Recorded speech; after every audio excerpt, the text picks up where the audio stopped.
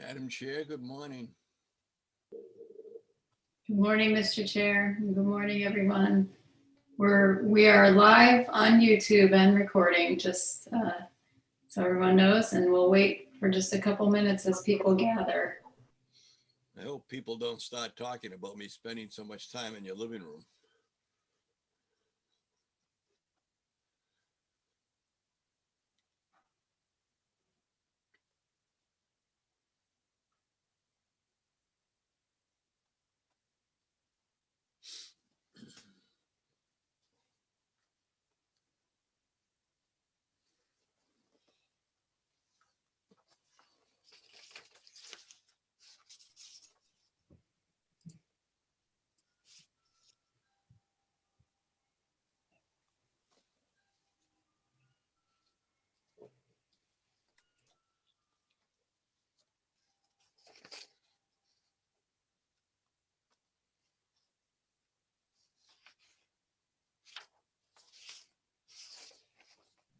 Hi, Kristen, can you hear me? Good morning, Mr. Clerk. I can hear you. How many people do we have? Mr. Clerk, I could hear you before, and then when you were talking, I could not. I cannot hear you now.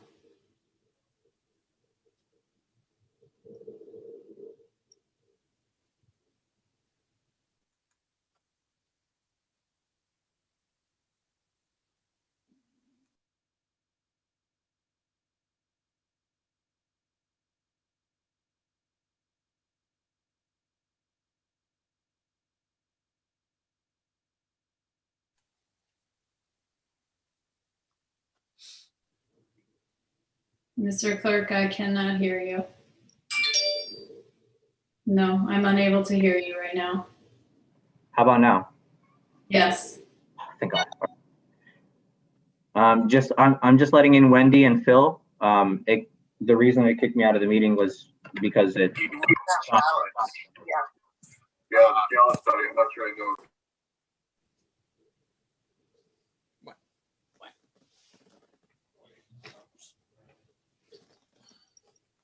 Public. Okay, but well, I'm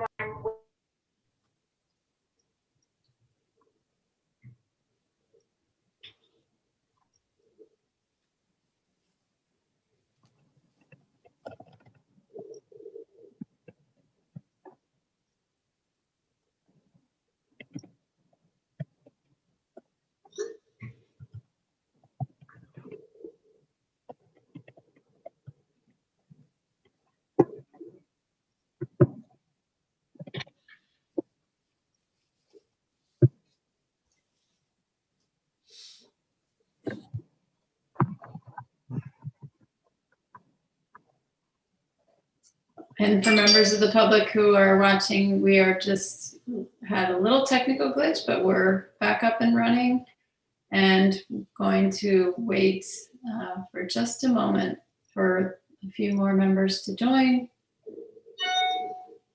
Good morning, Rep. Zolo and Senator Wong, and members of the committee. We will start in just a moment.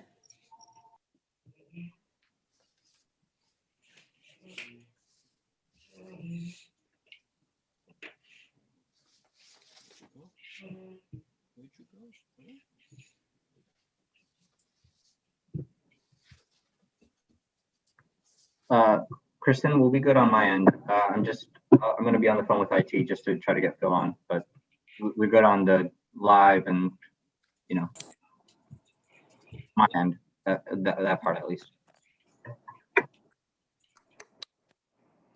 Thank you, Mr. Clerk.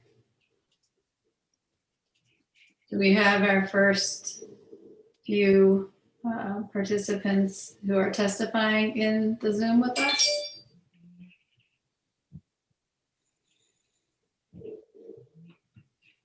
Getting Betsy in right now. Once I find her.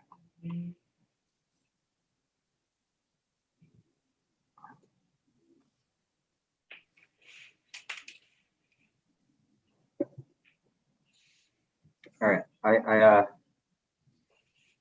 just sent out the invite to Betsy to join as a panelist. She was in the waiting room, and now she's coming into our view, so she'll be able to speak. We're just gonna wait for her to get in. Betsy, can you let us know when you hear us? There we go. Okay. All right. Well, Mr. Clerk, on the first hour of public officials, I have Right, yes, I'm so sorry. Abercrombie, followed by Mayor Rossi, Rep. Ackert. Yep. So Yep. for those folks coming in, if you could mute yourselves as you enter, that would be great. Betsy, I'm gonna change you back to an attendee, okay? All right. Thank you so much. You're welcome. Almost. Representative Abercrombie. Here we go.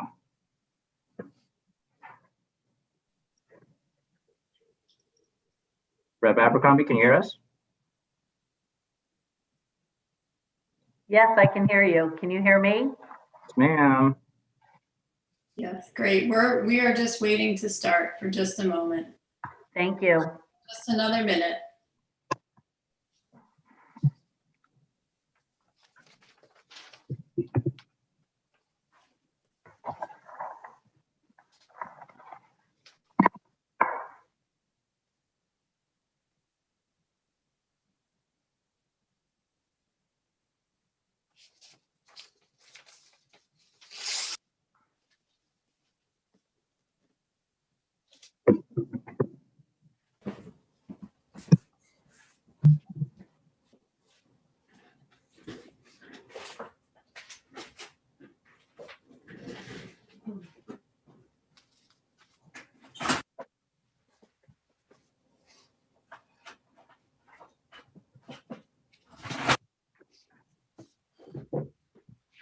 Hey. Good morning, everyone. Senator Cassano, are you ready? Okay, well, good morning, everyone. I'd like to call the first public hearing of the Planning and Development meeting to order. And I'm going to just begin by offering an opportunity to my co-chair and our ranking members to make a few remarks, and then I'll go over a few housekeeping things before we begin to hear from the folks who have joined us to testify. Senator Cassano, turning it over to you. Yes, thank you, Madam Chair. It's we're in a different world. This is our first public hearing online here. This is all a new experience for most of us. I just want to thank you and Camillo and everybody else for making this work. We're able to do our job safely, and I think that's what the big thing is for us. So we got to have a little patience, and I think everybody's shown that. Continue to do get the work done. Thank you. Thank you very much, Mr. Chair. Senator Wong, would you like to make? Yes, thank you, Madam Chair. And I am very anxious and eager to go through this Zoom public hearing process, hopefully to learn and most importantly, afford people the opportunity to engage in the democratic process and testifying and having their voices be heard. So I'm very eager to go through this. It will be our first experience in a public hearing. And I appreciate the chairman's flexibility and look forward to a fruitful and engaged conversation. So thank you, Madam Chair. Thank you, Senator Wong. Representative Zullo. Thank you, Madam Chairwoman. Good morning, everybody. I'd just like to echo Senator Wong's comments. You know, we draw conclusions as we start to review legislation, but this is where we really become informed when we get to listen to what the people who this legislation is going to affect actually have to say. So I welcome everybody's comments and input this morning. And once again, thank you, Madam Chairwoman, and everybody who's made this Zoom process possible. It's great to be doing this, and great that we're all safe and capable of carrying on this great democratic process. So thank you. Thank you so much, Representative Zullo. And it's great to see everyone. We all wish we were in person, and we wish that we were in person with all of you who are members of the public who are joining us whether on YouTube or as panelists who will be speaking and testifying before us. The public hearing process is one of the most amazing things that we do as a General Assembly. The opportunity to hear and what we all believe in, the ability for opposing viewpoints, for converging viewpoints, and all of that to come together and be freely and publicly and safely shared, which is the part of the incredible beauty and gift of our democracy. And I'm really excited to be able to jump in today to our first hearing with the series of bills.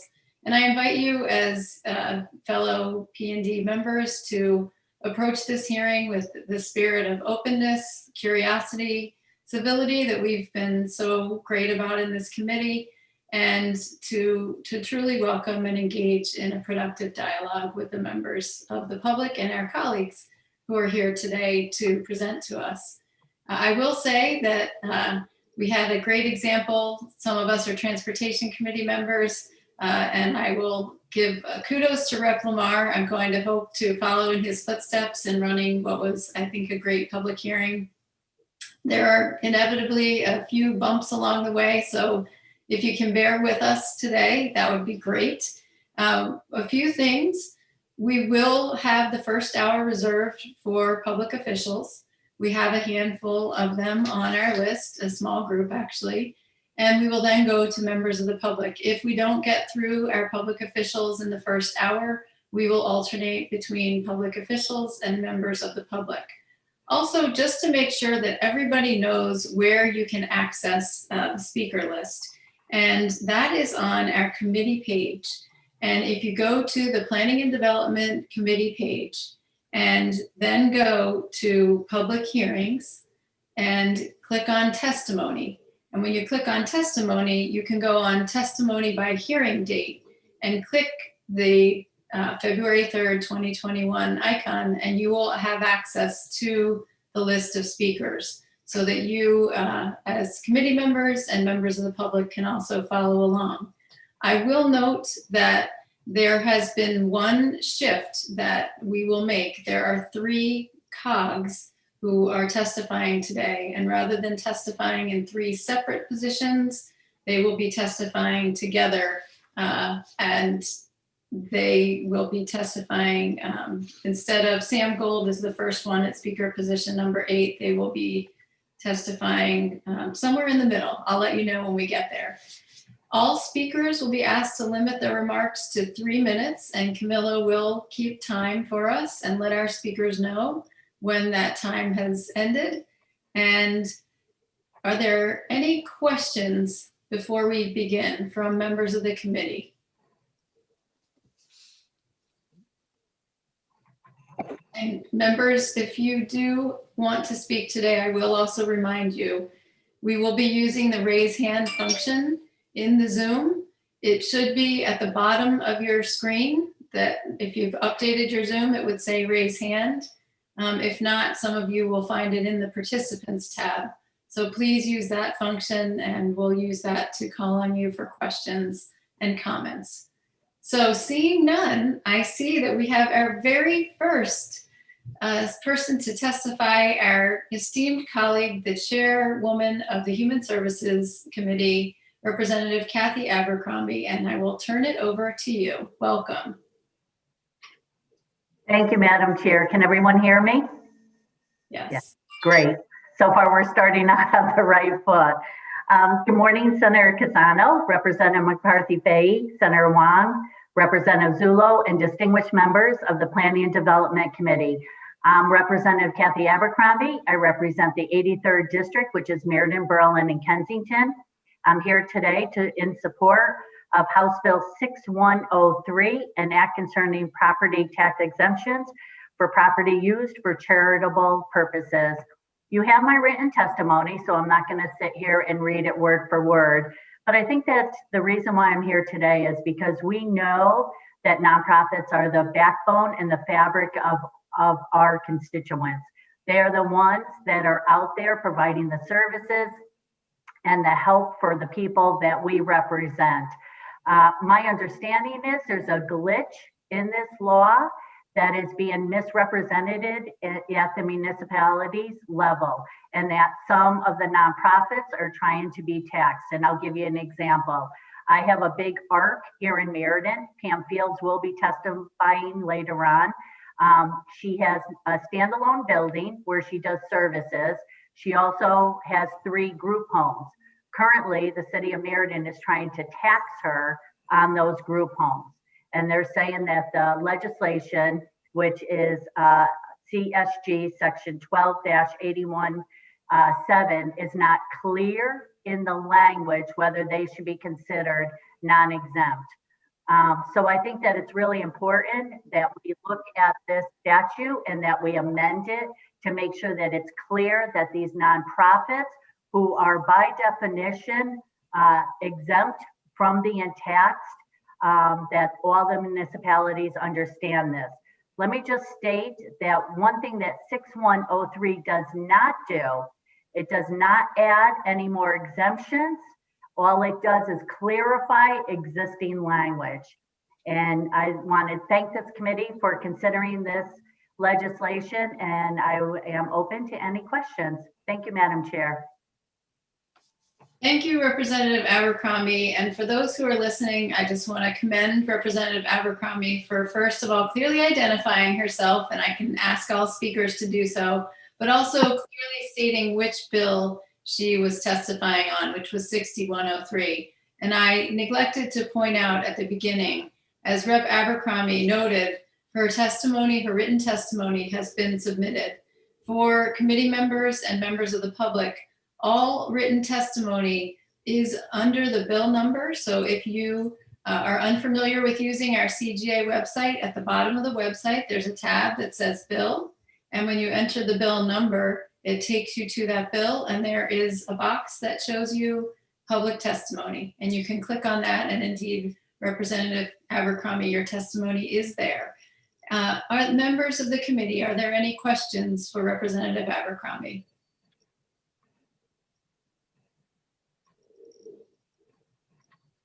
Okay, if not, seeing none, Representative Abercrombie, thank you very much for being with us today. Thank you, members, and have a great day. Good job, Madam Chair. Thank you. Next on our list, Mr. Clerk, we have Mayor Nancy Rossi from West Haven. Is Mayor Rossi with us? I see Mayor Rossi, but I actually see them twice, so I'm letting him in twice.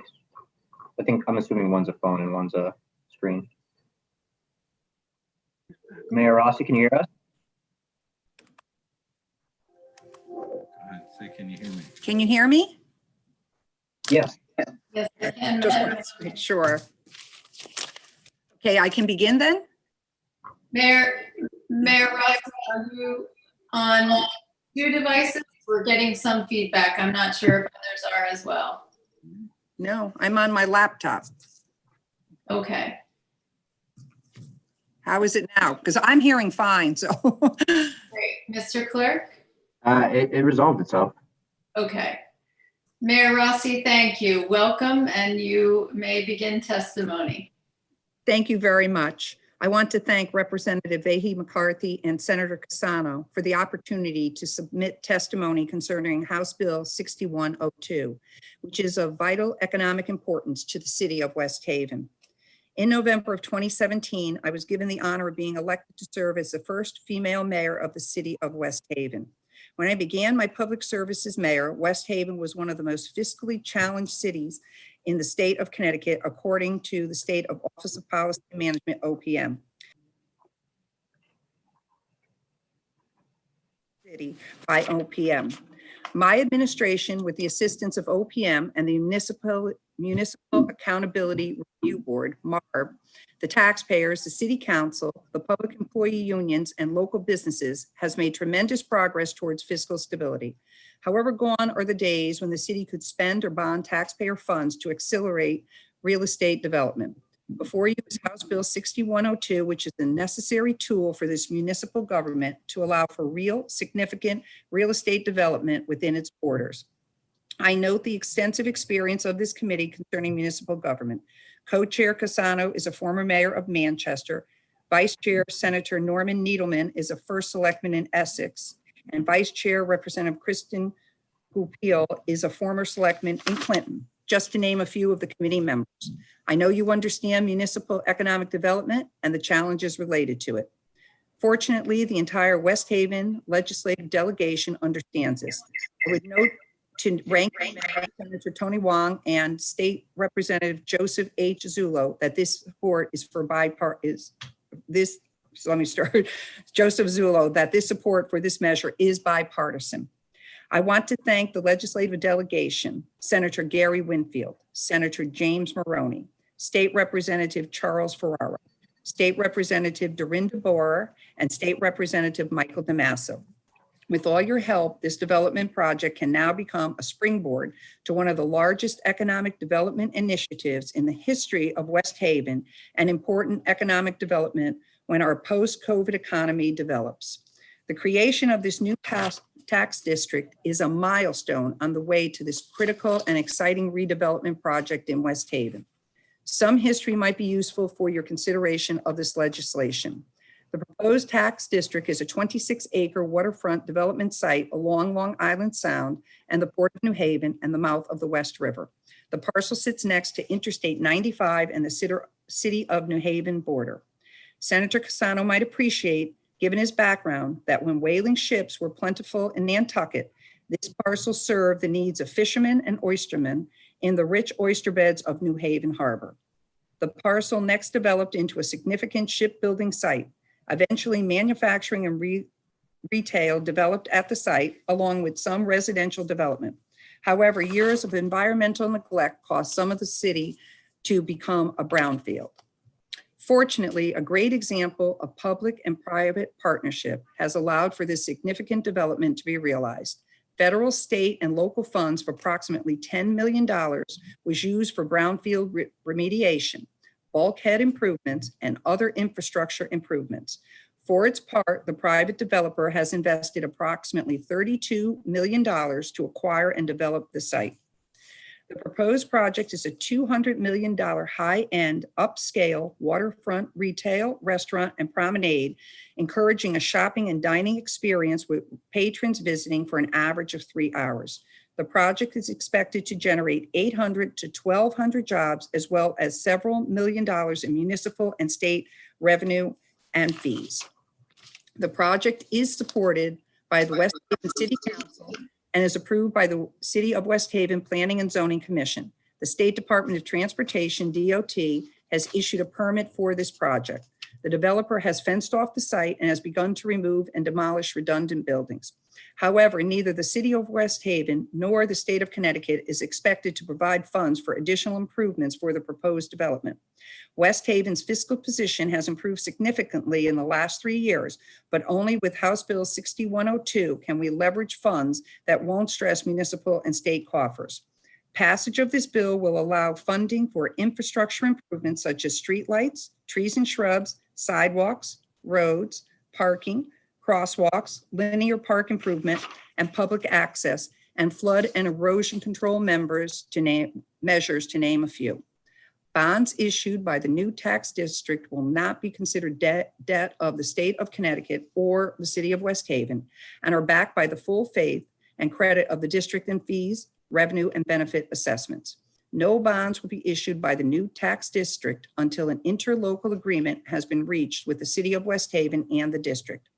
When completed, this unique waterfront development project will be a new and fresh opportunity for any individuals in the Northeast that are anxious to discover real and fun outdoor and indoor shopping and dining experiences outside the home when COVID has been better controlled.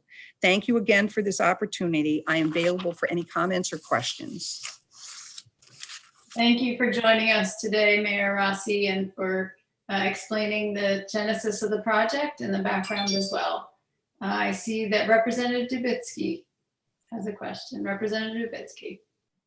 Thank you, Madam Chair. Madam Chair, I'm just a little confused about the bill itself. Going through the bill, I see there are no additions or crossouts. Do I interpret it correctly that this entire section is new?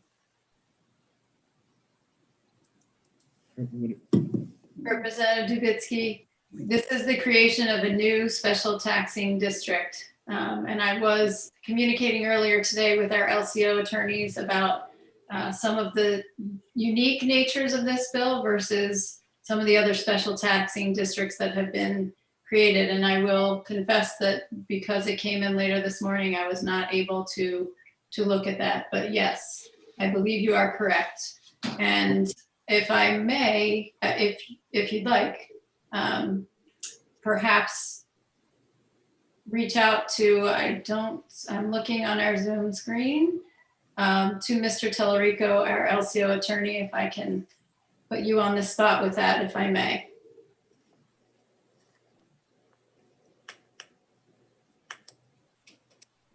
Oh, I'm sorry. Could you repeat the question quickly? It's regarding 6102, but Representative Dubitsky, could you please repeat the question?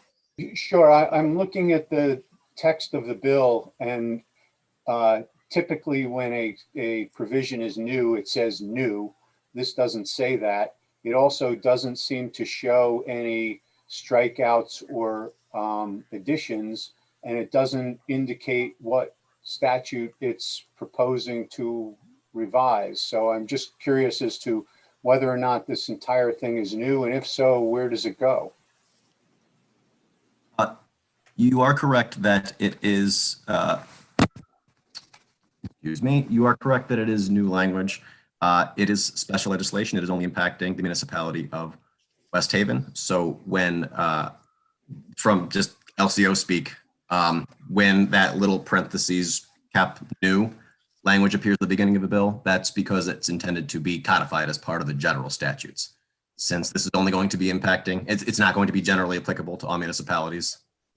It's not going to be codified with the general statutes. So that's the first question there. Where would it go then? So it's not going to be in the general statutes. What we have a separate set of statutes? We do. We actually do publish a compilation of special acts each year as well. But aren't they codified into the general statutes?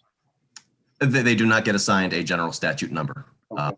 They're just codified as other special statutory law. Okay. Thank you for that. I appreciate it. So am I correct? This entire bill is all new language. It is new language. Yes. Okay. Correct. Thank you. That was my only question. Thank you, Madam Chair. Thank you, Rep. Dubitsky. And I actually really appreciate that question. And Mr. Tellerico, if you can stay on with us here for a second. It's a great question, and one that we have here in planning and development. We often have special act bills in this committee. And I appreciate you just, Mr. Tellerico, explaining that as well. As I mentioned, there are other special taxing districts that exist in our state already. And my specific question to Mr. Tellerico this morning was with respect to the differences in the language contained within this special act and other special taxing districts as well. And I don't know, that's what I was putting you on the spot about, Mr. Tellerico. I will give you a moment on that and first go to Representative Zullo. Thank you, Madam Chair. And this may actually go through Mr. Tellerico as well. First, Mayor, thank you for that excellent explanation. It's a great project that you have going on over there. And, I think we all want to be as supportive as we possibly can be. It's going to be a great economic driver for the region, I think. I just want to confirm, and you may be able to answer this, or it may go to staff. The way these mechanisms generally work is that you're allowed to assess taxes essentially through benefit assessments. In other words, you perform work, you install streets, fire hydrants, et cetera, and then you assess these benefits and then tax them. So am I to understand correctly that the taxes will be borne by the person developing it? And there may be some other tax arrangement between you and the developer, but I just want to make sure that that's the concept here. And then the city of West Haven is essentially signing onto the bonds or backing the bonds because you get a better rate. Is that kind of the idea here? Thank you, Mr. Zullo. Mayor Rossi. Yes, that is the idea. I also have somebody, a member of my team here as well, if there is any additional questions. I just wanted to make sure I understood the general. So, okay, thank you very much for that. Thank you. Thank you, Representative Zullo. Are there any further questions for Mayor Rossi?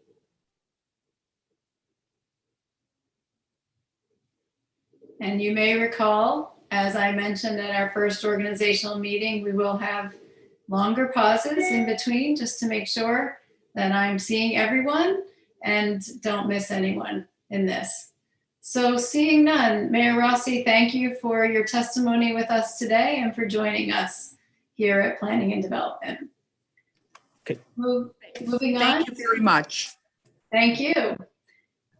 Moving on, next on our list is Representative Tim Ackert. Mr. Clerk, is Mr. Ackert, is Representative Ackert, excuse me, here with us?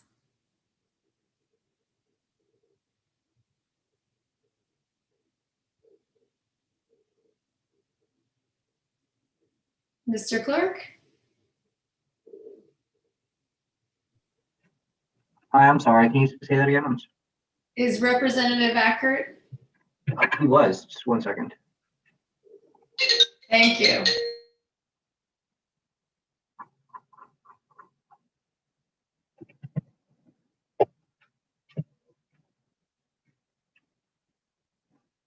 I don't see him in here right now, but he was here. I'll call him right away just to see where he is. Okay, we will come back to Representative Ackert when he returns to what I was going to say the hearing room, but the Zoom. So with that, we will actually move to speaker number 4 on our agenda, Kyle Wallace from Sunrun. Mr. Wallace, welcome. Thank you, members of the committee, for this opportunity to testify in support of House Bill 6106.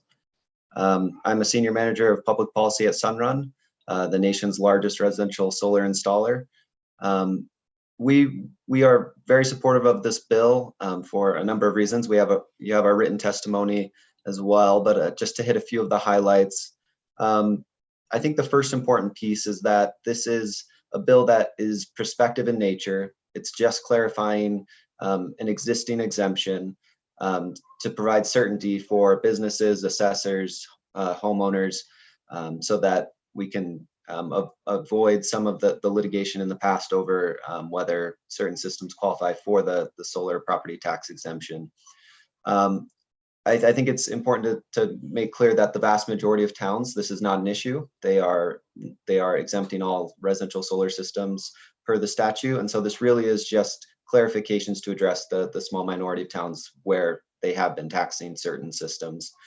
I think that it's important that this piece, one of the pieces of this is it would make it clear that the ownership of the system, whether it's owned by the homeowner or by a third party, does not disqualify the system from receiving the exemption.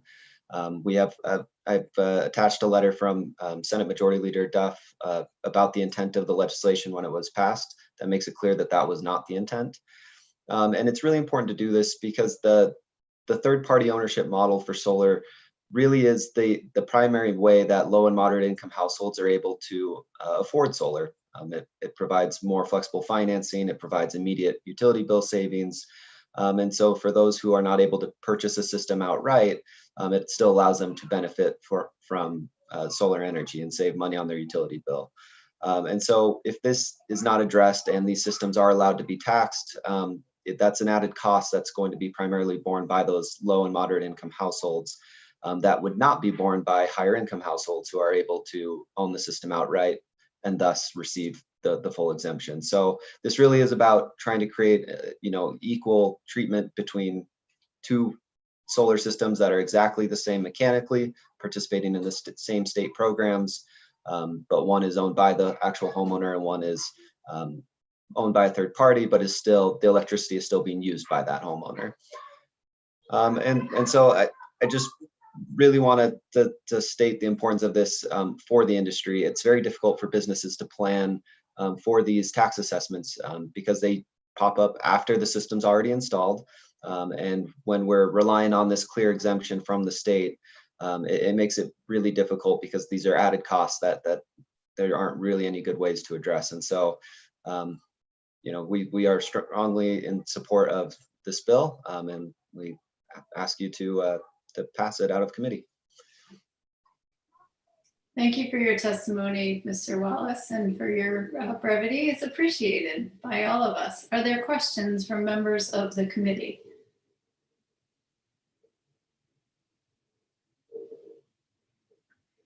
Well, I will ask you a question or just a clarification. For those who are unfamiliar with this bill, particularly for our new members and members of the public, just to clarify, this is for residential installations only, correct? Yes, the bill has some clarifying language for non-residential systems as well, but the piece that I was testifying on is for the residential piece specifically. And thank you. I should have been more precise in my language. The portion of the bill that you are referring to with respect to the solar installations is related to residential. And specifically, just if you can describe briefly, if a homeowner were to install solar on their home, what the various financing mechanisms are and how that's shifted over time. Yeah, so there's two primary ways. The first is where the customer purchases the system outright. They own the system.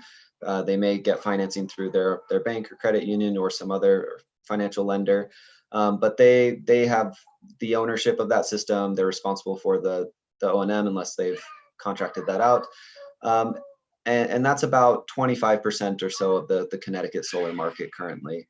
The second option is third-party ownership through either a power purchase agreement or a lease for the system. In that, the third-party company retains the ownership of the system, pays for all the costs to install the system on the home with no upfront cost to the customer, and then they agree to make payments over a contract term for the electricity produced by that system. And that's at a rate lower than their utility rate, but they're receiving utility bill credits, and so that's a net savings for those customers. And so it's just a much more accessible way that avoids some of the issues of ownership. One of the main financial incentives is the federal tax credit. Not all homeowners would be able to utilize that full amount, depending on their income level. And so this really simplifies it for customers, where we handle all of the operations and maintenance for the full life of the system. We handle all of the tax aspects, all of the interconnection, the permitting.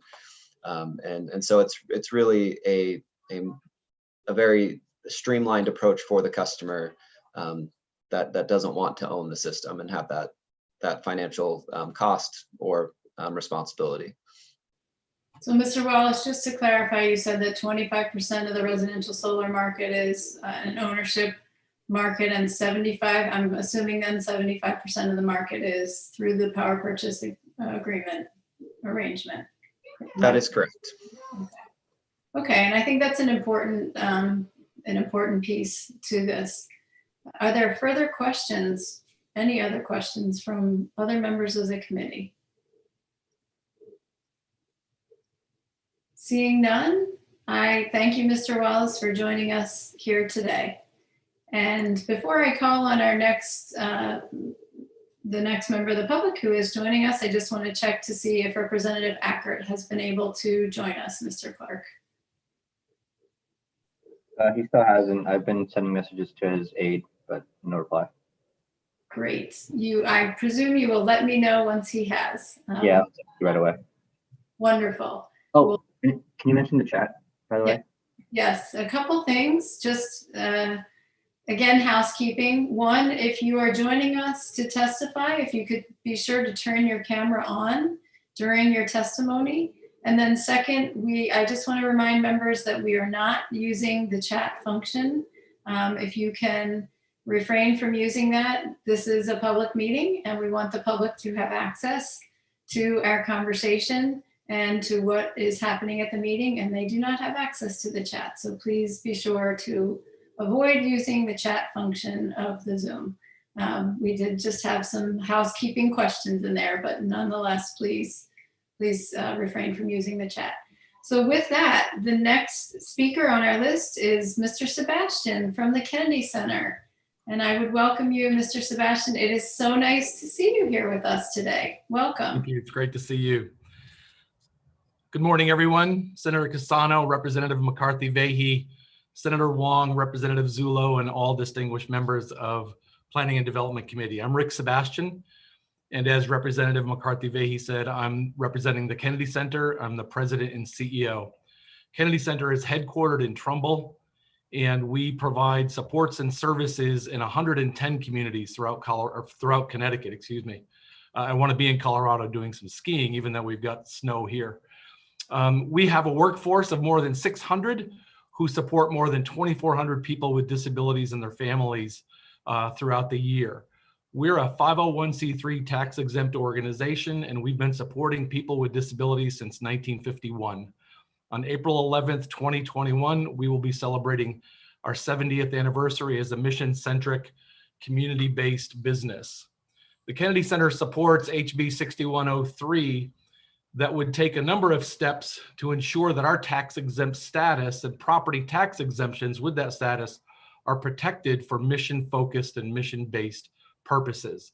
We currently operate 16 group homes in 9 municipalities, and 8 of those group homes that support 90 people with intellectual and developmental disabilities are taxed.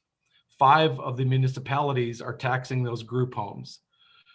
In the last 7 years, we've been taxed an aggregate of $380,000.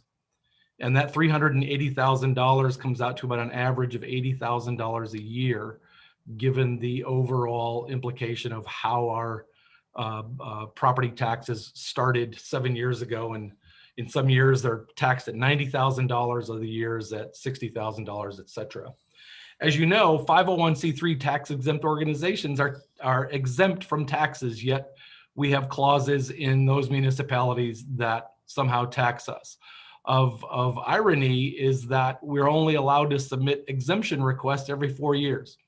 And so even those exemption requests that are turned down, we have to wait 4 years to be able to seek another exemption, which is then ultimately turned down. As you know, the Human Service Provider Network in the state of Connecticut provides critical services and supports where state and local government can't. When we look at our system for decades has the ability to serve the most vulnerable in our communities, yet it seems that our state and local governments are putting more and more barriers in place. And those barriers are preventing us from supporting the very people that the state and local governments are asking us to support. Our system has woefully been underfunded since before the iPhone changed the world. The iPhone, as you may know, was introduced by Steve Jobs on January 9th, 2007. The human service not-for-profit sector in the state of Connecticut has not received rate increases since 2006. So together with the lack of ongoing funding to keep pace with inflation and the ever-present need to pay property taxes on property that is exempt from taxes, we now have a situation where philanthropically raised dollars are being diverted from providing services to pay those property taxes. I'd like you to pause for a moment and to consider the gravity of this on the entire network. In the midst of a pandemic and without a pandemic, the not-for-profit sector continuously responds to the needs of people in our communities, yet the barriers that are in place consistently take us away from responding to those needs. I've submitted testimony, and I wish that I was able to have Mary or Jimmy or Billy or Nancy or hundreds of other people who have autism, who have intellectual disabilities, mental illness, physical disabilities, or other disabilities here to present instead of me. But unfortunately, I can't because we can't serve them.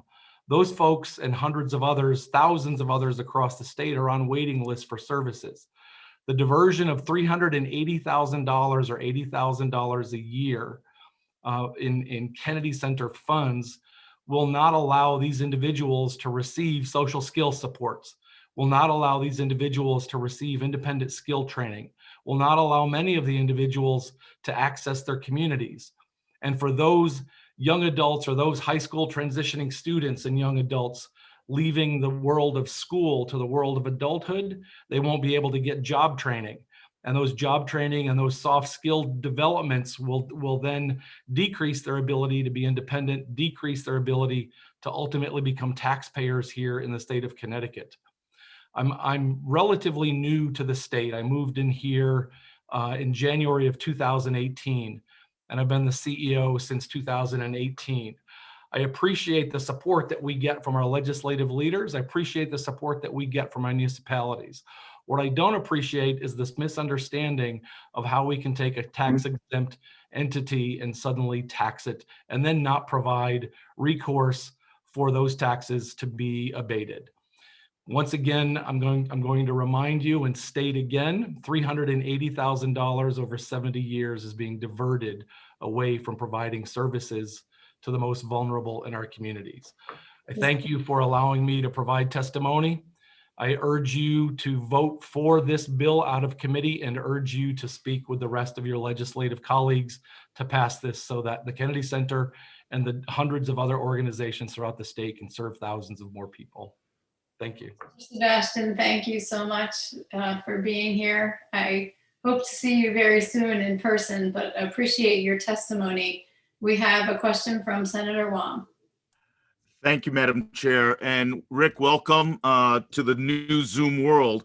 I think it's important to read the testimony that you're now in your 70th year in providing critical services to families and individuals with disabilities, and looking at 24,000 individuals that you serve. So that cannot be understated, that you do a tremendous job for so many families, kind of honoring the memory of Evelyn Kennedy. So I wanted to acknowledge that. So in regards to the property tax exemption, so you have 16 group homes for approximately 90 people in 9 municipalities, and you're being assessed tax in 5 of those municipalities. I just want to be clear that these are group homes that you run, and the members and residents of that group home or community home are receiving DEMIS funds, correct? Are all of them receiving DEMIS funding? Not DEMIS funding. So the group homes that we provide are supporting people who are funded by DDS. And because those individuals receive Medicaid as part of the home and community-based services waiver, we also then get support for their room and board from DSS. And I also want to say something, Senator, that we support 2,400 individuals a year, not 24,000. We'd like to be able to support 24,000. Yeah, well, it seems like you do. So for the great work that you all do. But so DBS, so that's part of Medicaid, but virtually everyone, would you be safe to say, every one of your residents as part of that community home receives some aspect of federal or state funding? Yes, sir. Okay. 100% of the people who live in our group homes receive state funding. And then obviously the Medicaid dollars that flow from the feds to the state. Okay. Now, just a question, your group homes, do they require certificate of needs to operate?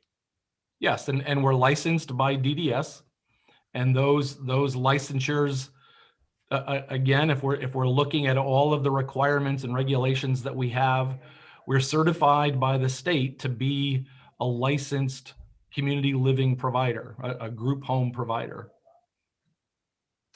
Terrific. And the last question from a broader macro perspective is COVID has impacted all facets of our lives, evident by the Zoom.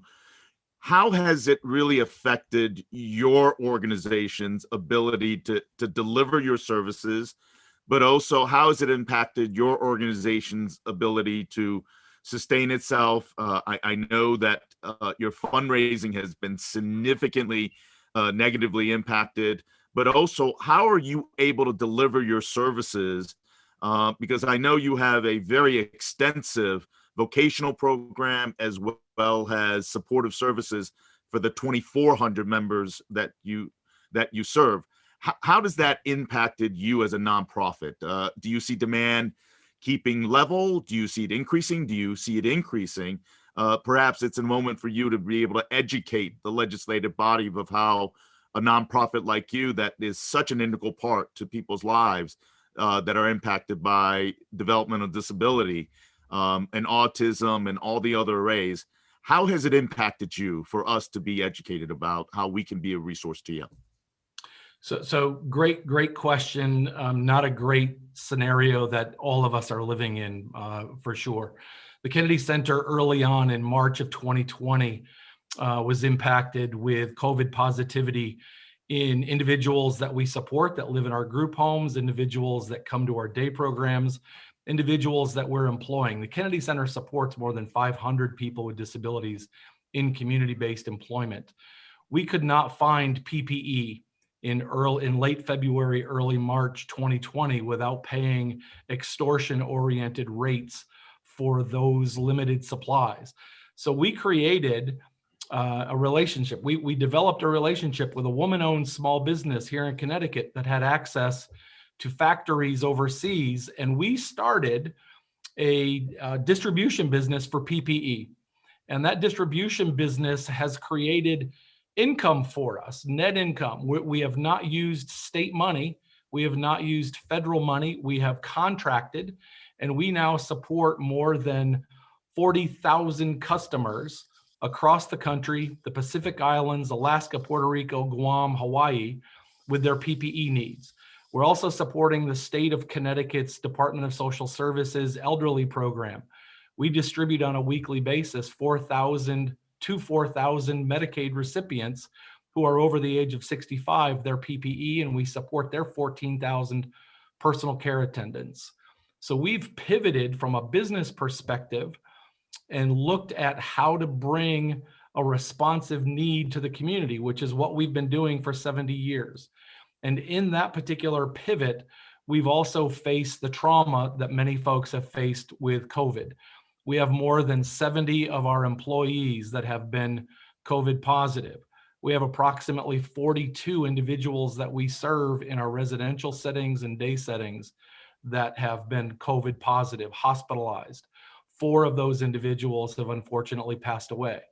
We have created an isolation unit in one of our day program sites that we closed down for day program because people weren't coming back to their day program. And we've been using an 8-bed isolation unit for those individuals who are discharged from the hospital but are still COVID positive so that they don't go back to their group home and infect the other residents of the group home. And so we're looking at all aspects of COVID that have hit us. And we're also using what social entrepreneurs, I'm a social entrepreneur by nature. If there is a problem in our society, I believe that we can solve that problem through private, public, and collaborations with private and public partnerships. And we've absolutely done that this year. We have put ourselves into the game of continuing to provide services to people who have the most need. Today, we had to close a day program that supports 24 individuals who have intellectual disabilities because 3 of our staff have tested positive. We have less than 50% of our population that was with us on March 12th, 2020 have chosen to come back into service. And we are providing, Senator Wong, you said, welcome to the Zoom world. We couldn't spell Zoom on March 12th. 2020, and today Zoom is a part of our everyday experience. DDS has received a CMS waiver allowing for Zoom or virtual programming for people with intellectual disabilities, and we hope that that waiver is reapplied for on March 15th. But COVID has had a dramatic impact, and Kennedy Center has stood up to that and has made ourselves very much a part of bringing solutions to a community in need, not just for people with intellectual disabilities, but for our entire community. We support. Well, Rick, I will say as a huge compliment to you that we saw each other in late March and mid-April when I deliver masks to your organization for your healthcare providers. and you were in dire straits in regards to the shortage. But you, as many of our nonprofit leaders during this COVID crisis, have been entrepreneurial and creative in recognizing your example of being able to develop a network and procuring PPE masks and equipment that you could then partner with many other entities is a huge credit to you.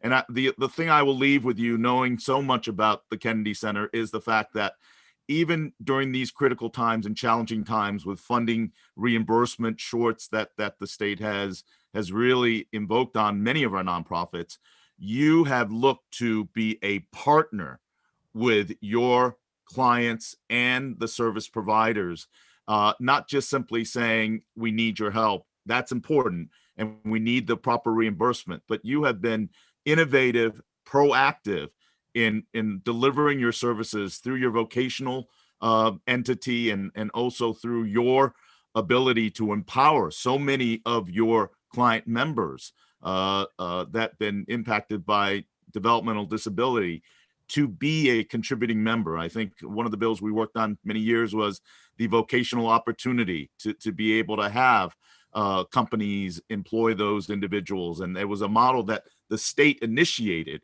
with the Kennedy Center. So again, as we talked about the challenges and the fiscal challenge for many of our nonprofits, I'm fully in support of this, but I also want to applaud you and so many of our nonprofits during these difficult times to just think out of the box and really deliver critically needed services on behalf of your client members. So I want to applaud you and thank you very much, and all of your members, for your great work.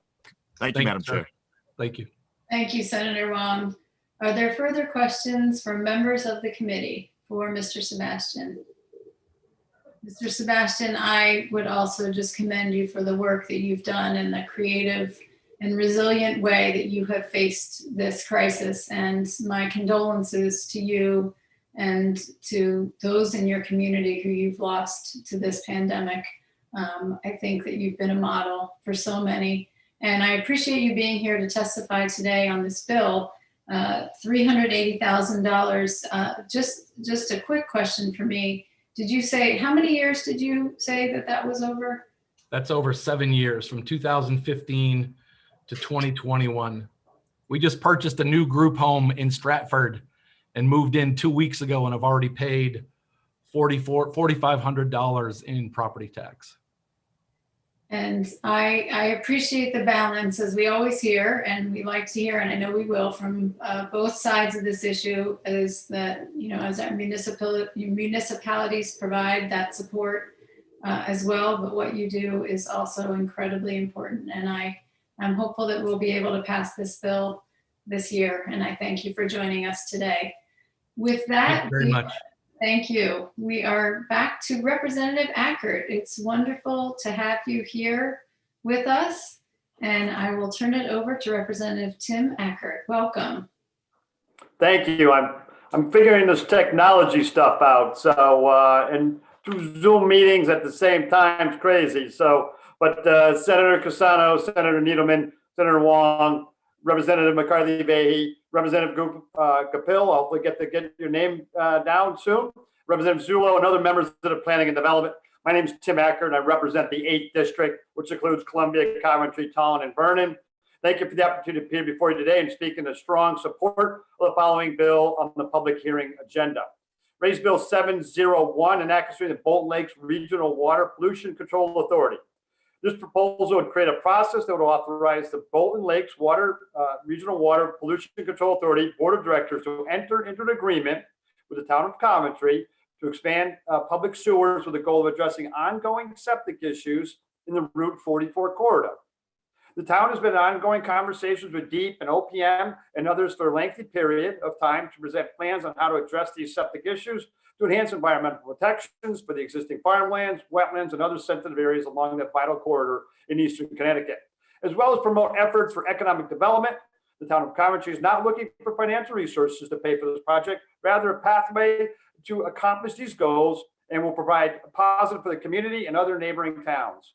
I also want to address, there's other people that have testified that are going to come in a little bit. And they're going to talk about the need for a senior housing or affordable housing. And that's something that we definitely need in Eastern Connecticut also. So I think that's another laudable goal that this sewer expansion would attract to the community. There's already existing commercial property. This is not about taking, existing precious lands and turning it into commercial expansion. This is about serving the existing need that's already there. The opportunity, obviously, to expand in economic development for commercial would be actually enhance that area as it's a major traffic area on the way to Yukon. So providing services. So I look forward to the dialogue moving forward on this in a favorable move. Now, I do want to also say that DEEP and OPM have been an active partner in this discussion. I think they will continue to be that way. So I'm looking forward to that positive and continue working together. This isn't a forceful attempt here. This is just, let's all work together for a laudable goal. So thank you again. Thank you very much, Representative Ackert. It's nice to have you here. And these infrastructure improvements are the invisible pieces of our society that we rely on. We talk about often here in P&D, and they're really critical. And I see there are two hands with questions, although Senator Cassano, were you indicating a question? We'll have to, there you go.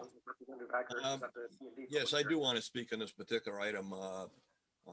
This is an effort where 3 towns have gotten together, Coventry, Bolton, and Vernon, and worked in a very, very cooperative way. We have had meetings with the state. This is what we refer to as a no-brainer. It just makes sense. The initiative comes from the local people who live in these towns, the leadership of these towns. This has no negative impact on Bolton. It's a positive. The water, they've got the large upper lake that water will go down into and make this work. It just makes a lot of sense, and I would hope we would pass this and get it moving because it'll be a real benefit to everybody, all 3 towns. Thank you. Thank you, Senator Cassano. Senator Champagne, to be followed by Representative Arnone. Thank you. And I also want to show my support for this bill, obviously. And it is 3 towns affected, but it also helps the Bolton Lakes Water Pollution Control Authority help meet its bills by adding on new customers. It's a small authority, and the capacity's there, and this is going to do nothing but help these 3 towns. So I urge the support of this bill as well. Thank you, Senator Champagne. Representative Arnone. Thank you. This is a huge water quality information issue. And Representative, do you have coliform issues in the lake in the winter or the summer when it starts to heat up? You start to get no swim zones in the lake?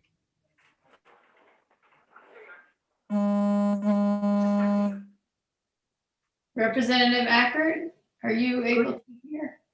I could not hear that. I'm actually getting on with our wonderful group at DEEP right now, Representative A. As you know, I could not hear that question. I apologize. So, yeah.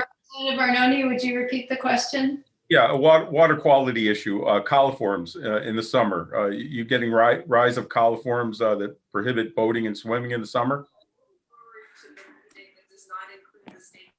So, so boating and swimming, I don't understand the question. I apologize for not having that knowledge of the boating or swimming. I know that there was some issues with invasive species that we've worked on in the past. Is that the question? Yeah, well, a lot of times, so these septics are leaching into the lake water. The septic systems around the lake, which rise coliforms up, and I just want people to be aware of the environmental issues that also come along with septic tanks and how important it is that we, take our sewer utilities and move them into environmentally sensitive areas like lakes where these coliforms can move into the water and, shut down boating and swimming. We have issues in the Scannick River here in Enfield during the summer months that we can't swim in the water because of excessive amounts of coliform, which is caused by just these septic system issues. So I agree with you. These are planning and zoning issues that are planning issues that the town need to address in the water quality issues. So thank you for bringing this forward. It's great. Thank you for that important input, by the way. Thank you. Thank you, Representative Arnone. Are there further questions? I thought I saw one hand, but it appears not so at the moment. Rep. Ackert, I know we are very sympathetic with that multiple Zoom issue. I think every member of this committee, we're all learning. It's almost like playing a video game, right? You're pressing the different buttons. However, a little different than running between the hearing rooms when we're in the LOB. Just a quick question for you, if I may. The role of DEEP and OPM, as you mentioned, and maybe you can just, if you don't mind, sharing a little bit more about that. How, just the nature of those conversations and where things stand in that regard. From the conversations are ongoing, Representative. Actually, right now I'm supposed to be on a meeting with them, and I see James Albus ready to talk to me right now on this. So it's been very productive. I'm going to go to that meeting now and work with James Albus, the Deputy Commissioner, and working with OPM. So I can give you further feedback after our meeting. How's that? That's absolutely fabulous. Please say hello to our former colleague from all of us here. But if you could just keep the committee apprised of those conversations, it would be much appreciated as we go forward with this bill. Thank you. I do not want to keep the Deputy Commissioner waiting any longer. He's been very patient with me, and other members have been, so I'm looking forward to go to those conversations now. Thank you, Representative. Thank you, Representative Ackert. Next on our list to testify is Kathy Flaherty. Welcome today, Ms. Flaherty. It's great to see you. It's great to be seen. I really appreciate it. Senator Cassano, Representative McCarthy-Vahey, Senator Huang, Representative Zullo. My name is Kathy Flaherty, and I am here to testify on two bills. The first bill I'm here to support is 6103.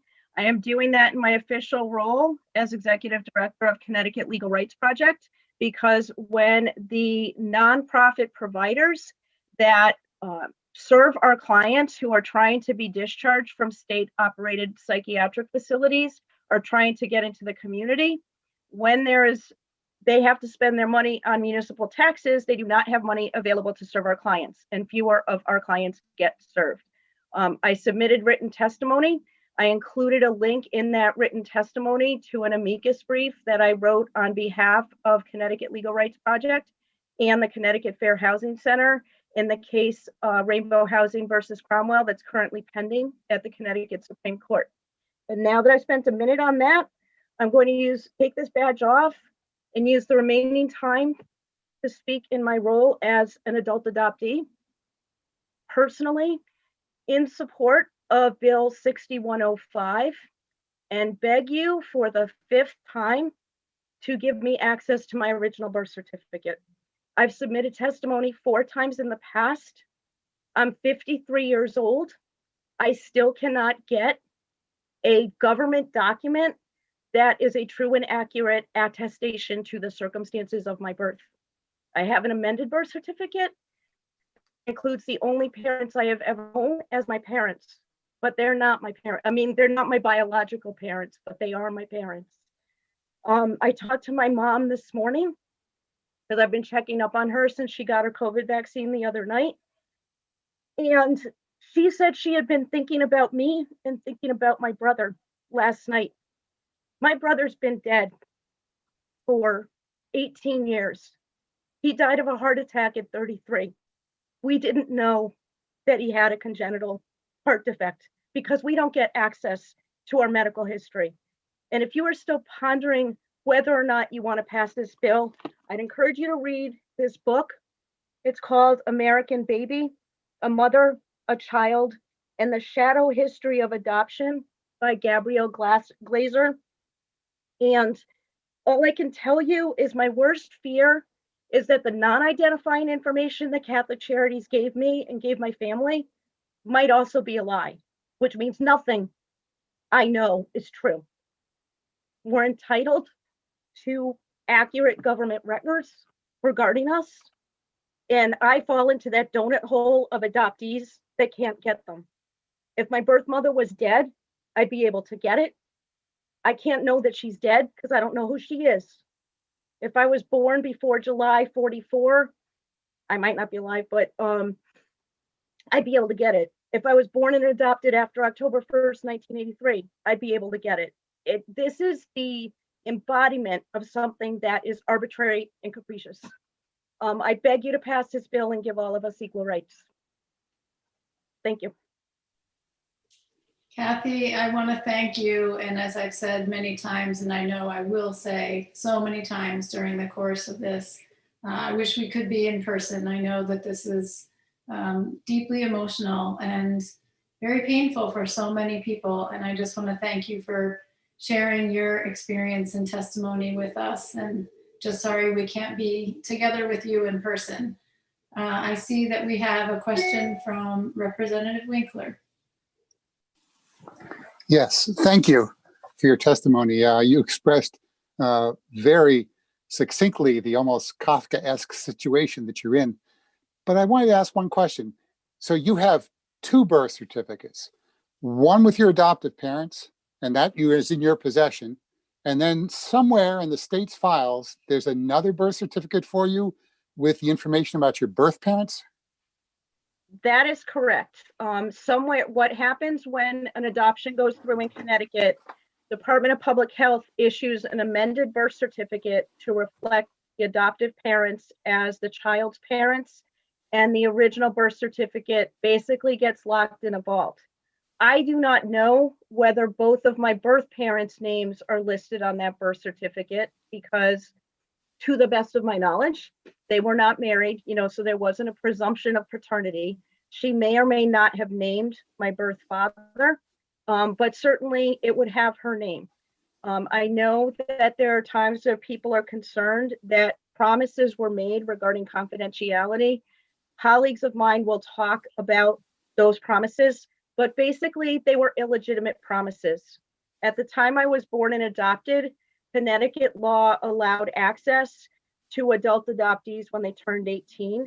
That law was changed in 1975 without any public hearing and without any opportunity. My adoptive parents could have gotten my original birth certificate up until I was 8, but the law changed and they didn't. And because people didn't realize the impact that adoption and not knowing who you are sticks with you your whole life. Birth moms were told, put this behind you. We were told as adopted people, be grateful for what you have. And it's not that I'm not grateful, but I am resentful of a government system that keeps truth from a class of people. It's not right. And if I understood correctly, I mean, modern medicine has identified over 10,000 genetic diseases. You would like access to your original birth certificate in part to check your medical history? That is accurate.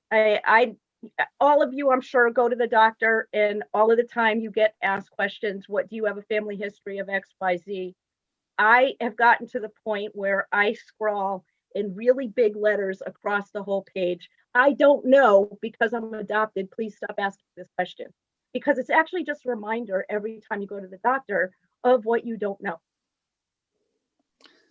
Thank you, Ms. Flaherty. Thank you, Madam Chairwoman. Thank you, Madam Chair. We have Rep. Dubitsky followed by Representative Delnicki. Thank you, Madam Chair. And thank you for coming in. This bill or something similar seems to come up every year, and there is very emotional testimony on both sides of the issue. And I have over the years tried to educate myself on the issue, not affecting me personally, but certainly affecting many people in the state and a number of my constituents. So, but the one thing that I guess I've never really learned is this problem unique to Connecticut, or is it something that happens in other states also, where there are a small subset of the population that is prohibited from getting their original birth certificate. Do you know? That is an absolute fabulous question, Representative Dubitsky. And as you can imagine, laws differ by state. There are some states that have realized and come to acknowledge that advancements in science kind of remove the reason for keeping this secrecy. New York recently opened up its records to everybody. Some states have them closed. Some states never closed them in the first place. So the same way there can be a variety of laws on other issues and variation between the states, there's the same thing here. But the move has been, the trend has been towards opening up these records. So there are a number of other states that do have sealed records as well? Absolutely, but there's also more and more states that have open records. And like I said, there are some states that never closed because they recognize that they shouldn't, the government should not be in the business of putting out documents that aren't actually true and accurate. I'd encourage you to, when Karen Caffrey testifies, she may be more familiar with what goes on in other states. I'm sorry, who? Has always been Karen Caffrey is the Okay. president of Access Connecticut. And, you know, but for me personally, I've always paid most attention to Connecticut because it's the state where I was born. It was the state where I was adopted. It's going to be the state where I die because I love this state. And it would just be really nice if this state could give me a government document that's actually true. Do you know if the states that are opening up have just essentially opened the floodgates, or has there been some procedure or some interim steps? Do you know how they have handled it? I don't. So I would, again, that would be a question that Karen may know, or it certainly can be questions that we can follow up with you after this hearing. Okay, I appreciate it. Thank you. That was my only question. Thank you, Madam Chair. Thank you, Representative Dubitsky. And I do think that is a good question. And I hope that you will help remind us to ask Karen Caffrey when she does testify. I appreciated that question. I see I'm going to go to Senator Cassano and then Rep. Delnicki and Rep. Winkler.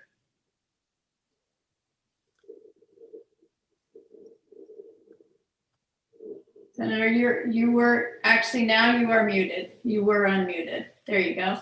Thank you, Madam Chair. Just a brief comment. I think Karen will have some of the answers to this. You have to remember also that's what happened with media and with new programs and so on. People can find information that was never made available simply by going online. Everything has changed. Think about the process we're going through right now. We're doing a public hearing here on a computer. We're spending 6 or 7 hours a day sitting on a computer in meetings and so on. It's a change that we weren't ready for. This is what the adoptees are going through. This is a change that should have taken place a long time ago. With technology, you can go and spend money, have somebody do a history. That's not the same thing as going to your town hall. It comes down to a very simple fact. You can get your birth certificate up to a certain period in time. Then there's a gap, and then after that, you can get your birth certificate. That is just unconstitutional. It is wrong, and we need to correct that. Thank you. Thank you, Mr. Chair. Representative Delnicki. Thank you, Madam Chair. Kathy, again, thank you for coming forward with your testimony on the adoptee rights bill. I was adopted by my grandparents shortly after I was born, and I do not have a original birth certificate.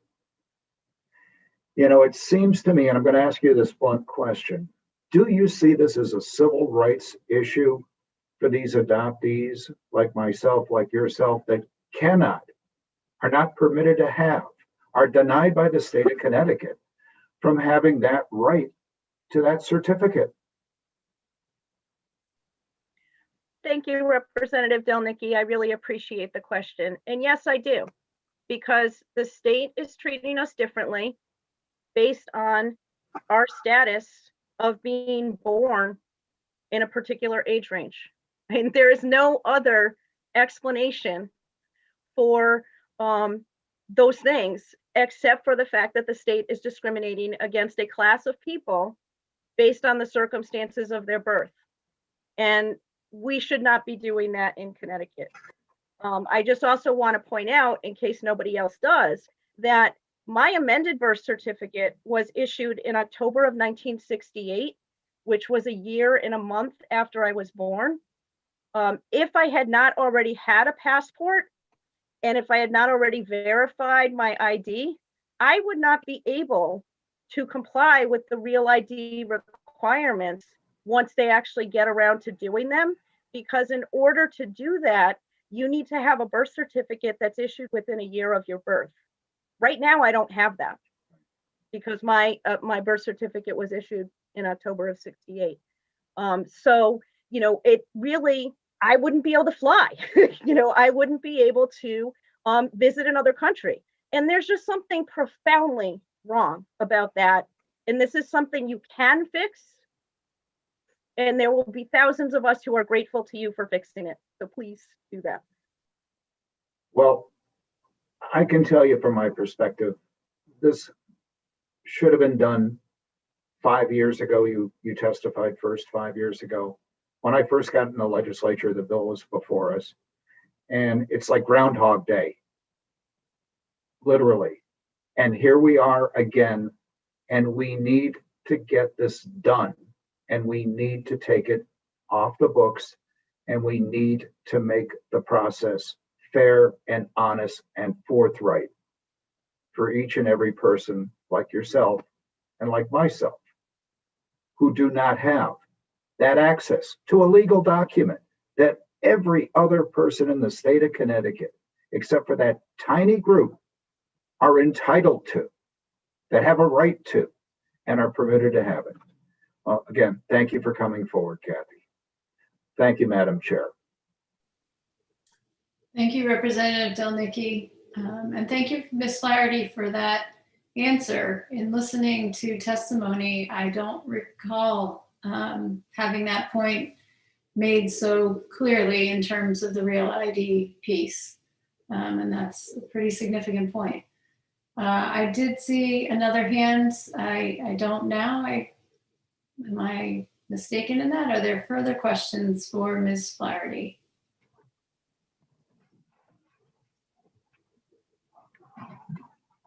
Seeing none, I want to thank you for your persistence and for your time and your willingness to share your story with us. We're grateful. Thanks again. You'll be seeing me a lot, but in my official role, not as me. And I look forward to seeing you again in future hearings. Thank you. Thank you. Next on our list, we have Mr. Stan Sobe from Oak Hill.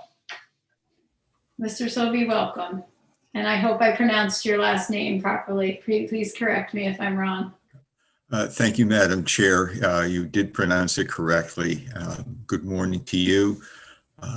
And also Senator Cassano, Representative Zullo, Senator Huang, and all the distinguished members of the Planning and Development Committee. I am Stan Sobe. I'm Vice President for Public Policy and External Affairs at Oak Hill.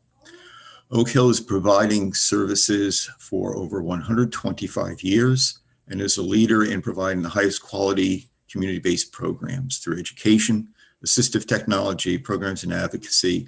We support people at every stage of life. We have over 20 distinct programs, 152 program sites, including classrooms and homes, and we have locations in 77 Connecticut towns.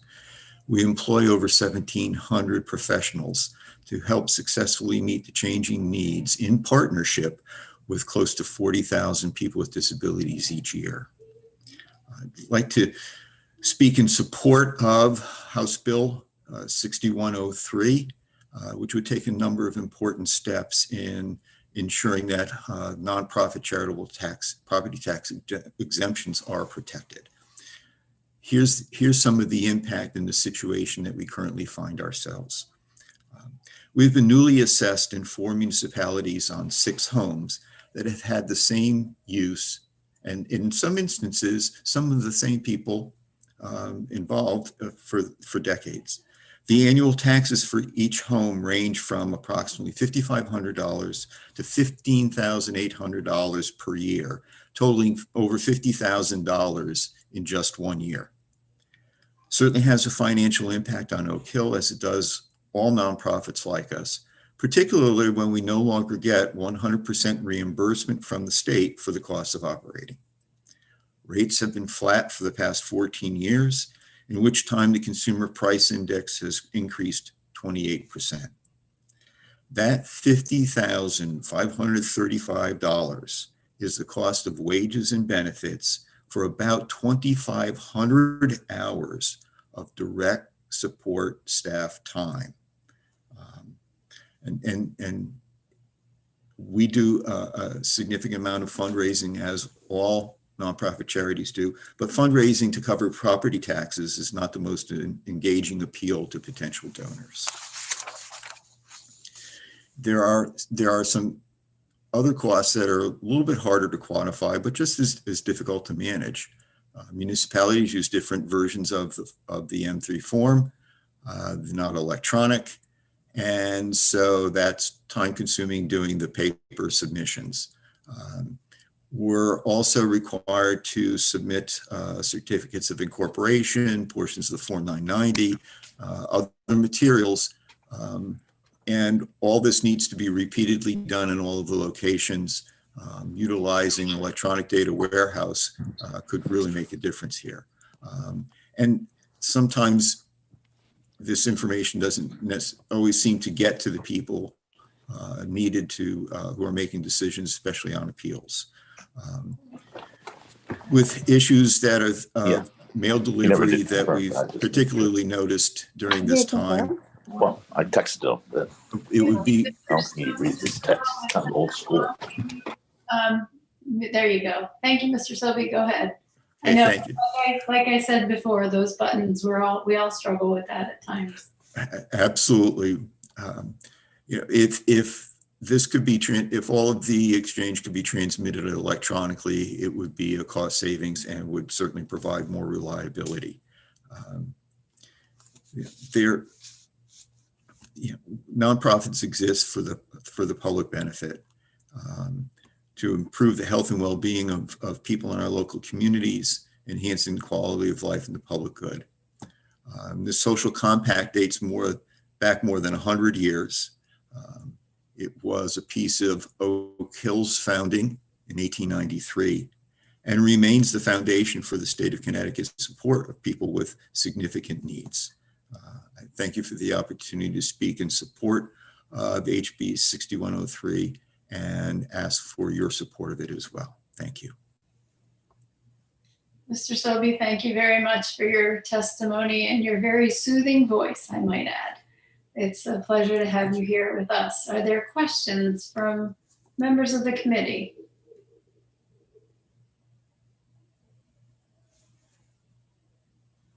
Seeing none, I will just comment that I appreciate you raising the difficulty of some of the submission process and needing to repeat that in multiple places in multiple towns. And that's something that we at this committee will be continuing to look at. How can we help support municipalities in streamlining services and collaborating with one another to also take the burden off of them as well. So thank you for raising that point. Seeing no further questions, I thank you for being with us today. Thank you, Madam Chair.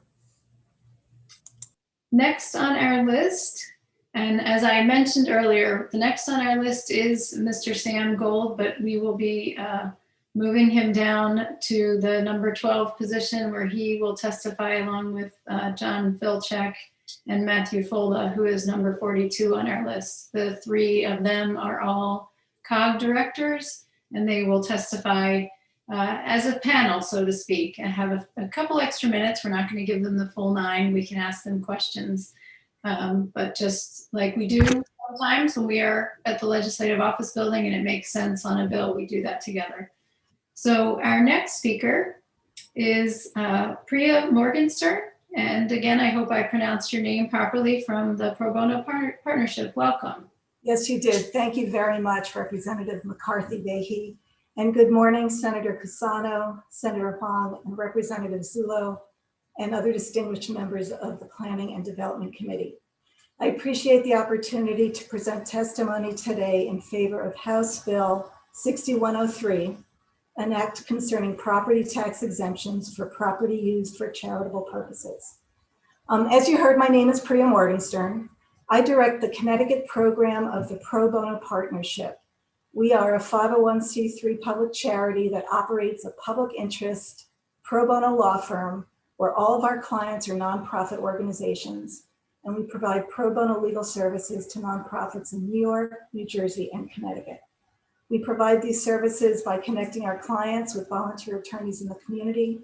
And last year in Connecticut alone, we handled almost 600 legal matters for 281 nonprofits. So my position brings me into contact with a broad spectrum of nonprofit organizations, all of which are struggling to do more with less. For these organizations, every dollar spent on a newly imposed tax obligation is $1 less that can be used to provide important community services. As you know, historically, property owned or leased by a nonprofit and used for charitable purposes has been exempt from property tax. But recently, we've seen many assessors deny exemption applications or impose taxes on property that was previously exempt. And these new tax bills are coming even though nothing has changed. It's the same organization, operating the same facility, providing the same services with the same organizational mission. You heard that from Mr. Sobe just a few minutes ago. Nothing has changed to justify a new tax obligation. These bills may come as a surprise and are generally not budgeted for. And the assessor's demand, as you heard from Mr. Sobe and Mr. Kennedy beforehand, the assessor's demand is often significant. I think we all understand that cities and towns are looking for pennies under the sofa cushions, but squeezing those pennies out of nonprofits is the wrong answer.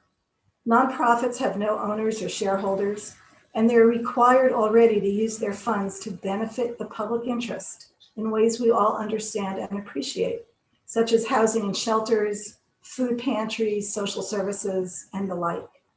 Therefore, taking money out of nonprofit hands is taking money from the public that benefits from their operations.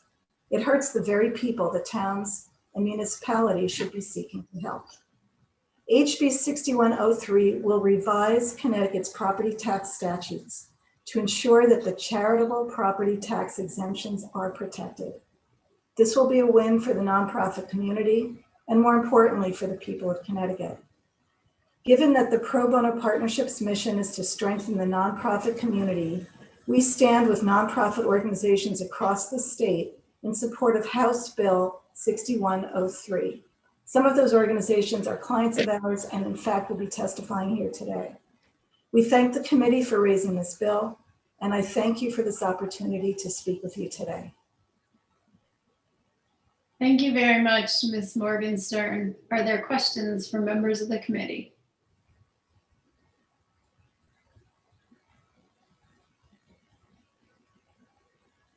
Seeing none, I thank you for joining us today. And You're very welcome. Thank you. That you do on behalf of so many worthy organizations in our state. You certainly are one of the key backbones of our community, so thank you. Thank you. Next on our list today is Ms. Michelle Grant from the Caring Community of Connecticut. Welcome, Ms. Grant, and if you could be sure to unmute yourself. And Ms. Morgenstern, if you could mute yourself, and Ms. Grant, unmute yourself. There you go. Thank you so much, Ms. Grant. Thank you. Good morning. Good morning, Senator Cassano, Representative McCarthy-Vahey, Senator Wong, Representative Zullo, and distinguished members of the Planning and Development Committee. I support HB 6103, an act concerning property tax exemptions for property used for charitable purposes. My name is Michelle Grant. I am the Director of Finance at the Caring Community of Connecticut here in Colchester. I am also a 26-year resident of Colchester myself. The Caring Community of Connecticut is a 501c3 nonprofit organization that provides day and support residential support services to about 80 developmentally disabled adults in southeastern Connecticut. We have 21 locations and employ about 2,800 employees. On February 8th, 2016, we received a letter from the Colchester tax assessor. And after 31 years of being tax exempt in Colchester, the town is now assessing property taxes on 7 of our community living arrangements. The annual cost of the real estate taxes on those 7 homes is about $39,000 a year. We have always filed our quadrennial M3 listing all of our exempted properties in a timely manner, and we add our homes to that listing as we've acquired them. Real estate property taxes are an allowable expense from the DSS aspect, but with rates being frozen since 2009, there is no way to know when these taxes will be built into our rates. We did go ahead and appeal through the Colchester Board of Assessment Appeals, but we lost. We do have an attorney that is representing us to take this to court. We've been in litigation on this matter since 2016, so we haven't had our day in court yet, and of course, COVID has delayed that. We're hoping to get a trial where they will rule on the interpretation of statute 1281.7, which would clarify whether or not we are tax exempt or not. In order to save the consumers' homes, we went to DSS and they agreed to pay the property taxes and the interest and penalties that were due through October 31st, 2018. That was about $115,000. Or that stalled the foreclosure process at that time. Unfortunately, the town has gone ahead again in this past September and served us with foreclosure notices on 4 of our 7 homes. Luckily, our attorney filed a motion to stay, and all of our consumers are still in their homes as of right now. This whole issue has been extremely burdensome with our very limited administrative resources. Our administrative budget is about 5.7%, so we're pretty lean here, but we're incurring legal fees battling this for the past 5 years, almost on a monthly basis. Nonprofits are explicitly exempt from federal, state, and local taxes for good reason. They provide essential services to residents, so the government doesn't have to. I thank the committee for raising this important bill and urge you to support HB 6103. Thank you. Ms. Grant, thank you very much for sharing your experiences with us today. I will share with you and many others, given the electronic nature and not being in the room together, there are times that I am looking down or texting, and I apologize for that, but I was listening carefully to what you were saying, and I wonder if members of the committee have any questions.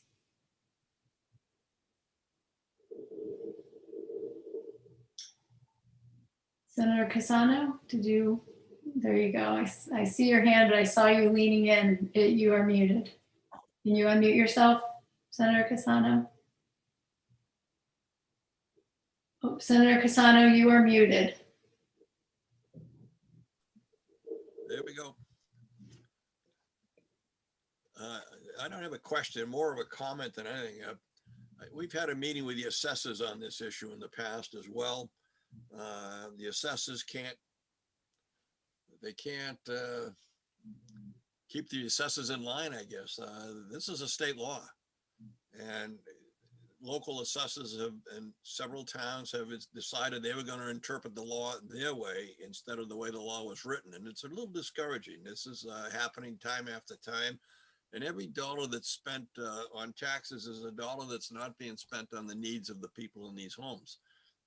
So we hopefully, I know we'll be meeting with the assessors again in the process here, and but we have to come up with a way so that everybody's reading the law the same way, because this just is, it comes back every year. It's only 10 to 15 towns out of 169 that do it this way. There's other ways to get money from a municipality as a former mayor, that could always find it. You know, we can find a way to raise revenues, not at the expense of people, the neediest of people. It's just not right. And I hope we can get this thing clarified this year. Thank you. That'd be great. Thank you, Senator Cassano. Are there any further questions from members of the committee? If not, seeing none, Ms. Grant, thank you for being with us today and for your ongoing work in our community and for the people of the state of Connecticut. Thank you very much.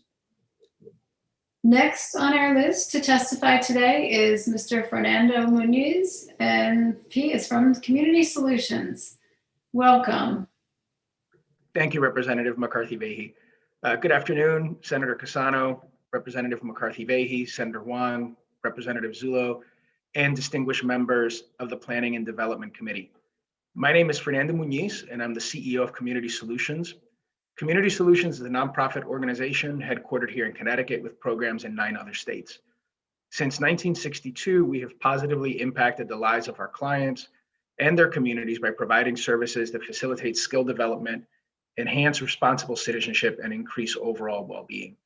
One of our primary services is providing residential work release programs for people re-entering the community from Connecticut's prisons. We operate 10 such programs here, as well as 2 residential programs for young people in DCF care. Like my colleagues in other nonprofit organizations, I'm here today in support of House Bill 6103, an act concerning property tax exemptions for property used for charitable purposes. You have my written testimony, so I will not read word for word what I've submitted, but I think it's important to note that at Community Solutions, we've been assessed $145,000 in property taxes by 5 different municipalities in the last year. A key point that some of my colleagues made earlier is that these taxes were assessed on properties that have operated for over 25 years and whose purpose and clients have not changed. So for decades, in some cases, towns have not been assessing taxes, but over time, that's changed. Town assessors continuously and correctly interpreted this statute in the past, and it's only recently that they've assessed these taxes. These assessments have significant negative impact on nonprofits because they are not budgeted in our state contracts. The financial burden is significant, and as my colleague Stan Sobe mentioned earlier, fundraising to try to cover the cost of property taxes is not something that is an easy sell to donors who want to see their dollars go to direct client impact. Fighting the assessments can also be costly. So many smaller nonprofits don't have the resources to challenge the assessments. And if this language is not rectified to clarify the intent of the statute, the end result, unfortunately, will be fewer dollars going to services because of these bills. So I thank the committee for raising this important bill, and I urge your support for House Bill 6103. Thank you. Thank you so much for your testimony today, Mr. Muniz. Are there questions of members of the committee? I think that you join a chorus of folks who are here today sharing the same message in terms of the impact that it's having on your ability to provide services and the importance of the need for clarity. So I thank you for being with us today and sharing your experience. Thank you. Next on our list is John Filchek, and I accidentally muted myself, forgive me. Next on our list is John Filchek, and as you might recall, as I mentioned at the beginning, we have with us 3 members or 3 leaders of 3 of our COGs here in the state of Connecticut. We have Sam Gold from RiverCog, and Mr. Gold, I see you are here. I just want to make sure that we also have Mr. Filchek. If you are here and can turn on your camera, there's Mr. Filchek. In addition, we have Matt Fulda, who is from MetroCog. And I just want to see, there we go. So we have Mr. Fulda, Mr. Filchek, and Mr. Gold, who are here with us today. And I am going to turn it over to Mr. Gold to lead the three, and we'll be able to have questions to go to all three of these leaders with us today. Thank you very much for helping us to be coordinated and efficient. I really like that. That's what COGS do, right? Help people work together. So with that, I'm going to turn it over to you, Mr. Gold. Great. Well, thank you, Co-Chair McCarthy-Vahey, and thank you, Co-Chair Cassano, for having us this morning. And thank you also, honorable members of the committee. As Representative McCarthy-Vahey introduced me, my name is Sam Gold, and I'm currently serving as the chair of the Connecticut Association of Councils of Governments, also known as CT-COG. CT-COG represents the state's 9 councils of governments and consists of the executive directors of each COG. I am also the executive director of the Lower Connecticut River Valley Council of Governments, which is also known as RiverCog. I've submitted testimony on the behalf of both CT-COG and RiverCog in support of Raised Bill 6104, an act concerning regional planning and councils of governments. As Representative McCarthy-Vahey had mentioned, I am also joined today by 2 of my colleagues, John Filchek, the executive director of the Northeastern Connecticut Council of Governments, and Matt Folda, the executive director of Connecticut Metro Council of Governments. First, I would like to thank the Planning and Development Committee in the state of Connecticut for supporting the COGS over really the last decade. During this time, 15 regional planning organizations, many of which were run by appointees, have transformed into 9 councils of governments, run by the 169 municipal chief elected officials of the state. Also during this time, the state has invested in COGS via the Regional Performance Incentive Account, RPIA.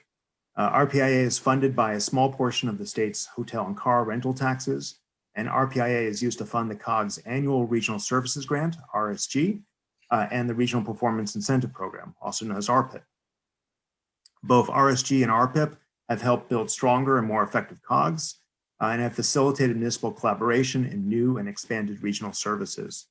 RSG is also used by COGS to support staff, fulfill statutory mandates, and to meet old and new challenges. For example, the COGS are using RSG to support DEMIS in the state's COVID-19 response and recovery. The RPIP grant is the startup capital for regional services and has been used to study and implement new shared services and projects by municipalities, COGS, and regional educational service centers. However, the reason we're here today is from year to year, funding for RSG and RPIP has not been stable or predictable. In recent years, we've seen the RPIA account swept, executive branch rescissions, and unexpected changes in funding formulas.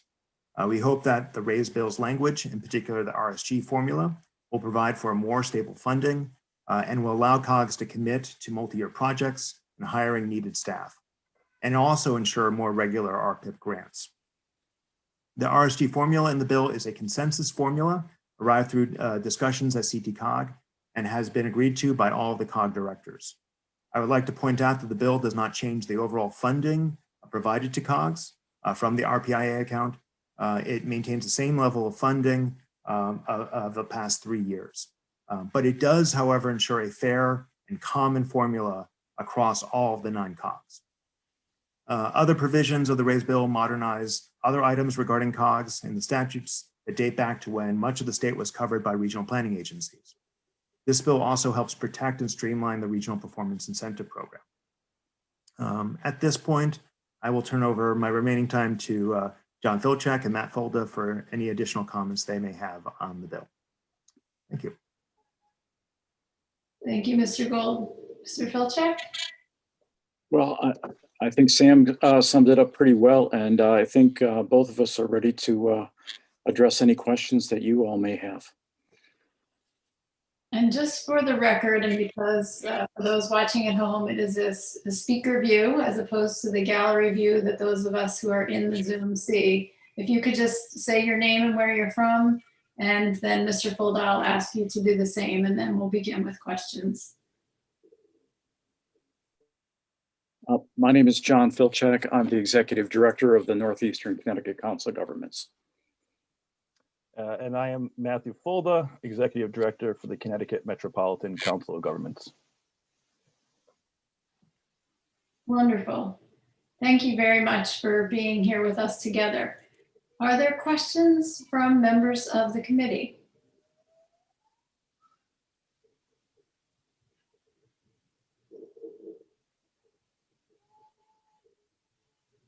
Well, I'm pausing to give other folks a chance, but you gentlemen are not going to get off that easily because I have a number for you, if I may. I will just pause one more time to see if there are others in the, among the committee. So Mr. Gold, and this question is for any of the three of you, but Mr. Gold, in your testimony, you talked about RSG and RPIP. I often talk about alphabet soup in state and local and federal government, probably worst of all. But if you could just briefly, one of you could just briefly explain what each of these two grants are and let us know, you know, a specific example perhaps of the RPIP projects that you were referring to. Okay, so I'll start off and then I'll turn over to John or Matt to fill in. First, the Regional Services Grant is a continuation of the state's funding of COGS that previously was called the State Grant and Aid. But the idea behind RSG, and when the state moved to being covered by COGS run by the chief elected officials, was to provide more sufficient funding for them to actually facilitate regional services. Each of the COG uses the regional services grants to meet existing statutory mandates, but also uses that money to facilitate new regional services that are asked of it by their members, which are the member municipalities. RPIA, the RPIP grant program, has been used successfully across the state for doing such things as regional GIS. They were a predecessor of the RPIP grant was used to build a shared common household hazardous waste facility in my region. We have accomplished many things over the years, although it has not been, the grant has not been given in the last 3 years because of funding issues. I don't know if John or Matt, you want to add examples of RPIP grants in your regions? Sure. This is John Filchak from NECOG. The Regional Service Grant, or RSG, is really woven into all of our approximately 40 programs and services that we provide our member towns. Mr. Filchak, excuse me. May I interrupt you just for 1 second? If Mr. Gold, if you could mute while Mr. Filchak is speaking, we'll avoid any feedback and be sure that Mr. Filchak is seen on the screen. So if you could just start over, that would be great. Thank you. Sure. The Regional Service Grant is, as Sam described, our base funding. In our case, it's woven into most of our programs, not all, to help support those and keep the costs down for our member towns, and allows us to try some new things. For example, we are currently examining a town administrator service through the COG, where NECOG would supply essentially town administrators for our towns. Also looking at a program on pre-hospital emergency care. We already provide paramedic intercept services through the region. So that's kind of an extension of that. So that's 2 examples there. The RPIP is really to do some larger projects. As Sam said, we haven't had the opportunity to have that money for a couple of years, but most of us use that, for example, to put in place our GIS systems for our regions. Thank you for that example. Mr. Fulda, would you like to add to that? Yes, this is Matt Fulda, Metro COG. Just to add to the great points that John and Sam made, I would just like to point out that the Regional Services Grant, which is the annual kind of grant for operational contingencies across each of the 9 COGs, does work off of a work plan that is drafted by each council governments and endorsed by each of our boards, as well as approved by the Secretary of OPM on an annual basis. So the projects and programs contained within the Regional Services Grant work plan and funded by that mechanism go through a lengthy development process at the each COG level, and then a review and approval mechanism through the Secretary of OPM. Just want to point that out, that it is not just a kind of catch-all money that we can use for anything. There is a specific work program on an annual basis that is adopted by each council government. And to add to some of the projects that we've used regional services grants money in my region for, 2 years ago, we started and initiated a cloud-based electronic content management system using some of the regional services grant money that we received. Again, these projects and these regional services usually require some startup funding to initiate the program. I have a board endorsed resolution that does also provide for, after the first initial few years of funding through the regional services grant, an agreement of a cost share among all municipalities in my region to continue providing the funding necessary to keep that program going once the state funding has been exhausted for the initiation period. I would like to just add as well that the regional services grant is our only real flexible funding mechanism that each COG receives. As Sam mentioned in his opening remarks, we've been using some regional services grant money this year to assist DEMIS and the governor's office with some of the COVID-19 response and recovery, especially economic recovery work, and we'll continue to do so for the rest of this fiscal year and likely into next fiscal year as well.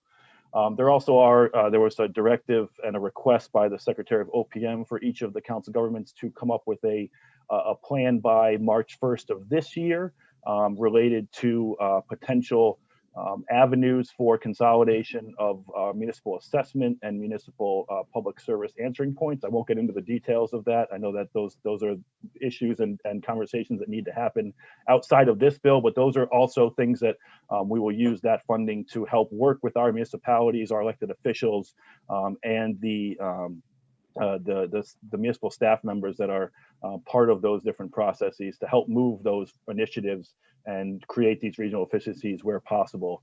And as John Filczek mentioned, the RPIP grant, which hasn't been available for a couple of years, although we did all 9 COGs submitted applications last year.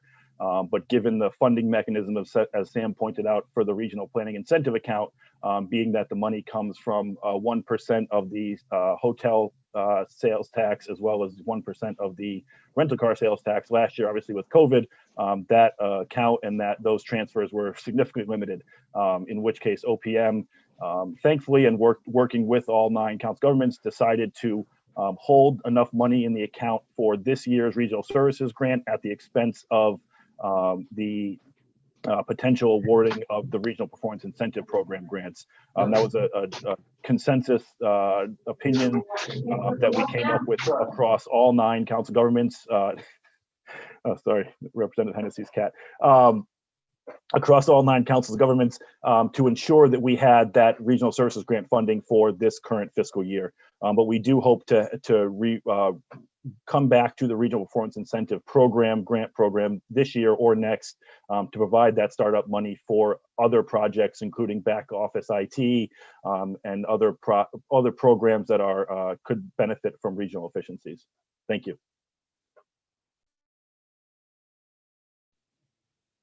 Thank you very much, Mr. Folda, Mr. Filczek, and Mr. Gold.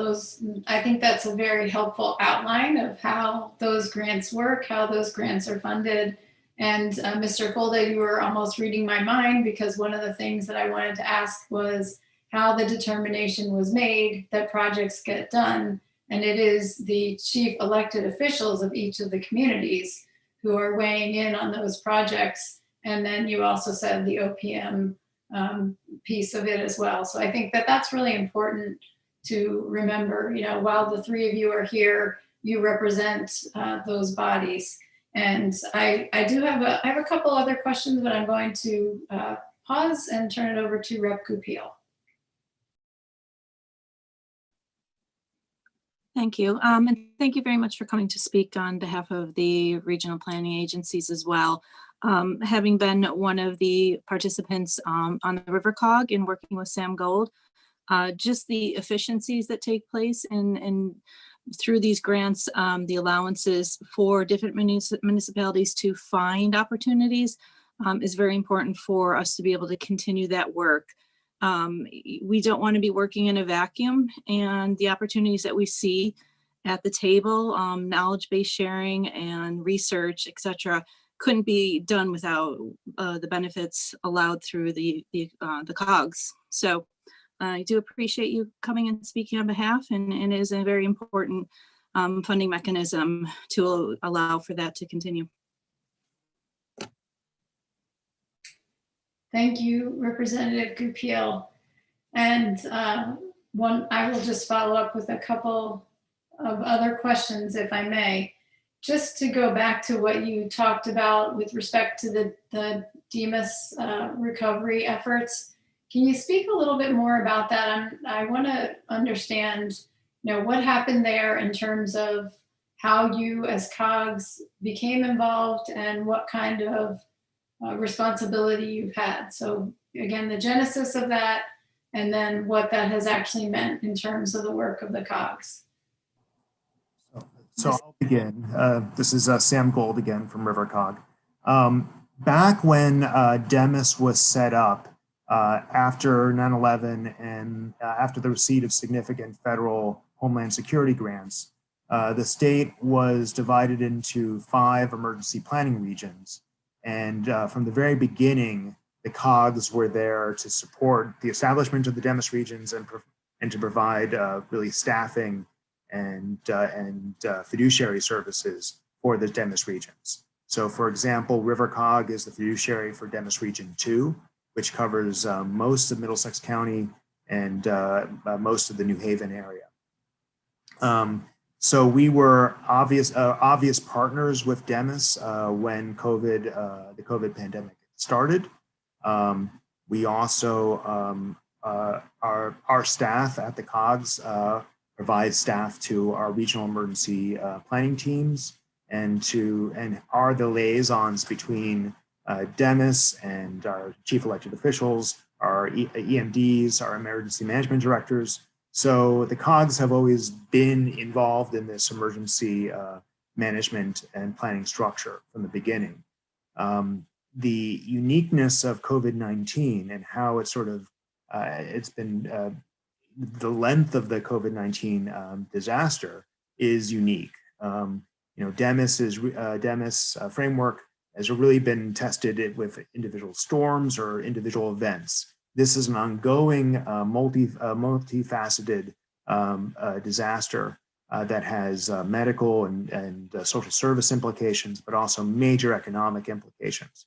And the COGS, in their role as serving the municipalities, have supported the municipalities in economic development planning, in land use planning, in emergency planning. So we've been specifically asked to co-chair the long-term recovery steering committees for each of the 5 DEMIS regions. So planning for recovery activities and how we're going to rebuild our economy and how can we rebuild back better. But also we are, each of the COG directors and each of the COG staffs are accountable to their chief elected officials of the towns. And COVID-19 has been a primary concern of each town and city in the state since March. So we are doing whatever we can to support them in trying to identify unmet needs and help the mayors, first selectmen, town managers to navigate the various processes to elevate their concerns and try to get them addressed.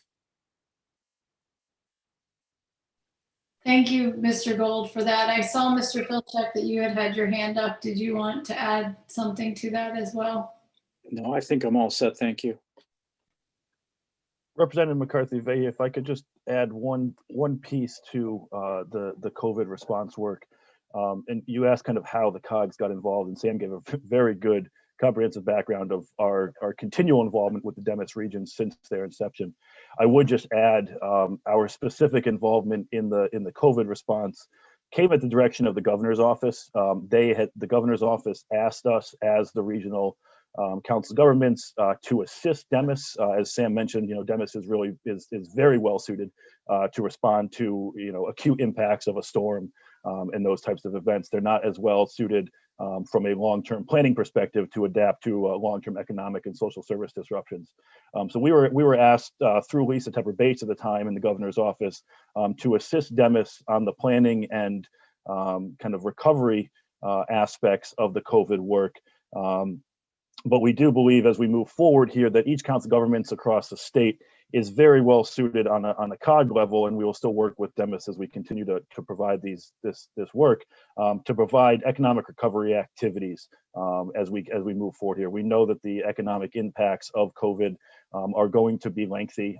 They won't just impact now and into the next fiscal year. Likely they will continue to impact, and there will be continual impacts as we move forward as job markets change and rental markets change and those sorts of things that will continue to be issues for all of our municipalities. And I think, with the move from regional planning agencies to COGs, with the elected officials of each municipality serving on the board, we have a very good intimate relationship with each municipality to help to better understand their needs on a municipal basis as well as a regional basis to ensure that we are providing support and planning and recovery that can adapt to both municipal and intermunicipal issues across this COVID pandemic.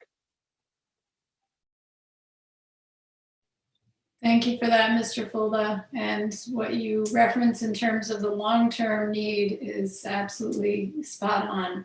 I do have one other question with respect to the bill, and there are 9 COGs, 3 of you are here. If the other 6 leaders of COGs were here, would they all concur and be testifying in support of this bill? And I know I'm asking you to speak for others, but I'm specifically asking you, Mr. Gold, I see you've unmuted, and this is to you. As the leader of the COGs, is this something that you have discussed as a group? Yes, it is. We held a meeting towards the end of last year. Actually, we had discussions. The current formula that's funded this fiscal year was an accident of a formula that came back from the past that no one had planned for, and so we had planned or assumed that we'd be able to address that issue last session, but as we all know, COVID sidelined a lot of legislation, and so we discussed back in the spring of last year. What a fair and equitable distribution of the funding would look like, and came to some conclusions then. We revisited it at a CT-COG meeting in the fall, and we all got behind this one formula. Of course, there's no perfect formula of distribution, but this is something which everyone could live within and provide the basic funding that we all need to provide to have staff. Thank you for that, Mr. Gold. I think that's important to know. I think that, certainly as members representing our individual communities, that's a question that we would have. Mr. Gold, do you want to add on to that before I go to, I'm going to go to Rep. Fiorello and then back to Rep. Gupio for the second time. Thank you, Representative McCarthy-Vahey. Yeah, I would just add to that the testimony that was submitted by Sam on behalf of CT-COG is the result of that, the meetings that we've had and the consensus formula that was derived as part of those meetings by all 9 executive directors of the council governments, and that the testimony itself that was submitted by Mr. Gold as the chair of CT-COG has been reviewed and okayed by all 9 executive directors prior to submission as well. Just to confirm that it wasn't, it was a submission that was reviewed and approved by all 9 directors, not in a meeting, but via email. Everyone had a chance and opportunity to review and provide comments before it was submitted. So that it is a consensus and unanimous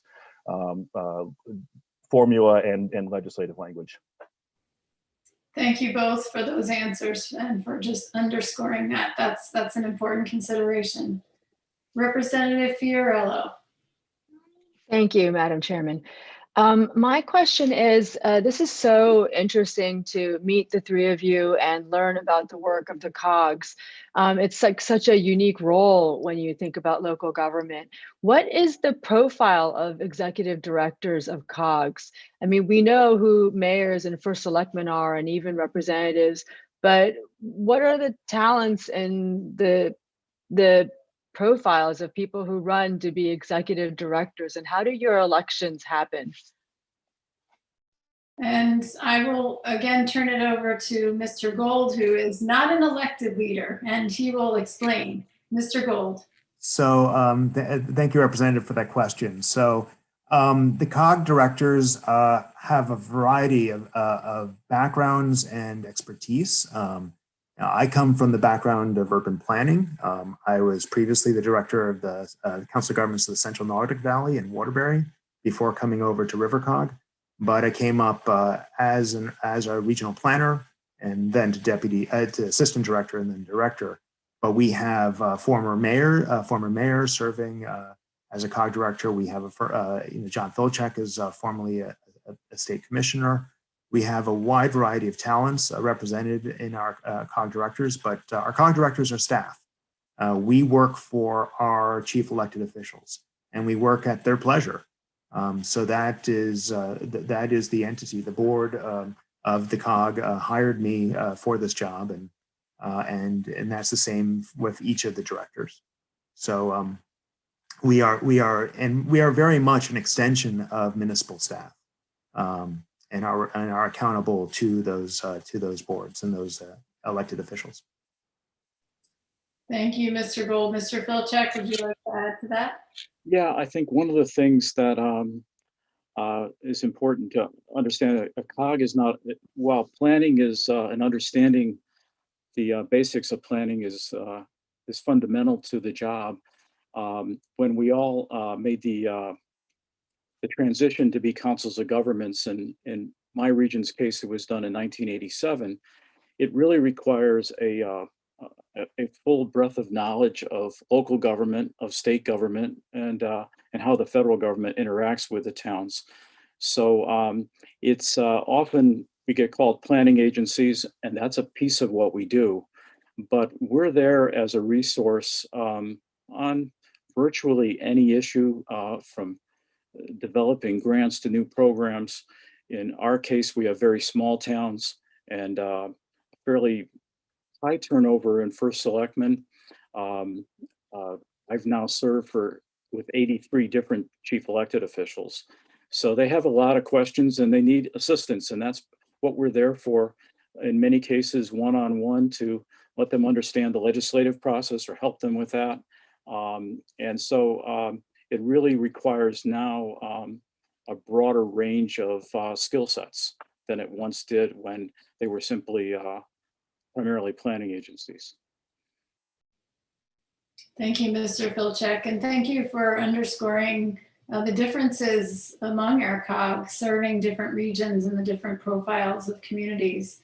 Metro COG, for example, as the smallest in terms of number of municipalities, is very different than your area up in the northeastern corner with a lot of small towns and very small communities.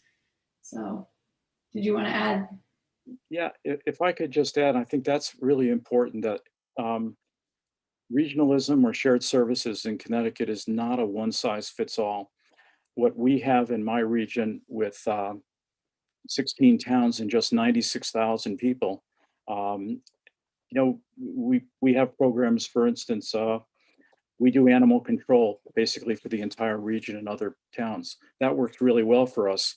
Might not work in Matt's situation in his region, and vice versa. So our programs are really tailored.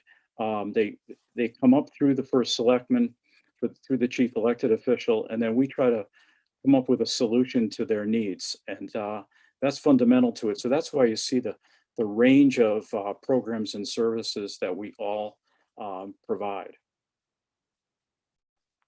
Thank you so much. Thank you. Thank you for that, Representative Fiorello, and thank you for your answers, Mr. Filchek. I'm going to go to Rep. Goupil and then Senator Cassano, to be followed by Rep. Dubitsky. Thank you for indulging me again. Another area which I think it's really important to point out about the relationship between the COGs and the municipal governments is in the instance of some of these FEMA disasters, the COGs play a significant role in helping us plan out the future of managing those disasters, and it's incorporated through their functions through DEMIS as well. Recently, my town of Clinton had the flash floods, and the reporting structure for planning purposes was only recently updated through FEMA maps. We had implemented for the first time one of the dam emergency action plan protocols, which has never happened before. So it's so important for the COGS to be involved in that process, because that is a planning function. And it doesn't just impact my town, it impacts my district and beyond my district boundaries as well. So it needs to be understood through some sort of function within the state. And since the state agencies, the state government doesn't have a planning function to oversee all that, it's important that the COGS are integral in the conversations on how to deliver future action plans, and then how to support the municipalities with the recovery, specific to dealing with FEMA, NRCS, Army Corps of Engineers, your local permitting. It's very complex, and it's tremendous amount for one town to manage on its own. So from the first selectman position, I was very thankful for the support of the COG and the support of the COG through DEMIS as well, not just the fiduciary components, but also the project management as well. And I know Sam Gold can certainly touch on some of that because it's still ongoing today. Thank you, Representative Goupil. And I think this is something we see in all the COGs. Mr. Fulda, did you want to respond to that? Yeah, and then I'll let Sam go. I was just going to add to that, and I appreciate Representative Goupil's comments, especially as it relates to hazard mitigation and working with FEMA through the regions. I would like to add something that none of us mentioned thus far was the fact that all 9 council governments now have drafted and approved natural hazard mitigation plans through FEMA. Those are plans that previously were done on the municipal level at the municipal scale. Some of them were done coordinated across a couple municipalities, but that has now moved from a municipal function to a regional function. So each of the 9 COGs has drafted and approved FEMA hazard mitigation plans. That allows municipalities a number of avenues for funding at the disaster level. It also allows funding for pre-disaster planning grants that are not available unless you have an approved FEMA hazard mitigation grant. It also allows for municipalities to enter the community rating system, which is a FEMA program to reduce residential flood insurance premiums on an annual basis by providing a significant amount of information, all be said, but information nonetheless that helps reduce the national flood insurance premiums for municipalities on a residential basis. So all those grant opportunities and programs are available to each municipality in the state on behalf of the 9 natural hazard mitigation plans that have been adopted and approved by FEMA for each region. I think that's one of those services that previously had to be done either on the regional or municipal level. Within the last 4 or 5 years, the few municipalities that had existing municipal plans have been rolled into their regional plans. So now the state is covered by 9 regional mitigation plans as opposed to a kind of disparate aggregation of municipal and regional plans, which I think speaks for, again, the direction of our elected officials as the board members and providing the COGs with the ability to move forward on these really important strategic planning and action plans that help provide safety and security for all residents, and working in those on a regional basis really makes a lot more sense, especially when it comes to natural hazards. As we know, they do not fall along municipal boundaries. So having these larger regional discussions and regional planning efforts, I think not only is beneficial from a efficiency perspective, but also from a service and understanding what the impacts are really going to be as these hazards occur in our state. Mr. Fulda, thank you. And I, Rep. Goupil, very much appreciate the question. I see that Mr. Filczek also would like to chime in. I'll turn it to you. Yeah, thank you. One example I'd like to give that shows our ability to do problem solving is a few years ago, the crumbling foundations issue really started to elevate, and the Capital Region Council of Governments put together an ad hoc committee to deal with that, which they invited us to participate in. And that brought together all of their towns and our towns together, and our respective legislative delegations, especially those in the north central part of the state. And we aggressively worked on that issue. And a lot of things happened in there and a lot of legislation. But we have through that, we have a testing program through CROG. A captive insurance company was put together. And I guess the bottom line today is we have more than 250 people back in their houses with new foundations through the captive insurance company, which has been a tremendous success. And that work goes on, but that's I think a great example of where a COG can pull together its members and others and get some really significant results. And I know there's multiple people on this committee that were involved in that process and are still involved in that process. But problem solving at the local level is really fundamental to what we do. Thank you very much, Mr. Filczyk. Senator Cassano, to be followed by Representative Dubitsky. Yes, thank you, Madam Chair. Just a couple of comments. I had the honor to serve as the chair of the Hartford COG. I've served as the president of the National Organization of COGs. And what I found out through time is that most people don't even know what these COGs do. There's probably nothing in Connecticut that does more to save money for municipalities than doing things on a regional basis.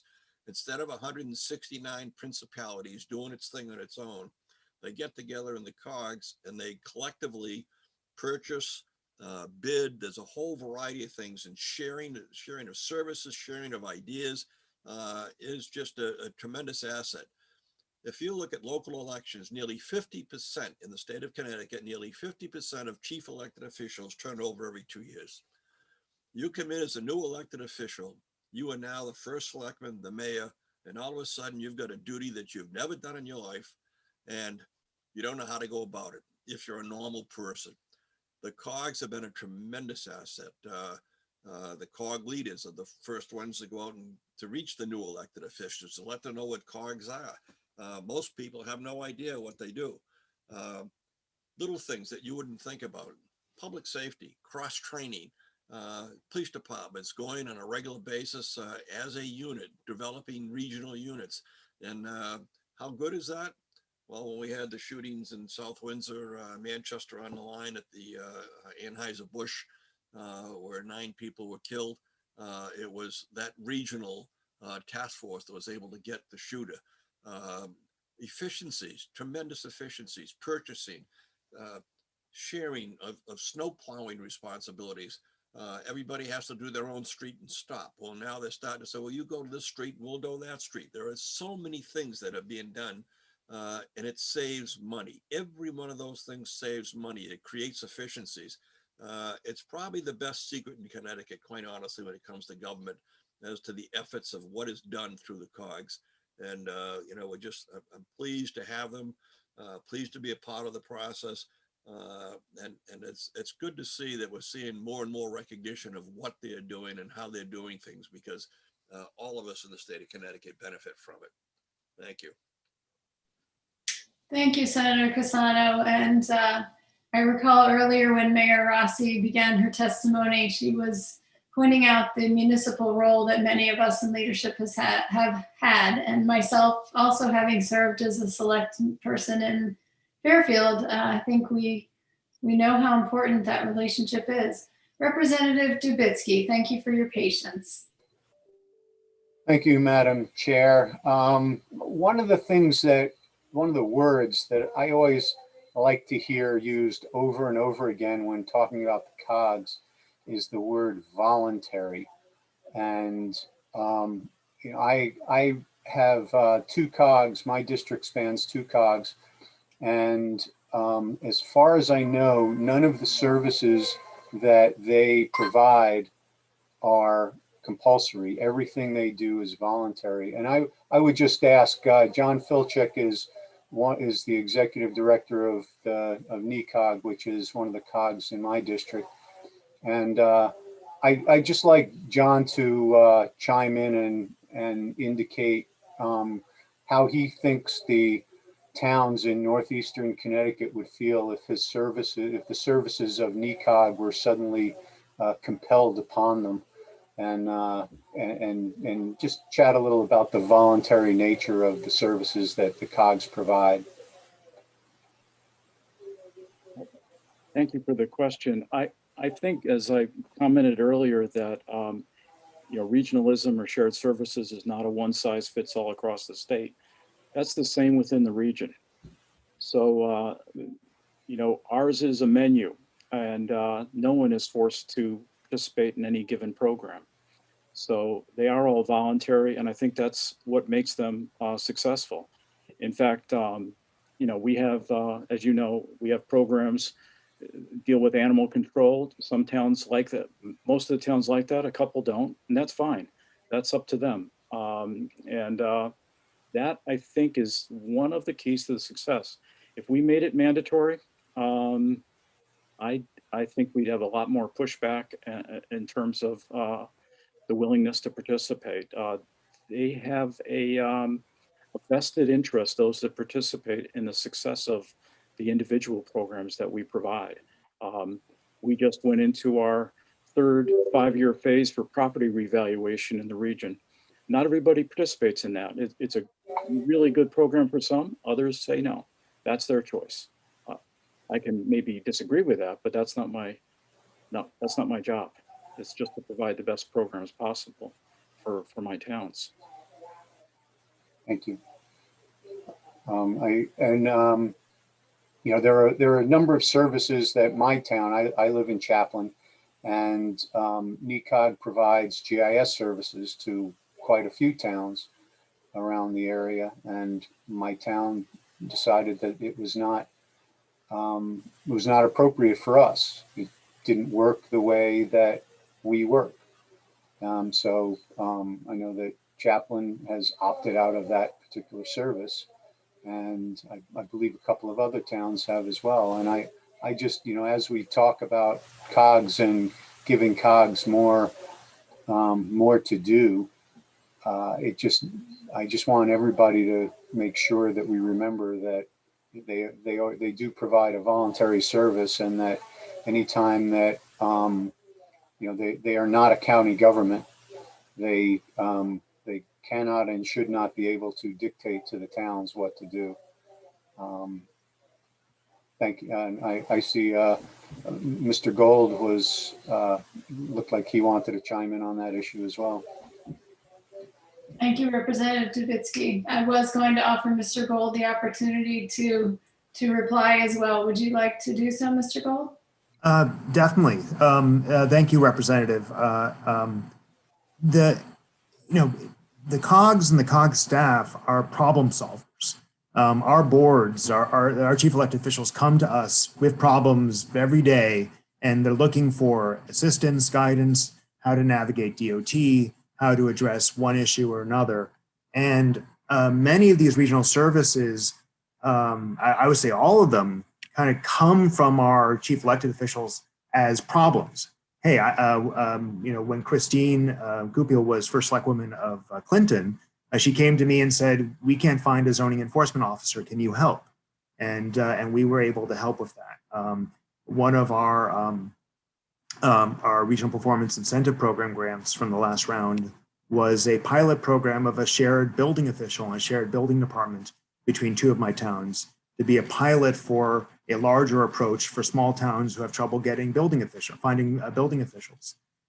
So in my experience, the regional services we provide have started really with the towns coming to us saying, we can do this better together.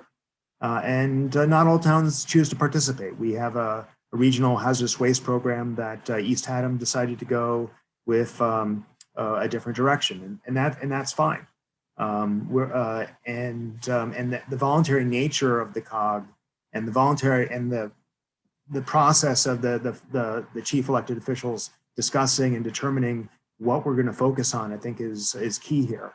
I would oppose anything that would force towns to do things that they don't agree to. I don't think that's the right way to go about building strong and useful COGS. Thank you, Mr. Gold. Mr. Filczyk, I'll let you chime in briefly if you would, please. Yeah, I just wanted to emphasize that our only client are the towns. So we do not bid on projects or seek out. In our case, we almost never seek out grants that go unless the towns choose to. So that even if a town issues an RFP for, say, a plan of development, if they want to hire us, fine, but we don't compete against the private sector either. So we're very careful about that. Our focus is very narrow. It's only our towns. Thank you. And I appreciate those comments. And I think that as I believe it was Mr. Filczek in the beginning who started, the directors all serve at the pleasure of the chief elected officials of the community. So they may have their own personal opinions and views as well, which you can hear are slightly different among each of them. I would point out today, when I think about COGS, I think about the fact that we do not have county government in our state. We're one of the few states in the nation that does not have a function that allows for that kind of coordination and some of the requirements that come with county government. And what I would also point out in terms of how communities work together, the way that the three COG leaders have testified today is kind of analogous in a sense. So while we had 3 separate times signed up, we put them together in one block. It didn't save us any time necessarily, although and I will just say we very much appreciate the conversation and the questions, but it did make for a more robust and hopefully a more helpful conversation by having the 3 of them together. I think that's analogous to some of the work that's done by the COGs. There are times that those COGs work together as communities. It doesn't necessarily save money for the municipalities, but what it does is it provides perhaps long-term savings. In the example of some of the hazard mitigation pieces is a great example. So I really very much appreciate your indulgence, members of the committee, for your questions. And Mr. Gold, Mr. Filczek, and Mr. Folda, thank you for being with us today. And with that, we are going to move on to the wonderful Betsy Gara, who is the head of costs and who at one point we thought was coming in much earlier. Thank you for your patience with us today. And it's really nice to see you. I wish we were seeing you in person. Ms. Thank Gara. you. Thank you, Representative McCarthy-Vahey, Senator Cassano, Representative Zullo, members of the committee. I'm glad to be here today. And I did submit testimony on several bills, including the COG bill, House Bill 6104 that you just heard. Certainly COGs are a very important partner in meeting the needs of our municipalities, and we're very supportive of the proposal. I did want to speak to a couple of issues, however.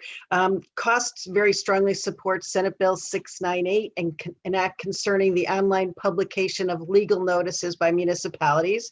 This bill will save towns money, time, and then allow the required legal notices to be published on municipal websites instead of the print newspaper.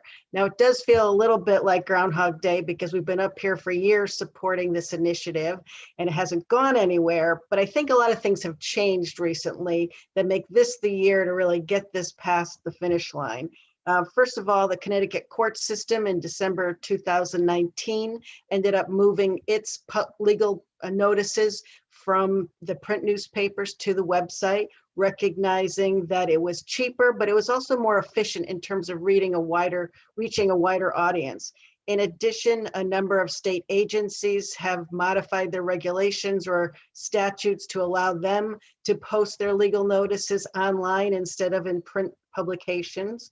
The executive order that was issued by Governor Lamont actually suspended the requirement that towns post legal notices in the newspaper and instead move them to the municipal websites. And all of this has been done, and I think people have been more engaged than ever before in the local government processes. And I think this is, again, the time to get this done. I did notice that ACLU Connecticut is also supporting the bill, recognizing that it's providing a service to the public in terms of making sure that they have more accessible information on notices that may affect them. So again, we urge your support for this. I also wanted to touch on support for Senate Bill 701, an act concerning the Bolton Lakes Regional Water Pollution Control Authority. We've heard a lot of discussion about affordable housing.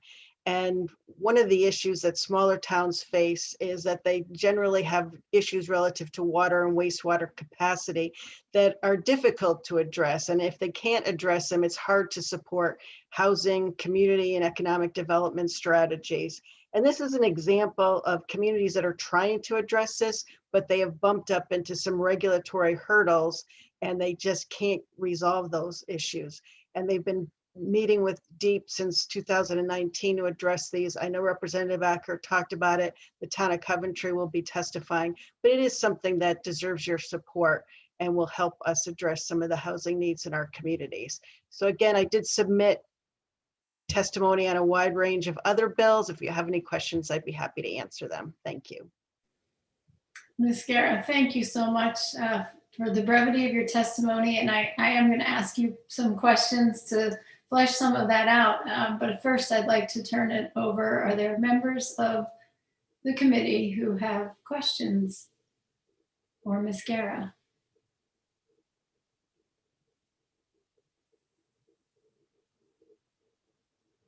Seeing none, I'm going to ask you a few, if I may, Ms. Gara. Of course. So just to confirm, you began with 6104, the COG bill that we were just hearing about extensively. And I just wanted to clarify, are you in support of that bill? I just want to be very explicit. Yes, we did submit testimony. It might have been a little late last night, but COSTA is supporting House Bill 6104 to provide some stable funding mechanisms for the COGs, and they have been very important partners. Some have mentioned in terms of addressing the needs of our communities in a very cost-effective and efficient way. Great, thank you. And I heard your supportive words. I just wanted to make sure you were good with the bill itself, and also just that the committee was able to hear that directly from you. I appreciate that. And you did obviously 698 and 701 express support. Would you like to mention any of the other bills that you specifically submitted testimony on? Well, I know you're hearing a lot of testimony on House Bill 6103, an act concerning property tax exemptions for property used for charitable purposes. And I have been reviewing the assessor's testimony and some of the nonprofit partners' testimony. I reached out to John Carl Casa. It is a very complex issue. And I think certainly we support efforts to clarify the law, because I think municipalities and the nonprofits have to be on the same page and understand whether or not they are truly tax exempt, so that they can ensure that they can reflect that in their budgets.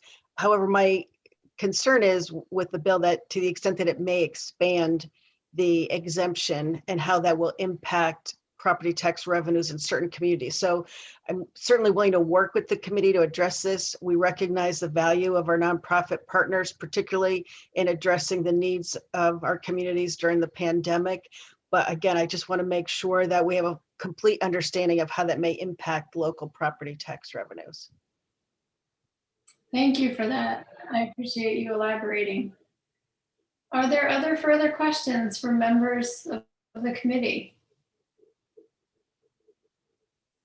Well, Ms. Gara, I will say you've been a tremendous resource, and I know that you will continue to be, and I expect we will remain in conversation over a number of the bills during the course of the session. So I look forward to working together with you.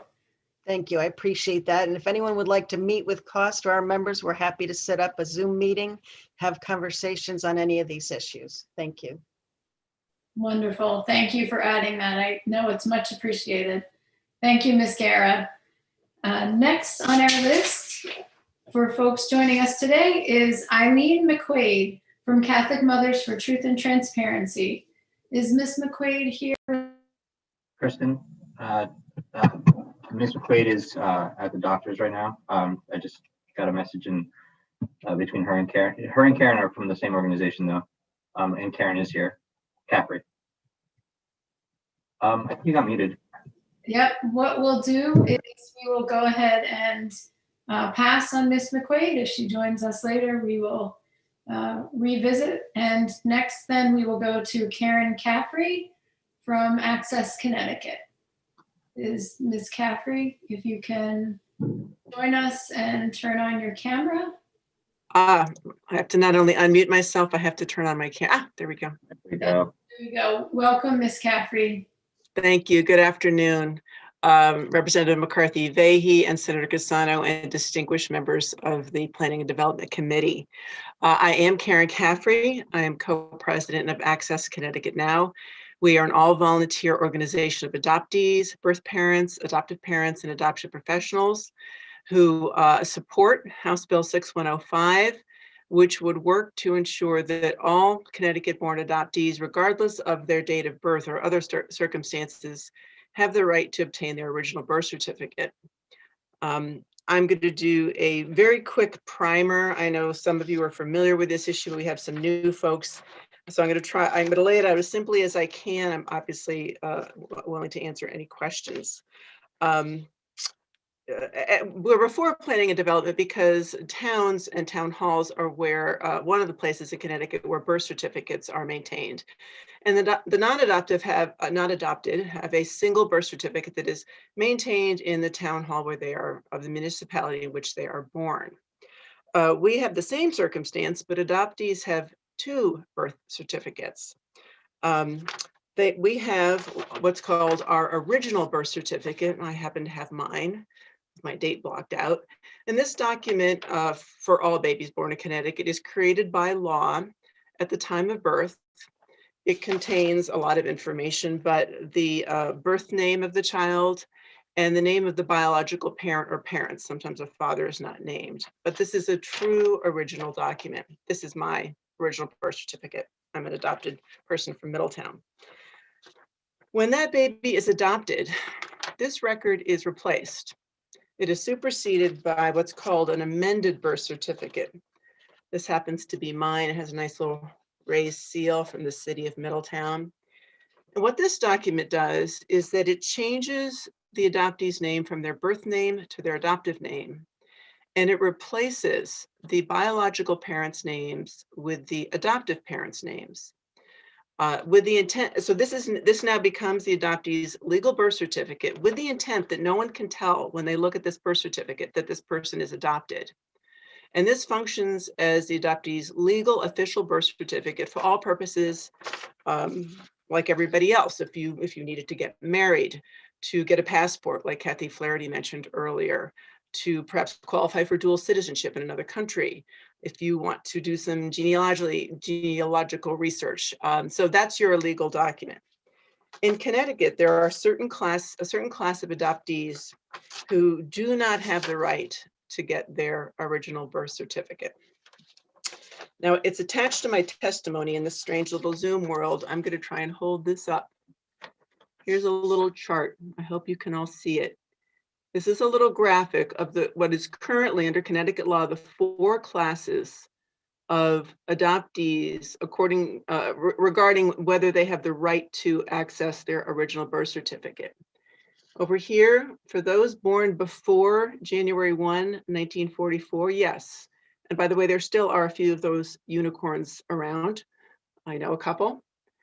They can get their original birth certificate.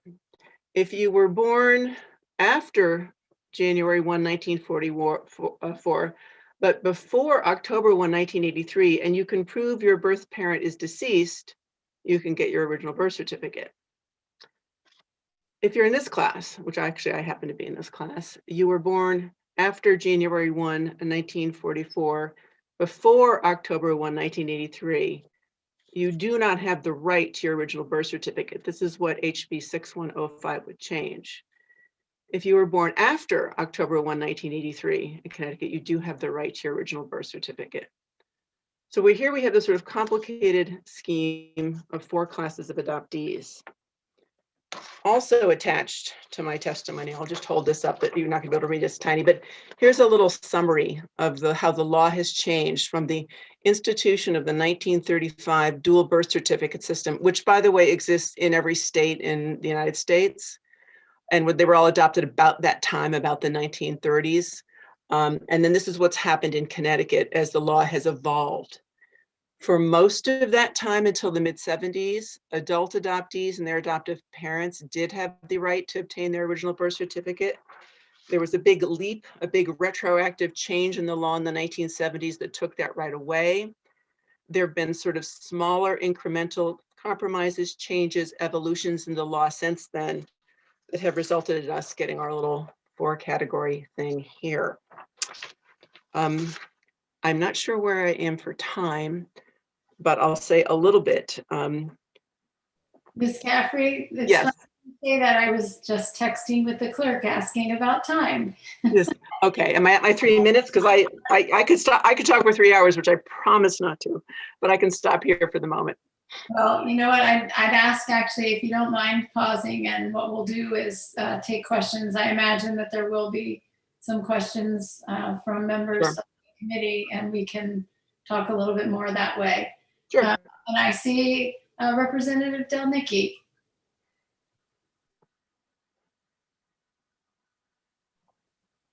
Don't mind me, I had to unmute.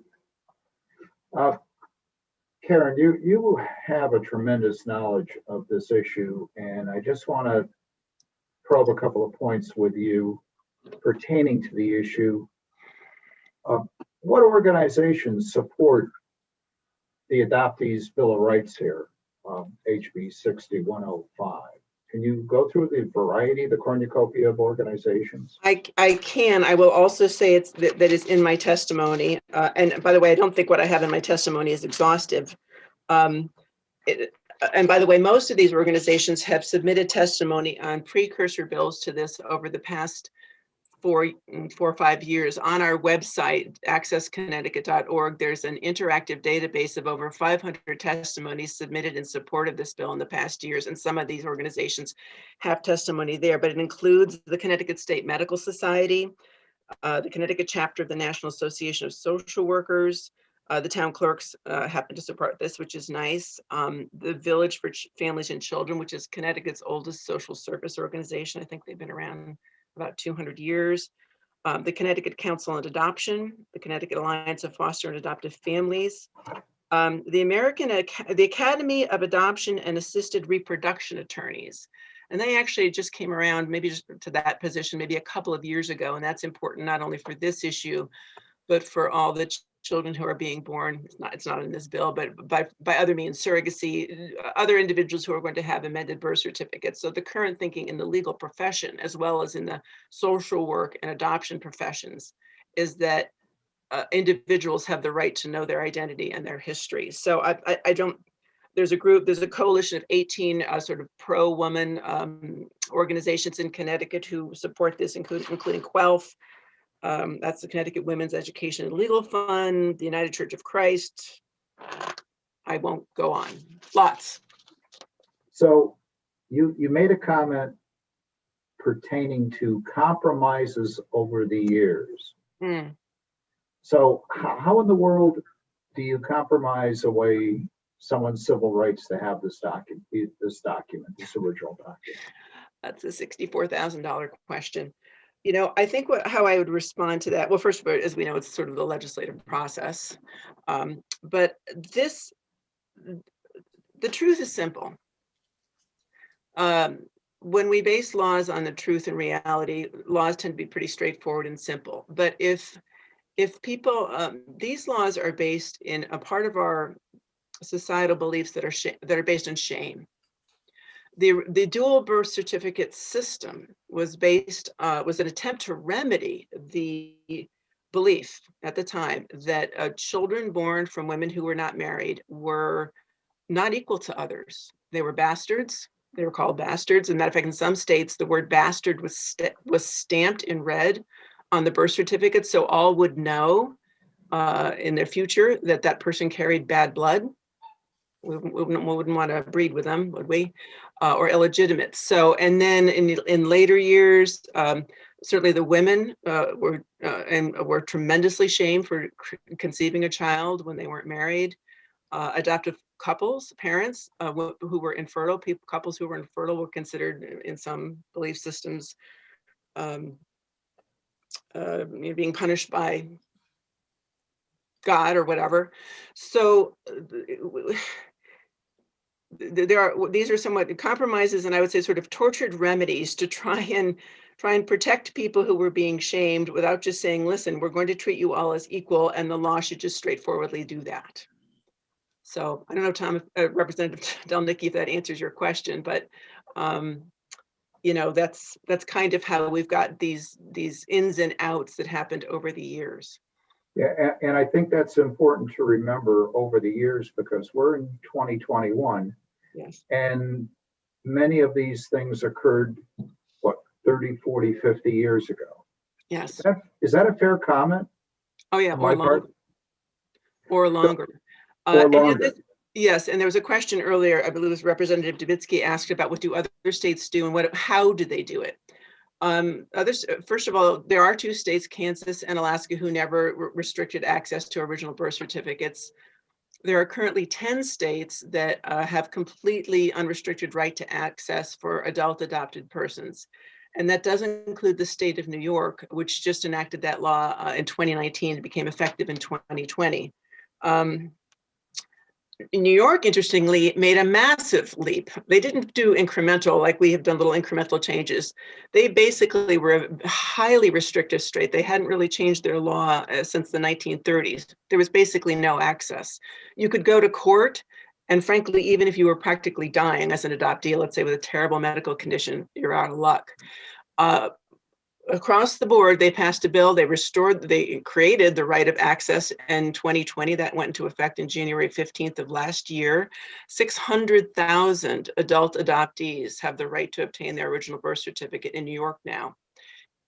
Done. And we have 40,000. By that class, by the way, that restricted class, there's about 40,000 adoptees. Some of them are deceased, of course, but 40,000 adoptions took place in that time period in Connecticut. A couple more questions for you.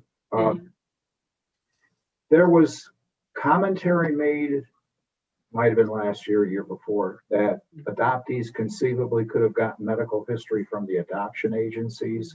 Is there any truth to that? So some limited truth to that. One of the sort of, if you call it a compromise, but one of the things that exists under Connecticut law right now is what's called a search system or an intermediary system. And that's in effect right now. How that works is an adult adopted person, and a birth parent, by the way, but we're talking about adoptees here, can go to the agency where the adoption took place and pay a fee. That fee is usually between $300 and $500. And somebody at the agency will search for the biological parent or parents who are named on the original birth certificate and contact them. To either get to do whatever, to ask for updated medical history, to get their consent to the release of the birth certificate. The biological parent does not have to give that consent or any information about medical history. So possibly a biological parent would give that information, and then at that point in time, that could be given to the agency or to the adoptee. But there's a couple of problems with that. Number one is they can refuse, they cannot be found. They can only provide what they know. Let's say you get you find the biological mother and she provides some information about herself, but you can't find, they don't locate or contact the biological father. So that's one problem. And then the other is you do that, let's say you pay your $300 or $500 in January, and next June, somebody develops stomach cancer, but we don't know because time has gone on. So you'd have to keep going and keep going. So it's expensive, it's time consuming, and certainly what's in the agency's file, certainly agencies attempt to maintain information or to obtain information at the time of placement, but like I'm 60 years old. The information in my file, the medical information from my biological family is 60 years old. So that's basically unhelpful. So DNA testing, we've heard a lot about DNA testing and folks finding out by happenstance through a DNA test.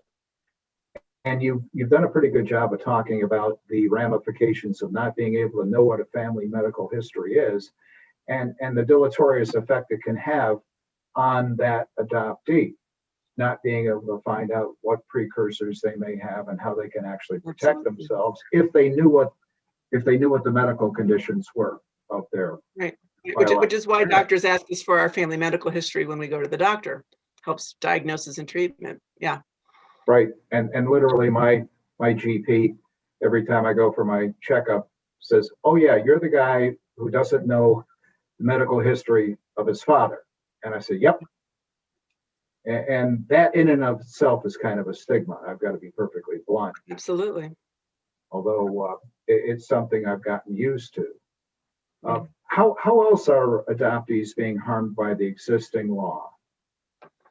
Oh, wait. Well, I want to say a little bit more about, there's a couple of testimonies one might want to read. If you go to our database, for example, there's a testimony from Stephen Craig Elliott, who, when he was literally having a stent put in his heart after almost dying, he found out after that there was a strong history of cardiac heart attacks and death in his biological family, because he did eventually find them. So this medical history business is not hypothetical. There are serious health consequences to not knowing. But other types of consequences, you might want to read the testimony of Steve McNally, who he did submit testimony, it's under today's bill, who has, through DNA testing, by the way, has located all of his biological relatives, including his birth mother, who he's actually had contact with. This is all in his testimony. And she has not consented to the documents being released. So he cannot show the documents he needs to establish his right to Irish citizenship, which he has, he and his children. So that's especially in this, I think we have a very high population of Irish in this state. And so that's a pretty powerful thing that adoptees need. There's the issue of passports. And there's something, this is sometimes hard for the non-adopted to perhaps grasp, but this is our heritage. This is how we are connected to humanity. When you only have one set of parents, like my husband is not adopted, and we talk about this, with many years, of course, and he has one mother who gave birth to him and who is his blood relative and his legal mother. I have two mothers and two fathers. I have the parents who raised me, who I love, and were my parents, but their ancestors are not my ancestors.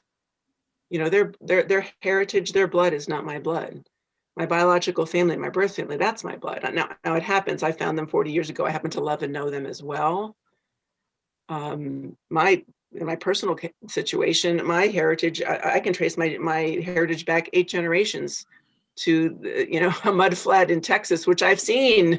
It's on the National Historic Register in Elmont, Texas. I can show you a picture.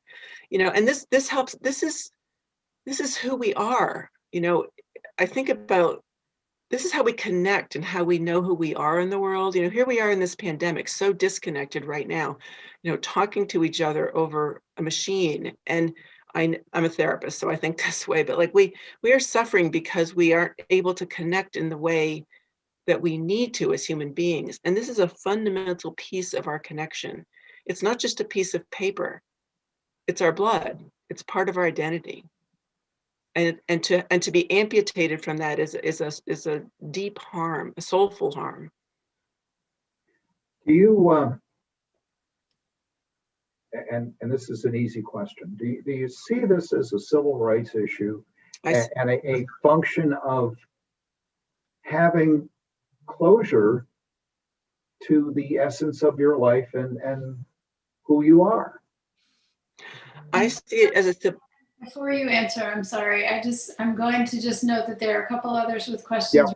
Yeah, this is my last question. Yes. Thank you so much for that. Yes, and I'll be brief. I see it as a civil rights issue, a human rights issue, a matter of basic equality.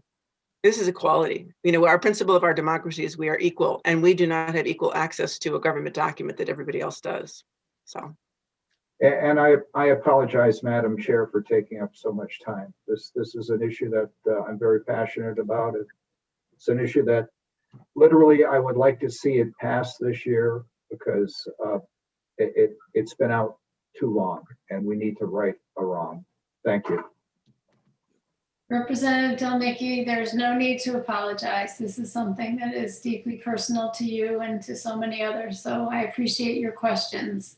I will call next on Representative Arnone, followed by Rep. Winkler, then Rep. Dubitsky. Thank you, Madam Chair. And thank you, Representative Delnicki. You covered the gamut on most of the questions I had also. I'm just going to ask you about contact preference forms and how they relate to this bill, and explain a little bit about what they are. A contact preference form allows the birth parent to file with the Department of Children and Families whether they wish to be contacted, so they can file yes. They can say in the form yes, no, or contact me through an intermediary. It's a mechanism that has been used in a number of states, and it was implemented here in our state in 2014 when a bill was passed that allowed those post-83 adoptees to have access to their original birth certificates. This bill would continue that mechanism, so birth parents could continue to file that form. I realized last night when I was thinking about this, I have not checked with DCF this year. As of last year, when I checked, all the contact preference forms that had been filed were what are called positive. They said, yes, I do want contact. Thank you very much. Thank you. Thank you, Representative Arnone. And as one would expect, last year was a little bit of a different year for all of us. So hard to rely on 2020 data for so many things. Next, Representative Winkler, to be followed by Representative Dubitsky. Yes, most of my questions have been answered. I would like to say that you have your original birth certificate. You have contacted your birth family, and yet you've been working all these years on this issue so that other people can have what you have. And I find that remarkable. And that's pretty much all I had to say. Oh, thank you. We are a village. Thank you, Representative Winkler. Representative Dubitsky, and I'm glad that you raised your hand because I was going to follow up. So I'm hoping you'll help follow up with some of the questions that we were speaking of earlier. Thank you, Madam Chair. Well, one of the questions that jumped out at me was, I believe you mentioned that the original birth certificate is in the records of the municipality in which the person is born. Yes. So, I live in a little town, about 2,000 people. I represent towns with even less people in them. Are you telling me that there is a document in town hall that is somehow legally off limits to the public? And if so, is it up to the town clerk to prevent a specific person from accessing that document? Well, I believe birth certificates in general are not like open to the public in the same way that death certificates are. Nobody can, and they're not like a land records where you can, go look through the books. You have to, I've done this, you take a little form, give it to the clerk, pay your fee, and they go into a secure area to take to get a copy of the birth certificate. As it happens, the original birth certificates, and I base this on my conversation with a number of town clerks, the original birth certificates for adoptees are segregated elsewhere and indexed. When I was in Middletown a couple of years ago to get mine, I chatted with the clerk and she said, well, here's here's where we keep your official legal birth certificate, but your original's over there in that vault. And if you wanted to get it, she said it would take me 5 minutes. She said, but it's indexed. So that if you were to go, let's say, to my legal birth certificate, and I don't know exactly how they do, but there's a little number or something, then they go to where they keep their files. I think in Manchester, where I live, they keep them in the basement. God help us. I'm teasing. I'm sure they're wonderfully stored down there. But and then they go through the index and find the original birth certificate. So they are maintained, yes, in town halls. The State Department of Public Health also has a copy of every adoptee's original birth certificate. So there are 2 places in the state where original birth certificates are maintained. Okay, so is it that nobody can get a copy of the original, or only the person, the adoptee herself can't get it? the adoptee themselves. Now, the only people who can, and again, last night I'm thinking I should reread that statute. The statute allows like genealogists, public health officials, there are a few government type officials and genealogists who can access original birth certificates, but the adoptee cannot. The birth parents cannot. You cannot. Nobody can, unless you're one of these. What happens if an adoptee Mhm. is elected as town clerk? Oh, could there be nefarious things? How are those records kept from that person who is responsible for overseeing those records? That's a good question. There is, I believe, a fine. I don't know if there's actually. I'm a retired attorney. I didn't practice criminal law. I don't think there's a imprisonment penalty, but there is a fine for violating that law and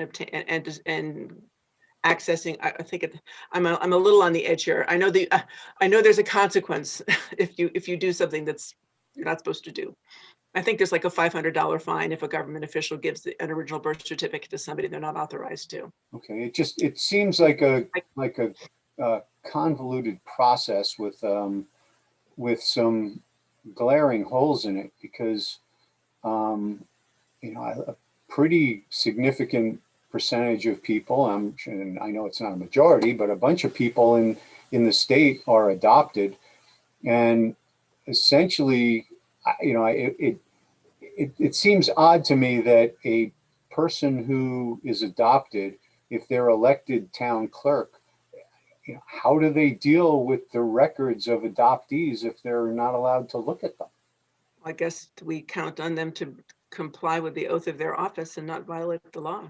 But the oath of their office is to accurately maintain those records. So how can they do that if they can't look at them? Oh, well, they could look. I mean, I'm trying to think. I actually have never heard this, and believe me, I've been in adoption land a long time. I've never heard of an adoptee becoming the town clerk in the municipality in which they were born. And then I suppose they'd be subject to temptation, like a human would be. And they would also be subject to whatever criminal penalties or other, which do exist. And I can look and get you that statute if you'd like. All right, it just seems like an odd hole in the system. I just want to circle back to a question I asked previously about other states. Mm-hmm. It appeared from your testimony that there were only 2 states that had never locked down these records. So it was sort of a national trend in the 70s to prohibit people?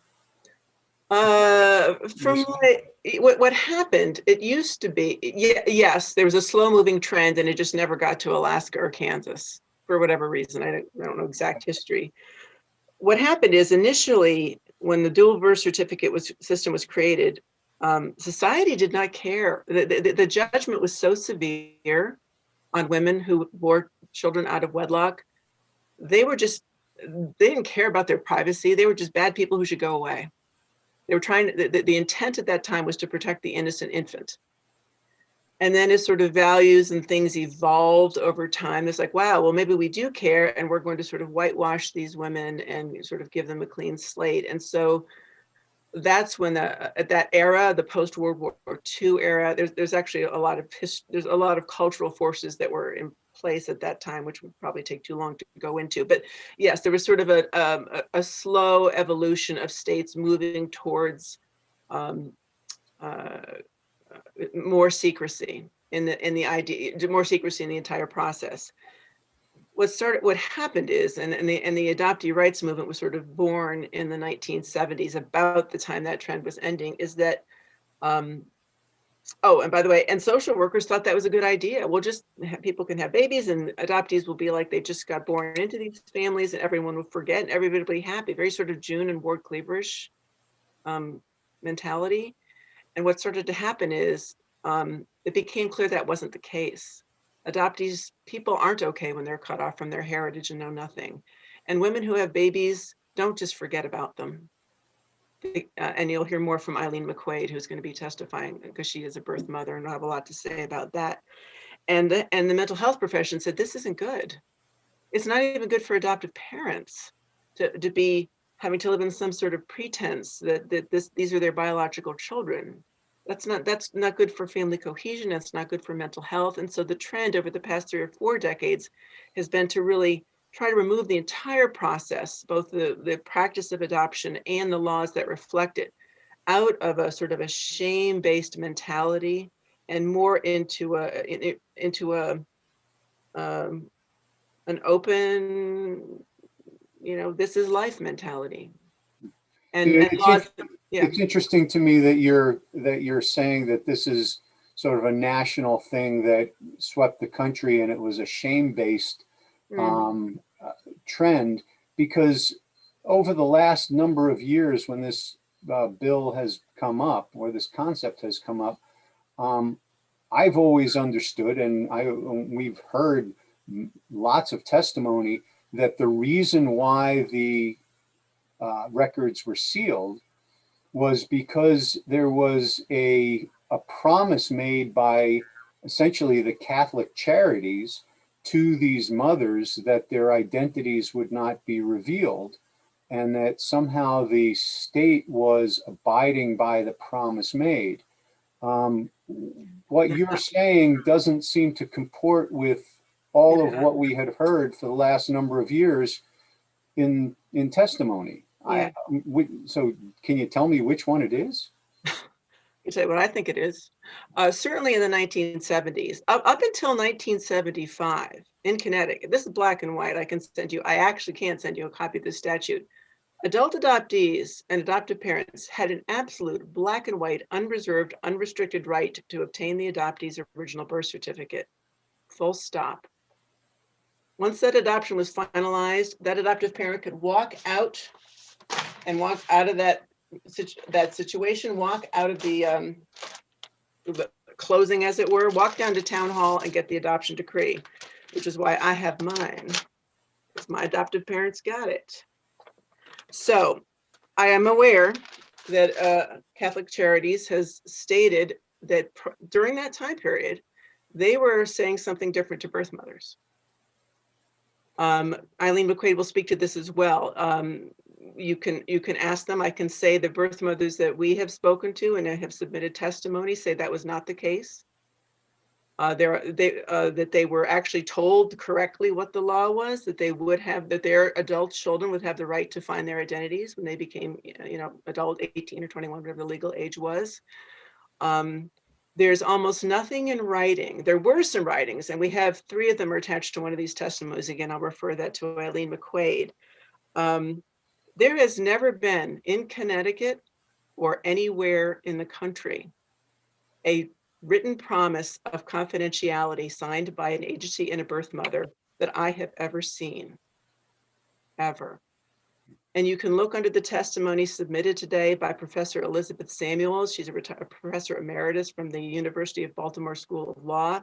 She's published on this. She did a nationwide search to turn up these documents because they were not given to the women who signed them. These women were sent on their way without even being given a copy of these supposed written agreements of confidentiality. Not a single one of the documents she took up said a word about confidentiality. 40% of them extracted a promise from the birth mother that she would not interfere with the adoptive family. She would respect their privacy. But not one said that she was promised some sort of anonymity. And by the way, the courts that have ruled on this, and there have been courts in Tennessee and Oregon who have ruled on this, is there's no, in those cases, there was no federal, this is Oregon and Tennessee, there was no federal or state right to anonymity or privacy regarding a biological mother's relinquishment of her child. Now, was I there in 1959 in Catholic Charities' room, listening to the conversations? No, I was not. I did speak to one of the attorneys who represented Catholic Charities and met with many of these birth mothers. I spoke with him about 4 years ago. He's retired now and lives in West Hartford. He told me he never made such promises. He never would make such promises, even when there was a short period of time in the law when there was a birth parent what we might call a veto that they had at that time, about a 5-year time, where they could say, no, I don't want my identity disclosed. But he said to me, he said, yeah, that might have been the law at that time. He said, but I never would have said that because I would never promise somebody the law is not going to change. And I am a retired attorney. I would never tell a client that the law, if I were representing clients, the law will never change. So again, I don't know. I wasn't there, but what I've told you is what I do know. So no, I do not, and nothing that I've seen in the legislative history indicates that the law was changed in the 70s because one particular agency was able to produce documents and somehow that was persuasive to legislators. As a matter of fact, what I understand verbally is how that law initially got changed in 75 is that the age of majority was reduced from 21 to 18, I think in 1972, and an 18-year-old adoptee searched, had a reunion, it didn't go well, and somebody got upset. And so there was sort of there was no public hearing, there was sort of an on-the-floor amendment to an adoption bill, and it was just enacted.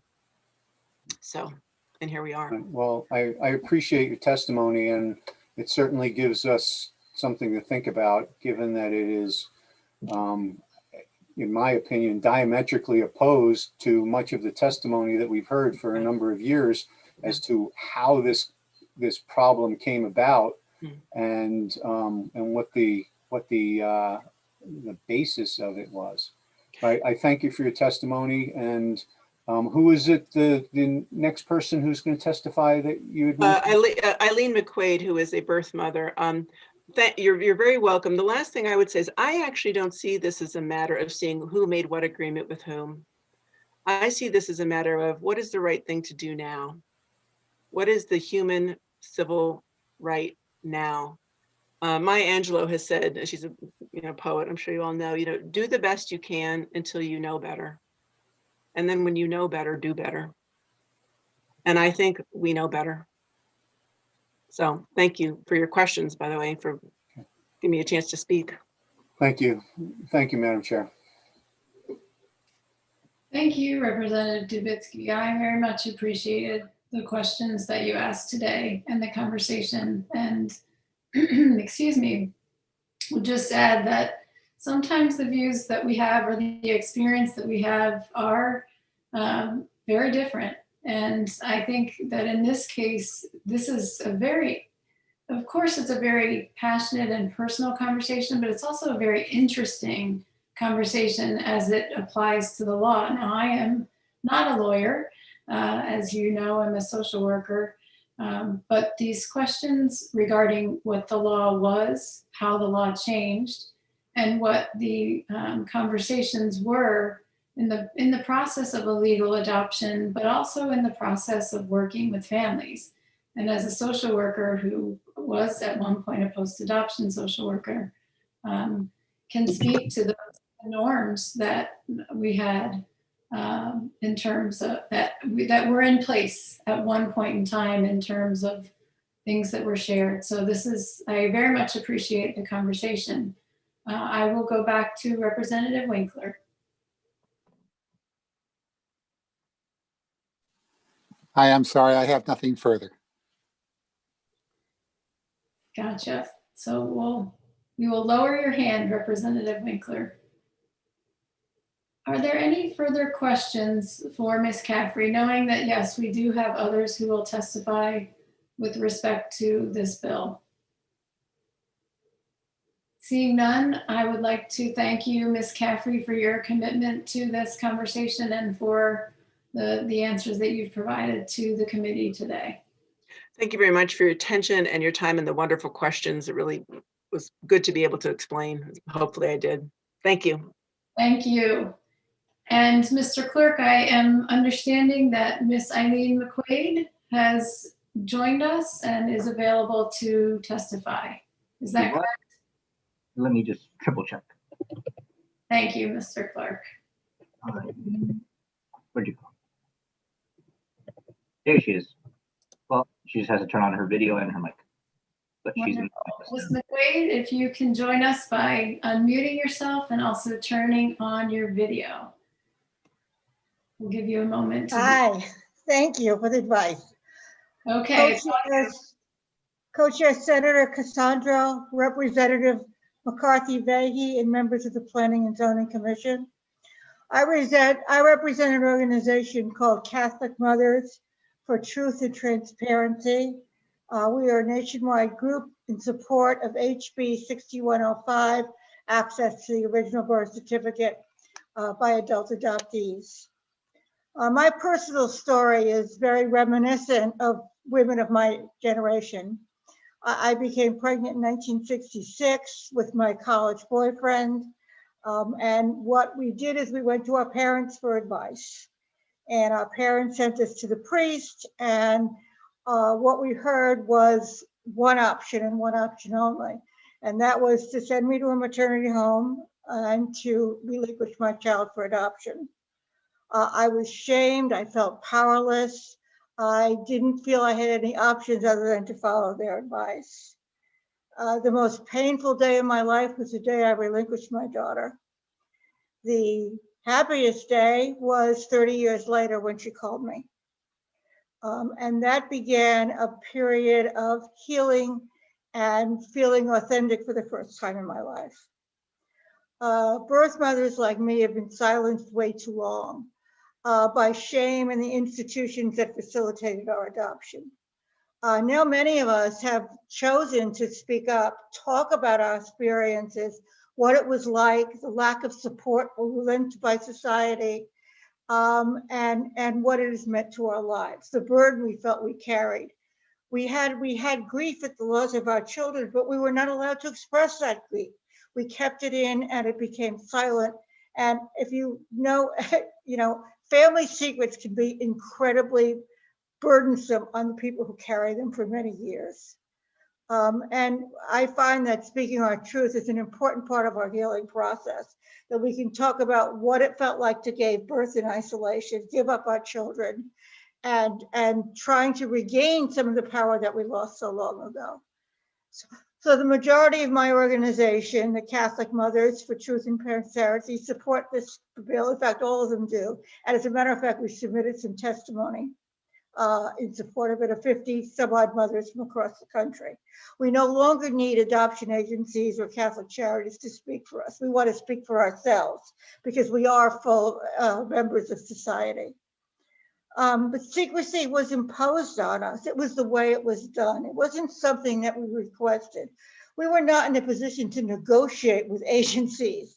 They had all the power and we had none. That was the only way they were able to take our babies away. At the law, because of the law at the time, some of us, in fact, many of us, were told that our relinquished children could find out about us when they turned 18, or that we could find out about them. The records were sealed in Connecticut in the late 1970s, and all of a sudden a right that we thought we had was taken away because the birth certificates were sealed retroactively. So our healing and our relationship with our children was stymied by this law that sealed the birth certificates. There are few among us who still live in secrecy and fear. And I understand how the birth mother who doesn't want to be found understands, because I was her at one point. She's afraid that her child will hate her, but she's more afraid that her family will think less of her. And that what happened all those years ago will define her as a person now. And this is because she's been keeping the secret for so long. It has enormous size and weight. And she doesn't realize that if she does talk to her family about it, her family will judge her on all the things she's done in her life, not just the one transgression when she was younger. The other thing that, the important thing is that I think it's unfortunate that a lot of these birth mothers are relying on sealed birth certificates to protect their identity, because it's a false sense of security. People are outing birth mothers on social media. They have big signs looking for birth mother born such and such a day in this city, in this hospital, or they're using DNA testing. And when they use DNA testing, they don't necessarily just contact the birth mother. They contact some miscellaneous relative who happened to do DNA testing and out her in a very public and unfortunate way. I think that magnifies her difficulty of coming clean. So we wholeheartedly support this because we believe that the children that we bore have the same rights as every other adult adoptee. Thank you for your time. Ms. McQuaid, I want to thank you for your willingness to join us and to share with you that I find myself very moved by your testimony. And I'm moved by your willingness to share your journey with us, but also by your empathy for all the birth mothers who are afraid, the birth mothers who are still concealing that from their families and from the people who love them.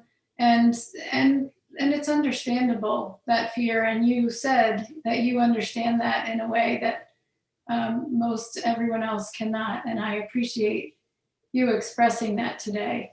I think that that's something that we've heard from folks in the past. And also just appreciate you naming the changing dynamics and the vulnerable situation that so many birth mothers were in at the time that they were faced with really an unbearably difficult choice for themselves. And to every birth mother out there who has made that choice to give their child up for adoption, I just want to say my heart goes out to you, whether you have reunited with your children, your birth children, or whether you still retain that secrecy. It really is something powerful. I also appreciate what you mentioned specifically about the false sense of security with the sealed records and the role of technology and the ability for people to make connections in a lot of different ways.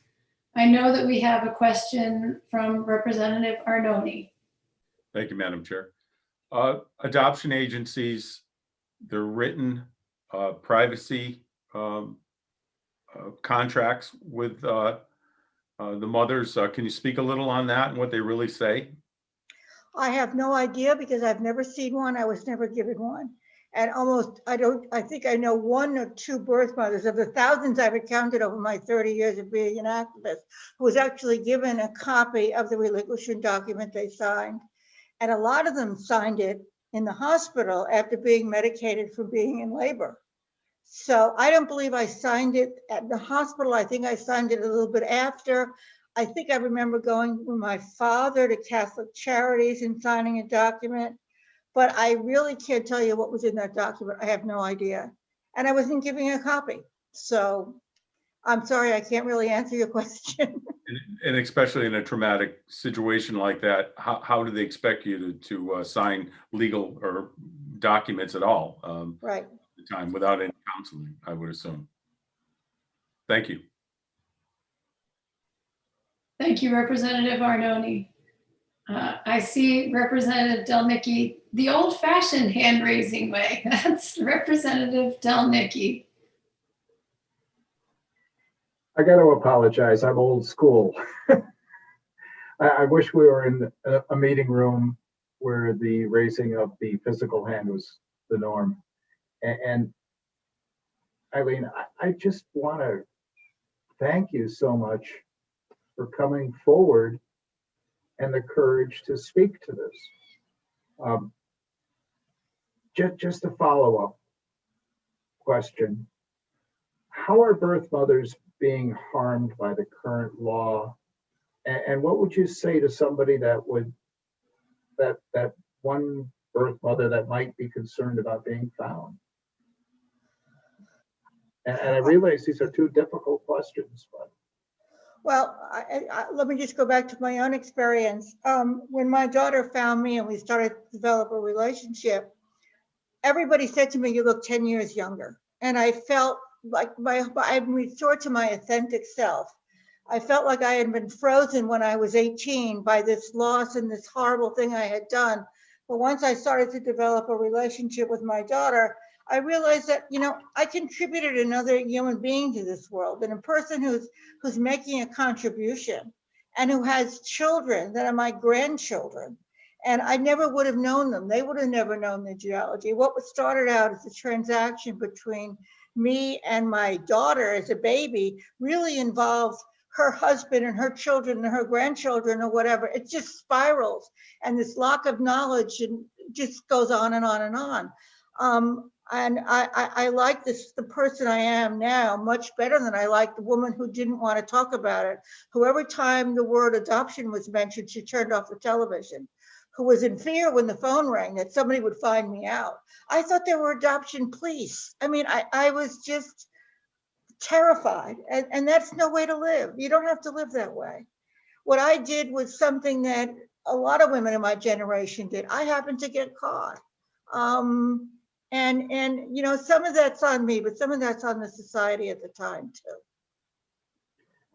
I thank you for your testimony, and I would just like to bring to the attention of the committee members that your testimony does include some copies of statements pertaining to the surrendering of the children and what was actually the child and what was actually promised. So that, I think, just looking at those documents that you've included in your testimony, I think will open a lot of eyes as to the fact that there really was nothing promised, and it is what it is.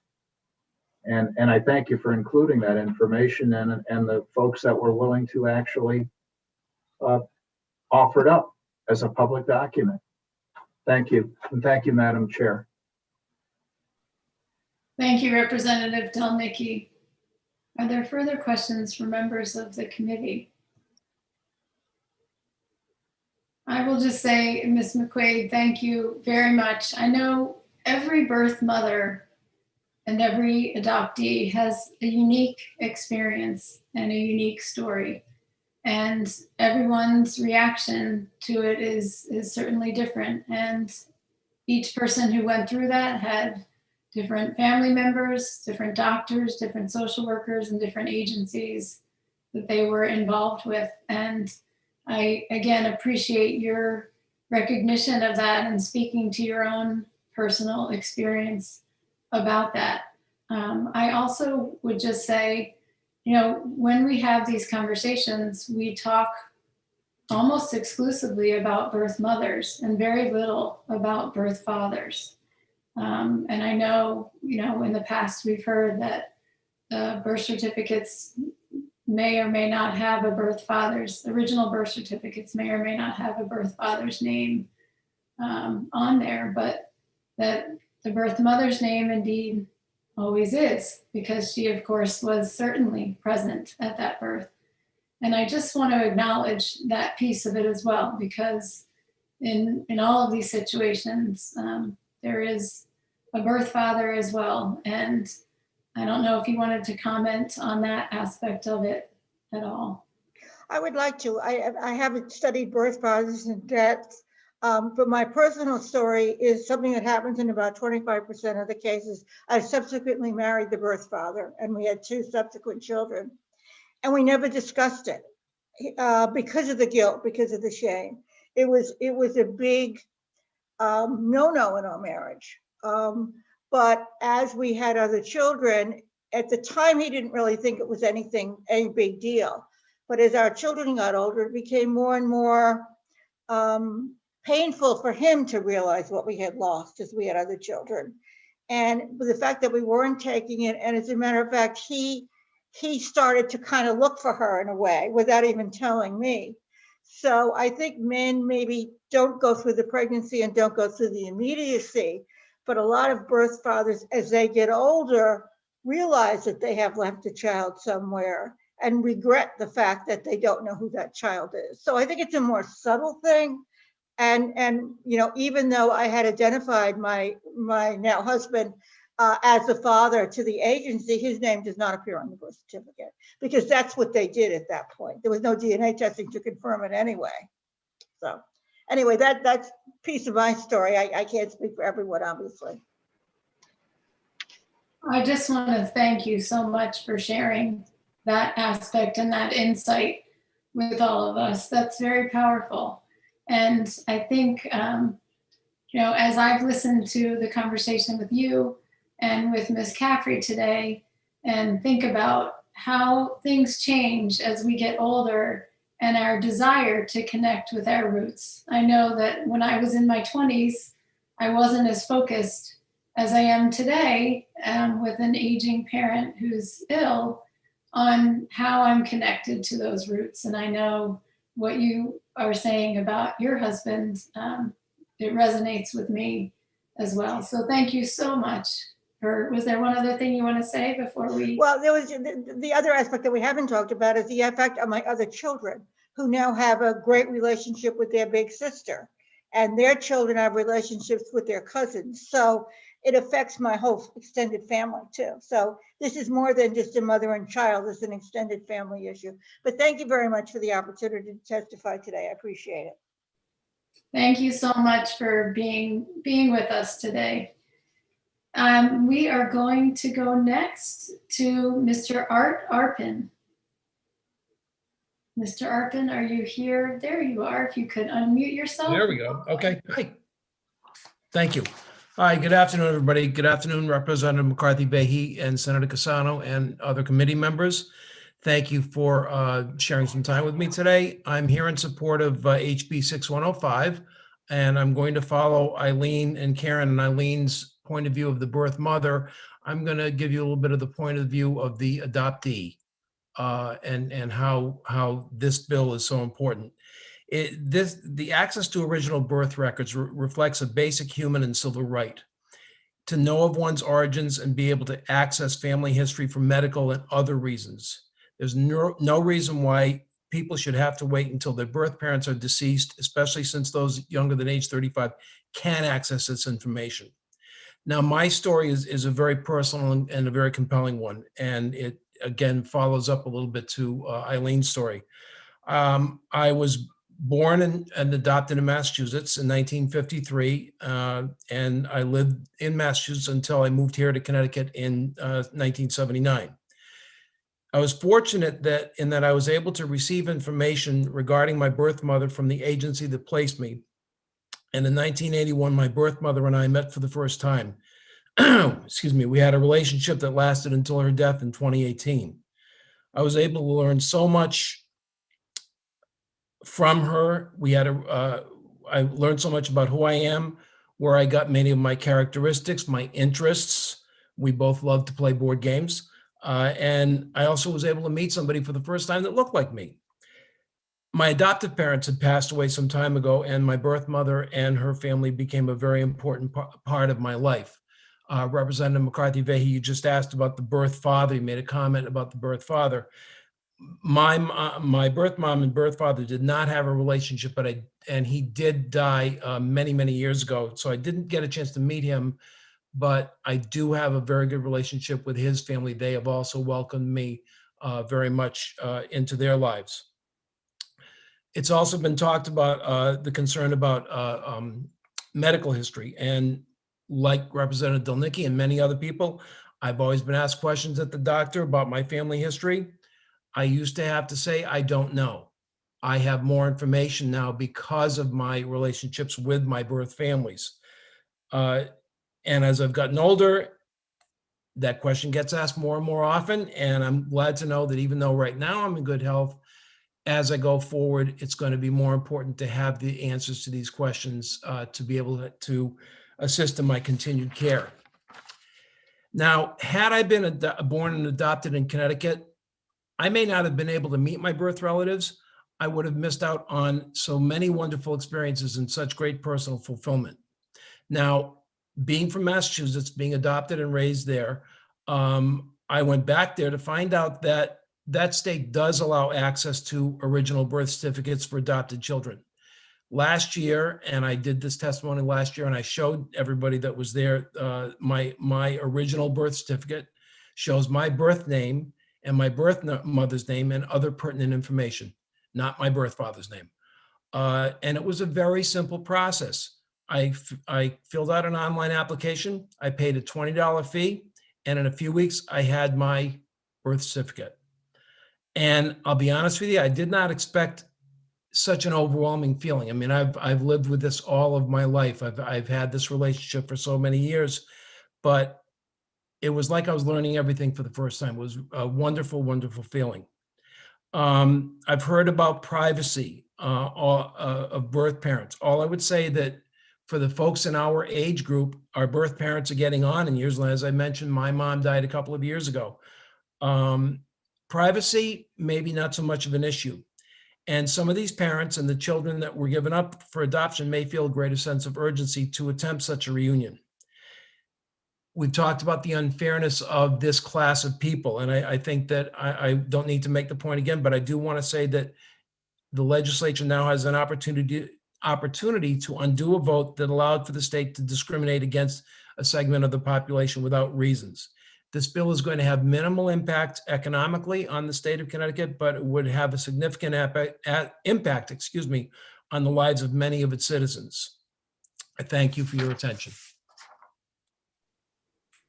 Thank you for being with us again this year, Mr. Arpin. I appreciate your persistence. Are there questions? I know you laugh. I certainly know that many folks who have been involved in this conversation have been having it for years before I was a member of this committee. Right. Well, it is a very important topic, as you can see. And I appreciate your words of support on this as well. Thank you. Are there questions from members of the committee? Seeing none, thank you for being with us today, Mr. Arpin. Thanks. Good to see you. And next up on our list of speakers is Daryl Gugig. I'm not positive if I'm saying that correctly. Is Mr. Yes, here you are, Mr. Gugig. Hi. Before you begin, if I may, I believe you are here to testify in support of 6102. Is that correct? That's correct.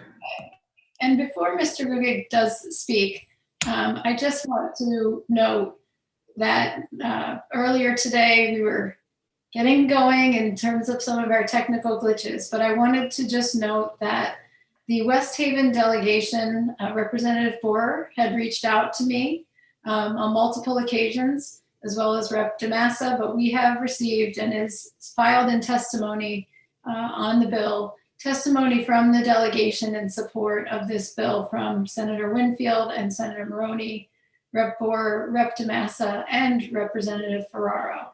So I just wanted to, while we were on the topic of 6102, point that out for members of the committee and members of the public. And again, we'll then turn it over to you, Mr. Gugig, and please, and oh, Mr. Clerk, I'm going to, Mr. Gugig, with our indulgence, Mr. Clerk. 1 second. So I just actually just saw an email from Mr. Gugig. Him and John Dionis, who's here right now, they actually are coming in together, seeing if possibly it would make sense if they could come together.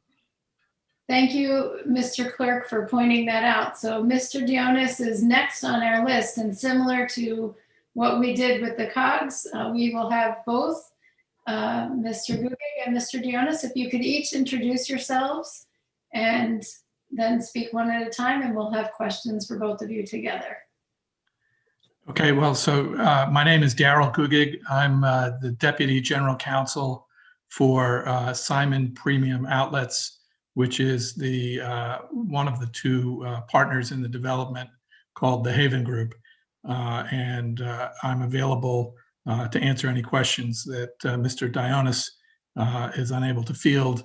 But otherwise, I think it makes sense for you to hear from him since he's the developer on the project and I'm just his lawyer. Wonderful. Well, Mr. Gugig, thank you. And if you don't mind muting yourself while Mr. Dionis talks, Mr. Dionis, welcome. Please introduce yourself. Oh, Mr. Dionis, you muted yourself accidentally there. Is that better? Are we back? Yes, you are. Oh, great, great. Thank you. Well, Representative McCarthy-Vahey, Senator Cassano, distinguished members of the Planning and Development Committee, I really appreciate the opportunity to provide testimony and speak in support of 6102. This is an act concerning a special district in the city of West Haven. You heard from Mayor Nancy Rossi this morning of West Haven.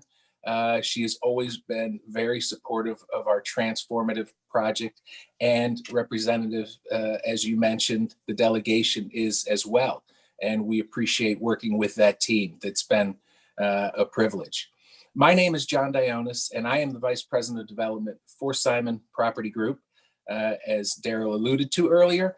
And yes, we are partners in the project, the Haven Group, that is developing a 225,000 square foot outlet shopping center that we are calling the Haven in the city of West Haven.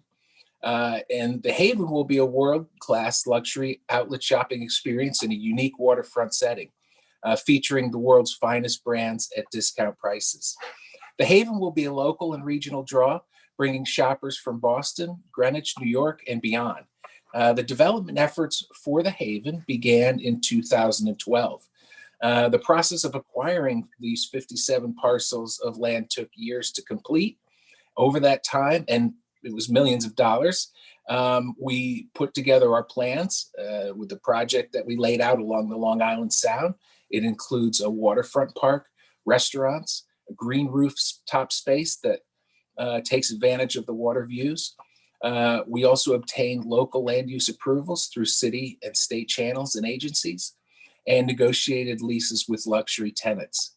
The city of West Haven has been a key partner, as I mentioned. They were also instrumental in securing a $5 million grant and aid from the state to assist fund public improvements.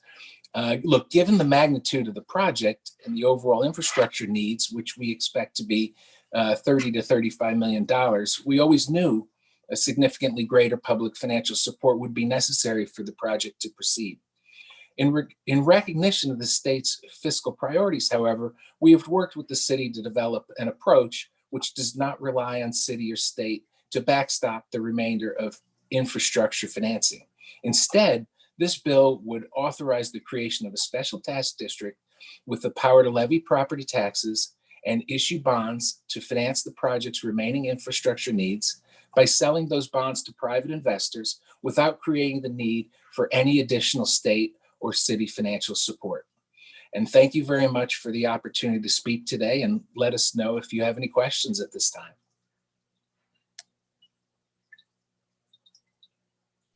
Thank you very much, Mr. Dionis, for your testimony. Indeed, it certainly has been a collaborative effort, and I will again reference folks to look in the public testimony. There is the delegation letter of support we did hear from the mayor. Are there questions from members of the committee?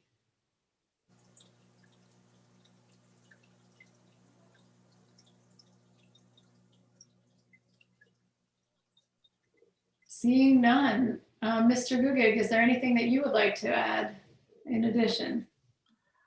No, I just thank the committee for hearing us and the other people who testified in support of the bill. I don't want to waste anyone's any more time. You're hearing other matters that I sat through and heard that seem like they're also very important. Thank you very much. Well, this is certainly something that's very important to West Haven and to its future economic development. And so I think you've heard some words of support from other members of this committee. And certainly as we go forward, we work collaboratively with the chairs and ranking members. If there are other questions or concerns, we will remain in communication with Mayor Rossi and our delegation and the two of you. So seeing no further questions from members of the committee, thank you, gentlemen, for being with us today. Thank you very much. Thank you. Next on our list is Jennifer Lineweaver from the assessors, and I'm not sure if I see her here right now. Mr. Clerk, is Ms. Lineweaver with us? She was a second ago. 1 second. Oh, she's here. She has unmuted herself and is on camera. It's so nice to see you. As I say to so many, and to everyone, I wish that we were in person, but welcome. Please proceed. Thank you. Good afternoon, Representative McCarthy-Vahey, Senator Cassano, and all the distinguished members of the committee. Thank you for the opportunity to come before you today. My name is Jennifer Lineweaver. I am the legislative chair of the Connecticut Association of Assessing Officers, and I'd like to thank the committee for raising Senate Bill 695. I'm going to speak first to Section 2 of the bill because it addresses a very serious and very costly problem in Connecticut that continues to get worse. Massive amounts of tax appeals are being filed by tax representative firms and flooding the court system. 99% of appeals get settled because it's too costly for the towns to go to trial on all 100% of them. These firms typically come into a town and do a mass mailing right after a town-wide revaluation project, offering to file appeals for free, and that they will keep 50% of the reduction over the course of the next 5 years. These firms never consider the value or check to see if it is fair and equitable. They file the appeals with no appraisal and take the municipalities to court betting on an easy settlement and refund. Now, Connecticut appraisers are not allowed to work on a contingency because a contingency project is considered a biased value in which the appraiser has a personal interest in the outcome. So just right there proves that there is inequity in this system. Some states require a property owner to submit an appraisal within the first 90 days after having taken an appeal because the burden of proof is on the property owner to prove overvaluation. I saw that CCM was requesting that you amend the language to require an appraisal within 90 days of filing an appeal. Requiring an appraisal would assist much more than the current language because as it is now, it only restricts someone from testifying on an assessment appeal when only 1% of the appeals actually go to trial. So CAAO would ask that you amend the language as recommended by CCM's testimony. In regards to Section 1 of the bill, it contains a few technical changes that would be beneficial to commercial property owners. Income and expense statements are what assessors use to base all commercial valuations and taxation on. It would extend the date in which a property owner could request an extension to file their income and expense data, whereas right now they would have to request an extension a month before the form is actually due.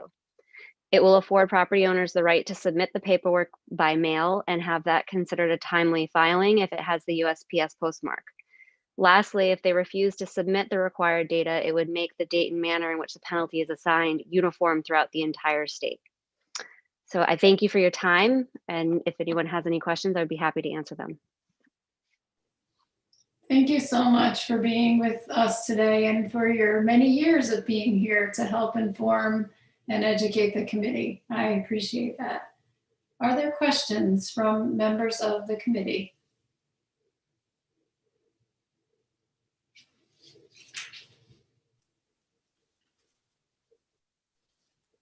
Representative Zullo, I was wondering if we might get a question from you. I'm so glad to hear from you. I appreciate that, Madam Chairwoman, and excellent job so far. I know this has not been easy with Zoom, but I have to tell you, it's been flawless, and a lot of credit goes to you for that. So thank you for all of that today. Just as a follow-up, if contingency fee, I'm playing a little devil's advocate here, if contingency fee arrangements are eliminated, and the alternative is for homeowners to have to either pay hourly or upfront for services, do you think that would be a disincentive for some homeowners to be able to file these appeals? My question being rooted in the fact that often if you're a homeowner and you're appealing a $10,000 or $15,000 disagreement in your assessment, even in terms of hundreds of dollars per year, you're maybe only talking about $400 or $500 for a year. Now that's a lot of money, but the cost to hire a lawyer on an hourly basis is going to far exceed that 1 year cost savings or possibly even a 5-year cost savings. So are you worried that getting rid of contingency arrangements will disincentivize homeowners filing appeals? We're not looking to prohibit attorneys from working on a contingency fee basis. This is more for the tax reps that come into the state from out of state. They offer their services to provide expert testimony or provide, their indication of value. They promise the taxpayer that they'll get some type of refund and they'll spread that contingency, whatever percentage they get over the 5 years. So we certainly understand that the contingency fee arrangements with attorneys, and especially when it comes to residential homeowners, that's very that can be huge in their determination on whether or not they can make an appeal. This really is more in terms of commercial properties where we see this happening. Is, you know, typically we'll get a request from a firm and they'll request all of our commercial data on our real estate list, and then they'll use that for a mass mailing, and that's where we see this problem a lot. So we're not looking to remove the ability for anybody to hire a lawyer on a contingency fee basis. So then somebody hires one of these firms, and is the scope of the work to essentially represent them only at the Board of Assessment Appeals? Do they also actually file appeals if the Board of Assessment Appeals doesn't agree with them? They do, and they will typically at that point, you know, if the board does deny the appeal and they choose to move on to court, you know, they would hire a lawyer that's based in Connecticut to assist them, but they provide, you know, this expert testimony, so to speak, but they don't have an appraisal.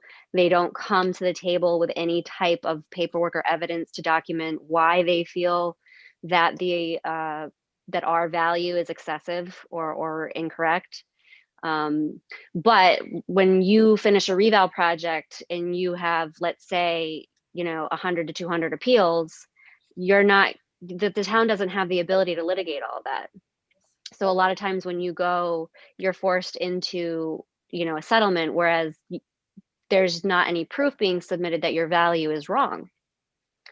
And that's why requesting or requiring that there be an appraisal within 90 days of the appeal, we really feel would limit some of what's happening, because that when they get that appraisal, they may see that it's in line with our value, and there's no need to proceed further. I mean, we think that that would be a huge deterrent in terms of some of the frivolous lawsuits that have kind of popped up all over Connecticut over the past several years. I appreciate the comments. Thank you very much. Thank you, Representative Zullo. Senator Cassano. Yes, thank you, Madam Chair. This is an issue that most people in the state of Connecticut probably don't see. If you live in a small town generally and so on, you don't have the properties that these guys go after. I believe since we built the mall, and we built surrounding industrial parks and so on. And of course, by doing that, we invited this problem. I believe the big outfit is from Kansas, if I recall. I remember meeting with the assessors as a mayor and going through these kinds of suits as they started to come through. They just blanket at every property. They don't generally go after residential, but it's all commercial. And it's very simple. I want to represent you. It won't cost you a penny. Just split 50-50 with me, whatever it might be. It's a farce the way this is going on. If you have industrial properties, if you have large commercial properties and so on, this is what happens. And many of those, a mall type place or some of the larger industrial places, they don't even reside here. So it's very easy for the ownership to sit back and say, sure, go ahead. Whatever you got, I'll split it with you if I can cut my taxes. And so it's a perennial problem that the assessor goes through year after year. Fortunately, in Manchester, we have an attorney that I think if there's one thing that he loves more than his wife, it's probably challenging these companies, and he wins. He's very good at it, but it takes us, I mean, we have a full-time attorney. That's what he does. He deals with these types of cases on a regular basis. It's too bad that we have to invest that kind of money, but it saves us money in the process. So it's ongoing. When reval comes up, it's particularly a major issue for us. It's wrong, but there's nothing we can do about it. We've tried to get legislation passed that says you had to reside in Connecticut to file and things like that. Well, you can't do those kinds of things. You can't stop these people. They just pick up a list. They get your grand list. They file for a suit, and it goes on. So anything we can do to stop this, it's just immoral. It's hurting us. It'd be great we could end it. Thank you. Thank you, Senator Cassano. I'm going to go back to Rep. Zullo. And I did see that Rep. Zawistowski had her hand up, but I believe had lowered it. But Representative Zullo, back to you. I appreciate the indulgence for the second time. I was thinking about something and then I lost my train of thought. So I appreciate the second bite at the apple. So what would prevent an attorney from doing the same thing that one of these firms is doing now, to just be blanket soliciting people to file appeals and then filing them? So this would stop out-of-state firms or non-licensed professional, not attorneys, but an attorney could do this even if this were passed, and that would that still be a loophole? Potentially. I think it could be. I think that Connecticut attorneys have also spoken about this problem. There's the Municipal Association, and they've come out against these types of tax reps. Yes, it could very well be a loophole. I can't imagine. I mean, there's firms that come through, because there's cities like Hartford, some of the bigger cities, they're fielding, I think Hartford in their last reval had close to 1,000 appeals. I mean, there's just no way to combat that. So I don't know that the Connecticut lawyers would have the resources or I mean, as you tackle that, but you're correct in that they could. When we get to pretrial or we get to that point, there's been some changes in our court systems. They'll typically want an exchange of appraisals. But again, that's where if we could at least get the language to say that within 90 days of filing the appeal, you have to come up with an appraisal, to your loophole, that would kind of prohibit any unnecessary lawsuits from going forward. So even outside of the contingency base, if we were able to get that verbiage passed, that would be a huge deterrent in stopping a lot of the frivolous lawsuits. I appreciate that. And I don't want to sound unsympathetic to your cause. I'm actually very sympathetic. I was a former court counsel for a municipality. I understand this issue all too well. I almost just fear that they're going to find these loopholes. They're going to hire in-state counsel, put them on retainer and say, hey, you're going to sign your name to this and then you're going to get 10% of whatever we recover. And they're going to find a way around it. But I like the idea. I'm going to think about it some more about the appraisal within 90 days, or even like a certificate of good faith, like you have to get in a med mal case, something like that. We do have to take steps to fix this issue, because I am sympathetic to it. So I appreciate that. Yes, thank you. And anytime there's a reduction, it all falls on the remaining residents in town to absorb that burden. So I absolutely understand your point as well. And we're just looking for various ways to try to limit the bleeding, so to speak. Sure. Thank you again. And thank you, Madam Chairwoman. Absolutely, Representative Zullo. Happy to have you come back with that question. And I'm seeing no further hands. Any further questions from members of the committee? Seeing none, thank you so much for being with us today. It's great to see you. Thank you too. Thank you. Next on our list, sticking with the same theme, we have John Chaponis. Mr. Chaponis?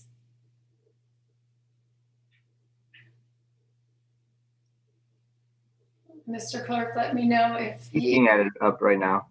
He should just have to, there you go. Okay. If you could just do me, oh, there you go, your camera. Perfect. Good afternoon, members of Planning and Development Committee. My name is John Chaponis, and I'm testifying on behalf of the town of Colchester today. And I'd like to start by pointing out that no one has spoken today about Section 2 of 6103, which would monkey with the language in a different statute that covers all exemption approvals, not just group homes. But I think there's a lot more to the group home issue, and I'd like to begin by providing you guys with some historical background on the taxation of group homes owned by charitable organizations and how we sort of ended up in this perfect storm of nonprofits being pitted against assessors. And then lastly, I will close with offering you what I honestly think is a solution that I'm hoping group home owners would even find acceptable. Going back in time, many of these services were provided by the state of Connecticut. Group homes were owned by the state. They were exempt from normal taxation. However, they went on the pilot program, and municipalities would receive a pilot payment, which was around 36% of the actual tax bill. Over time, the state has backed away and outsourced these services, but also agreed to subsidize providers for certain expenses. One of those expenses is the local real estate tax. I have 4 group homes in my town paying taxes, and they're being reimbursed by the state. I also have 6 group homes in my town paying taxes, and they're not being reimbursed by the state. The state is currently reimbursing group home providers $1.9 million annually solely for real estate taxes. So while some have claimed they should be exempt, the state has a line item on the reimbursement for local real estate taxes, and I don't believe they'd be reimbursing $1.9 million annually if they were exempt. We honestly find ourselves in this situation because the state of Connecticut froze the funding reimbursement levels for all nonprofits in 2007, not because assessors did not believe in the services provided by group home providers. Similarly to nonprofits, municipalities are in the same boat. The state created the Elderly Homeowners Program, Additional Veterans Program, Manufacturing Machinery Exemption Program, and agreed to reimburse the municipalities for the revenue loss. However, the state has eliminated the reimbursement for all of those programs as well. Currently in Connecticut, 6 municipalities have a grand list that is more than 50% exempt, with 19 communities having more than 1/3 of their grand list exempt. House Bill 6103 is one of 20 raised bills for 2021 that would exempt more property or increase already existing exemptions. While both municipalities and nonprofits are suffering financially, if you wanted to consider a compromise solution for this problem, based on the research we've conducted, if you exempted group homes and put all of them on the state pilot program where they would reimburse for the 36%, the state would actually save $50,000 per year. It actually comes out to $1.85 million per year to put them all in the pilot program. My town would request that you oppose 6103 and either increase the funding reimbursement for charitable group home providers or place them on the pilot program. If I could get 2 words in on a contingency fee, I agree with the representative. It's not the best fix. One of the best fixes would be to require them to have an appraisal.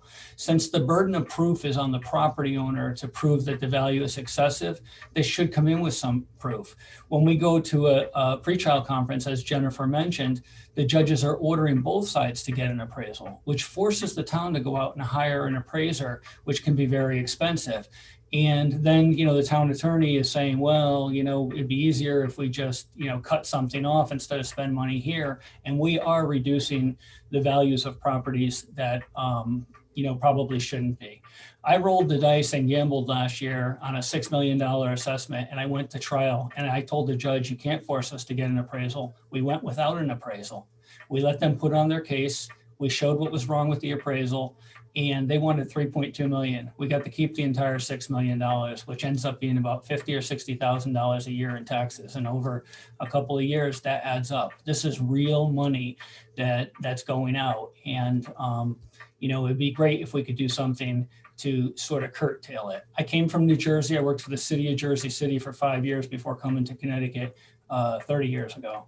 And in New Jersey, if you show up for a pretrial and you don't have an appraisal in your hand, you make a motion to dismiss and it gets dismissed. The cards are stacked against municipalities, and every form of property tax appeals is paid for with public funds. My salary, my attorney's salary, if I have to hire an expert, the judge's salary, the court clerks, and if we give a refund, it's all paid for with public funds. And I think we all have a duty and responsibility to try and do it as frugally as possible. I'd like to thank you all for your time, and I think you're doing a fantastic job with the Zoom hearing, and I'd answer any questions if you had them. Thank you very much, Mr. Chaponis, and your timing was perfect. I was about to say wrap up, and I want to thank you and all the speakers today who have been really good about trying to keep time. I also want to give a special shout out and thanks to Camila Lemos, our clerk, who is doing a whole lot behind the scenes. Normally we'd all be sitting in a committee room and you could see the work that he's doing. So I just want to thank him as well. With that, I will turn it over for questions to Representative Rapazzulo. Did you have a question? I saw your hand. Okay. So Representative Goupil, followed by Representative Smith. I think it was important for the testimony that you just provided regarding the public funds and the impact on it and who ultimately pays for this process. Having been a municipal leader and seeing the substantial amount of reduction in revenue to the town through the budgetary process, and who ultimately picks up the tab through that process is the property owners who do not have the funds to hire an attorney and to get the appraisal. So there is a real equity issue to this topic as well. So I appreciate you bringing that to light, you know, just specifically on the public funds and ultimately who is paying for the process. Thank you. Thank you. Thank you, Representative Goupil. Representative Smith. Thank you, Madam Chair, and hello, John. So I think it's first for me to be at a public hearing where two constituents, a former colleague and a resident of another town in my district are all testifying in the same hearing. So that's an interesting experience for me. I just wanted to know, so, you know, I've only heard a little bit about this since I first got into my office, but I do understand that right now, it's not consistent across the state that some municipalities are assessing group homes and these other facilities and others are not. Is there, what's the reason for that? Or at least why do you think that is the case? Sure. Representative Smith, thank you for that question. And you heard me say in the first paragraph that it's a perfect storm of events that have transpired, and that's exactly what's happened. So you did have some people have testified today and said nothing changed in the property. They were exempt and now they're taxable. That's true, and that's wrong. I mean, that kind of thing shouldn't happen. But what did happen was, as group homes sort of changed from being run by the state to nonprofits, they would file for exemptions on a form that was a one-page form. And it didn't really give a lot of background on what the property was being used for. In Connecticut, tax exemptions are strictly tied to the use. For example, the Catholic Church couldn't buy a 20-unit apartment building and then be exempt on it. It has to be an approved exempt use. The Connecticut Assessors Association rebuilt the tax exempt form, and it went from really 2 pages front and back to a total of 7 pages or 3.5 front and back. Asked a lot more questions, got a lot more data. And also I think some assessors went into a new town, inherited a job, found group homes that were exempt and put them on as taxable. Other assessors went to a meeting and found out that some assessors were taxing group homes and they realized that they weren't. And the statute is kind of a little tricky when you read it. It says that, there are 5 carve-outs, and one of them is housing that's 6 months or less. So when these group homes have residents that most of the time live there for years, sometimes their entire life, they would become taxable under the current legislation. So you have a bunch of things taking place. You have the state freezing their funding level in 2007. And then you have assessors who are adding these group homes on at a later date. So either the state's bill would continue to go, way up, or, something has to give. And that's why I proffered the idea that, I looked into how much they're reimbursing right now. It's 1.9 and change. It would cost 1.8 and change if you put them all on the pilot program. So the towns that used to be getting 100% of their tax would get 35%. The towns who were getting nothing and had them exempted would start getting 35%. But I figured it was some type of compromise, since that money is already there in place and wouldn't have a fiscal note for you guys. Thank you for that answer. So I have actually heard a fair amount about pilot and the impact that that has on communities that have large amounts of tax exempt properties within them, and not only just the larger cities, but, across the state, but certainly that impacts some communities more than others. I guess it seems to me, though, that at the root of this issue really is one of there's just too much room for interpretation on this particular issue. So in addition to perhaps looking into whether, doing something with the pilot formula is a good compromise in the answer. Do you also, I believe, are in favor, did I hear you right, in some clarification as to exactly what this statute is intended to make taxable and non-taxable? I think they put that I was in support on the testimony that we submitted jointly, Jennifer and myself, on behalf of the state association. But if you read that, that actually is opposing the bill. And Representative Smith, you know, a judge ruled last November, he said if a corporation is organized exclusively for charitable purposes, but one of those purposes is housing, then the corporation is not organized exclusively for charitable purposes within the meaning of subsection A of 1281.7. So while we can say that it's up to interpretation and it's different, the courts have even ruled on both sides of this issue. They've ruled in favor of it and they ruled against it. It's actually before the Supreme Court right now. In early December, a group home took the town of Cromwell to court, and it's before the oral arguments took place on December 11th, and we're probably about 4 to 8 weeks away from an answer on whether or not they should have been taxed or they shouldn't have been taxed in the past. But I'm trying to move forward, and you know, I think we've been up here on this bill 5 or 6 times over the last 7 or 8 years, and you know, that's why we did that research to find out what was being spent and if there was something we could do to sort of mitigate the revenue loss, yet still, you know, take care of the group home providers. Okay, well, thank you. Thank you for your answers to those questions. Thank you, Madam Chair. Thank you very much, Representative Smith, and thank you, Mr. Chaponis, for all of your answers. I'm going to call again on Representative Goupil.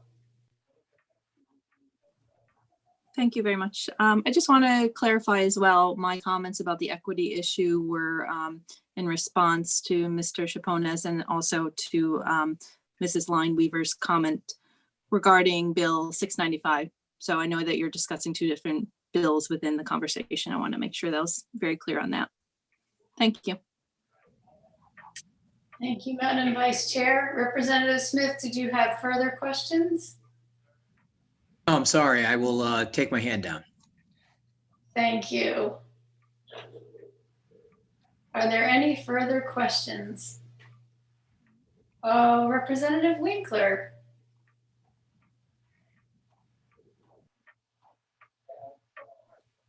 Yes. Mr. Chaponis, you're the legislative director for the Connecticut Association of Assessing Officers? I'm the co-chair of the legislative committee for CAAO. You know, it's an unpaid voluntary position, and I do that jointly with Jennifer Lineweaver, who testified on behalf of our organization. I really was speaking on behalf of my town, my boss, and you know, the revenue loss that they're concerned with.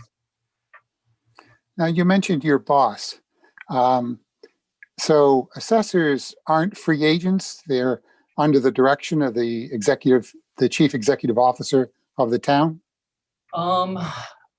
Everything we do is governed by state statute, and where the statutes empower someone to make a decision, only that person can make a decision. So it's not like a mayor can come into the office and say, I want you to reduce the assessments on you know, these properties, or I want you to waive a penalty. But you know, they can say this is an important issue, you're best versed on it. And you know, I have a new boss now, but I've had my prior boss, you know, wrote in testimony on this bill in the past and sent it in and sent me to the Capitol. But a mayor could say, I came back from a group meeting and this law is vague and I want you to start taxing group homes.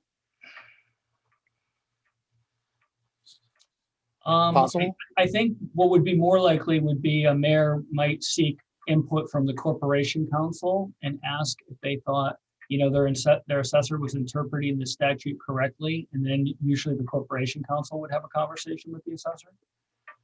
I am sorry, assessors interpret statutes? Don't we all? Not in operational terms. I mean, do you request from the town attorney an interpretation of the assessment statutes? Absolutely. From time to time, an assessor will go to the town attorney and ask him what he thinks. And we've gotten legal opinions on issues in the past, and other towns have gotten legal opinions from their corp counsel, and they've differed. So sometimes the statutes are not crystal clear. And I think 1281-7 is, a poster child for that, because everybody reads it and sees something different. So you believe the legislature hasn't been clear about taxation for things like groups homes?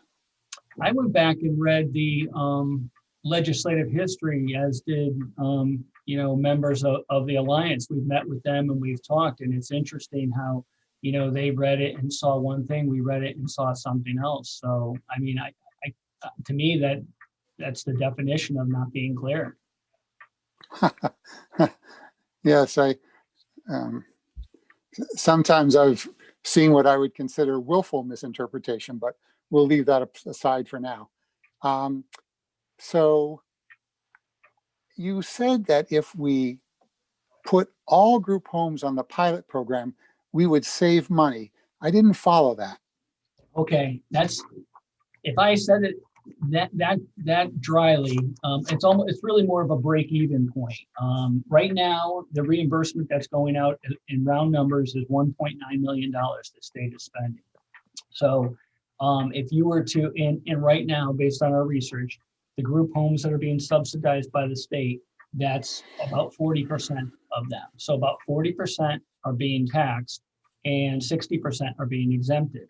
So therefore, if you took that reimbursement, the 1.9 that's currently being paid out, and instead of giving it to the group homes that are paying 100% taxes, you gave 35% of it to all of them, you'd be at $1,844,000 instead of $1,895,000. So it's about $50,000 less than what they're putting out right now.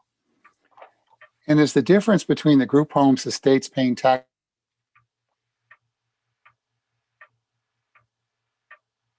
My screen locked up.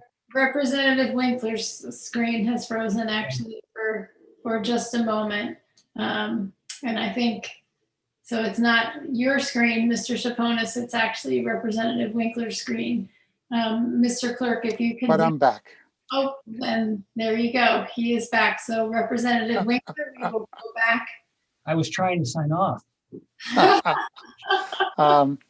Representative Winkler. So is there a difference between the homes the state pays the tax on and the homes that the state does not pay the tax on? No, if I wasn't clear on that, I apologize. Of the group homes that are subsidized by the state of Connecticut, 39% of them are being taxed. And that's because the assessors in those municipalities determined they were taxable. The others are exempt. And I actually know assessors in towns where they are exempt, and they recently took over those positions, and they haven't touched the issue because they're waiting to watch what happens with the Supreme Court decision. And they know that the state has froze the funding. They know that it just pours gas on the fire. So this is something that just continues to mushroom. What makes you think the state is paying any of the taxes on any of the group homes when we pay group homes to take residents? But what makes you think that we're actually paying the taxes? The taxes, the real estate taxes, are an actual line item on the cost reimbursement report. And I actually got this information from the state of Connecticut. This is what they told me. Gotcha. So you think that the rate that we pay in the 39% is inflated because we're also paying the property taxes on those 39% and not on the other 61%? You're paying 100% of the real estate taxes paid on the 39%. So if you were to stop paying 100% to those 39 and give them the 35 cents on the pilot program, you would be left with almost the identical amount of money you would need to give all the other group homes the 35%. So, I've offered that as, a compromise. I brought that up last year and the year before, because, if the state owned a group home, it would be on the pilot program and the town would be getting the 35%. Gotcha. So the state, of course, would save money by not putting them on the pilot program and not paying the taxes, by making the taxes, by clarifying the law so the taxes couldn't be charged. Do you believe that group homes, residential group homes, are a charitable purpose? Absolutely, but charitable is not the only test when considering, an exemption. A charitable organization could buy a 20-unit apartment building and say, we're going to use the income to further our original charitable goals. But that wouldn't be an exempt use, and that property would be taxable. Okay. Do we know the first town that came up with the idea that if a group home resident stays longer than 6 months, the home's taxable? No, I don't. I know that I've been taxing them here since I've been here. I've been here 29 years. But I think my first one didn't come in until maybe 18 years ago. I'd have to go back and do the research. But we put them on and the state reimbursed them for the taxes from day one. So when the home first started 18 years ago, did you wait 6 months to see whether or not anybody stayed longer than 6 months? How did you determine it was taxable? We inquired what the use was and what the length of stay would be. Gotcha. And I really don't think there aren't too many group homes out there where the length of stay really is less than 6 months. I mean, there are orphanages or women's shelters, but those are carved out. There's 5 carve-outs in 1281 7B, and so some of those are already in there. And the number of towns that are begun to tax group homes is growing over time? I think it is, but someone testified that there's a small number of towns that are taxing group homes. I don't really think that's fair because there isn't group homes in 169 towns. You're not going to find them in a lot of Fairfield County, and they're a magnet for towns like Manchester, Willimantic, Norwich, where the purchase price of a home is low. Yet you have your own police department, fire department, ambulance services. You have a hospital, and you also have entry-level jobs for those who can go out and work. So the towns that get, I think Manchester has 50 or 60 of them. So the towns that do get hit with this get hit pretty bad, which is why moving them to a pilot program would at least stop some of or help mitigate some of that revenue loss. Your 39% figure, what was that? 39% of what? 39% of the total number of group homes being subsidized by the state of Connecticut. Okay. Thank you. And thank you, Madam Chair. Thank you, Representative Winkler, for your always very thorough questions. I appreciate you. Senator Wong, nice to see you. Senator Wong, you are muted. If you can unmute, or I can unmute you. No, I got it. Thank you, Madam Chair. And just to follow up, Mr. Chaponis, did you submit written testimony? I did. I didn't see that it was posted when I looked about an hour ago, but I did submit it on my Town of Colchester letterhead. Okay, and I just wanted to double check, not having the testimony in front of me. You were addressing obviously the assessor's perspective in regards to tax appeals. But what piqued my interest is the follow-up with Representative Winkler's question in regards to our group homes and taxation. In listening to the presentations, I know that Chairman Cassano cited a statutory standing that protected these nonprofit group homes from taxation, but it appears that certain assessing offices may interpret it differently. Are you interpreting it differently than the statutory intent and language that might be articulated by Senator Cassano and many of my colleagues? I'm not sure what Senator Cassano is referring to, but the group homes in my town filed for an exemption under 1281-7, which states that if the average length of stay is greater than 6 months, then it wouldn't be exempted. And, that's really, what I went by. And if you go back and read the legislative history, they do go back and forth talking about the length of stay and how important it was. So the language is in there for a reason. When you look at statutory construction, there's nothing that's in the statute that wasn't there for a reason. So, I honestly believe that what I was doing was correct.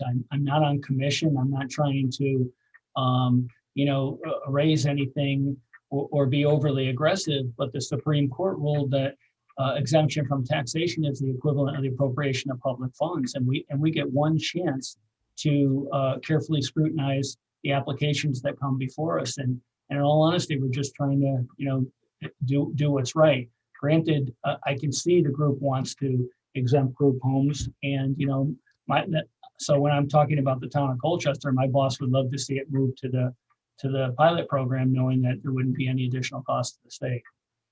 So are every one of your group homes that you're taxing right now, are they all nonprofit? That's correct. Okay. And now I mentioned, I had heard that you came from New Jersey, I guess. In your prior role, did the municipality you represent in New Jersey assess the same taxation on nonprofit group homes as well? That's a great question. You're going back 30 years, and it's hard. Oh, I didn't realize it was that long ago. Yeah, I apologize. I know we had a lot less exemptions, in New Jersey. It was more religious. That's all I can remember really coming in on. I could research that and follow up with you directly. No. I'm keenly interested in Connecticut. So that being said, so you are interpreting the language and the Supreme Court decision that you cited. I'm eager to do a little more homework on my own, and if it is the legislative intent of this legislative body to clarify that language to clearly exempt our group homes from local taxation, and we share that language with you, you obviously will respect and comply with that. Would that be correct? Absolutely. I think the easiest way to change it is just to go right into the fifth carve out and say, regardless of length of stay, and just that simple change, I think, would do it for our organization. Well, I appreciate that insight, and thank you for that. And maybe that's helpful for us when we draft language on this, to give all of our assessors a clear language. So thank you very much for your time. Thank you, Madam Chair. Love the picture of the cowboy boots in the back too. Thank you. You're welcome. Thank you. Madam Chair, just briefly before I go, I don't want to lose sight of Section 2. Section 2 in this bill wants to open up 1289, which talks about assessors determining exemptions. And it's adding a lot of language about charitable use. And if you don't want to make things more difficult to interpret, that language, in my mind, is very unclear. If you read the St. Joseph v. Town of Wyndham court case, the judge went on for pages saying there's no real definition for charitable use, and tried to mention some tests that he sort of used to come to it. So if you're definitely going to exempt group homes, I don't see any reason to go with Section 2, which is just going to put more municipalities in court arguing over what, and like I said, in Connecticut, it's always come down to the use. What's the property used for? I have had other nonprofits that were not group homes that had taxable property in our town. Thank you, Mr. Chaponis. I was actually just making a note on that. And as in past years, we will certainly remain in regular communication about this. Senator Wong, did you have a follow-up question? No, Madam Chair. Thank you very much. Appreciate it. Great. Yes. So, Mr. Chaponis, just to clarify, because I was making note of your comments for Section 2, what you're saying is that this section would create more confusion than it's worth, and you're talking about the use. Absolutely, and that in Section 2, it's not just for group homes. That's for anyone applying for an exemption. So that's really broad, and I couldn't even put a finger on how wide it would be. Yes, so as you know, in the process, and just for the members of the committee and certainly members of the public, we vote on concepts to be heard, bills are drafted, because as I explained in our first committee meeting, in this committee this year, we have only raised bills. So those bills that we voted on a title or a concept were then fully drafted prior to the hearing. We have the hearing and then the negotiation process and the conversation continues. Mr. Chaponis, I expect that we will remain in conversation, like I said, as we have in past years, as this moves forward. So I thank you very much for your thorough answers to the questions, and as well thank the committee members also. Thanks for being with us today, and hopefully we'll get to see you in person. Thank you all for your time. I appreciate it. Thank you. Next on our list to testify is Linda Iovanna from Mark Community Resources. Hello, good afternoon, Senator Cassano, Representative McCarthy, Vahey, and Senator Wong, Representative Zullo, and the distinguished members of the Planning and Development Committee. My name is Linda Iovanna, and I'm the CEO of Mark Community Resources, and I'm here to indicate my support of HB 6103. The act concerning property tax exemptions for property used for charitable purposes, as just discussed. Mark Community Resources is a chapter of the Connecticut ARC, and we provide residential, day, vocational employment services to people with intellectual and developmental disabilities. Our services are offered throughout Middlesex County, but we have people as far as the shoreline and into Hartford County who attend our programs. We have over 240 families who are connected to our organization and over 100 staff. We have group homes in Cromwell as well as Middletown and Portland. Mark has been directly impacted by the recent taxation of property in Cromwell. In 2018, Cromwell began taxing 2 group homes that we operate. They had initially also attempted to tax our day program property as well.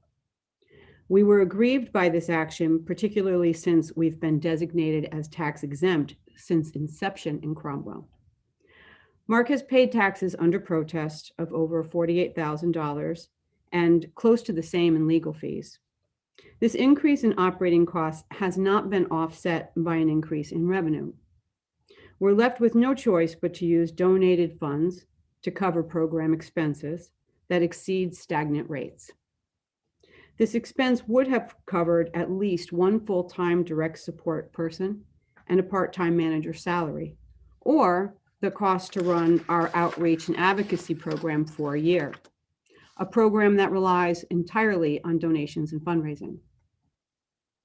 Property owned or leased by a nonprofit and used for charitable purposes is exempt from property taxes, but recently many assessors have denied exemption applications. This is critical funding that is diverted away from direct services, services provision for people in need when nonprofits have been burdened for years of state budget cuts and are forced to choose between costly litigation and paying taxes. I'm sorry, there's is the sound reverberating for everybody there? Is it any better? Good, we're good. Okay. Sorry about that. So people who depend on community services would have nowhere to turn if funding is redirected away from direct care to taxes. And these cuts come at a time when the demand for community services is growing. Nonprofits are explicitly exempt from federal, state, and local taxes for a good reason. We provide essential services to residents, so the government does not have to. Nonprofits exist for the public benefit and must operate for specific charitable, educational, or religious purposes. The mission of nonprofits is to improve the health and well-being of the members of our community and enhance the quality of life and serve the public good. In exchange, we have been exempt from property income and sales tax and have access to tax-deductible contributions from individuals and corporations. This social compact dates back more than 100 years. Ms. Iovanna, I'm sorry. If you could do me a favor and just wrap up, that would be great. Sure. So that is, I want to thank you for raising this important bill, and I urge you to support it. and I'm happy to answer any questions that you may have. Thank you so much for sharing your testimony and also for the good and important work that you do for members of the community. Are there Thank you. questions from members of the committee?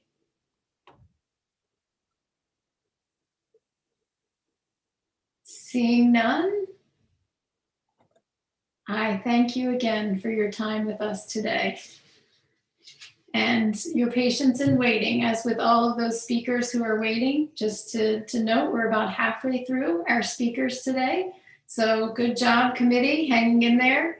I appreciate you all being here with us today and sticking with us. Our next speaker is Pamela Fields from Mid-State ARC. Good afternoon, everyone. Senator Cassano, Representative McCarthy, and members of the Planning and Development Committee. My name is Pam Fields. I'm the CEO of Mid-State ARC, a nonprofit providing supports to adults and children with developmental disabilities throughout Connecticut. I'm submitting this testimony in favor of House Bill 6103. Mid-State ARC oversees 11 group homes in Connecticut. We were recently told by the city of Meriden that they will begin taxing our group homes after 4 decades of being tax exempt, and that they will even tax the food service equipment in our ARC Eatery program, equipment that we received through the state of Connecticut nonprofit grant program. This equipment is used for our food service program, supporting people with intellectual disabilities and covering their salaries. We were denied the appeal for the group homes last year, and we are in the process of reappealing this year. I think it's important to note that 98% of our budget is funded through the state of Connecticut. The majority of the funding comes through the Department of Developmental Services, with the Department of Social Services covering the room and board at the group home. Without our services, the services of agencies similar to ours, the state costs for these services would be more than triple. Unfortunately for Mid-State ARC, we just expensed $22,000 for 2 quarters of taxes in the Meriden area. If all of our homes throughout Connecticut were taxed, it would increase another $20,000 to $30,000, causing a devastating $70,000 negative impact to our budget.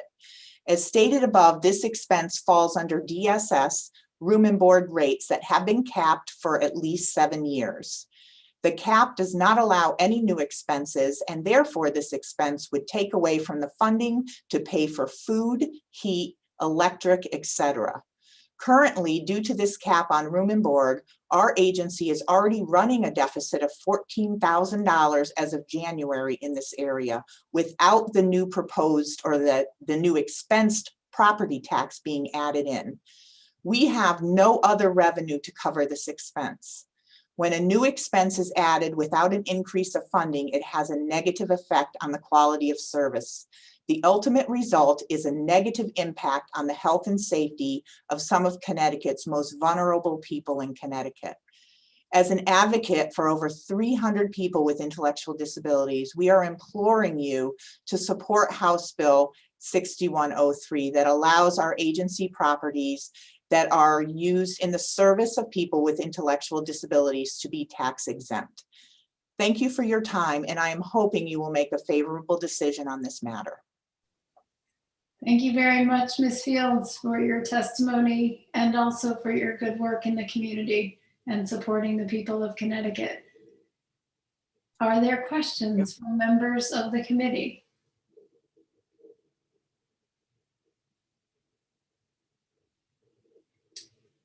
Seeing none, I am going to go next. Thank you very much, Ms. Fields. Thank you for being here with us today. You're welcome. Next on our agenda is Emmeline Harrigan. I will note that in our speaker order, we have Emmeline to be followed by Nathan Froling and then John Guskowski. If I'm going to give Emmeline, if she is here, the option of waiting if Nathan is also here, Mr. Froling, because I believe that both Emmeline and John are from CCAPA. Mr. Clerk, is Ms. Harrigan? Miss Harrigan's here. Just need her to, well, her mic's on. I just need her to turn on her camera. Which I'm trying to figure out. Meanwhile, Ms. Sorry, Harrigan. I'm here. I just, my mute was on. Nathan Froling, sorry. Mr. Froling is here. Ms. Harrigan, would you be inclined to let Mr. Froling precede you in the speaker order? That would be fine. Wonderful. So if you would kindly mute yourself, and Mr. Froling, thank you for your flexibility with that. So just to be clear to members of the committee and members of the public, we are going to speaker number 24, Nathan Froling from the Nature Conservancy, and we will come back to Ms. Harrigan. Welcome. Thank you. It's great to see you all. And thank you, Chairman Cassano and Chairwoman McCarthy-Vahey. Senator Wong, always good to see you, and Representative Zulu, and distinguished members of the Planning and Development Committee for this chance to testify in favor of Senate Bill 700 regarding the disclosure of dams.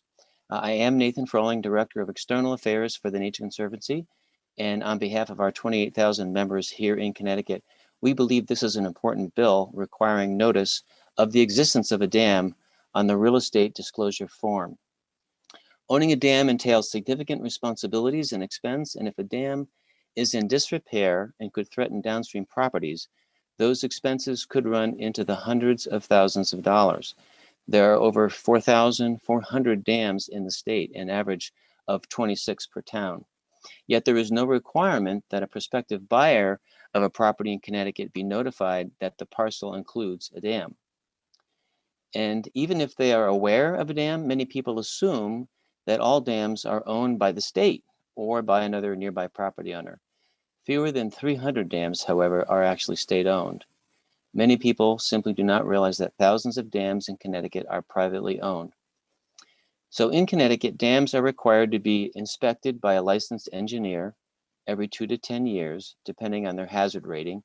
The average cost for an inspection is $2,500. When inspection engineers identify maintenance or safety issues, dam owners are required to make the necessary repairs to restore the dam to safe condition or to remove the dam. And thus you can see how those expenses could become very onerous for a new property owner. Over 3,600 dams are registered with the Connecticut Deep Dam Safety Division. The registration is to be updated when a property sells, but there is no requirement that that registration be shared with the buyer. And many registrations are not updated and submitted to DEEP, often rendering the state's dam registration data incorrect. And again, a challenge for a new property owner. No system is foolproof, but the most effective way of ensuring that buyers are informed of a dam's presence would be to require inclusion of such information on the inclusion of such information on the real estate disclosure form.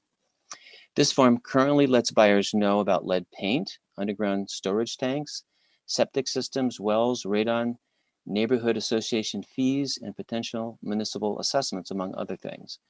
Dams should be added to the features of this form.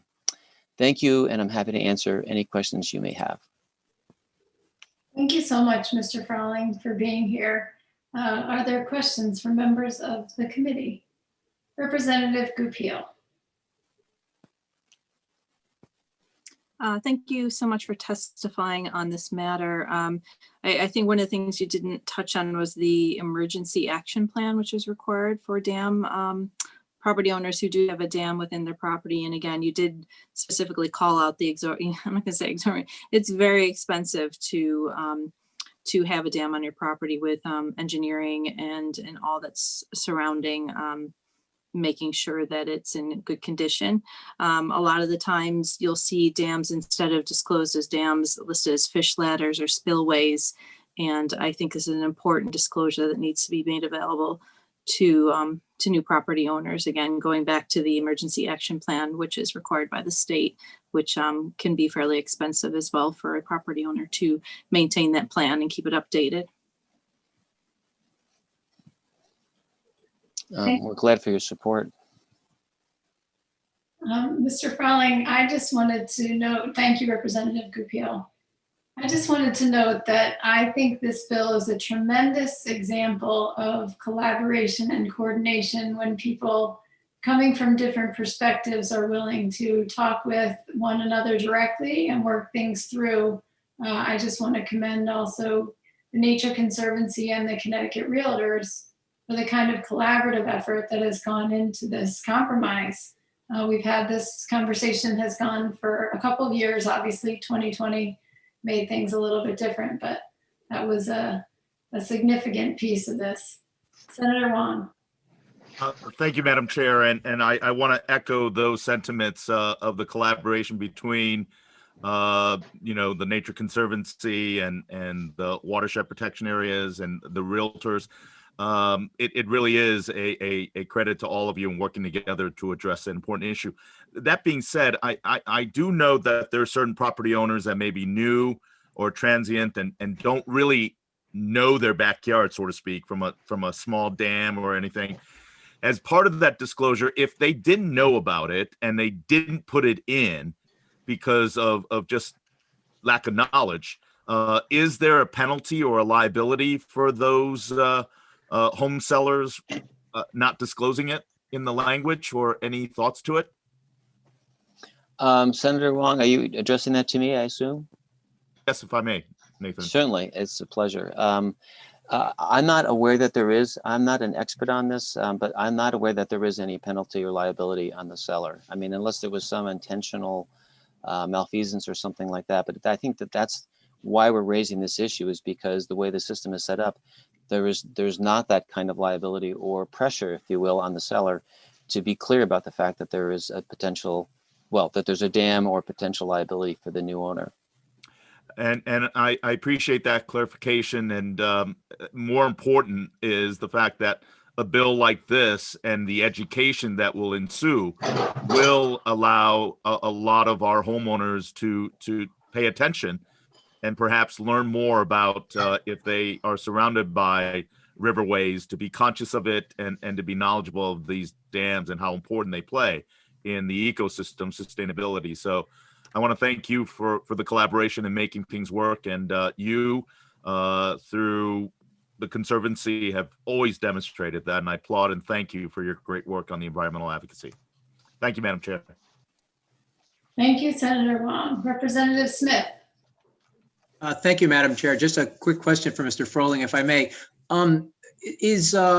Do property owners have the opportunity to or maybe the question really is whether or not some of the liabilities for a dam failure that you had referred to earlier, would they be, or are they able to be covered by an insurance policy?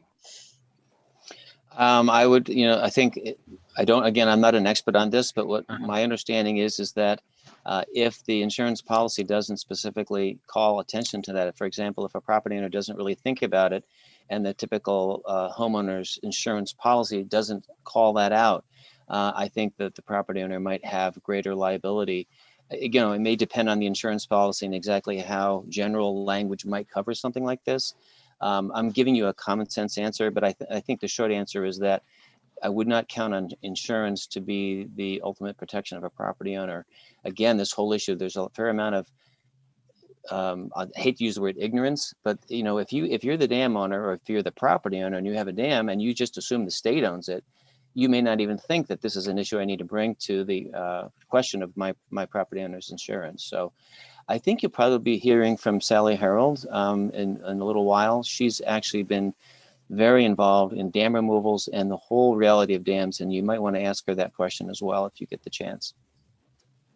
Great. It seems to me that, with the notification on the form, that at least people would have the option to look into it. If it's,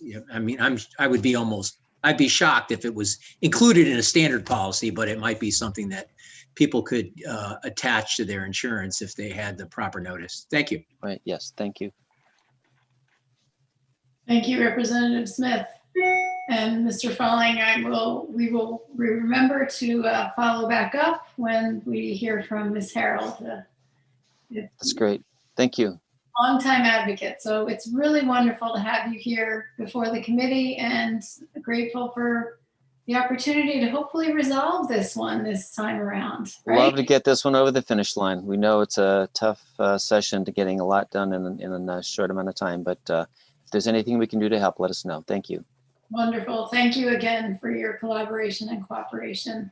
Okay. So next on the speaker list, we'll go back to Emmeline Harrigan, and she will be followed by John Guskowski. And again, because both of you are representing the same organization, you may have slightly different things to say, but we will invite you to answer questions together, if I may. So I'll have each of you testify, and then we'll do the questions following. Okay, great. Thank you, Representative McCarthy-Vahey and Senator Cassano and members of the Planning and Development Committee.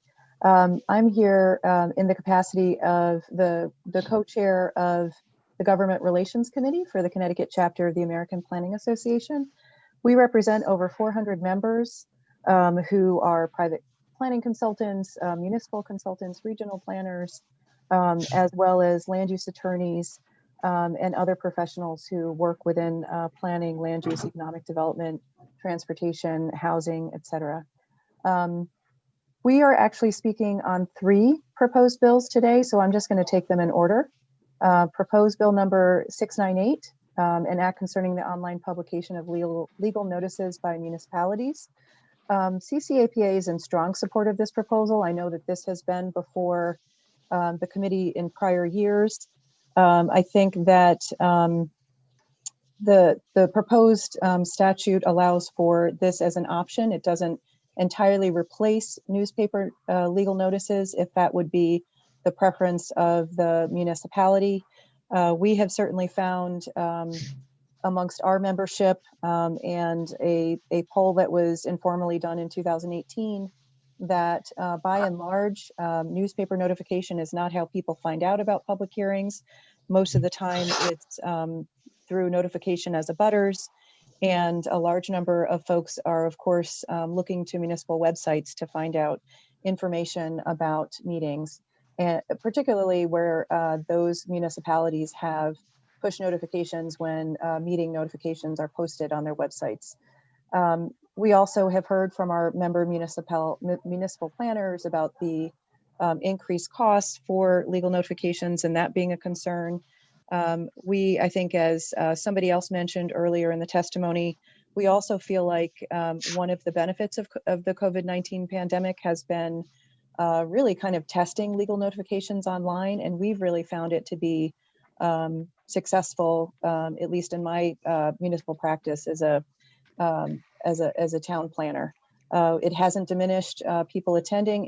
If frankly, it seems the opposite, that people are able to really kind of engage with the legal notices and really attend a lot of our public hearings more robustly in a virtual environment. But we did feel that there were 3 suggestions that could be made in considering this bill.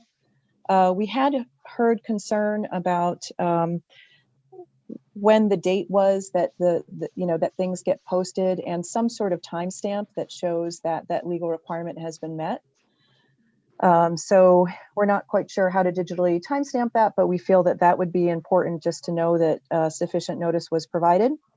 The other thing would be that there should be we find that public websites for municipalities range the gamut between common sense and difficult to navigate. And we do think that there needs to be an intuitive and obvious place on a municipal website where all notices are located, so that the public doesn't have to really over navigate to try to find out about meetings that are being held within their community. And lastly, we do think that, perhaps a regional portal for meetings would be helpful as well, whether it's through the COGS or whether, some other more regionally based web portal where, there can also be an advertisement of public hearings. Because again, sometimes, these are adjacent to other municipalities. So, just better notification to the public. The second testimony that we would like to provide is regarding proposed bill number 699. Karen, before you go on, I know you have 2 more bills, but your 3 minutes is up. I am going to ask you to just very briefly summarize those other 2, and then we can get maybe more information through the questions. Okay, maybe should I maybe punt one to John. Is that the best? Well, since he's here, maybe we could see if he's got a thumbs up on that or not, but we can explore. I think you just got a thumbs up on that, so. Okay, so maybe I'll just do the next one really quickly and then John can do proposed bill 700, if that's okay. Sure, if you can briefly. Okay, so I'll do this really quickly. Proposed bill number 699, an act concerning alternative members of planning commissions. We support this proposed bill. However, we just wanted to raise a note of caution that in Connecticut, you know, there are several municipalities where there are joint plan and zoning commissions where we feel like having alternatives come from a zoning board of appeals or, you know, is not perhaps the most appropriate because there might be more of a conflict where you don't have distinctly separate planning and zoning commissions. Other than that, we certainly support this bill with that note of caution. And then I will reserve the other testimony for John. Thank you. Thank you. And for members, we'll have Mr. Guskowski testify, and then we will have questions for both of them together. Thank you, Ms. Harrigan, for your testimony. Mr. Guskowski. Hello, Representative Chairman McCarthy-Vahey and Chairman Cassano, members of the Planning and Development Committee. I'm very grateful to be here and grateful that I have an excellent legislative co-chair in Emmeline. She covered much of what we wanted to talk about. The last of the three bills that we are testifying on today on behalf of Connecticut Planning is Bill 700, that concerning the disclosure of dams and similar structures by sellers of real estate. It's fortunate that you allowed Mr. Froling to go ahead of us because we could not possibly speak to this issue any more authoritatively than he already did. But dealing with property owners, real estate transactions, and land use regulations, we encounter issues of disgruntled property owners frequently that did not know that something was on their property or not knowing the regulations that they inadvertently subjected themselves to when something was not disclosed, and believe very strongly that dams should be included on the mandatory disclosures for real estate transactions. And with my last remaining time, I would just want to reinforce something that Emmeline had said about the online publication. It was previously noted that the costs to municipalities for legal notice can be quite high, and there were surveys done where municipalities were spending over the course of a year anywhere between $5,000 and $15,000 on legal notices, and it hits those smaller communities hardest because in many communities, and I will tell you for one of the towns I serve, the town of Hampton, Connecticut, they really only have one reasonable newspaper to advertise in, and that's the Willimantic Chronicle. With all due respect to the Chronicle, their prices are outrageous. And being stuck with really very, very limited options creates a monopoly situation for the newspapers to really charge a great deal to municipalities that are just, it's unfair. And as Emmeline pointed out, we have seen people have adapted in this time of COVID to receiving public notices online, really without a missed beat. It has definitely been proven very effective, and we would encourage the legislature to make this a permanent change. And we'd be happy to answer questions. Thank you both. And Ms. Harrigan, if you are able to turn your camera back on for any possible questions from members of the committee, that would be wonderful.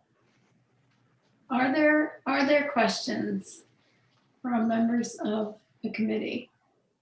And just to clarify, if I may, for both of you, and I'll direct this to you, Ms. Harrigan, since you were not able to finish your testimony, the three bills are 698, 699, and 700.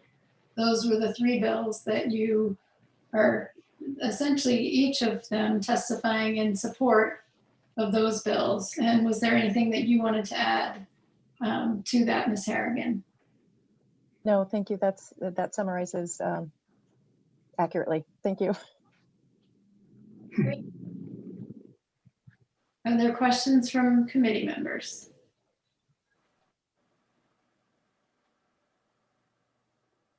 Well, I want to thank both of you for your good work. It's always a pleasure to work with you and with the association.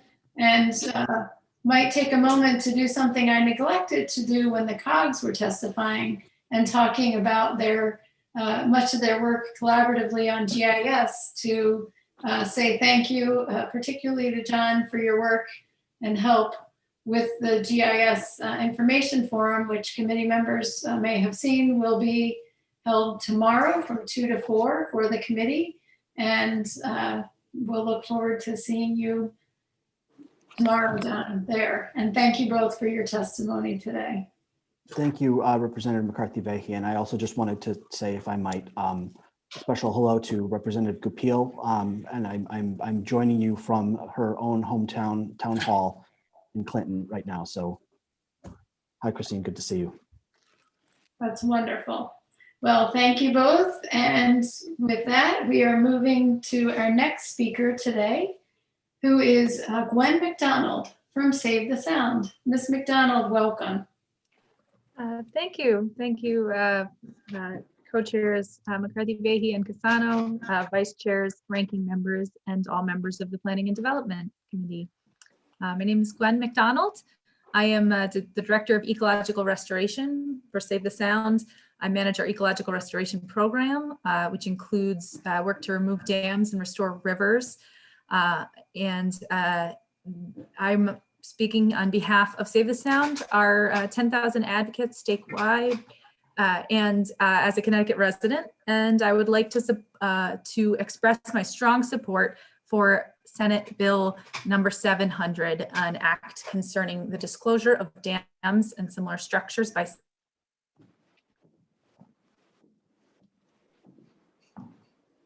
Ms. McDonald, we lost you for a moment. Your screen of real property. Your screen is frozen for just a moment. So if you would excuse me, go back just a second and repeat if you would. Excuse me, I apologize. There are more than 4,000 dams across the state, many of which are over 100 years old.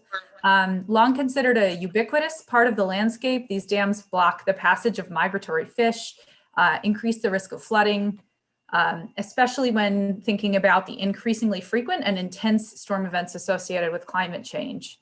If not properly maintained, dams are at risk of failure, which can damage infrastructure, property habitat, and even pose risk to human life.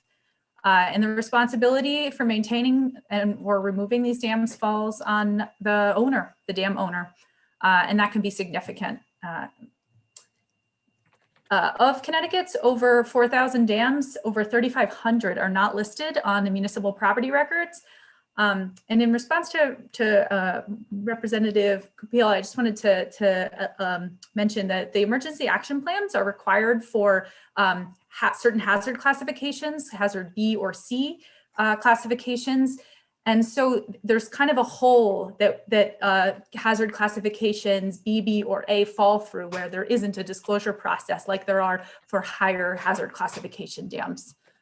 That hazard classification is determined by the DEP Dam Safety Division, and it doesn't relate to the condition of the dam at all, or the risk of failure. It relates to the potential sort of size of the dam, potential damage. So risk to amount of property or human life. All dams require ongoing maintenance and could require costly repairs to keep them in safe condition. And derelict dams are a danger to life and property downstream and a liability for the owner. And when maintenance and repairs are required, the dam owner is responsible. The Nature Conservancy, the Connecticut Association of Realtors, and Save the Sound spoke in support of this bill last year. Ms. Sally Harold, who'll be testifying later today, and I were interviewed by the Connecticut Association of Realtors, who produced and shared a video for their members in which Ms. Harold and I explained the proposed change to the disclosure form, the hazards associated with dams, liabilities of ownership, and the ecological benefits of dam removal. The disclosure language included in Senate Bill 700 is proposed as follows. Are you aware of the presence of a dam on the property that has been or is required to be registered with the Department of Energy and Environmental Protection? And I read that as the "Are you aware?" sort of beginning of that might address a question that was raised by Senator Huang earlier. If this disclosure is enacted, the Dam Safety Division staff and the division's website are resources that would be available to potential home buyers and realtors, as well as a network of practitioners around the state. But since 2014, a database of inspection notices that has been sent by the department has been maintained and made public on the division's website. And this indicates if a dam has been registered and the date of the last inspection. And so the owner would receive a letter periodically every 2, 5, or 7 years that would raise their attention to an inspection or registration requirements. So owners and potential sellers do have some, culpability if they weren't to disclose this. At least it would be easy to check to see if they were in receipt of a letter. Thank you to co-chairs McCarthy-Vahey and Cassano, vice chairs, ranking members, and all members of the committee. This issue affects every district in our state, and we all deserve to be aware of the risks and benefits of dam ownership to make an informed decision about what's best. Thank you all. Thank you very much, Ms. McDonald, for your testimony. And again, for your work with the Connecticut Realtors. I would like to specifically thank Jim Heckman, who's been tremendous in working through this, and just great to hear that they've worked together with all of you so much so that they produced a video to help make sure that realtors are aware, and really all in service to making sure that our new homeowners are aware of what they're getting into. So are there questions from members of the committee for Ms. McDonald?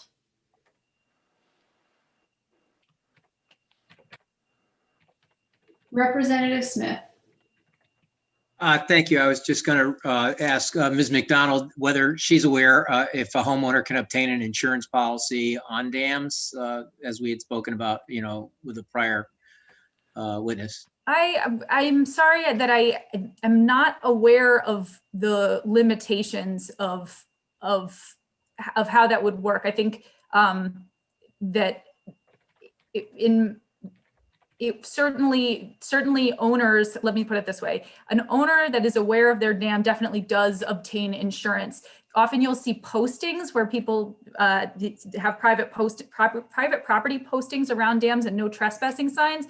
Those are often posted at the recommendation of their insurance or requirement of their insurance company. So certainly people are insured related to dam liability, but if they don't disclose it explicitly, what their coverage would be otherwise, that I'm not clear on. I'm not aware of the limitations there, but certainly they can be insured if they communicate with their insurance company. Great, thank you for that answer. Thank you for that, Representative Smith. And Representative Smith, perhaps that's something that we can follow up with our amazing team from OLR and LCO related to that. I think it's a good question. Representative Fiorello. Thank you, Madam Chair. I see that this is a bill that has come before, and I'm just wondering, if I have a dam on my property, what defines a dam? Is it like a stream that sort of clogs up and pools when it rains a lot? Or is it like a dam, like an engineered somehow structured thing? And then I have a second question is, do we have any understanding of the impact that having an official dam has on property value?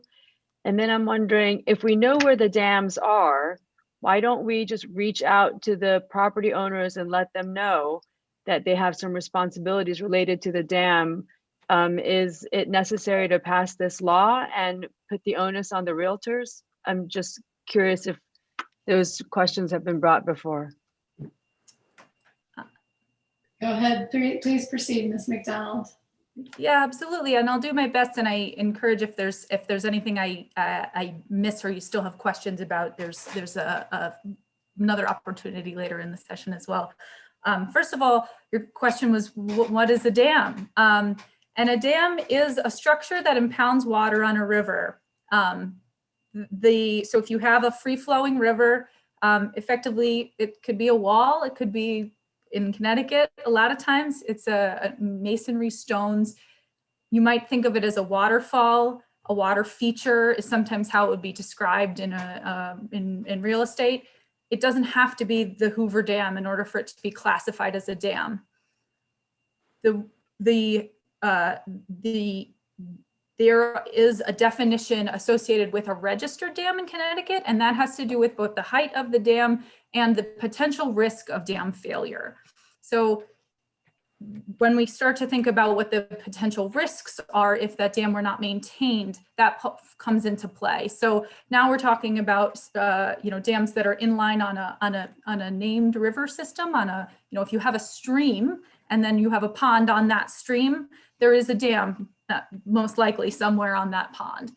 And so that starts to get at sort of the lower end, maybe the more less well-known and defined kind of dam.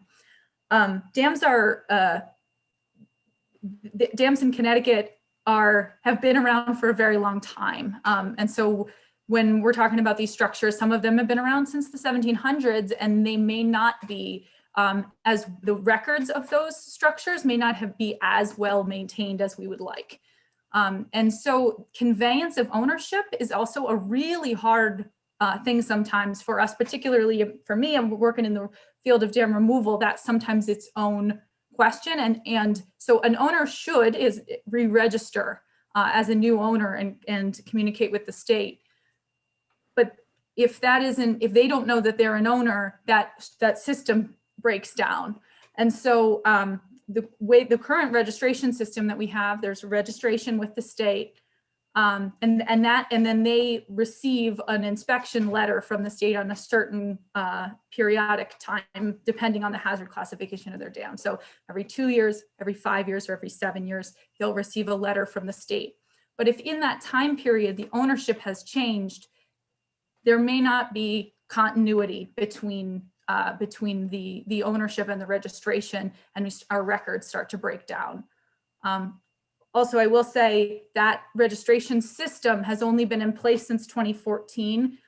The legislation passed by the state and changed the system to privatizing dam inspection. Prior to that, dam inspections were carried out by state agency employees from the Dam Safety Division and were really, really behind. There are some dams that there were only 2 dam safety officers that were inspecting 4,000 dams. And so we're working to improve systems and improve transparency for dam owners or potential dam owners. Yeah, I think I got most of that. Thank you, Ms. McDonald. Ms. Representative Fiorello, anything further? No, it's fine. Thank you for the greater color, and thank you, Madam Chair. Thank you, Representative. I think those were great questions, and I think we all appreciated those answers. In particular, that last piece that you suggested, just the change and the previous history with only 2 dam inspectors and the fact that it was so behind. And so there's always something new to learn as we come to these hearings, which is really great, and why we do this. Any further questions from members of the committee? Seeing none, thank you, Ms. McDonald, for your time and expertise and for all your good work with Save the Sound. Next on our agenda is Mr. Gary Osprey. Forgive me if I mispronounce that. Please tell me if I'm correct. Welcome. Thank you very much. My name is Gary Osprey. Thank you. I offer my sincere thanks and gratitude to the members of the Planning and Development Committee for this opportunity to speak today. By the way, marathon runners, triathletes, they got nothing on you guys, man. 17 speakers to go. I don't know how you do it, but thank you. I appreciate your time. My name is Gary Osprey. I'm from Putnam, Connecticut, and I'm here to speak in favor of HB 6105, an act concerning access to original birth certificates by adults adopted persons. You know, in preparation for today, I was actually heartbroken to realize that this is my 6th at-bat with written testimony or in-person testimony on this topic. And I had to pause and think about that. 6 years have passed.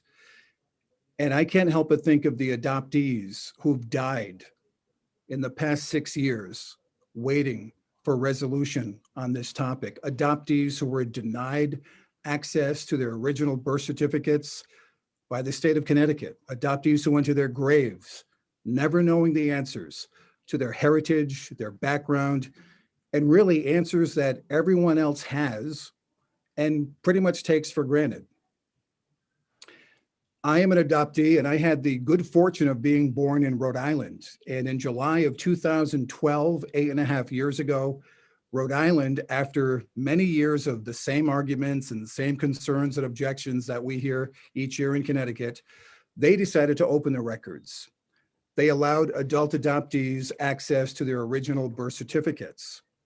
By the way, 8.5 years have passed since Rhode Island, the next state, opened their records. And you know what happened? Nothing. The sky didn't fall, heads didn't explode, and it turns out that adults can handle their own affairs without the state being involved. After receiving my birth certificate, I searched for, found, and reached out to my birth mother privately, respectfully, and lovingly. She received my letter and she called me. That was a very special day. If you can imagine, when my cell phone rings a number I don't recognize and I say hello, and there's a pause, and it's my birth mother calling me, and we speak for the first time. And we hit it off immediately. And we've been in reunion for 8.5 years. I learned from my birth mother that my birth father died in a car accident when I was 6 months old. I was still in an orphanage, and my birth father died in a car accident. So I searched for and I found my birth father's brothers and sisters, 6 brothers and sisters still alive, all pushing 80 years old. They didn't know that their brother had a son when they buried him at age 22. And on a Sunday afternoon in October in a small town in Illinois, I met my aunts and uncles for the first time. I spent the day with them. I'd like you to try to imagine what that first hug was like when they hugged their brother's son for the first time. The following summer, I was introduced to the extended family of my father's extended family, where my wife, Karen, and I met 125 of my Mexican relatives at a family reunion. I happen to have a photo right here. I'm the guy with the sombrero in the middle.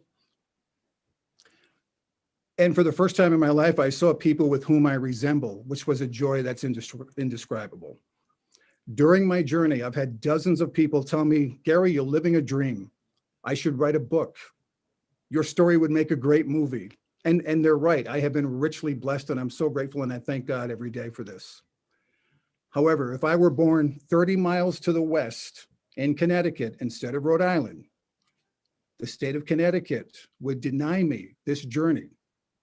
A reunion with your birth mother? No. A family reunion with your birth father's family? No. Family medical history filled out at my doctor's office for the first time? No. We, the state of Connecticut, say no. Sorry, kid, you're adopted. You're a second-class citizen.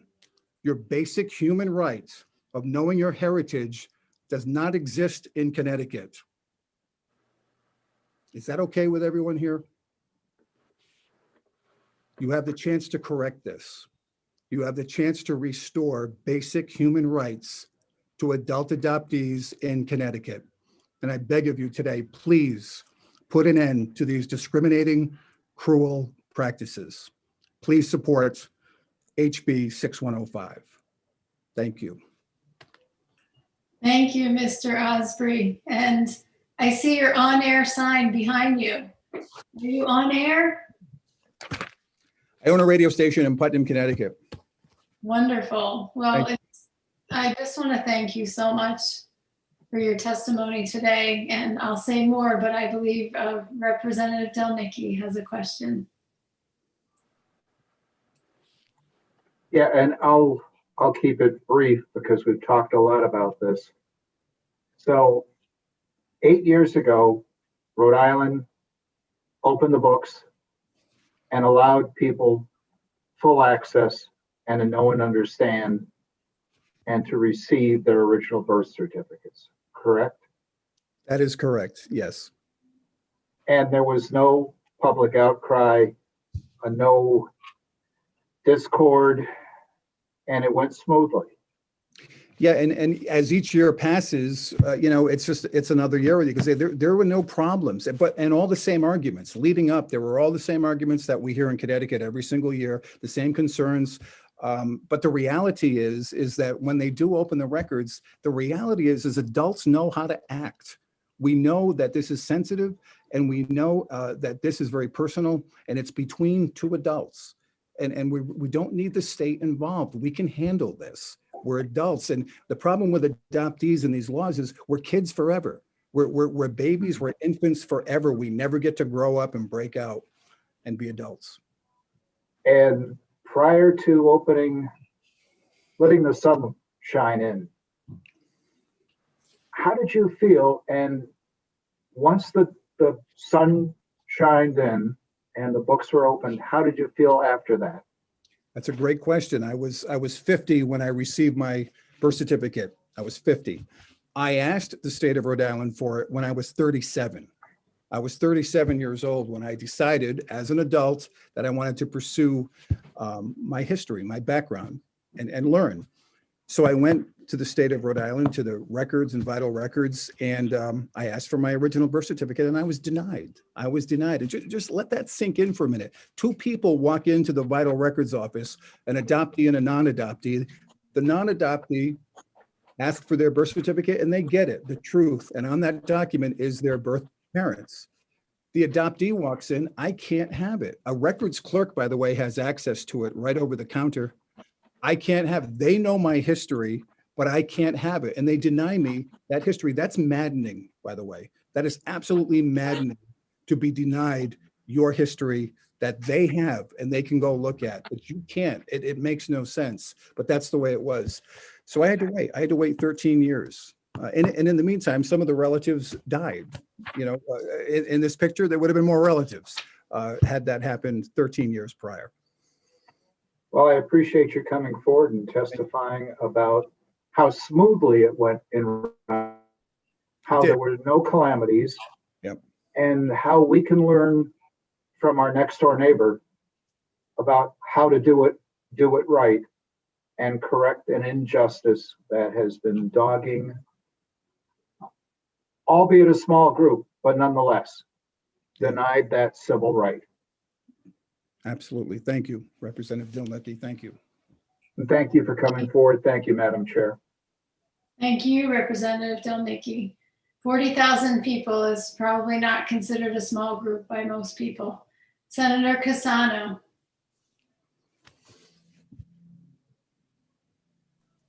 Yes, thank you, Madam Chair.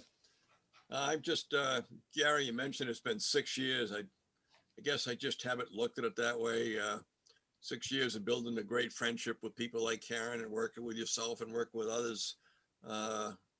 The persistence that has been showed over this period of time, it seems that we're talking to the wall in some ways, but goodness gracious, 6 years, folks, we got to get this done this year, please. Thank you. And thank you, Senator Cassano. You've been a champion of this cause, and I love you for that, man. Thank you. Thank you. Thank you, Senator Cassano. And Mr. Aubry, you are absolutely correct. Senator Cassano has been a champion, and I will commend you as well, because your persistence, like we said when Ms. Caffrey was testifying, you now have access and you now have that ability, and you're here today on behalf of people who don't, and that really speaks a lot to you. I want to just mention something that you said, that every time we hear this issue, I've been incredibly moved by the stories, but this year in particular, given COVID, you asked us to imagine what that hug was like.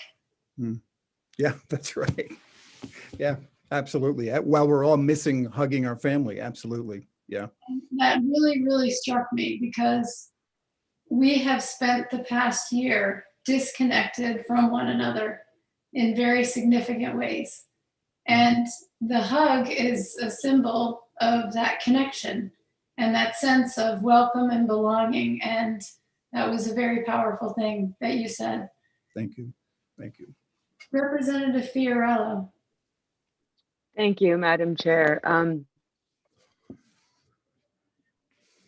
I just value so much the importance of family, and these testimonies are just beautiful stories to hear happening in our community. And I was Googling to try to understand how many states are prevent people from finding their birth certificates, and how is the trend going across our country? It wasn't clear from what I was Googling while we were speaking, but thank you. I think there's 8 or 10 states that allow, I had it written down here somewhere, I'm sorry, I've misplaced it. 8 or 10 states that allow access to birth certificates. Maine and New Hampshire in New England allow access as well as Rhode Island. So it's like we're being surrounded. New York just passed significant laws to open up records as well. There's like Colorado, Alaska, Alabama, Kansas, some other states. Illinois has open records as well. So it's a slow, I mean, this is a slow train, and we're just trying to get states to come around, and and there's a lot to get over. And I understand the reasons that come up. It's this whole topic is emotion filled. It's just the way it's the nature of the subject, but it always comes back to basic human rights, doesn't it, though? These are basic human rights. And the people that we address at these hearings, if we all went around everyone here, most of you have this information and you've never thought twice about it. You just have it. It was just given to you. You always had it. You know your birth parents. You know your birth mom and dad. Adoptees, we don't have that. All we want is what you have. That's all we're asking for. And to be told no by the state when they have that information, as I said earlier, it's maddening. It's absolutely maddening that we can't do that, especially today. We know so much. It's 2021. These laws are Cold War relics. It's the Berlin Wall of laws. And it's just time to tear it down. It's over. It's so last century. Thank you. Thank you, Madam Chair. Thank you, Representative Fiorello. And just a follow-up question in terms of how things have changed and shifted. One of the things that we've talked about in the past when folks have testified related to this bill is the DNA testing and the difference in the change in technology and access to information that people have because of not only the DNA testing, but the online ability to connect and to find family members in other ways. I'm wondering if you could speak to that aspect of it as well. Yeah, I sure can. And I can tell you my story as well. After being in a reunion with my mother, I did a 23andMe DNA test. And I immediately found a first cousin maternal, on the maternal side, first cousin, and a first cousin on the paternal side through DNA testing. Now, I already had my birth certificate and I contacted my mother privately, respectfully, and lovingly, just the two of us in conversation. If I didn't have that birth certificate from Rhode Island, here comes 23andMe. As time marches on, I would have done the 23andMe. Now I have a cousin, maternal and paternal, first cousins, which is a strong connection. I would have reached out to them. And I would have told my story and what I'm trying to accomplish here.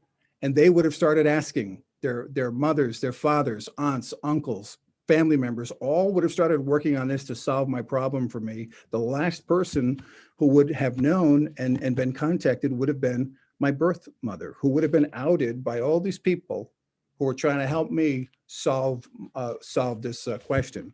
So that's what's happening with Ancestry.com and 23andMe, that birth mothers are being found. They are being found, but they're not the first contact. They're the last contact. A whole bunch of people are in line learning that birth mother's story before we finally get to the birth mother, which is another great reason to open this up.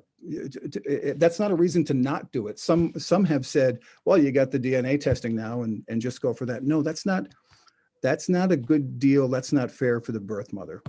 Okay, this is a very personal connection. Two people And that's how this connection should be, just two people with no one in the middle, like the state. Just let us handle our affairs privately. Well, thank you. And I would argue that, yes, there are often three people, the birth father involved as well. But I appreciate your comment, because it's the ability to go directly is a way of respecting someone and respecting privacy in many ways. And that direct communication is I think, an important aspect of this bill. And I just so appreciate this conversation. Thank you. Are there further questions from members of the committee? Seeing none, I want to thank you for being persistent, and hopefully you will not have to continue, but I think there are a number of us who are committed to persisting until we're able to resolve this. So thank you very much for being with us today. Thank you. Next on our list is Ben Shaken from the Connecticut Community Nonprofit Alliance, otherwise known as the Alliance. Is Mr. Shaken here with us? Yes, ma'am. 1 second.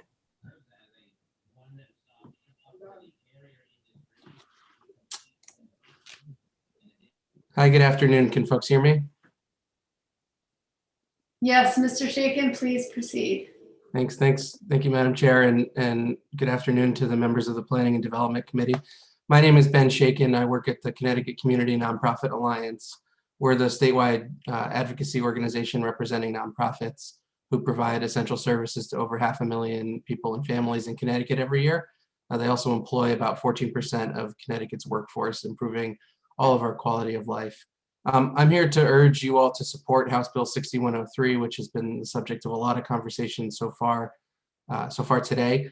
First, I just want to say I've listened to your hearing this morning and afternoon, and I want to just recognize and appreciate Mr. Chaponis' compromise idea a few minutes ago. I haven't had time to sort of fully digest it and to analyze what he presented, but as always, we look forward to working with all parties, the Assessors Association, municipal representatives, the committee, to figure out how we can get this bill passed without sort of compromising the need for nonprofits to be properly exempted from property taxes as they're entitled to under state statute. So you have my written testimony, which is pretty detailed. I'm happy to go into details about pieces of it if members of the committee have questions. I can address some of the conversation that happened a few minutes ago as well, if the committee would like, but I'd like to just make 3 points in support of the bill as it's before you. First, I just wanted to let the committee know that this iteration of this issue is relatively new, but it's getting worse. There's always disputes between exempt property owners, in the case of the folks I work with, nonprofits and municipalities, but there have been over the years sort of periods of time when there has been a more sort of targeted approach at challenging the exemptions of nonprofits. And the last, I think, time that this really happened was 18 years ago in 2003, which is the last time that the legislature took action and amended section 1281(7). That's when the language regarding residential programs, which is the term I'm going to use to define what's in subsection B, was added. And it happened then because some municipalities were attempting to assess homeless shelters, claiming that they were subsidized housing. But it's only been recently, maybe the last 4 or 5 years, that these challenges have become anew and they're spreading across the state. We hear every year of new nonprofit organizations being assessed. You heard from Ms. Fields from Meriden. Meriden is a new issue this year. The last big chunk of denials, however, happened at the end of 2017.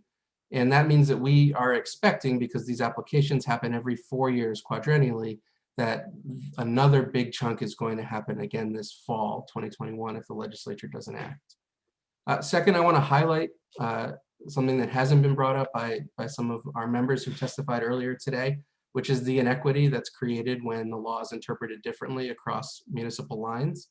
The people who receive services from nonprofits have the right to live and receive services in communities across the state, the community of their choosing, just like you and I have the right to live where we choose. And in fact, the geographic distribution of group home programs, which happened following the deinstitutionalization process that the state went through, is part of the design of the system. there are inequities that are created when nonprofits are charged taxes in some communities, but not in others. And that's because it means nonprofits will include this calculation when they decide where to open or where to close programs. The general statutes gives assessors the authority to determine whether property is exempt or not. This is something that Representative Winkler was asking about earlier. But I think everyone on the committee will agree that the assessor's authority does not mean that a property owned by the same nonprofit corporation being used for the same charitable purpose should be granted an exemption from property taxes in one town and across the border in another town with a different assessor be required to pay taxes. It's not fair to nonprofits and the people they serve. And frankly, it's not fair to the municipalities that are currently correctly granting exemptions. And then third and finally, it's important to note what has been said before, but I want to highlight it that this bill, House Bill 6103, is not proposing additional exemptions or the expansion of existing exemptions. We understand and recognize that many municipalities, particularly urban centers, have large amounts of tax exempt property, and we appreciate all of the challenges that that system creates for funding local government. House Bill 6103 is just a reasonable proposal to clarify what we think the current law says, what many municipalities think the current law says, and it also, in Section 2, addresses some of the process by which assessors evaluate and grant or deny tax exemptions. So for municipalities that are already interpreting the law correctly and approving exemption applications for nonprofit property that's being used for charitable purposes, we believe that this law or this bill, if it were passed, would have no fiscal impact. So I want to thank the committee for your time. Again, I'm happy if committee members or the chairs would like to indulge to address some of the conversation that has happened throughout the day in addition to that, or any of the other details of this proposal or of the existing state statute or history. So thank you very much. Thank you, Mr. Shaken. I appreciate your testimony and your comments at the beginning, just acknowledging Mr. Chaponis's suggestion. And as I said to him, I'll start at the end. I will start with you, which is to say I look forward to continuing to working together, which is how we've tried to approach this going forward. And we have a few questions. We've got Representative Winkler to be followed by Representative Smith. Yes, Mr. Shaken. Do you represent most of the group homes? We are a trade association. We're a membership organization. We have hundreds of nonprofit members across the state. We represent, I think we are the sort of the trade association for community providers, and that includes organizations that contract with the Department of Developmental Services, the Department of Mental Health and Addiction Services, Department of Children and Families, and also DOC and CSSD. In those organizations, some of those contracts are for what I would call residential services. I want to be clear that existing statute is broader than group homes, and while those organizations, those state agencies do provide what you and I would call a group home, there's also other kinds of residential services that are encompassed by 1281-7B that are being denied property tax exemptions right now. So Thank that's you. a long way to say we heard that. today that, okay. All right. So we heard today that an assessor has been taxing group homes for 18 years, which just coincidentally happens to be when the language changed. So are you saying that this grows every 4 years? Did some people start taxing the minute we changed the language? What did happen? I'm not sure what happened in Colchester. You heard earlier from Ms. Grant, who works for an organization who has 7 group homes in Colchester who have much more recently begun to be taxed and who are fighting that taxation in court. So I can't speak to how things happen in that particular community, or frankly whether there are other residential facilities in Colchester that have been being taxed all along. In 1975, the legislature added Section B to 1281, which 1281 says property for charitable purposes is exempt. in simple terms. They added section B, which said that what is not exempt is what they called housing. And at the time, what they were talking about was subsidized housing, or then what were then called housing, project housing, now what might be a low-income housing development. And in the time in between 1975 and 2003, the state's community-based service system was sort of born in earnest. And that's why the legislature added language saying, well, what housing doesn't mean are essentially these residential programs that the state is contracting with nonprofits to provide, and it listed them. So I don't think that assessors began taxing property in 2003 when this language was added. This language was a clarification that in fact these properties are exempt. Okay. So we heard, well, in their written testimony, the assessors organization quoted Capital for Change versus Town of Wallingford. And it said that housing is not a charitable purpose. What would be your response to that? Sure. So first of all, I'm not a lawyer or an assessor, but I'm going to do my best. I know a little bit. Capital for Change v. Wallingford was a Superior Court decision, and as the people who are on the line who are attorneys know, Superior Courts are precedent influencing but not setting, and they often disagree with each other. The two cases that we look at in terms of setting precedent are Isaiah 61-1 v. Bridgeport, which is a 2004 case. Isaiah 61-1 was a homeless shelter in Bridgeport. And St. Joseph's Living Center v. Wyndham. St. Joseph's Living Center is a nursing home with other housing.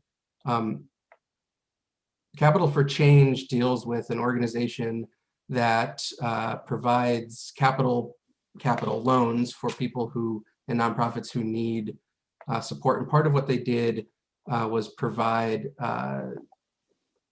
essentially loan help for people who are looking for housing. And the court is sort of I think the testimony is conflating two issues. One is whether a property is organized exclusively for charitable purposes, and that means that a property that's sort of part nursing home but part apartment complex would not be covered under the general statutes. That is not exempt. Something must be exclusively used for charitable purposes.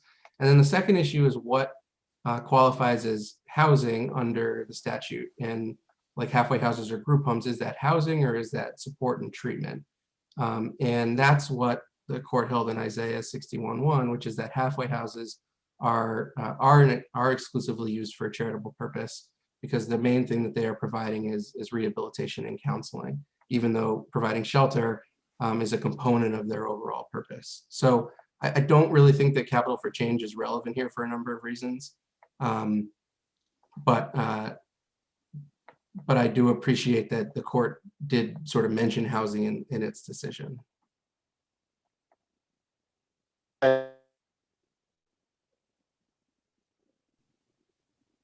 Representative Winkler, I think you may have frozen for just a moment again. And Am I back? You are now back. There you go. Okay.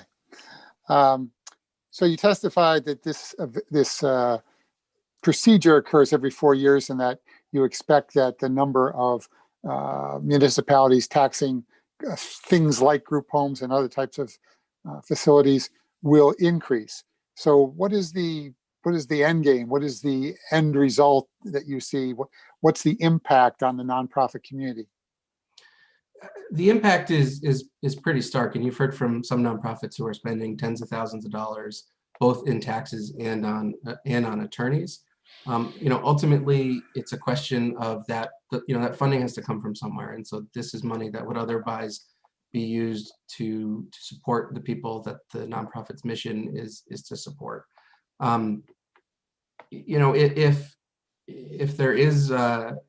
If there is no action and this becomes a very widespread practice, and I think our concern is that over the last 4 or 5 years, it has become a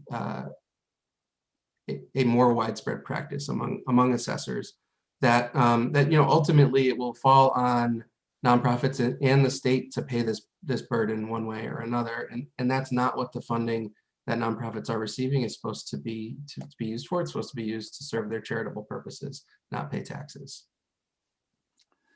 Thank you, Mr. Shakin. Thank you, Madam Chair. Thank you, Representative Winkler. Representative Smith.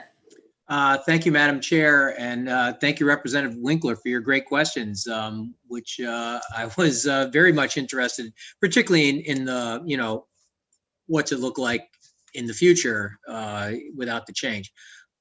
So the only other thing I would maybe ask you about, Ben, you know, so in my own personal experience, I've formed 2 501c3 organizations. In both cases, they were theater companies.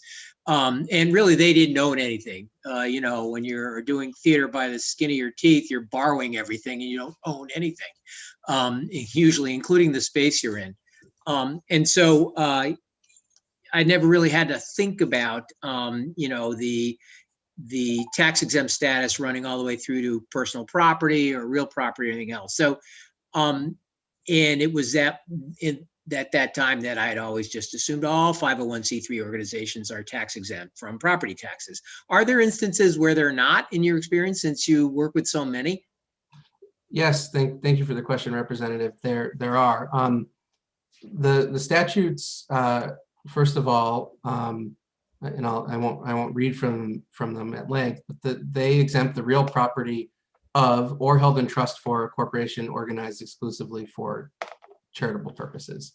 And there's more detail than that, but the word charitable is not defined anywhere in state statute. And so this has been, this has been questioned in court over the years, and the Supreme Court of the state has said, well, not every 501c3 is exempt from property taxes in Connecticut. That's clear.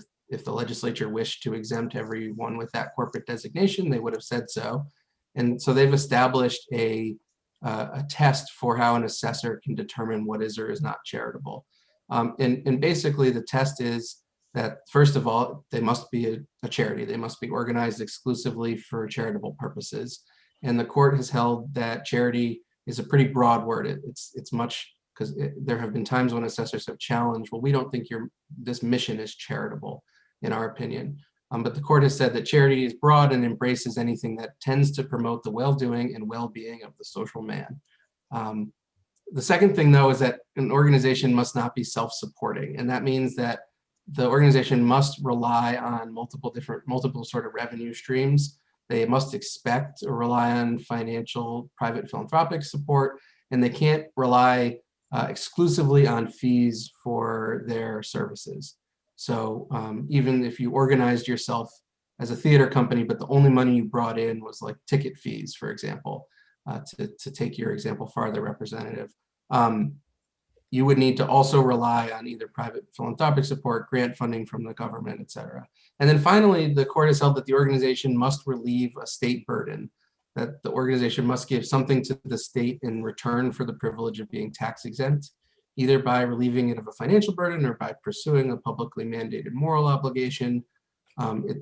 That is the third test for an organization to receive a property tax exemption in the state. And I think we would argue that arts and culture organizations like the ones you're referring to would meet a moral obligation for the state, that the provision of arts and culture services is part of something that government has an obligation to provide its citizens. But the organizations that you've heard from today pretty exclusively, I think, very clearly meet those definitions for a variety of reasons.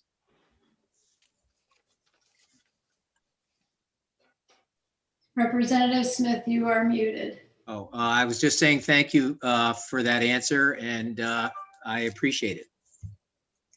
Thank you, Representative Smith. Senator Cassano, I see that you are muted. Did you also have? No, I was going to say something and I'm going to let it go. Gotcha. Thank you, Senator. Representative Winkler, for the second time, did you? Nope. Well, we will lower your hand then. Thank you very much. Are there any further questions? Mr. Shakin, thank you very much for being here with us today. And as noted, we will continue the conversation to see if we can work to a successful resolution this time around. There's clearly a need that is out there, as we know, just because of the court action, and this is something that we would like to be able to resolve. So I look forward to working with you and the other leaders of this committee and our assessors. Thanks for being with us today. Thank you. Have a great day. Next on our list is Mike Glidden from the Connecticut Association of Zoning Enforcement Officials. Mr. Glidden, are you with us in the Zoom? Mr. Glidden was in the attendees list, but he bounced off about an hour ago. I've been waiting for him to get back. I sent him an email. Okay, we will go on to the next speaker. If Mr. Glidden is able to join us, we will go back to Mr. Glidden. With that, our next speaker is on the list is Megan Nutting from Sonova. Is Miss Nutting here in the Zoom? Same scenario, but the following one is. Okay. And next on our list then is Carrie Dyer from Reliance Health. Hi. Dyer, welcome. Please proceed. Thank you very much. Good afternoon, Senator Cassano, Representative McCarthy-Vahey, Senator Wong, Representative Zullo, and distinguished members of the Planning and Development Committee. I appreciate your time. I've been listening all morning and appreciate all of the different angles you've each been hearing and what my colleagues and Ben have just presented. I'm speaking in support of the House Bill 6103, an act concerning property tax exemptions for property used for charitable purposes. I am Carrie Dyer. I am the CEO of Reliance Health. We provide mental health services in a nonprofit capacity to Southeastern Connecticut. We serve over 1,500 people a year. We have about 280 employees. We've done this since 1976. We've grown as the need has grown, and we operate out of about 14 physical locations. Reliance Health contracts with the Department of Mental Health and Addiction Services, Developmental Services, and Department of Housing. We both lease and own properties where we provide a great variety of services, including but not limited to housing and outreach, sheltering, specialized group homes, residential services, recovery housing, veterans, young adults, educational employment. The list goes on and on. It's a very vibrant service that we offer to our community. Generally speaking, we've been very fortunate with our property tax exemption. We're recognized in the towns that we operate in a very general way. There are a few where we are not. In 2018, we got the surprise where we received a bill from the city where we provide the bulk of our services. We were, of course, very concerned about that. That had not happened in the past. We were very, very happy to be able to sit down with the city's tax assessor and have a conversation and really analyze what it is that we do out of each of these properties, define what areas need to be carved out. As Representative Smith had asked, are there areas that are not tax exempt? And the answer to that is yes, there are some things. We have a portion, for example, in one of our offices that we lease to the Veterans Association. So that is not tax exempt. That is an area that is not for our charitable use. The process of going over that information with the assessor was really helpful because we didn't know what the language really looked like. So it was interesting to be able to see how those interpretations were made, how an and or an or can make a really big difference in how something is interpreted.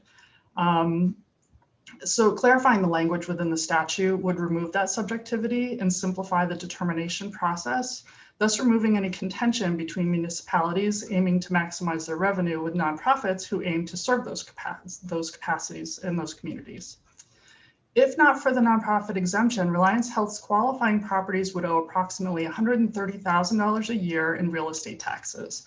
That equates to roughly 3 full-time positions, or what would be about 6,200 hours of services per year, which would be a huge demand, especially right now where our waitlist numbers are climbing. Everything is just exponentially growing, and our state funding has been stagnant for a very, very long time, as you know. We really cannot have our funding be diverted in such a way. So the current language within the statute puts nonprofits at odds with the very communities that were designed to benefit and serve. And that is our intent, is to clarify that. Your time and consideration is appreciated. I thank the committee for raising this important bill and urge you to support House Bill 6103. And if you have any questions, I'm happy to answer them. Ms. Dyer, thank you. And thank you to containing your remarks in that 3-minute window there. It's appreciated. Are there questions from members of the committee? Or any members of the committee's pets by any chance? Seeing none, thank you for joining us today, Ms. Dyer, and for the good work that you are doing in the community. It's much appreciated. Thank you, and we appreciate you as well. Next on our list today is Daniel Osborne from Gilead Community Services. Is Mr. Osborne here? Oh, I see you, Mr. Osborne. Welcome, and please proceed. Thank you so much. Good afternoon, Senator Cassano, Representative McCarthy-Vahey, Senator Wong, Representative Zullo, and distinguished members of the Planning and Development Committee. My name is Dan Osborne. I'm the CEO at Gilead Community Services in Middletown, Connecticut. And I am also here today to support House Bill 6103. So there's been a lot already said about it. You have my written testimony. There's just a couple of things I want to focus in on. One is the recency of this issue, which has come up on a couple of other testimonies, and then also just our individual experience. And a question had been asked of someone who was testifying earlier about the impact, and I think I might be able to share a little bit more about the impact on Gilead specifically. So we are a nonprofit behavioral health program agency that has been in existence since 1968. So we have 50 years of experience. During that time, we've owned multiple properties. We currently have about 18 different properties used for charitable purposes, a variety of different program types. So our experience as it relates to the property tax exemption issue is unfortunately a very complicated one. It's a very costly one, similar to many other nonprofits. And just to emphasize, this issue is an issue of a recent change in practice. So for the first 45 years of our existence, we were routinely approved for property tax exemption at multiple sites throughout Middlesex County. Based on the statutes, I think that 45-year history represents an accurate interpretation of the statutes as they currently stand, including the changes that have occurred over time.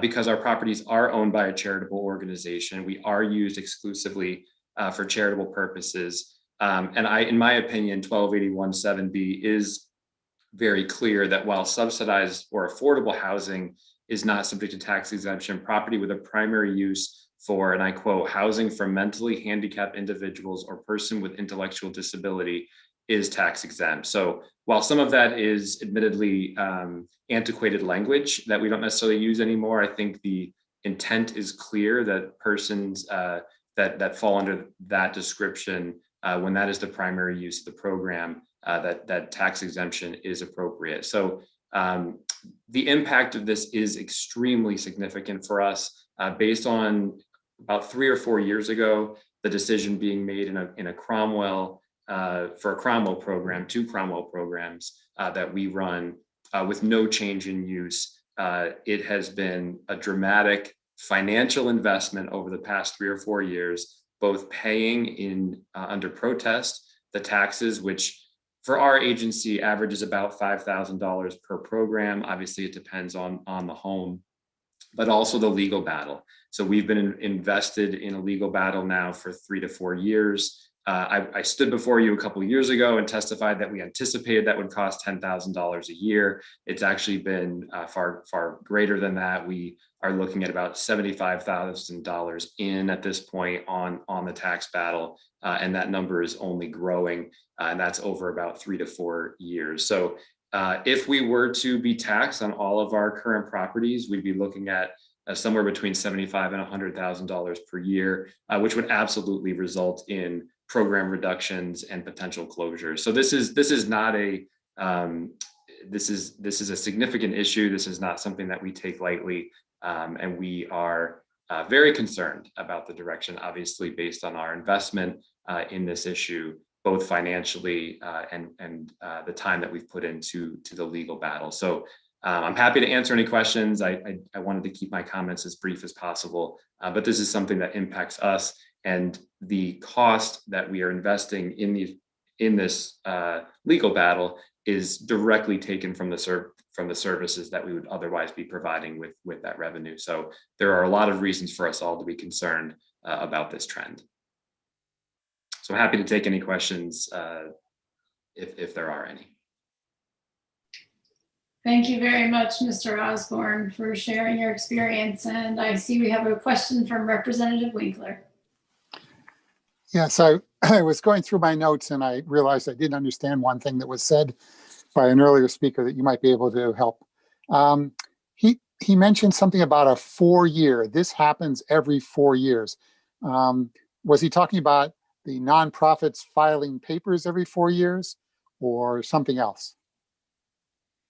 Right. So we're required to file with the town every 4 years. Essentially, the question of our tax exemption status comes up every 4 years with the assessor's office. So once filed, once approved, that approval is good for 4 years and then is reviewed every 4 years going forward. So it's a routine process that for decades, we completed, and there were no issues. And it makes sense that there would be a process to review periodically because, for example, let's say we have a change in use. We have a group home that we decide that building is no longer needed for a group home. Maybe we acquired another property that was more suitable. And let's say we turned that into, if zoning issues allow, we turned that into an office space for administrative offices. That would no longer be tax exempt, most likely.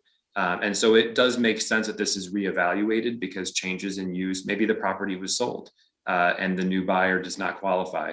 But it's a routine process. It's not, from my understanding, it's not intended to reevaluate the statute.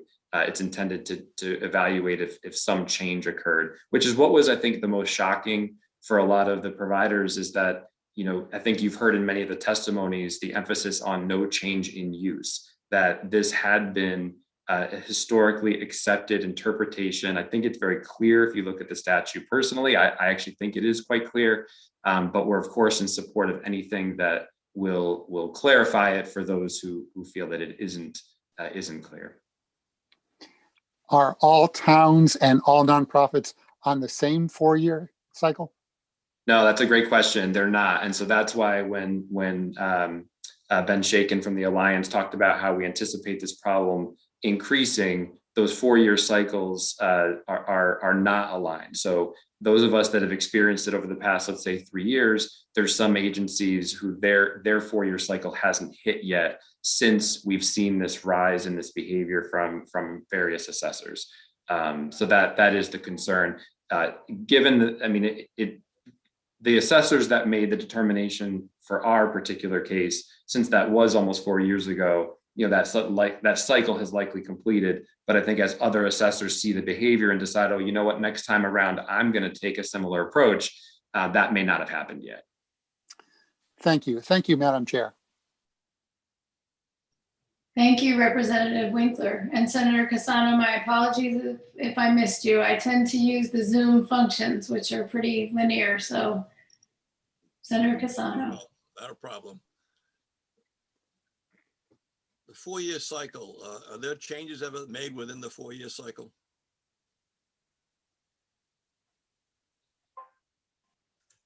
Sorry, you're asking if there are ever changes made?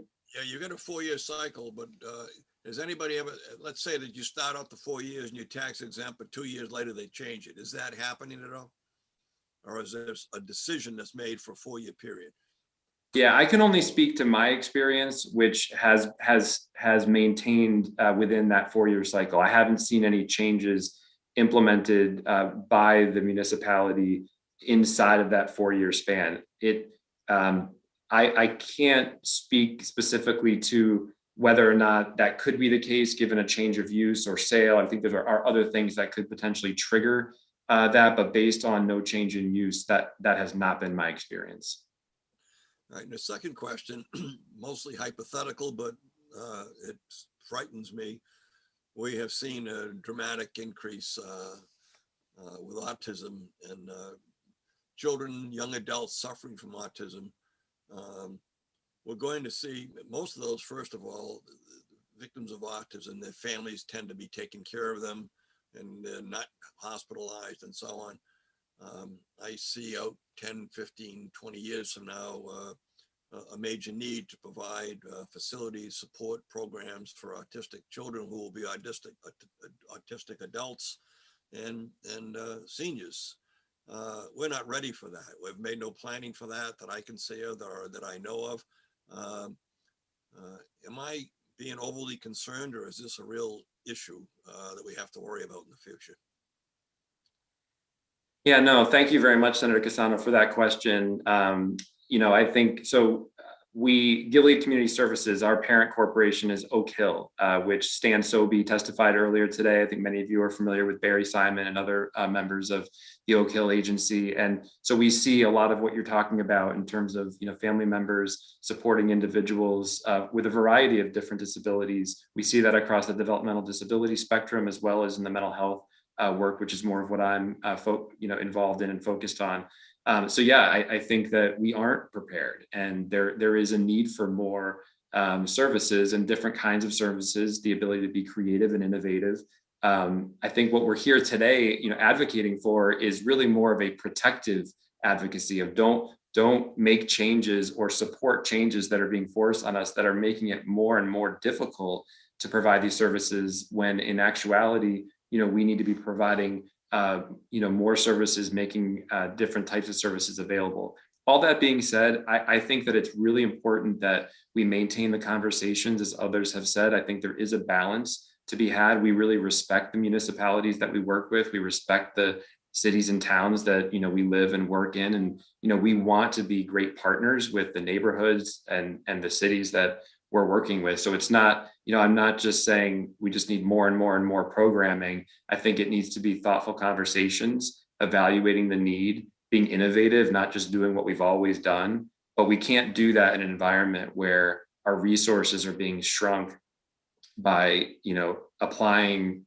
a statute inappropriately based on how it was written and what the intentions of it were, that end up costing us hundreds of thousands of dollars. And really tie our hands to be able to provide the services that we're here to provide.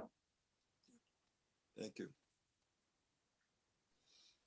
Thank you, Senator Cassano. Representative Smith.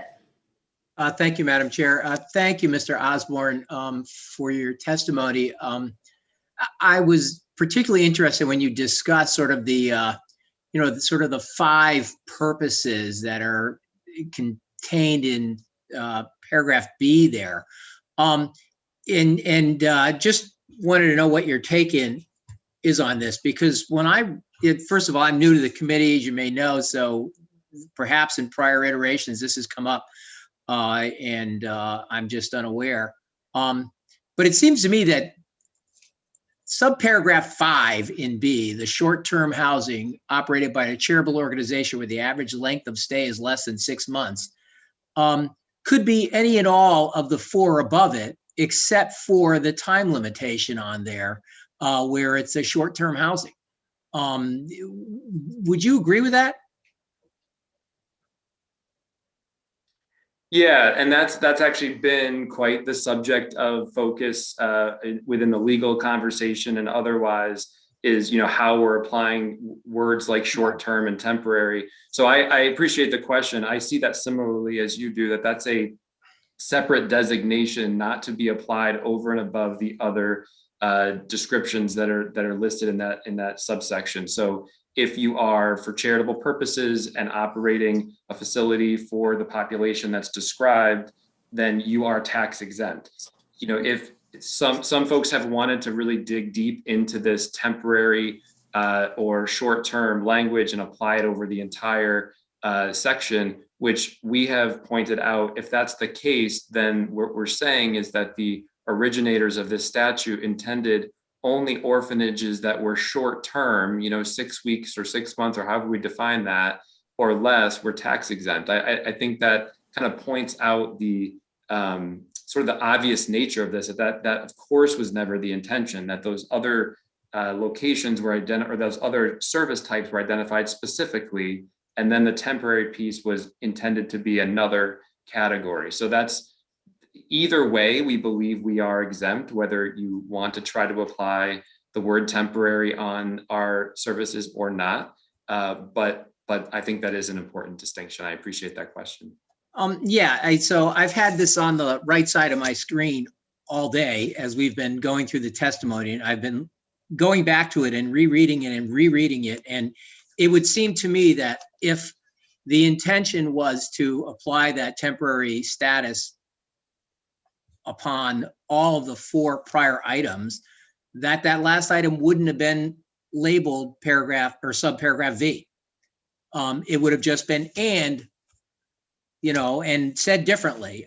So I kind of agree with you on that, to be perfectly honest. And it almost seems to me and I could be wrong on this because I haven't had a chance to look at any of the legislative history, but it almost seems to me as subparagraph 5 could have been added for the opposite reason that we're talking about today, because at some point in the past, there were only 4 of them.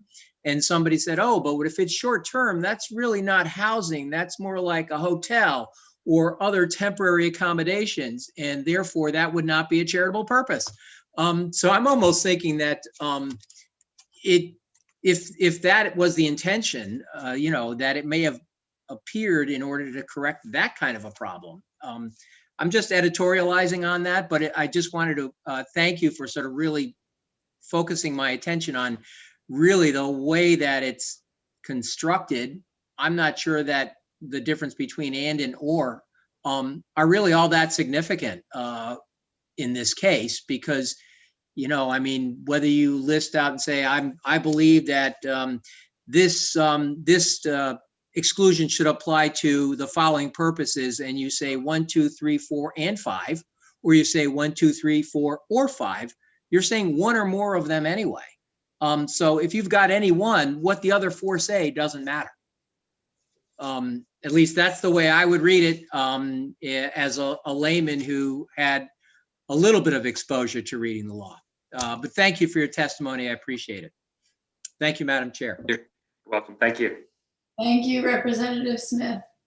Seeing no further questions, I want to thank you, Mr. Osborne, for all of the work of yourself and your agency. And thank you for your testimony and the questions that you've answered here today. Very welcome. Thank you. Next on our list is Sally Harold. And I know that she is here. Sally, if you can, Miss Harold, if you can, there you go, unmute. And it's very nice to see you. Welcome, please proceed. Thank you. Good afternoon, Madam Chair, Senator Cassano, Senator Wong, and Representative Zullo, and other distinguished members of the Planning and Development Committee. My name is Sally Harold, and I am principal of Riverwork LLC. I'm here today via Zoom, how exciting, to express my support for Senate Bill number 700. This bill proposes a requirement of notice of the existence of a dam on the real estate disclosure form. And I know you've heard from some of my former colleagues about this earlier today. So before starting my own LLC called Riverwork, I worked for 18 years with the Nature Conservancy managing dam removal projects in Connecticut. And I spent a lot of time walking in and along streams. I've spoken before your committee previously, but we haven't yet gotten this bill across the finish line.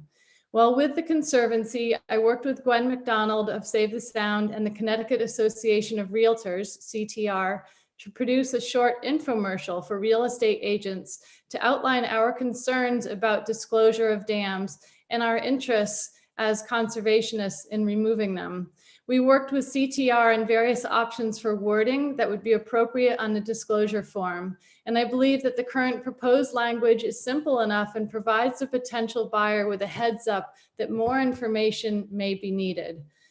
As I'm sure you're aware, some dams provide benefits for people such as impoundments for water supply, electricity generation, and flood control. However, the majority of dams in Connecticut no longer serve the purpose for which they were constructed, and many are no longer maintained.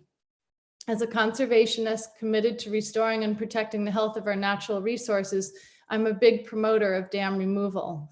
Where conditions are appropriate, dam removal is an effective strategy to restore river functions and fish passage, and it can also be an important resiliency measure that helps to sustain people and nature.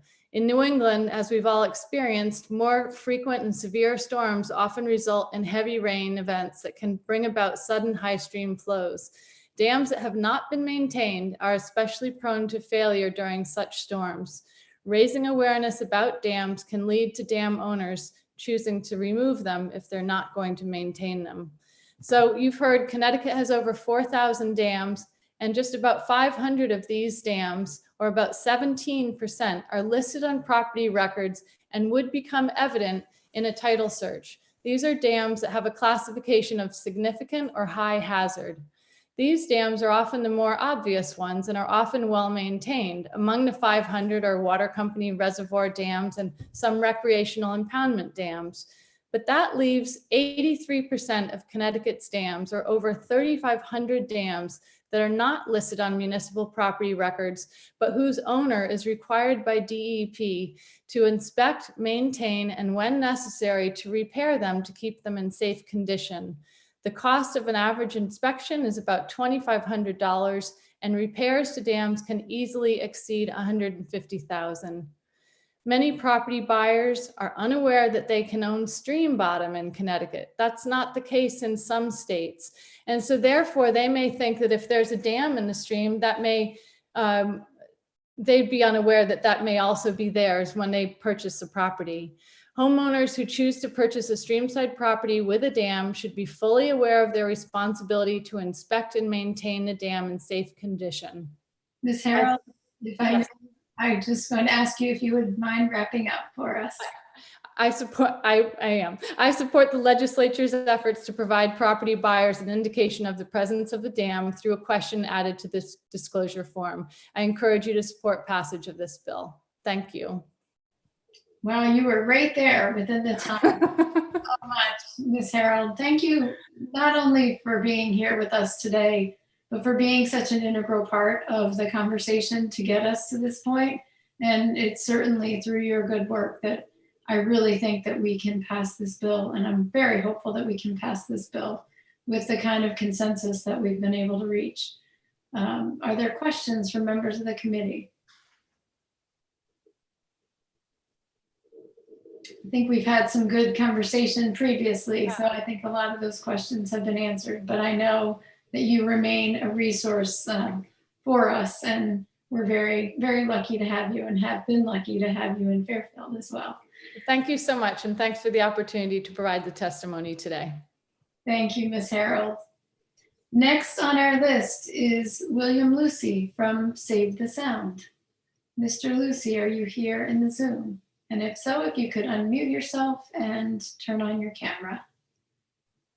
He was here, but I don't see him in the attendees list anymore. Okay, Mr. Clerk, you let me know if Mr. Lucy is able to join us. Again, we had two others, same thing. Just feel free to send me a text and let me know, and I will call on them. So we'll move on to the next person on our list.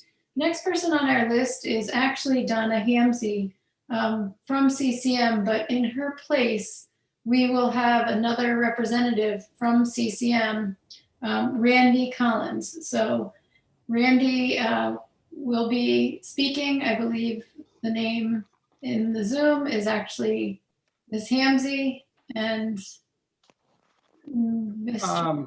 Collins. Are you able to turn your camera on? Yes, there we go. I'm a technological rock, so I apologize. As you can see, I am not Donna Hamsey, so I'm sorry to disappoint the members of the committee. I know she's a favorite of yours. My name is Randy Collins. I am an advocacy manager with the Connecticut Conference of Municipalities. We have submitted testimony in support of Senate Bill 695, contingency fees, 698, legal notices.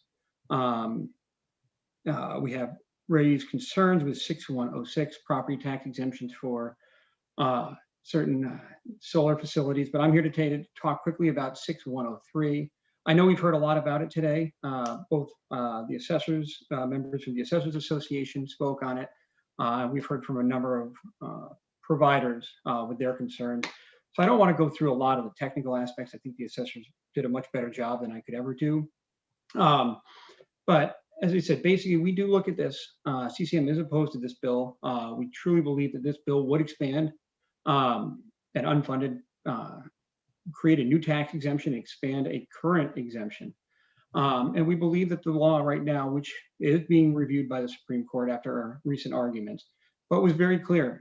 Public Act 75-500, when it was originally passed, former Senate Majority Leader Richard Schneller said basically that, this is his quote, is basically this bill would remove all doubt that a low cost or subsidized housing project of a nonprofit charitable organization cannot be considered a charitable exemption and therefore must pay its fair share of taxes to municipalities. And he stated furthermore, the fact that this type of housing has received subsidies from either the federal, local, or state government, it's imperative that they pay to the city their fair share of taxes. You know, as CCM looks at this, this is an issue of fairness, I think, to everybody.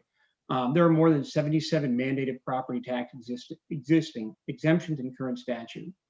Many of these exemptions were passed with the promise of pilot to offset reductions in municipal grant lists. These have been historically underfunded, if not, or worse, unfunded, and led us to a situation where our property tax is one of the most regressive taxes, if not the most regressive.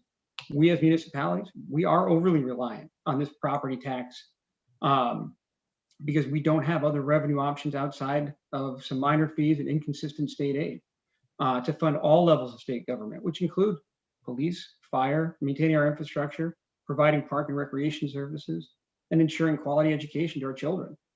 You know, further eroding an already limited property tax base simply forces towns and cities to choose between reducing our current services or requiring homeowners to make up that difference. And right now, is this the time to put an additional burden on that restaurant owner, the retail establishment? The issue, I think, really comes before us because the state chose to push out a lot of these services to private providers. And then when the state hit economic troubles in 2007, 2008, we saw the reimbursement levels to them be frozen, and they're having a hard time meeting their requirements, but so are municipalities. So if these, the providers that we're hearing from are having a hard time, they know they're not getting that from the state, so they're looking to the municipalities. But at the same point, as municipalities, where can we turn? We have 1,200 unfunded mandates that we have to pay for. We're restricted in what we can do in terms of, reducing education expenditures because of minimum budget requirement. And as I said, over and over again, we've seen the state has failed to meet its obligation to its towns and cities. As I said, those promises of, hey, we're going to exempt this property tax, but we're going to provide a reimbursement, state, or underfund it.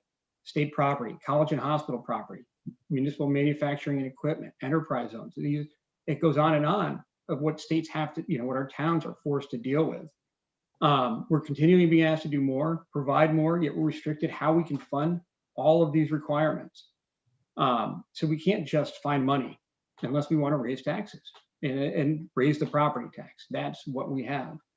I think our municipalities are starting to begin to feel like our backs are against that wall. We're very concerned about the long-term COVID impact, what that's going to have to our homeowners, to Main Street. And right now, any shift in that property tax burden, is it fair that I now put that onto a homeowner who just lost his job, to a restaurant owner who's barely hanging on, a retail establishment that now is dealing with, a lot of our residents that are becoming more and more used to shopping online. Wow, I can get what I want from Amazon and have it here the next day. I never liked to shop online, but I was forced to do it because of COVID. And I think you'll see a lot of people aren't going to go back to the malls that we used to. So these are all issues that we are having to address. And I think a better way to do this is, to ensure that that the state is providing the adequate reimbursement to these group homes, to these nonprofits, rather than granting another property tax exemption, which simply is going to put that burden onto an individual municipality instead of spread loading it through the general fund. And that way, as a state, we shoulder that burden together. And again, a lot of these homes are operated, they're in distressed municipalities. They're in our urban areas that already have, a lot of needs or property tax bases that are upwards of 50% exempted by statute. So thank you, and I'm happy to answer any questions. Thank you so much, Mr. Collins. And I should have started by saying it is nice to see you, and you are now properly named.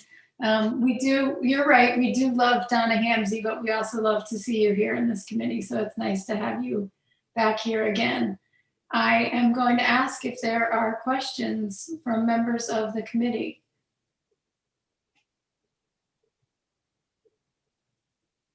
I would say it's possible that people are getting a little tired. I don't know, but I would just say, Mr. Collins, I very much appreciate your comments, and they go to some of the much deeper and broader issues related to the tax structure in our state and how we are organized, you know, as individual municipalities and the different layers and levels and who's responsible for what. And that's certainly something that we spend a lot of time debating here in this committee and finance and others as well. And you raised some important points. I think you probably have heard me saying to other people testifying that we intend to try and work together collaboratively. If we are successful in that, everyone may walk away slightly unhappy, but we hope that we can come up with a good compromise. I would ask you one question. Oh, I'm going to pause here, Senator Cassano. I'm going to turn it over to him.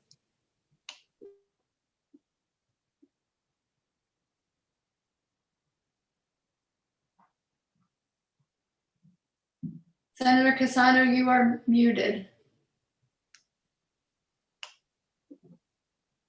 Good now. Yes. Okay. Randy, you talked about the various taxes and so on. The reality is that the urban areas share the brunt of this. I don't believe there's any question about that.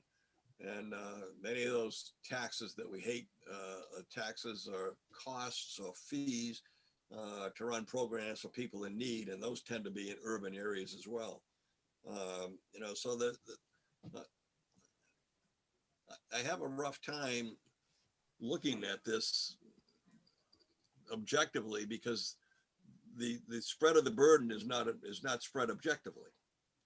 And so that complicates things. We had talked over the last couple of years, probably 4 or 6 years, about a local 1% sales tax as an example that might have helped those urban areas pay for those kinds of costs because the concentration of services, hospitalization, doctor's office, all that, it's all urban.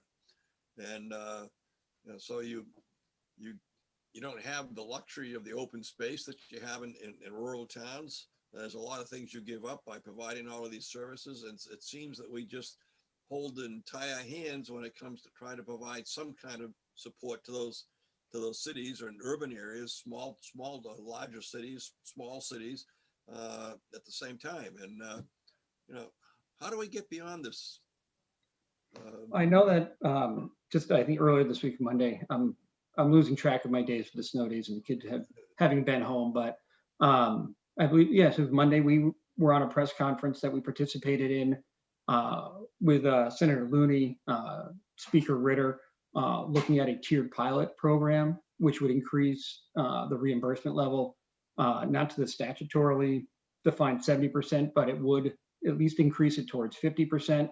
And it would create, as I said, a 3-tiered pilot program based on your equalized net grand list per capita. So your kind of most impacted municipalities in terms of pilot exemption and low property values would get a higher reimbursement. But the way it was structured, everybody, no municipalities would be harmed. The communities that have the most need would get the largest increase. It's not perfect, but at least it's a step back in the direction of where we should be in statute. As I said, there's so many of these programs that are put out there. And as I said, I don't want to come here and argue against, group homes that, are providing these services, and as I said, what are we going to have with kids with autism as that program, as those kids become adults and those adults start to age, where do we go next? I don't want to argue in the Veterans Committee against the property tax exemption for Gold Star parents.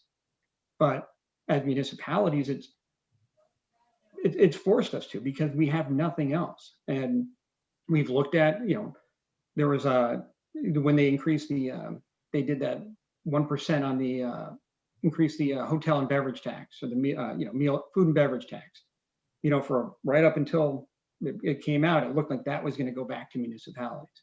And then it got swept into the general fund. I mean, there's a lot of different programs out there that maybe we'll get a little bit more, but again, it doesn't pan out. And again, it forces us to rely on the property tax, which is regressive. It is an impediment to home ownership. It's an impediment to economic development. When you have companies that are saying, oh, maybe I'll move to Hartford, and they look and it's a 70 mil, and then when they look to other portions of the country and say, so a company that does, if they're competing, look how far behind the 8 ball they are by when they the day they buy that property, they're paying that 70 mils. They're paying that property tax before they produce one widget.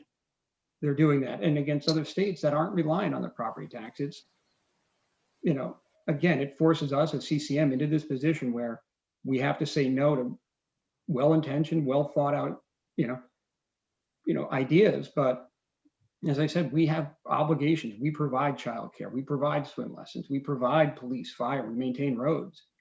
How do we do that? I can't just keep putting that burden onto, a smaller and smaller tax base. This is what you have to pay for it, but we're going to not only restricting how you can pay for it, now I'm even restricting it even further. And it's an unsustainable program. And it's always piecemeal. Where instead of an overall big picture approach to try to make a major statewide change, it's always piecemeal. And so we just fall backwards. We continue to fall backwards, and it's a little discouraging. Thanks, Randy. Thank you. Thank you, Mr. Collins. I do have some questions as well, but I'm going to go to Representative Smith and then Representative Dubitsky. Thank you, Madam Chair. Thank you, Mr. Collins, for sharing your perspective. Just a quick question. What do you think of the compromise that Mr. Chaponis put forward with respect to the pilot? I know you're just talking about it, so. As I said, I would have to take a look. I actually talked to Mr. Chaponis earlier. He is probably one of the brightest people I know when it comes in regards to assessment and assessment law. And he was looking at some of those numbers, and I said, I would be happy to take a look. I think over the last number of years, CCM has shown a remarkable ability to reach across what have been unbelievably contentious issues and find compromise ground. PTSD legislation, firefighters, cancer, some really hard fought, and passionate issues. I'd have to take a look and see what those impacts would. I wouldn't want to speak for. I answer my board, which are mayors and first selectmen. I wouldn't want to say, yeah, well, we're great with that. Having just heard it today, but it's certainly, as I said, we're always willing to sit down and have that conversation.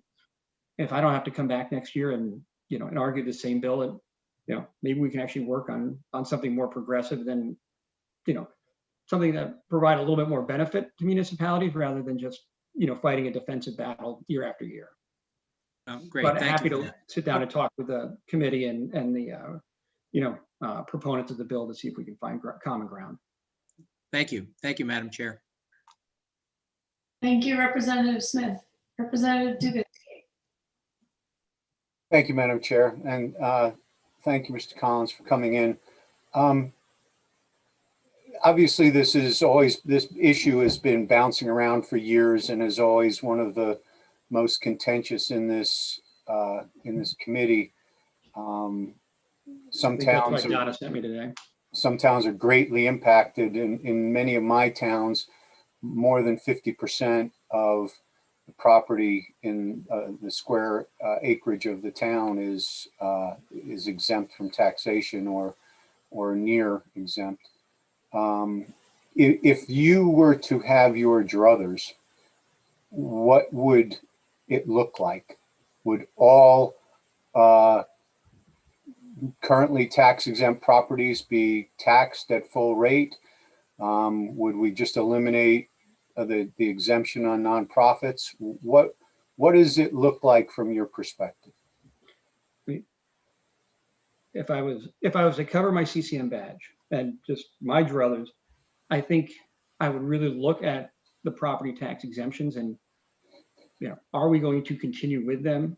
But I think over-reliance on any single revenue stream is dangerous. I think the state is over-reliant on the income tax, and it sets us up for really, periods of peaks and peaks and valleys. And when the market hits, we fall harder than a lot, and it takes a while to climb back out.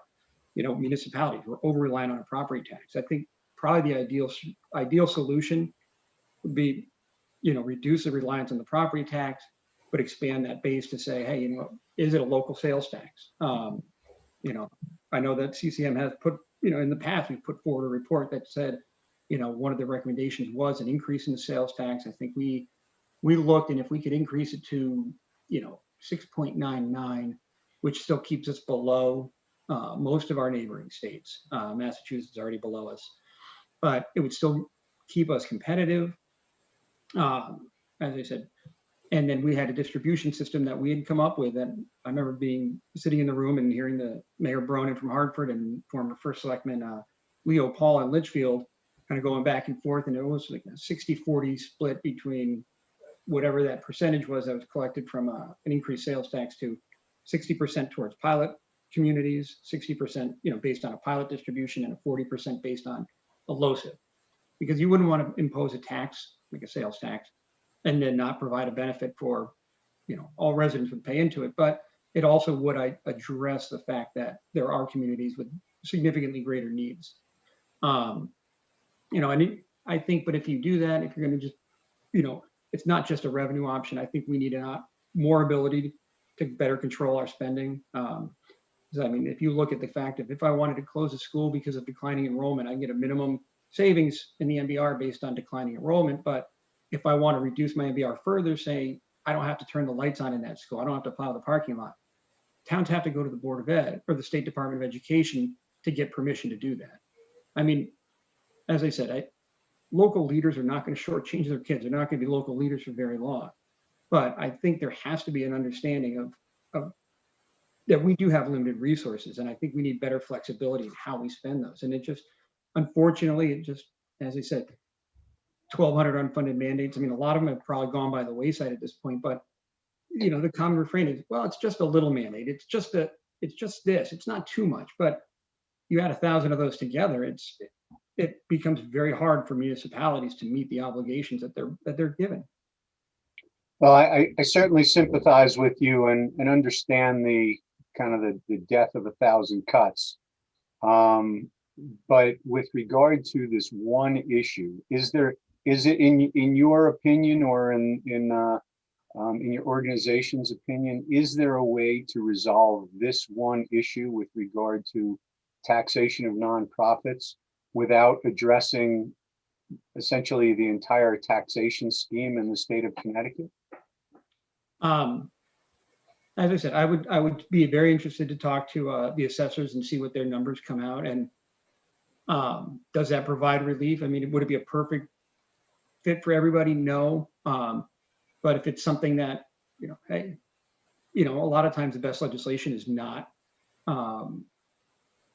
everybody walks away with half a loaf, but it's better than, fighting nobody getting anything. As I said, we don't want to spend our time doing this year after year. So I would look if that is the reimbursement, to put it into a pilot program. Maybe that is the correct way to do it. I think our just concern would be it goes into pilot and then it's unfunded or underfunded. Because then you're relying on the state to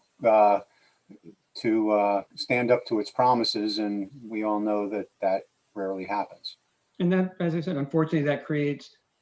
I think that's probably why you have at times maybe there are assessors who are aggressive in what they go for, but this is the revenue stream that we have. And it's not a perfect science. There are excellent assessors. There are ones that probably that aren't as good, but the same as lobbyists, legislators, as I said, and it's something that we need to work with. And if there, are assessors that are doing it wrong, then, I think that we can identify that and work with them to get everybody back on that same page.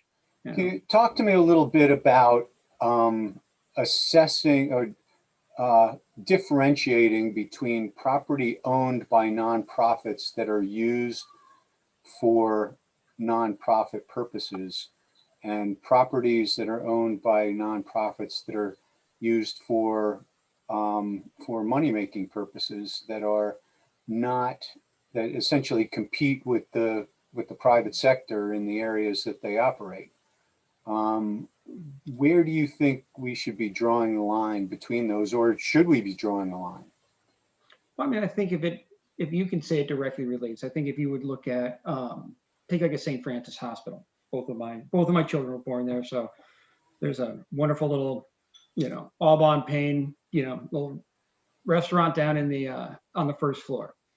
That the square footage of that restaurant, they lease that out to, the hospital leases it out. That is taxable because it's not directly related to, the running of the hospital. So, I mean, you would say, yes, that property is taxable because, it's a for-profit business that's operating there. Or, and I know that you can argue that the YMCA's, I know, have an I believe it's a sales tax exemption for their gym memberships. Does that give them an unfair advantage versus a Big Sky?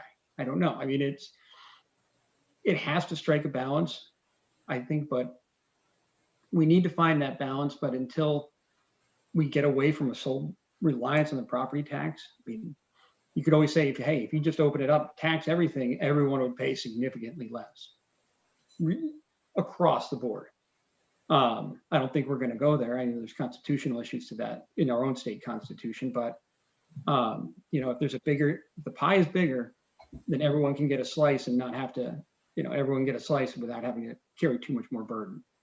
You could see reduction for commercial, residential, and then the mill rates across the board would go down. So, we've looked at this. I think, unfortunately, the way we always kind of go at it is we rearrange the deck chairs of we're going to tinker, move this one over here, move that over there, but we want to do it so it's revenue neutral.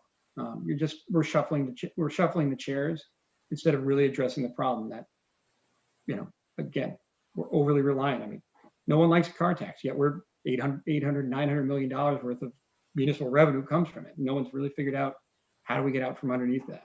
And when you were when you were talking about the sales tax, you were talking about a state sales tax, or you talking about a local sales tax? The gyms are subject to the state. The YMCA's are exempted from, I believe, the sales tax that's applied to gym memberships. They get a charitable exemption, but a lot of people. No, but before that, you were talking about perhaps increasing the sales tax or imposing a new sales tax.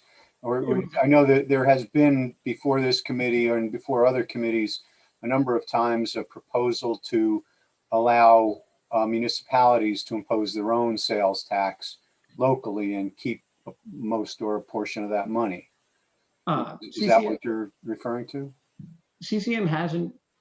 I think our position has been very consistent of, we don't want to see local municipalities competing against each other. It really would create a race to the bottom. And I remember when Hartford a few years back was going through a period of, before the state, stepped in to help them out.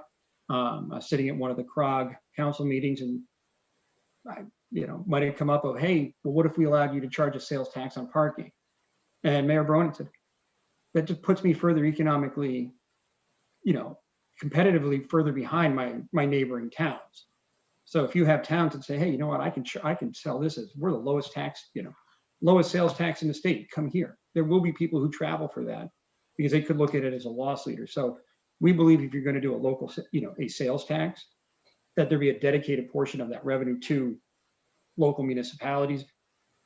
As I said, is it based on point of sale? Is it based on a distribution of a pilot LoCIP type formula?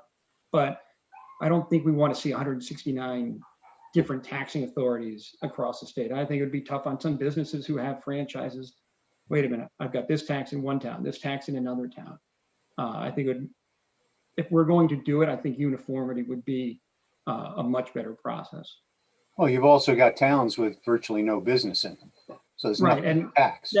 That's one of the reasons that I think we didn't like a point of sale, because you can see, as I said, I live in West Hartford. We have a lot of retail. South Windsor has a lot of retail. So we'd be a net benefit. But Eastern Connecticut, I grew up in Eastern Connecticut. I grew up in Salem, Connecticut.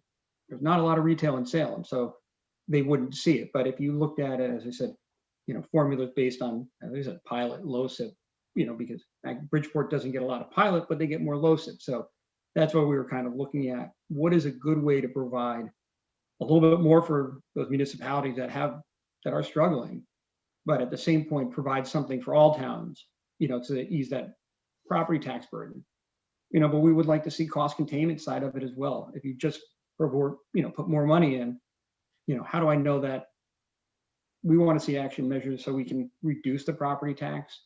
So it's a lot of different pieces, and some of that's a regionalization of services, some of it's, savings on the labor side of what way to go. Okay, but going back to the bill that's before us,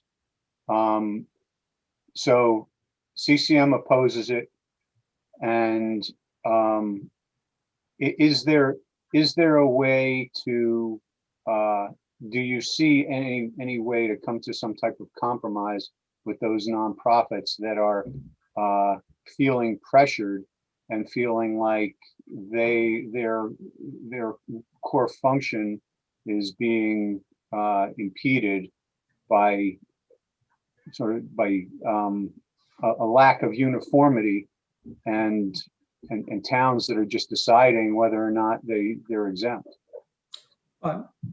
We are very much awaiting the court case that could clarify a lot of what this is. I mean, the Supreme Court come out and say, nope, municipalities are completely wrong. This is completely tax exempt, and it would make this issue rather moot. But if not, as I said, if the court finds in favor of the town of Cromwell, obviously this bill stays alive. I think, if we could find, so if it's not a completely unfunded mandate, if it's not just another property tax, and if it is, then let's put it under 1281 and just be very clear that all this type of housing, and not tinker around with the temporary, the ands, the uses, just clarify exactly what it is, and we'll have that discussion. But I think the idea of putting it into pilot, and if I get 30 cents on the dollar, it's better than getting nothing. And again, it's we are partners with the nonprofits. They are strong members of our community, and they provide very key services for a lot of our neediest residents. So how do we support them, but at the same time, how do we support the services that we as a town and cities are required to provide? It's not an easy balance, and I don't want to say, hey, stick it to them. But I think as I said, if it did fall under state pilot and at some level of reimbursement, might not be the perfect solution, but it would be better, as I said. A lot of times in this building, you walk away with half a loaf, it's better than walking away with none. Well, thank you for your responses. I appreciate your coming in and talking to us today. Thank you, Madam Chair. Thank you, Representative Dubitsky. And in fact, Representative Dubitsky, you asked a number of the questions that I was going to ask. I do have a couple others, but I did see one other hand. I don't see it now. So Representative Michelle, there you go. It was you. Yep, thank you. I'm having a couple of issues. Thank you, Madam Chair. Thank you, Mr. Collins. Just for, I think, more for clarification, it might resemble some of my colleagues' previous questions. Tax exempt properties, for example, in the city of Stamford, I know that it affects the grant list when, for example, it's used in the calculation for the ECS formula. But my question is, out of all the exempt properties in a city like Stamford, and it might sound similar than what was asked earlier, but there are some properties that are run by for-profit entities, correct?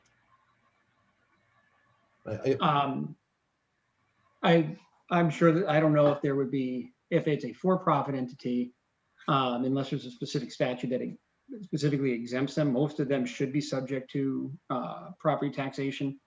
I don't know if there are exempted for-profit entities. So what usually properties are exempt? I mean, I know government property, and then I think universities, hospitals, religious, educational, nonprofit educational, yeah, as I said, any number of services that would qualify as a one of the 501 charities, charitable organizations that's designated. But as I said, in a lot of them, and that's why the assessors, they're much better at kind of running through the specifics. I was glad they went first on some of these. But if you go into 1281, it lists out, I think 77 exemptions just within 1281. If your property is used for 1 through 77, you're exempt from taxation. once you go into the statutes, you can find more in other parts, and that's what makes it a little convoluted, because it's not just those 77, but it is, oh, a qualifying one, you've got to go look over here as well. As I said, and that makes it, as I said, at times difficult. So I know, I think it's Oak Hill, they're also have the Connecticut Institute for the Blind, which is written into a different portion, which is exempt from taxation. So it's, it is a hard, the statutes aren't exactly easy to navigate from time to time. And I've been struggling through it for about 20 years now. Right. No, I was just thinking that most of the properties that are really impactful, that are tax exempt, are usually big properties, and sometimes that have also a heavy duty financial structure. Whereas, you know, I don't think we're talking about the same thing with the charity.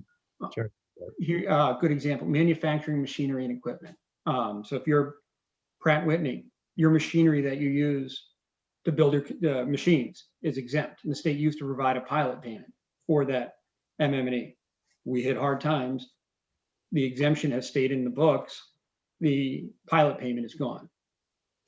Now we kind of round about it through other grants, but you know, and I don't think that we sit there and say, hey, we want to tax the means of production. It's not a good economic developer to do it that way, but again, when that, hey, we want to help businesses grow, we're going to exempt these out and encourage you to come.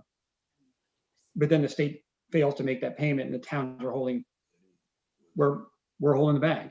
And I think that that's why we have hesitancy, you know, anytime that we see, you know, these, you know, tax exemption bills. And you know, we have a list of them out there this year, and every year there's a lot of them, and it's hard. As I said, I don't want to argue against property tax exemptions for Gold Star parents. I know them. I know I was with their sons, but it's a consistent position of we oppose unfunded mandates and we oppose erosion of the property tax base.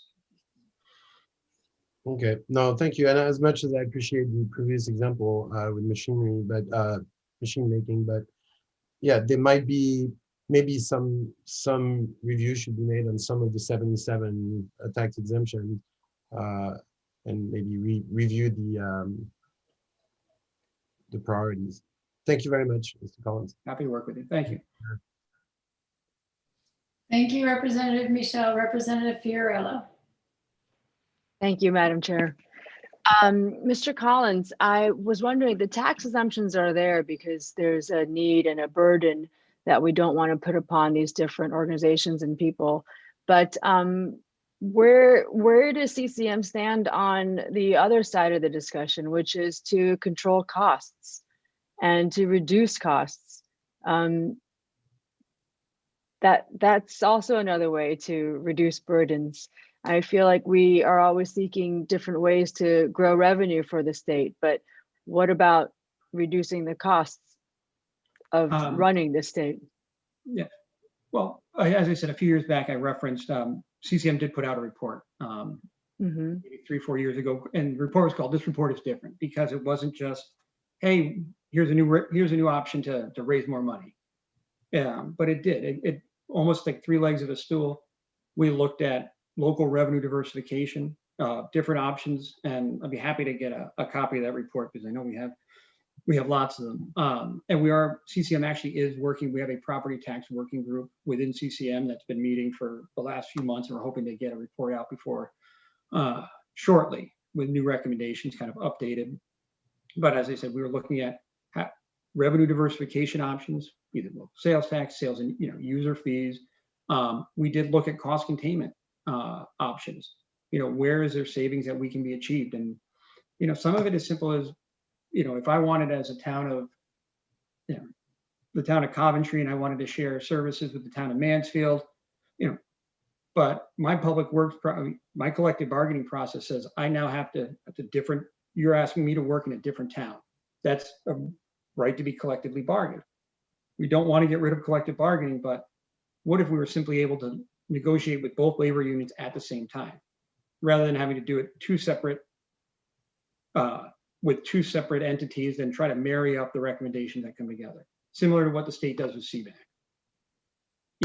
There are back office costs, there are administrative costs that could be saved. Actually, could save, had talks with union leadership.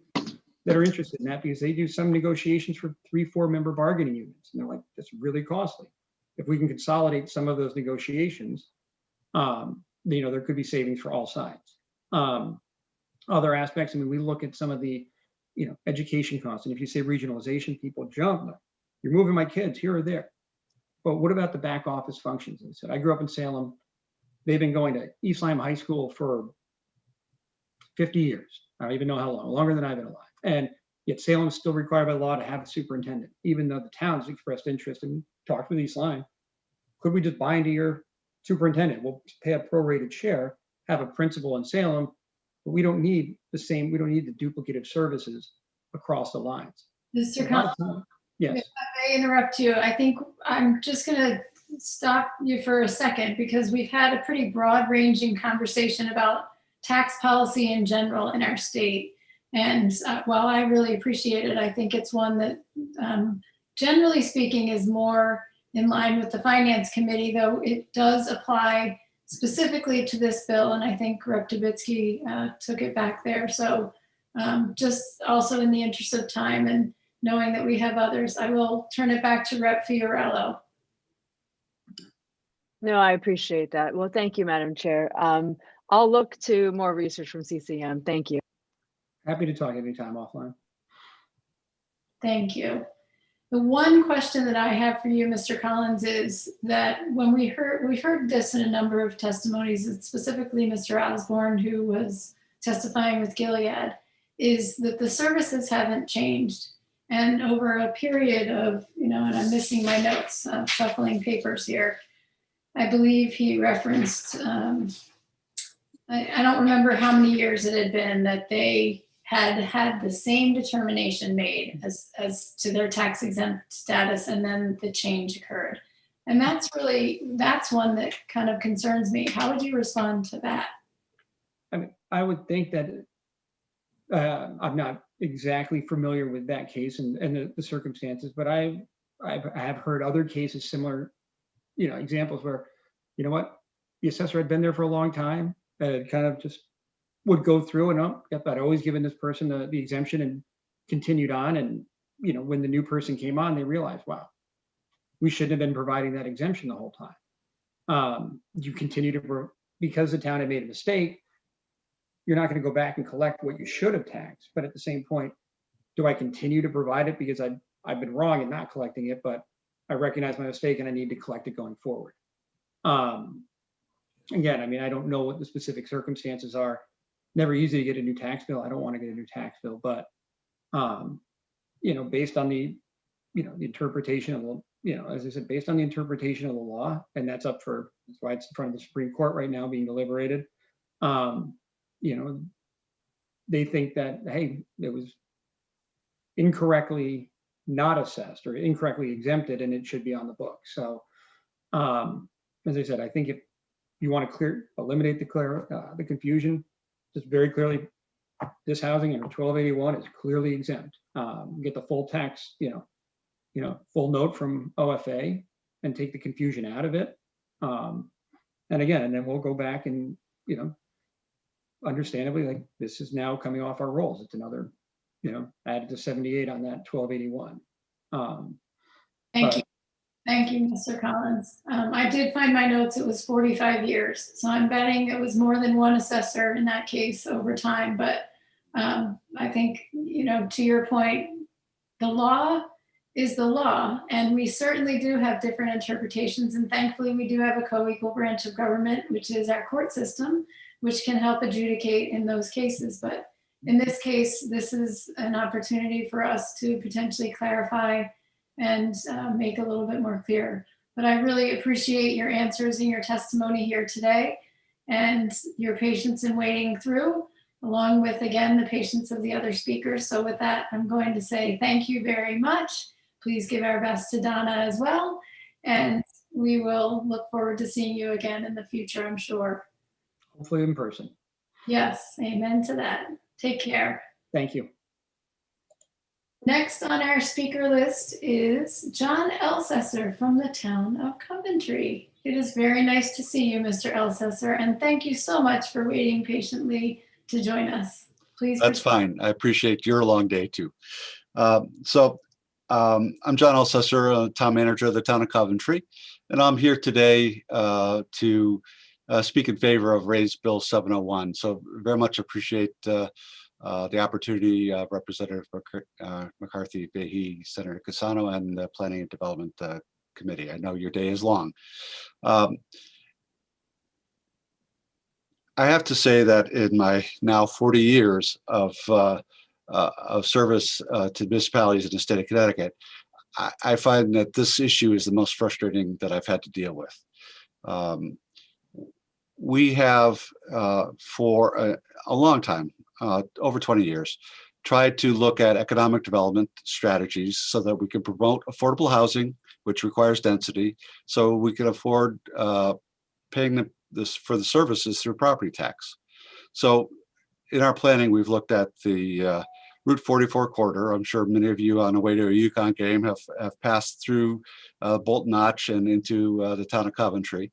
And the Bolton Vernon sewer system was required to be added to protect Bolton Lakes, which an earlier question was raised. And yes, Bolton Lake has had to shut down their lake for the last 3 or 4 summers due to bacteria growth and algae, some blue-green algae, which is very poisonous, keep your dog out.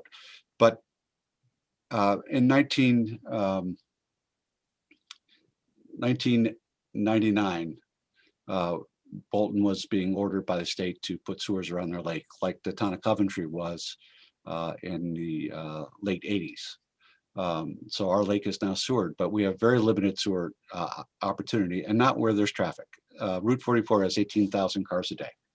It's where our commercial zoning is, but it does not have good soils. So we get low use, low impact uses in terms of economic development, like we have a bunch of used car dealerships, because a used car dealership can go anywhere and they can drip their oils and transmission fluids that will flow down the road and into Bolton Lake. But we need something better. We need community services. So we work with the town of Bolton to look at joint development at the town line for what we call the gateway project. And to do that, we need sewers. So we stepped aside when the DEP was originally ordering Bolton to do it, because the Council of Environmental Quality objected to any economic development growth by sewers.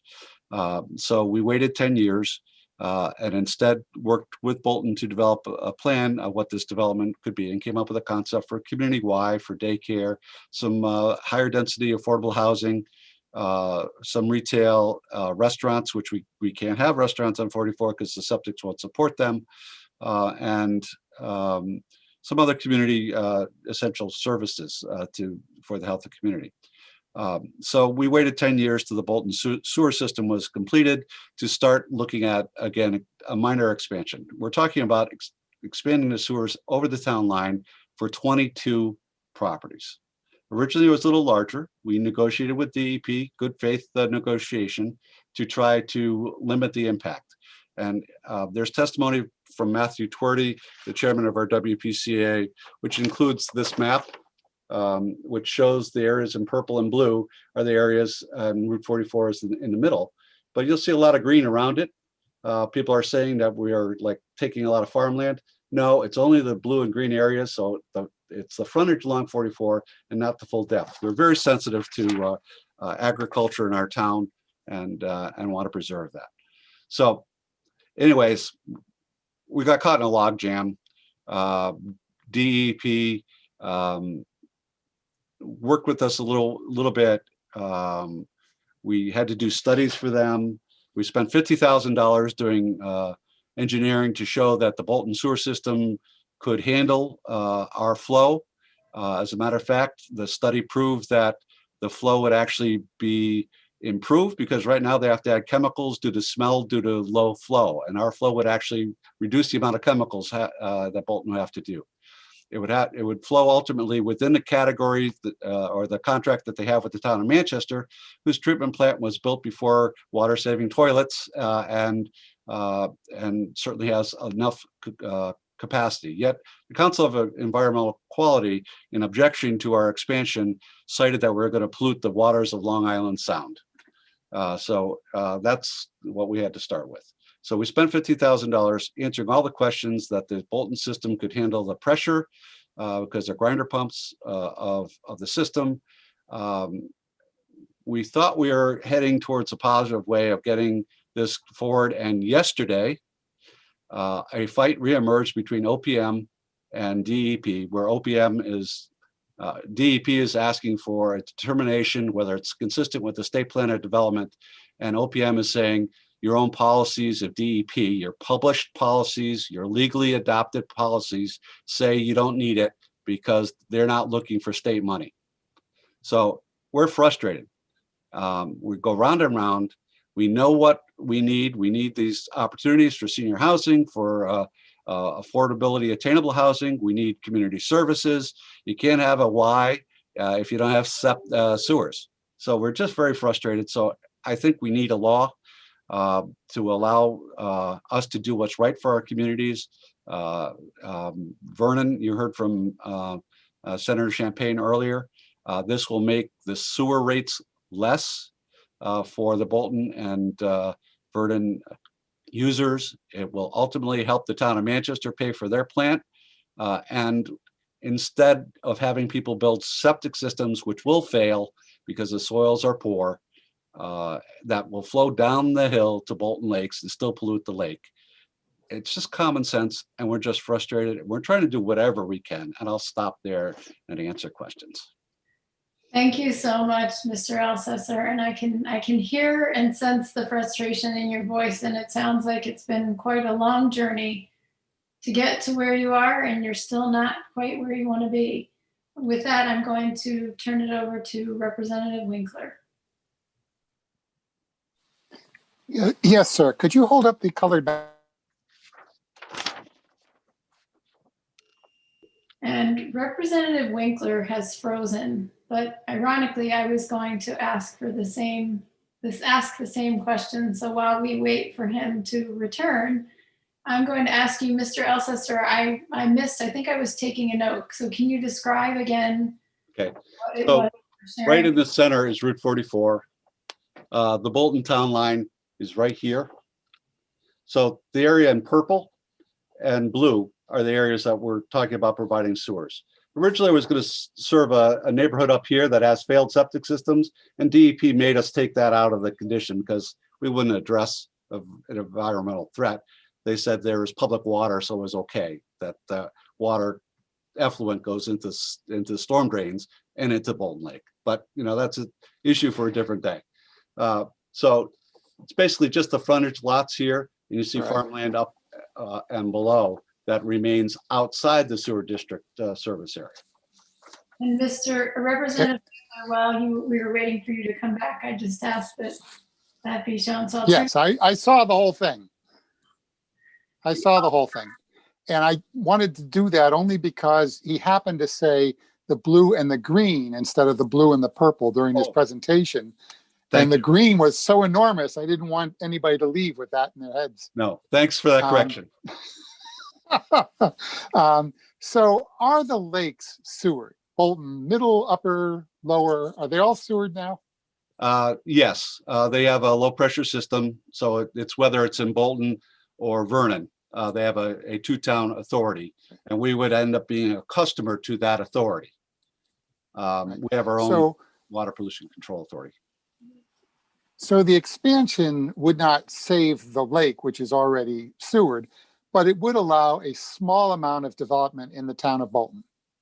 It would allow development in Bolton and Coventry, but I will say that the lake is downhill from this land. So and again, the soils are defined as very poor. So any development which meets the public health code, those systems will fail, and we will then continue to pollute downhill into Bolton Lake. So it's a quandary. Unless you take the property, you can't stop people from developing. And I understand. Yep. You can require them to have an engineered system, though. Yes, and those systems unfortunately do fail. Can't you require them to fix a failed system? But no, I Yes. see your point. Yes. And thank you. Thank you, Madam Chair. Thank you, Representative Winkler. Representative Delnicki. Thank you, Madam Chair, and good to see you, John. Hi. I can't get over the fact that you are trying to do the right thing.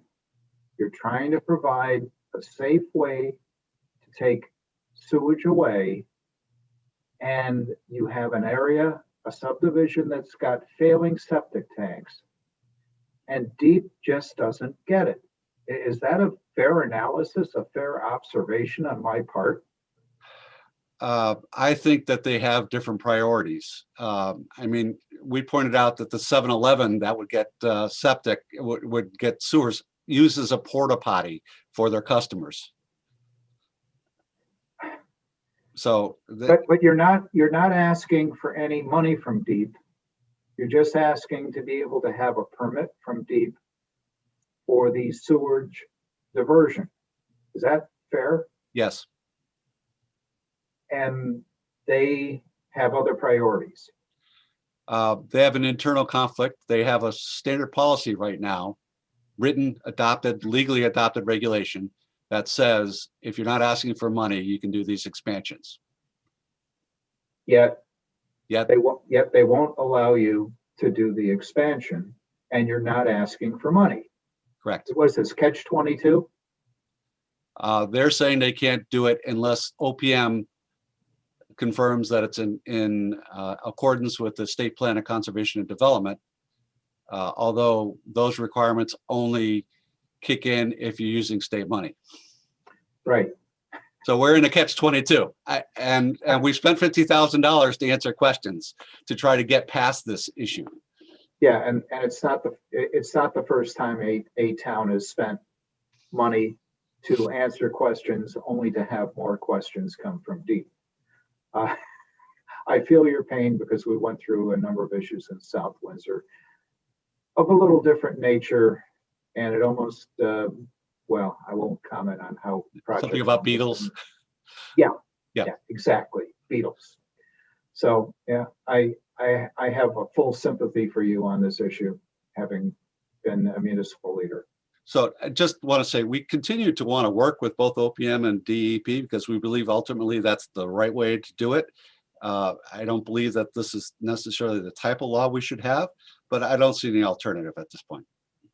Yeah, so sometimes you have to do what you have to do to accomplish an improvement, and that's what I think you've got before you right now is a situation where this is the only way to get it done. Representative Delnicki, any further? No, that's it. Thank you, Madam Chair, and thank you, Town Manager Elsesser. Thank you.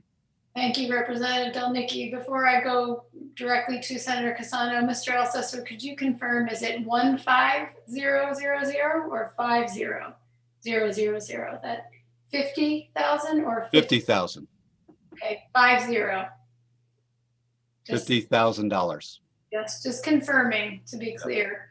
Miss Senator Cassano, Mr. Chairman.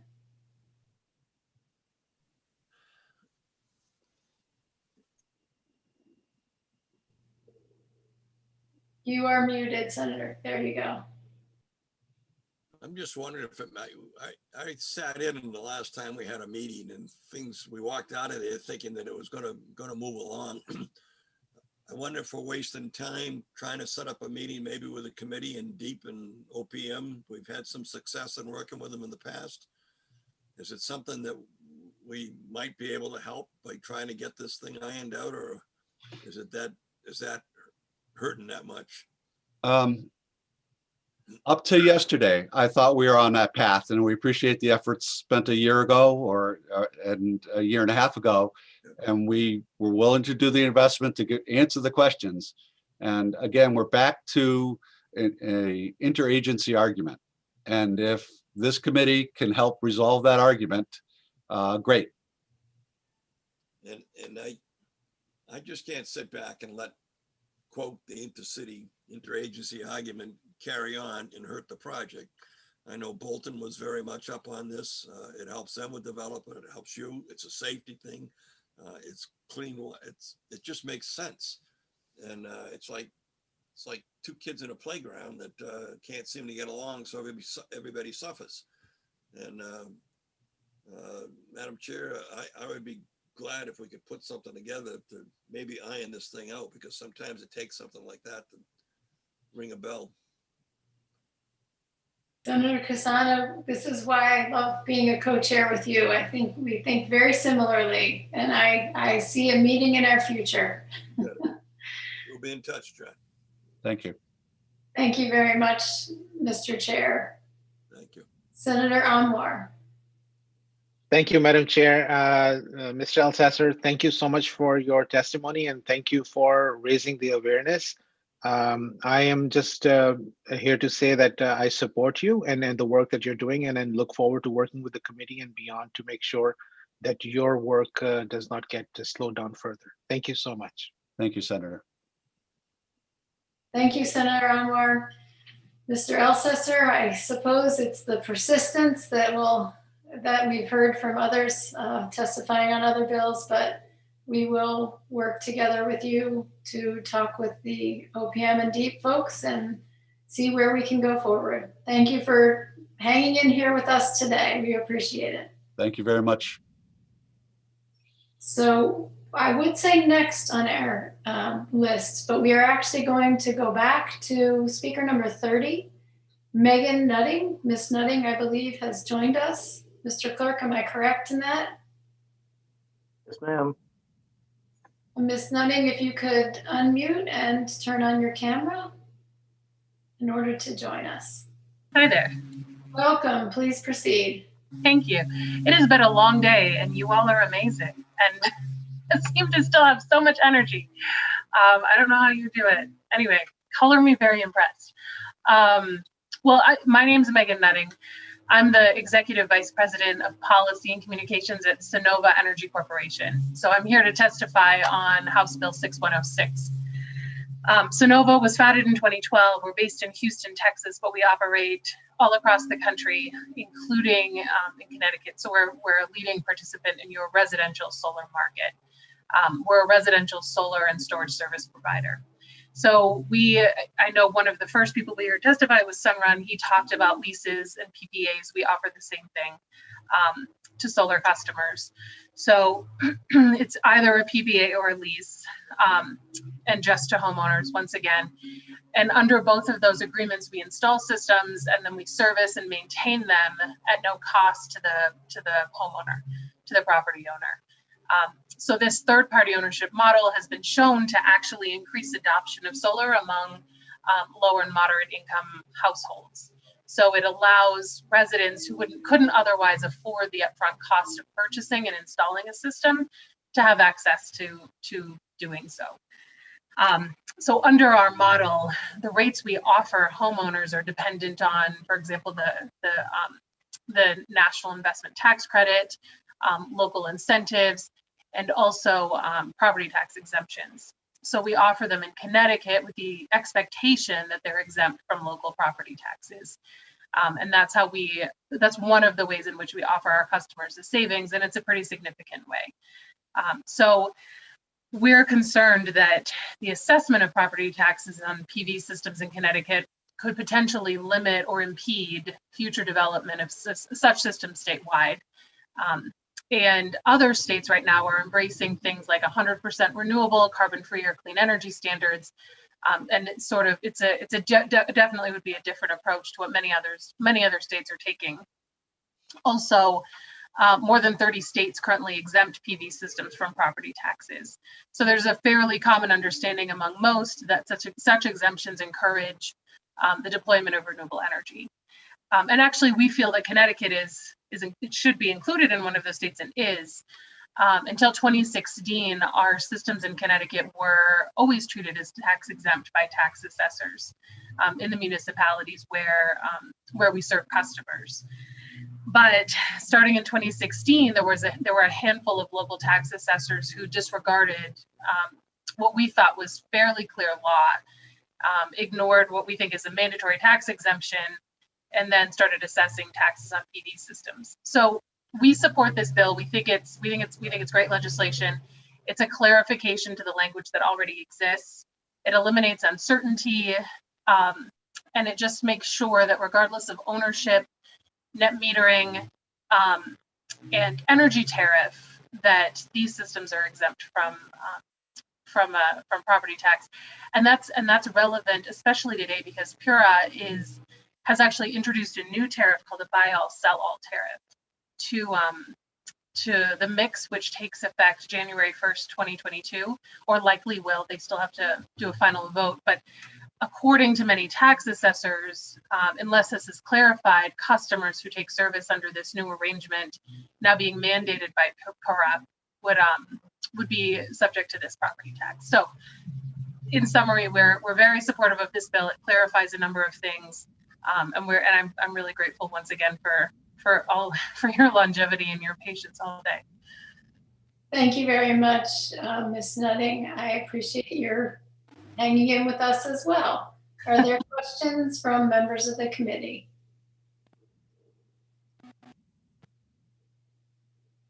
Oh, I think you had some very clear testimony, and I appreciate you being with us today. All right, thank you guys. All right, great. We are going to move to Desiree Stevens with Access Connecticut. Is Ms. Stevens in the Zoom? Yep. Oh, there you are, Ms. Stevens. It's very nice to see you. Welcome. Please proceed. Yes, absolutely. It's great to be here. Thank you. You guys are such troopers. I think this is like your 7th hour or something. So good afternoon to all of you, the members of the Planning and Development Committee. I'm Desiree Stevens. I'm here to voice my support for on behalf of Access Connecticut for the adoptee birth certificate bill, HB 6105. I am an adoptee.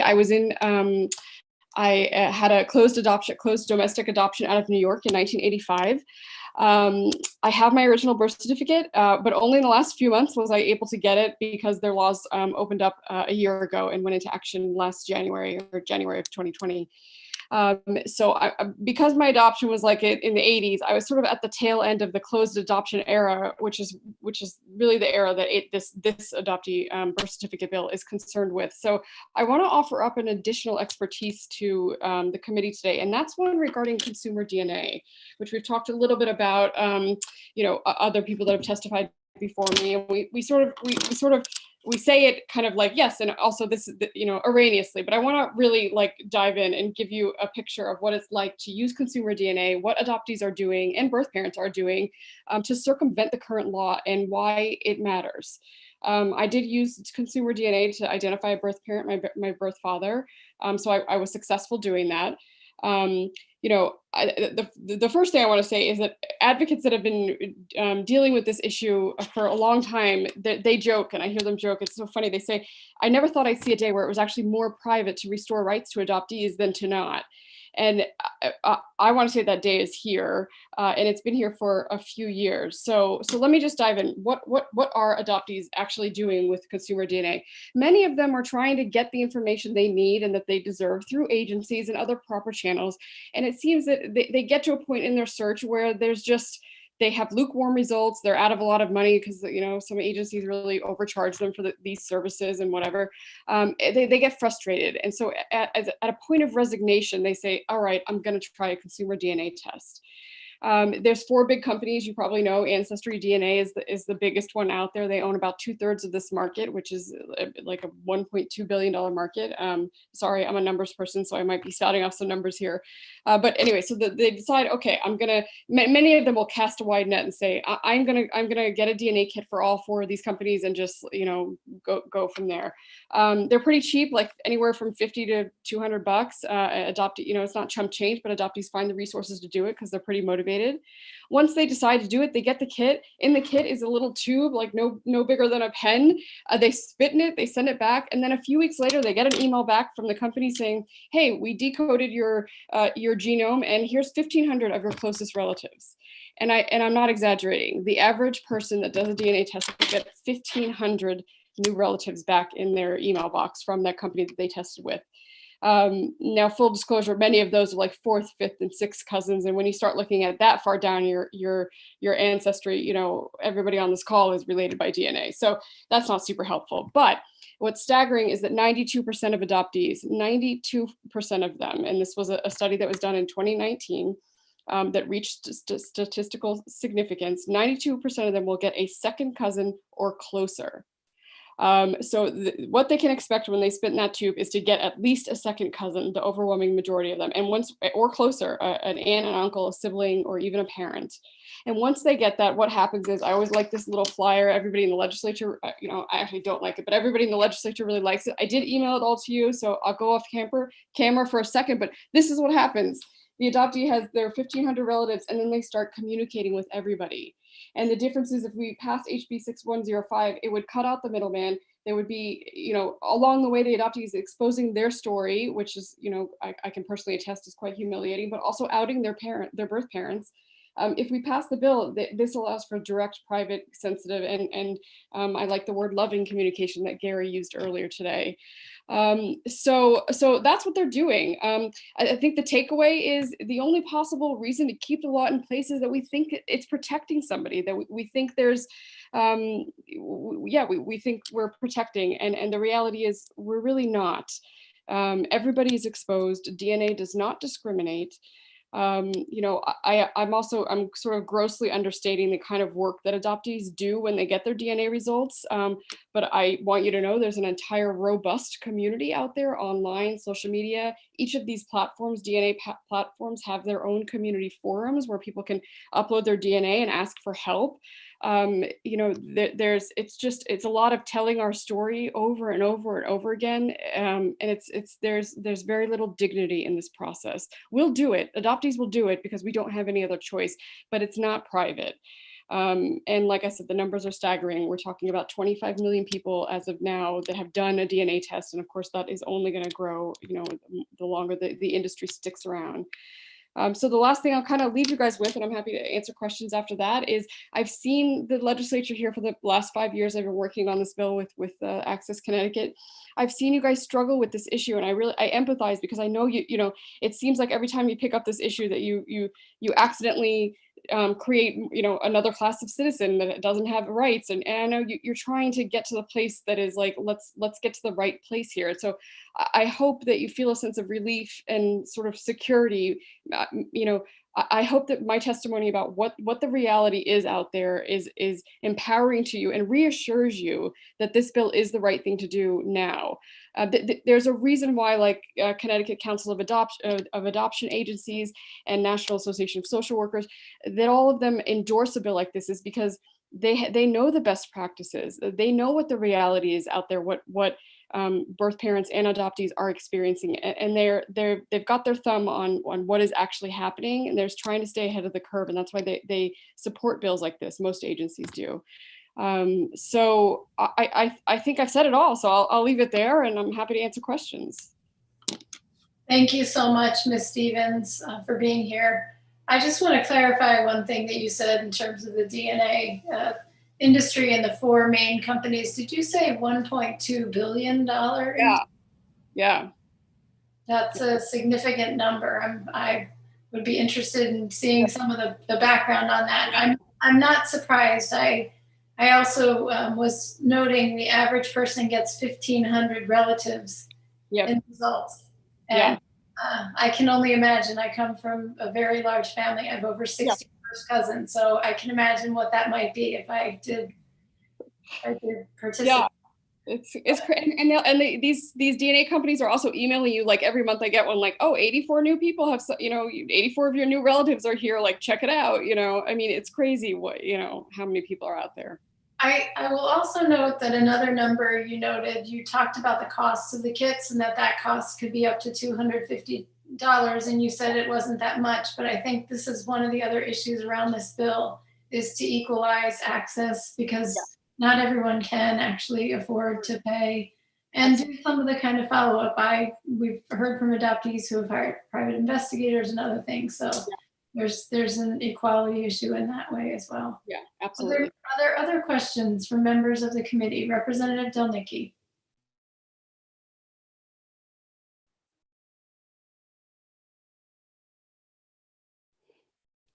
Representative Delnicki, you're muted.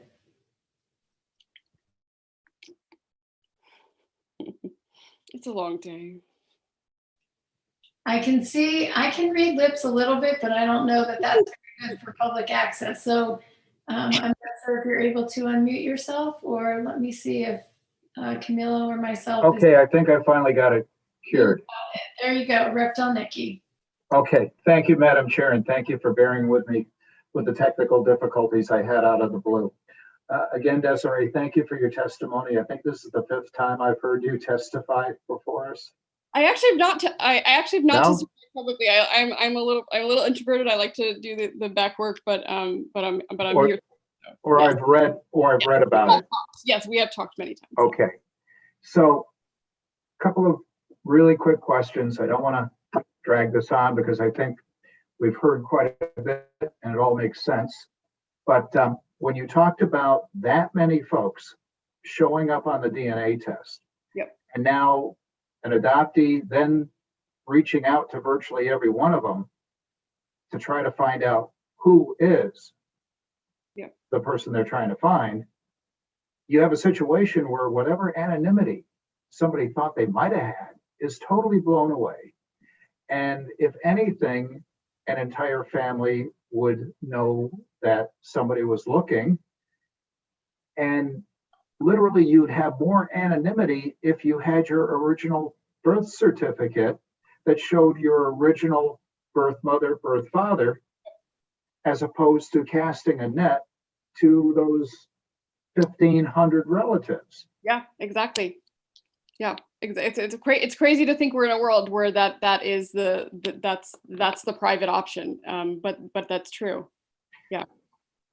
And then looking at the cost that a person would have trying to get this information could be up to $800, maybe $1,000, as opposed to being able to get a copy of their original birth certificate if it were unlocked, if it were taken out of the vault, and if we were to pass the bill.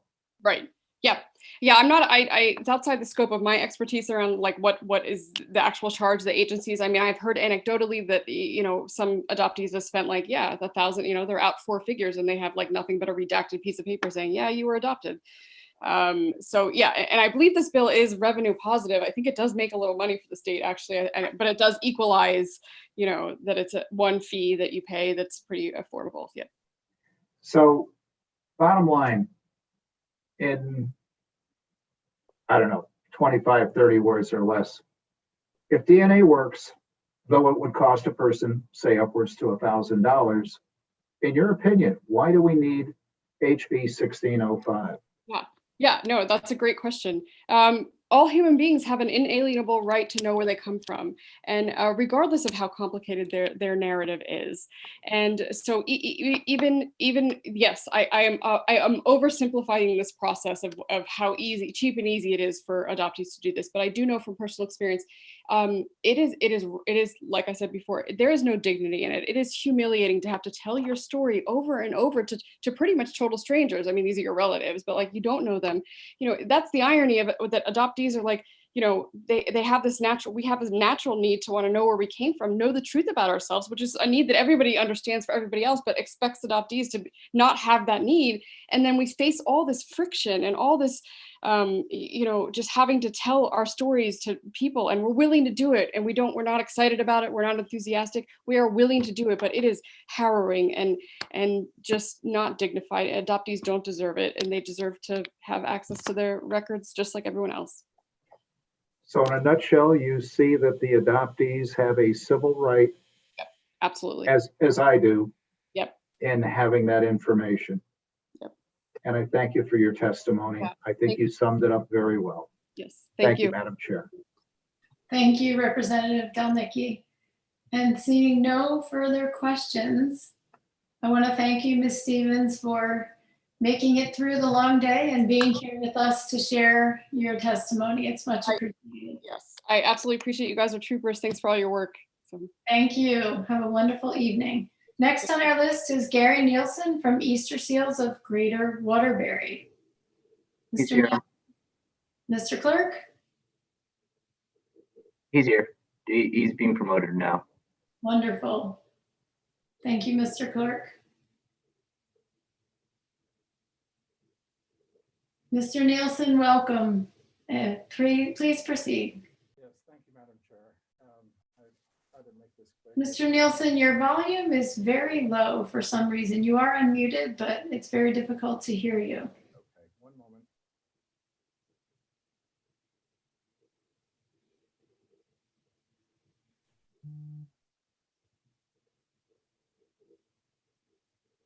So I'll just speak up.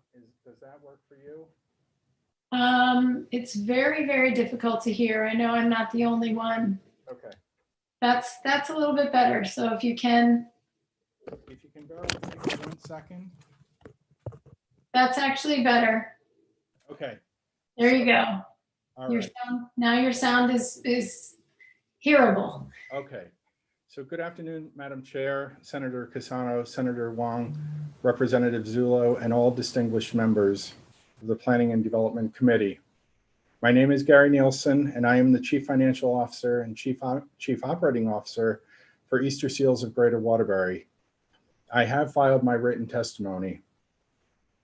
I and my agency leadership support House Bill 6103, an act concerning property tax exemptions for property used for charitable purposes.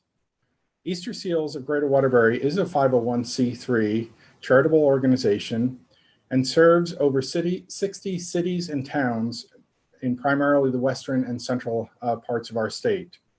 We are a mission-driven organization that is an indispensable resource for individuals with disabilities. I'd like to share a little bit of our experience with you. For over 60 years, Easter Seals has steadfastly provided services to individuals and families in our communities under the exemption from property tax, except for one recent experience. Over many years, all of the city and town assessors that we, Easter Seals of Greater Waterbury, have worked with have recognized and have protected our nonprofit charitable tax exemption. Unfortunately, in one city that we serve, a newly appointed assessor recently completed a site visit of one of our properties, which had been operating and providing services to that community for 36 years.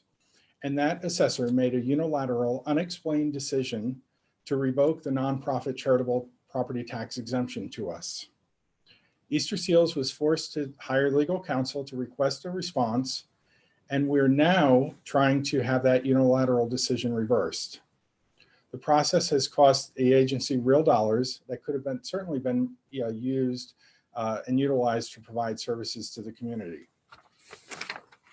I'm here because the charitable nonprofit property tax exemption must be protected to fulfill the needs that our state services aren't able to meet, and to protect charitable nonprofits from an aggressive assessor who can make a unilateral, unchecked, and unexplained decision to deny a tax exemption. Now, we do have the process of having to go through the Board of Appeals, but so far we have spent several $1,000s on our attorney just to get an answer from the tax assessor as to why our property was changed from being tax exempt to being taxable. We do not provide group home services. This is a facility that provides medical rehabilitation to most individuals who have Medicare and Medicaid, and also our quadrennial report, which is due every 4 years. When the new assessor came in, the new assessor required us to file a new report which was actually only allowed us a 2-year period of exemption, and has now stated that based upon her review, she has taken the exemption away. Now, one of the things that the committee could do in terms of, and I've been on all day, is in terms of looking at not-for-profits and whether or not they have unrelated business income, is that as a not-for-profit, and I'm sure that mostly all of the not-for-profits you heard from today are all required to go under a independent certified public accounting audit and most likely their auditors prepare their Form 990. As part of preparing the Form 990, the auditors are also required to assess whether or not there's unrelated business income tax. It's filed under a Form 990T, and there are three sort of general criteria to determine if you have to file a Form 990T. I don't want to get into that details, but I will just briefly tell you those quickly. One is that the operation is carried on as a trade or business. Two, it's regularly carried on. And three, it is not substantially, this is that trade or business, not substantially related to furthering the exempt purpose of the organization. And I think that when we talk about sort of our colleagues, my colleagues on the residential side, certainly providing those services, those residential services to those who with developmental disabilities certainly falls well within the realm of charitable. I understand that there is that the piece, the quantifier about the 6 months or less in a living arrangement, and certainly the committee should definitely delve into that. But I think we're running into a situation where we're having tax assessors make a decision as to whether or not a not-for-profit is carrying on unrelated business income or generating unrelated business income. And quite frankly, that's really not in their realm. That's really more in line with your certified public accountants coming in and doing the audit and determining what needs to be filed on a federal basis in terms of is there unrelated business income tax. So I'll leave it at that and certainly would be happy to answer any questions. Thank you very much, Mr. Nielsen. I appreciate you noting and specifying the audit provisions in the 990. I think that's a helpful designation and helpful thing to point out so that people understand and are just, if not made aware, but just it confirms for folks. Are there questions for members of the committee? Seeing none, I thank you, Mr. Nielsen, for being here with us today and for making it all the way through till now. It's great to have you, and thanks for your good work. Thank you. Next on our agenda is Alicia Geduti. And you know what? I think I just mispronounced your name. You did fine. It's Alicia Geduti, but thank you. No, and I should have remembered that, Alicia. My apologies. No worries. You've had a long day. Thank you so much for sticking through it. I hope I'm your last person. I think I might be. Not quite, but please proceed. Okay. Good afternoon, Representative McCarthy-Vahey, Senator Cassano, and distinguished members of the Planning and Development Committee. I'm Alicia Geduti. I'm the President and CEO of Edelbrook Behavioral and Developmental Services. Edelbrook is a multi-service agency specializing in autism spectrum disorders, developmental services, and behavioral health treatment. We contract with the Department of Children and Families, the Department of Developmental Services, with municipalities and school systems, and we receive Medicaid funding for our residential programs through the Department of Social Services. We support approximately 350 children and young adults with highly complex developmental and behavioral health needs and their families. We're supported by more than 600 talented and caring employees. And we have 20 locations throughout Central Connecticut. That includes our main campus in Cromwell. We have programs in Manchester, East Hartford, Middletown, Southington, Cheshire, New Britain, Berlin, and Portland. Our students and residents come to us from nearly every community in Connecticut, as well as from other states. We provide highly specialized services to those most in need. Many of the children that we serve have extensive trauma histories, experienced multiple hospitalizations, and have been in and out of other treatment programs, often out of state. We keep kids out of the hospital. We help them get back to communities. We work to understand and address their complex behavioral and developmental challenges, and ultimately work to help them find hope and happiness. I'm testifying today about HB 6013, an act concerning property tax exemptions for property used for charitable purposes.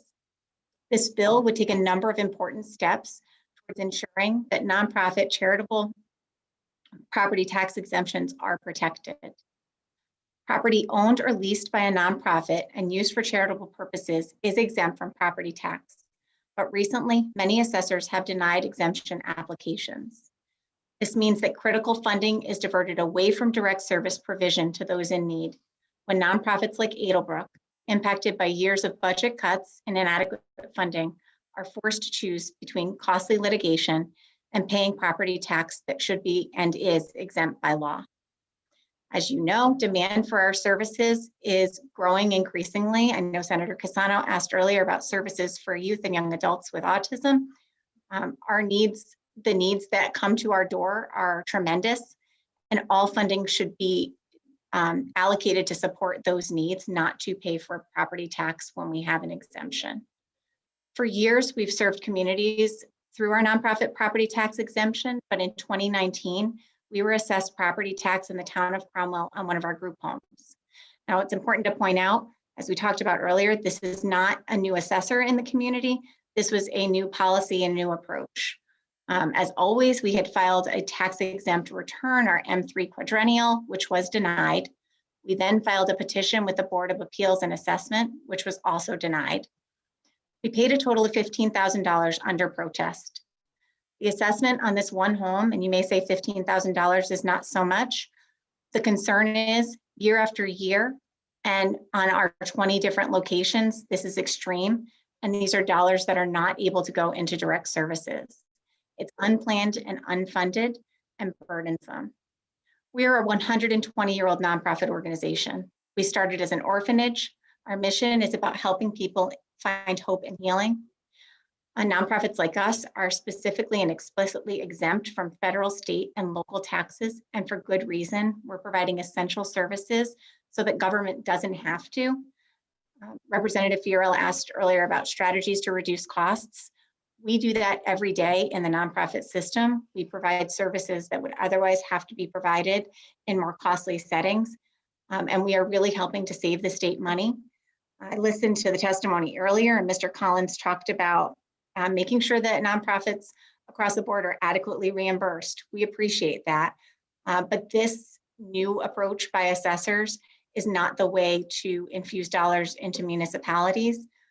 We're asking that you honor the historic and long supported agreement to exempt nonprofit human service providers from paying property tax and support this bill. Thank you so much. Thank you, Ms. Geduti, and thank you also, as I have said, to many of your other service providers. We are very grateful to you and to all of the people who work with you for the services you provide in the community. Senator Cassano.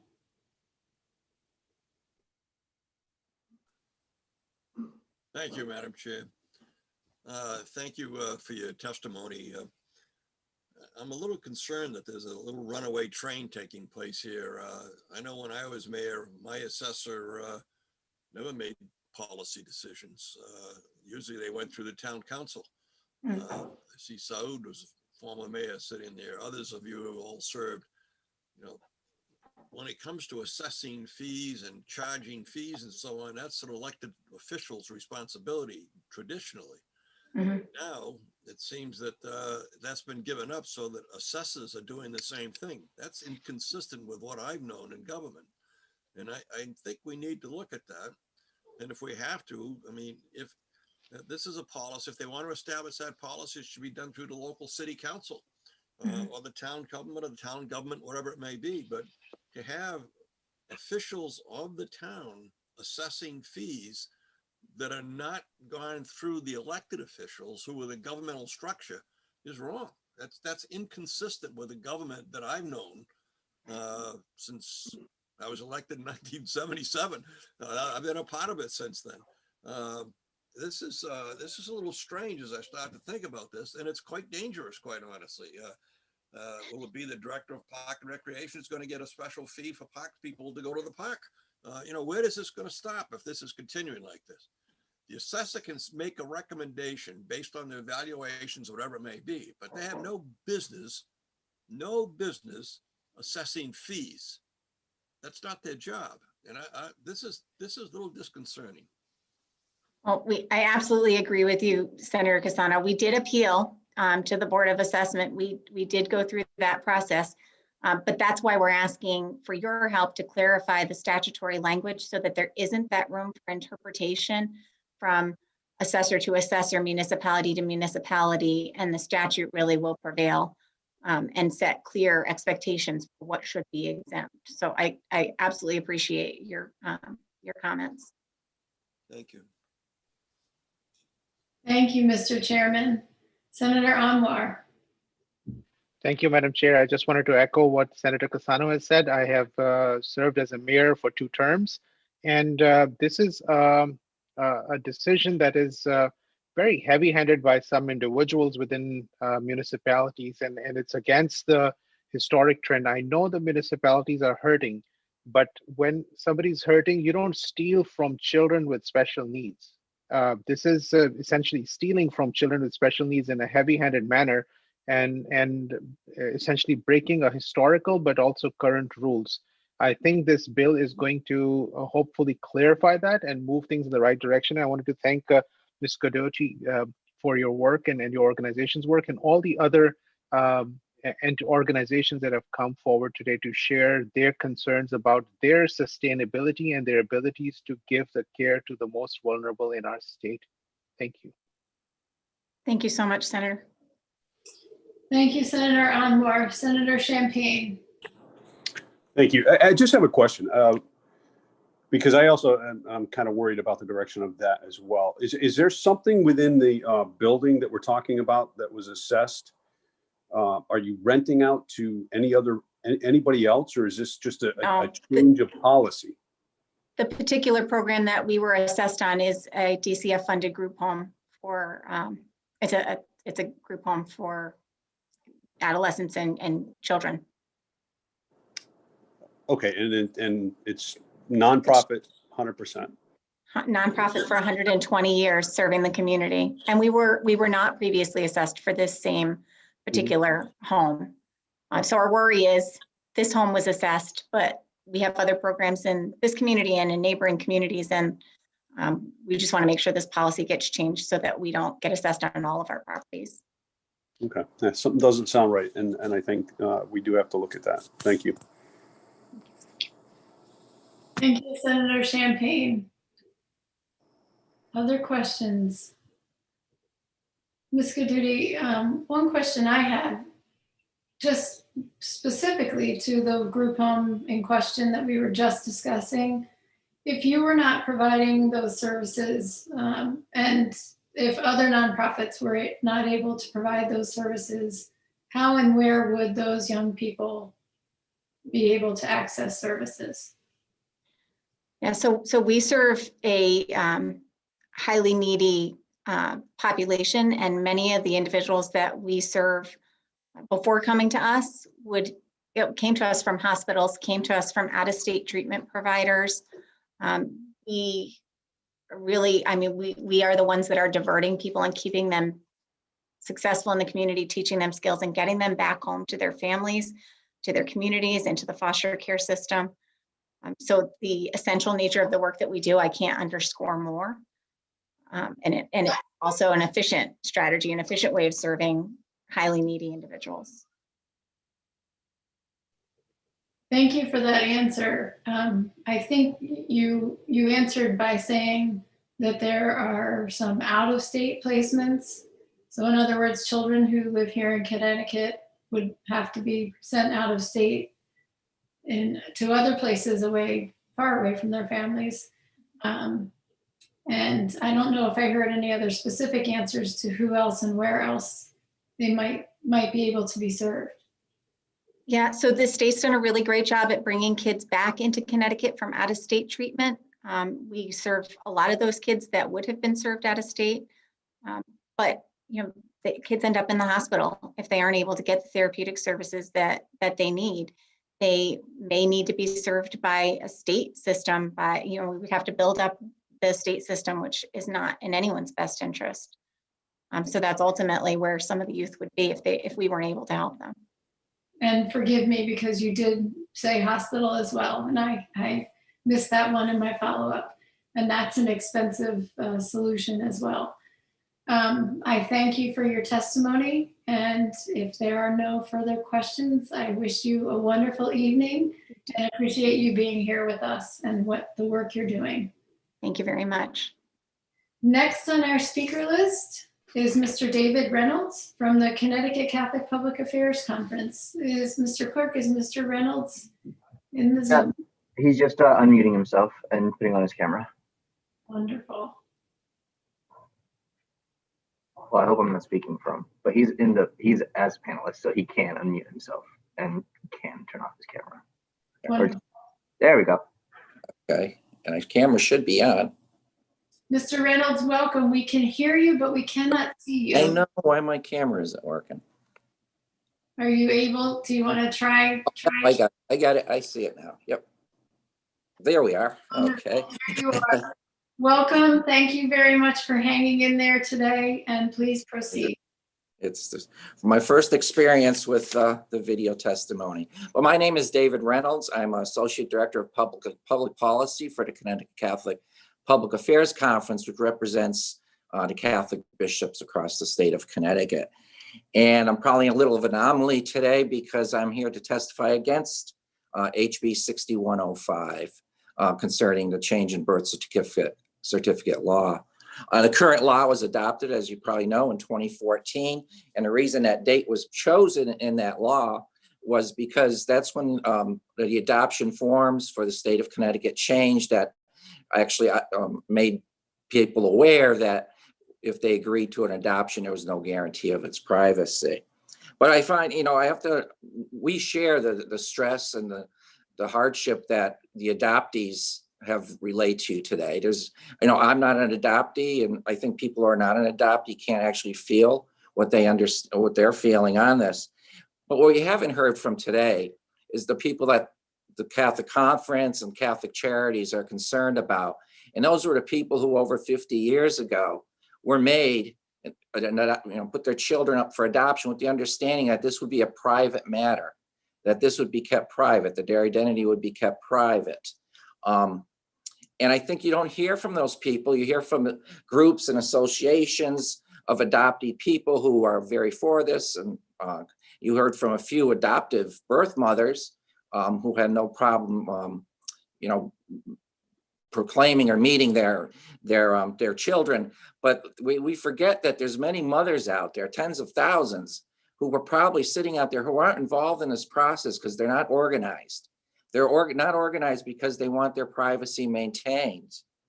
And we're great that the adoption process has gone to open adoption versus the closed adoption. That's a great improvement in the adoption process.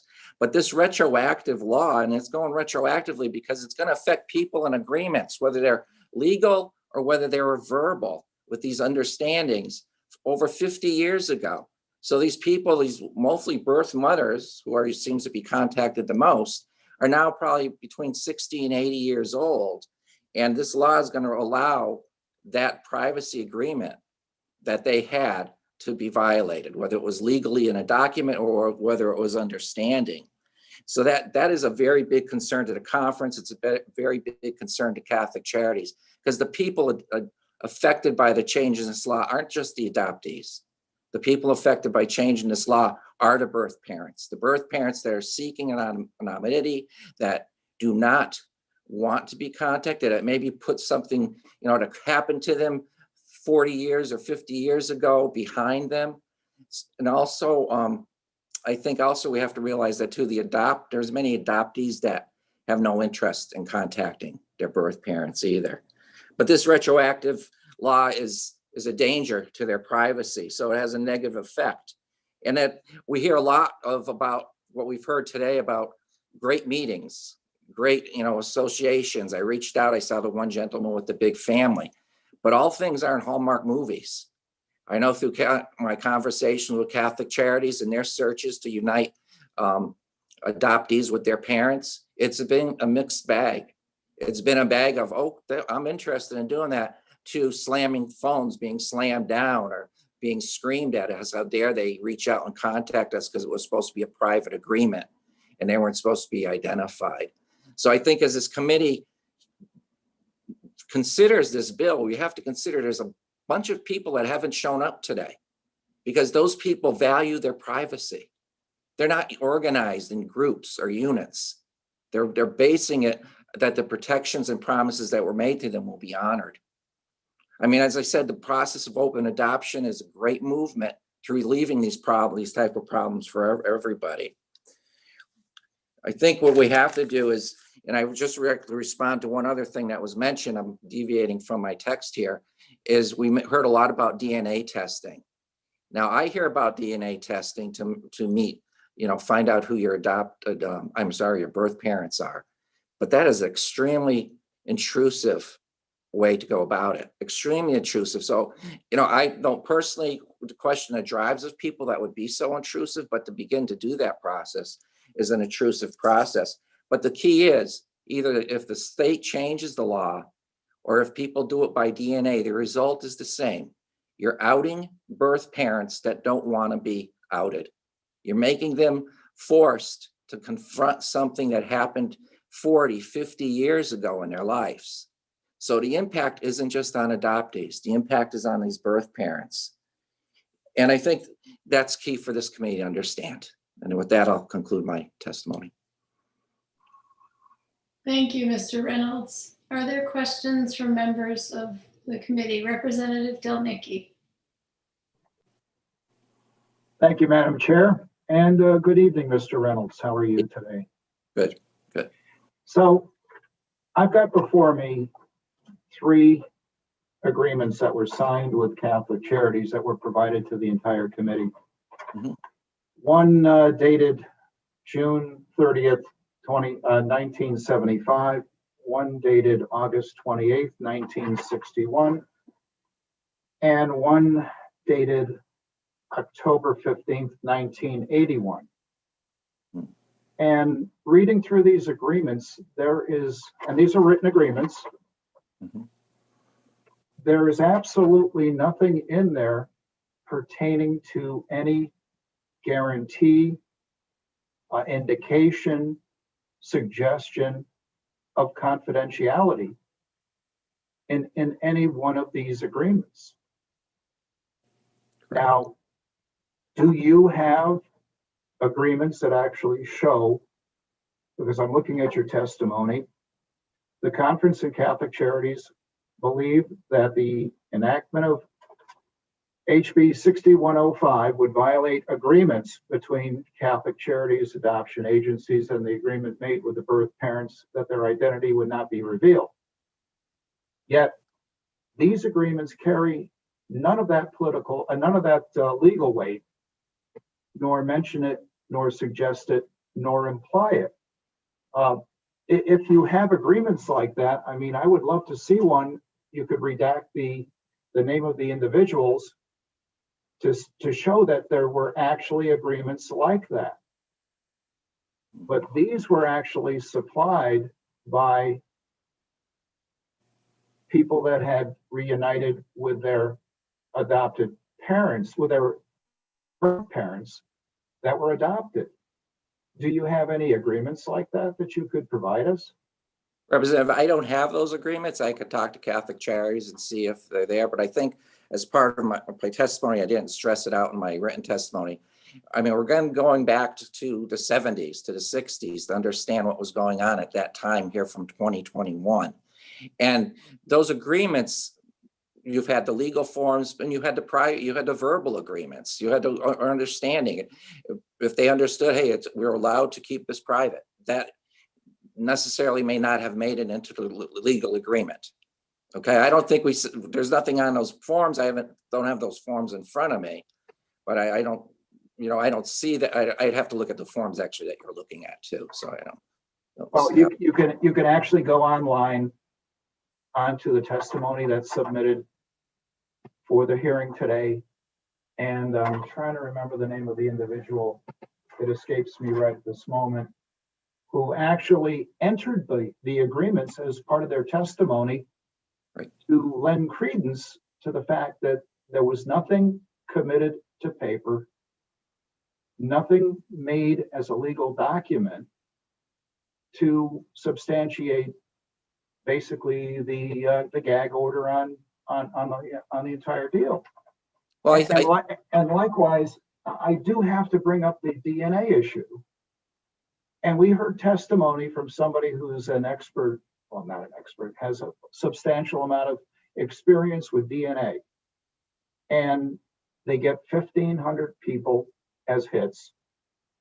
And then they cast a net to try to find out who their birth parents were.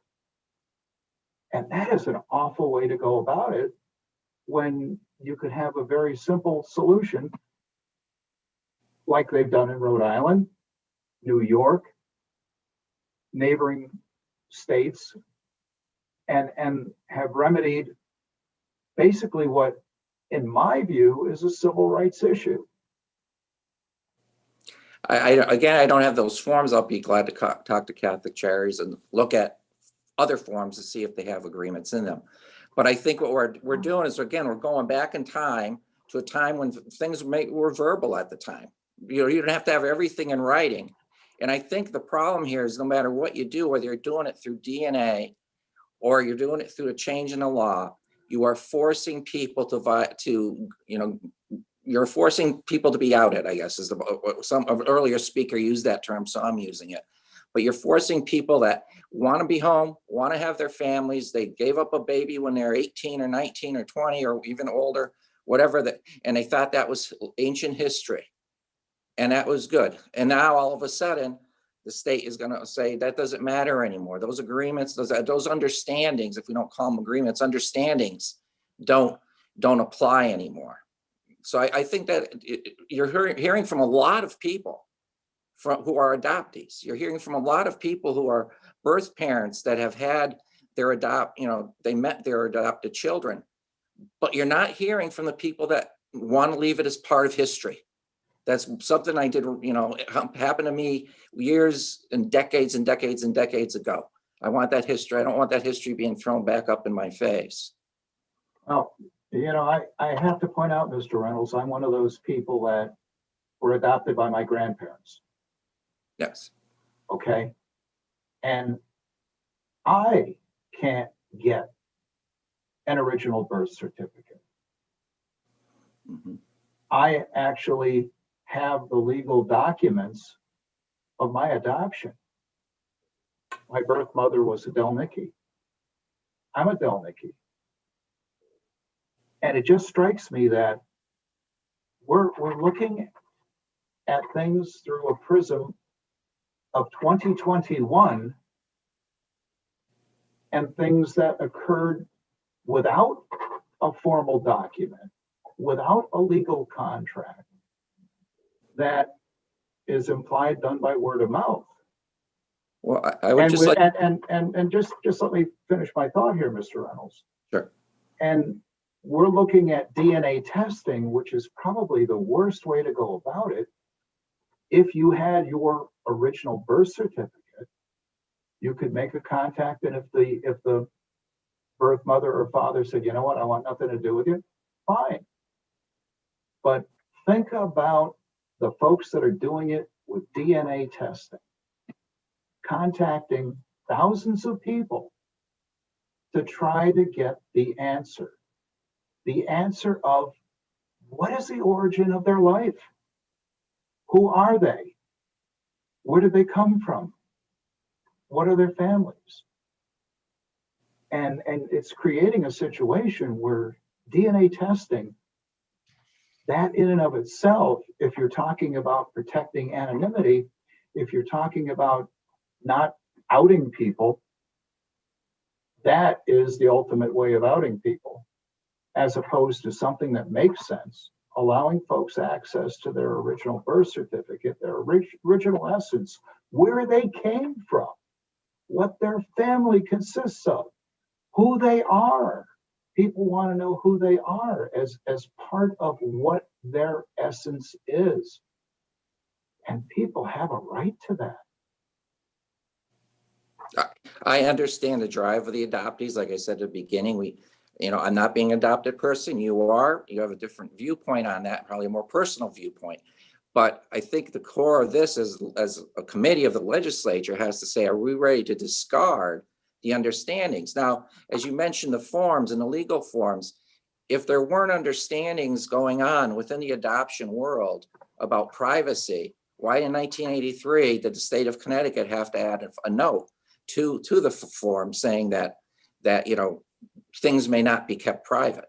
You understand that the things this may not be a private understanding. I don't have the wording in front of me right now, but basically, so I mean, it was a practice that was going on, and with these women out there, with the mothers primarily, because that seems to be most of the contact stories we have of mothers adopting, that there's a privacy issue. So this is a very difficult bill. I understand that. You have the feelings, the adopted people that want to know their history, but then do you just freely open up the life of somebody else who has moved way beyond that, and hopefully, did what they did in giving their children up for adoption so that the child would have a better life, out of actually, they didn't give them up to adoption because, they hated the kid. They didn't give them up to adoption, hopefully because they were forced to, but because of concern, they want that child to have a better life, maybe that they can give them, or for some other circumstances, but, If you look at Eileen McQuaid's testimony, you'll find documents there that substantiate what the agreement was. Representative Delnicki? And that's pretty much all I have to say at this point. Other than the fact that I hate to think of folks having to use DNA testing as the way to find out. And I truly believe that this is a person's civil right guaranteed to them of knowing who they are, and that the documents need to be available. And again, I thank you for coming forward, Mr. Reynolds. I really do. Yeah. Thank you, Representative Delnicki. I'm going to go next to Senator Cassano, followed by Senator Anwar, and then Representative Dubitsky.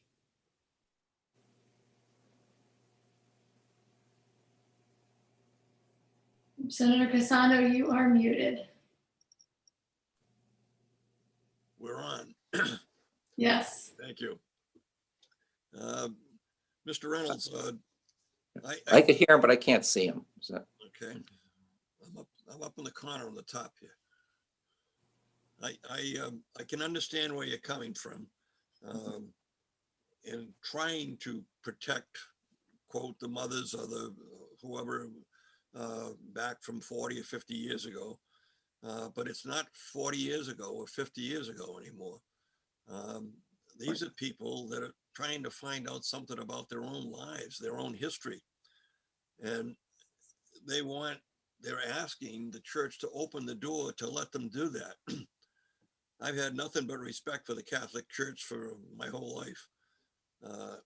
And it's interesting if you look at what the last few popes have done to make massive changes in the whole philosophy of the Catholic Church in many, many ways, progressive changes that brought the Catholic Church up to where we are today in the 2000s.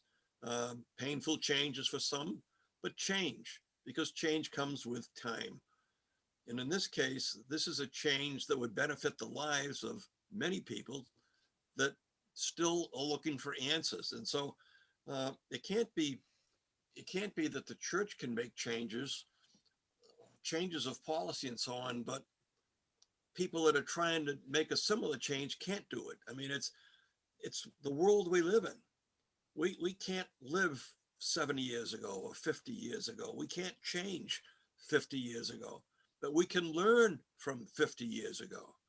And I think that's what these people are trying to do today. They're trying to learn from 50 years ago who the parents are, who their bloodlines are, and so on. And so we're asking, and the bill asks, that we open that up so people can do that.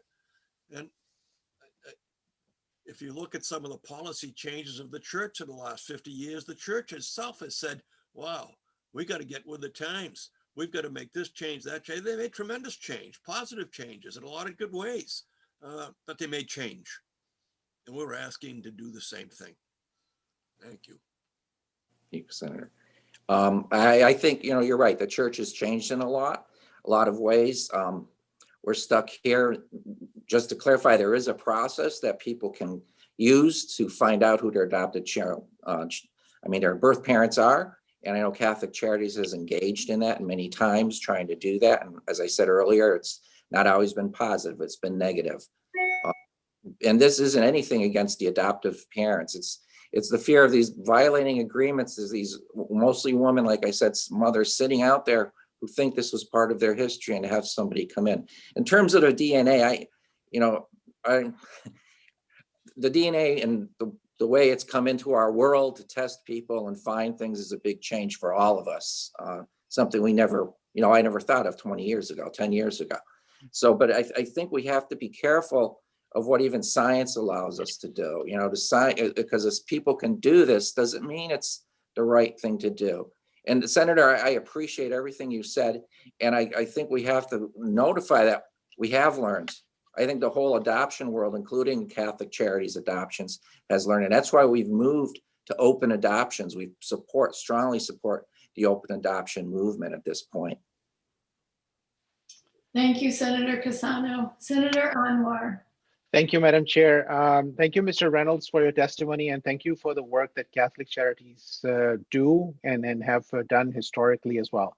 I wanted to, about 3 questions I wanted to reach out to you about. My first question is more of a better understanding, which is, does Catholic Charity charge anything for adoptions and searches? Historically, has it, and does it do now? My understanding is they do. As minimal as they can. I know they do for searches. There's a small fee. I think it's only a couple $100. That's my understanding. But there is a small charge for the church. I mean, for the client, for the adoptee. Would it be possible later to actually share that and maybe add that to your testimony, just so that you're aware for the benefit of everybody? I'll make a note. Mind. I will do that. If the chairs would allow. And the second part is, I'm trying to understand, and I'm not a lawyer, but if there is no law in the book back in before 1975, what is the validity of a verbal agreement of some kind when there is no law or protection against this, and a verbal agreement between one individual who's vulnerable and an institution? There's no law banning that agreement either. So, I mean, there was that where the door closed for a while and then reopened now as the legislature opens it. That timeline that one of your presenters previously today presented. But I think what happens here is what went on during that time in the 70s when the laws seemed to change across the country. And so the law doesn't say you can have an agreement, but it didn't prevent people from having understandings that, okay, you're signing this child, they're going to this parent, or you're putting them up for adoption, they're going to an agency to find a parent. But, you don't have to be worried about, your identity being revealed and that type of thing. So I keep trying to say, that's what happens when we try to go back in time to look at things. There's understandings within the culture and society that are going on at that time that we wouldn't think of, of doing. So, but so those are the agreements, and I think it proves it out, because when Catholic Charities tries to contact people, they're infuriated. You told me you're never going to contact me. You're going to, and so they're infuriated that the adoptee, even request, the charities even find them, even for medical information. They'll do it for medical information, and sometimes get rejections on that. The birth parents won't even provide medical information. Right, but when we are making policies, we are not making policies for isolated cases. We are looking at policies, and from a legal perspective, every law states and talks about the fact that if it is going to be according to the law of the land where we are at and in the state that we are in, that is going to be abiding. So a verbal contract in the absence of a law is a verbal contract. It's one person's word against the other, and then having another even written law, which actually, as Representative Delnicki alluded to, does not even have the language, and using that to try and take the civil rights of an entire group of people away from them is something that doesn't settle well with me. And I'm not asking for a response. I'm just sharing with you my concern about that when there were no law in the book in the past. And then I also had, again, some people had reached out to and suggested that the cost is not $100 for adoption, it's $300 to $500 or so. But again, you will clarify that, and it would be useful to understand that. The final thing is that, look, as a physician, and as individuals who are impacted or are adoptees, there is so much value in the family history. We are science. I believe in science, and I know you've been against a little bit of the science part, that you're saying that science should use it. But I can tell you, science has increased the lifespan of people. And when we look at the risk modifications, risk understanding, and risk stratification of individuals' life, their family history, their parents, the details are so critical for us to intervene and try to improve their quality and quantity of life. So I would plead to the institution that you have done such good work, and you're such amazing, inspirational people, that in this situation, it's time to reassess and look at the broader benefits to the community and the people. So again, I'm not asking for a response. I'm just saying that as a physician, but also as a legislator and a person who has friends who are adoptees, this is valuable to individuals, and consider that from a kind, loving perspective. Thank you. Thank you, Senator. Thank you so much, Senator Anwar. Representative Dubitsky. Thank you, Madam Chair. Hold on. There you go. There we go. Thank you, Rick. Thank you, Madam Chair. And thank you for coming in. I very much appreciate your perspective. I'm going to get away a little bit from the emotional standpoint of it and talk a little bit about the law, or ask you about it. We are, in our society, the government is supposed to generally have open records, and most government documents are supposed to be accessible to the public, or at least to people who need to see them, except if there is a compelling reason, typically a governmental reason, to prevent that.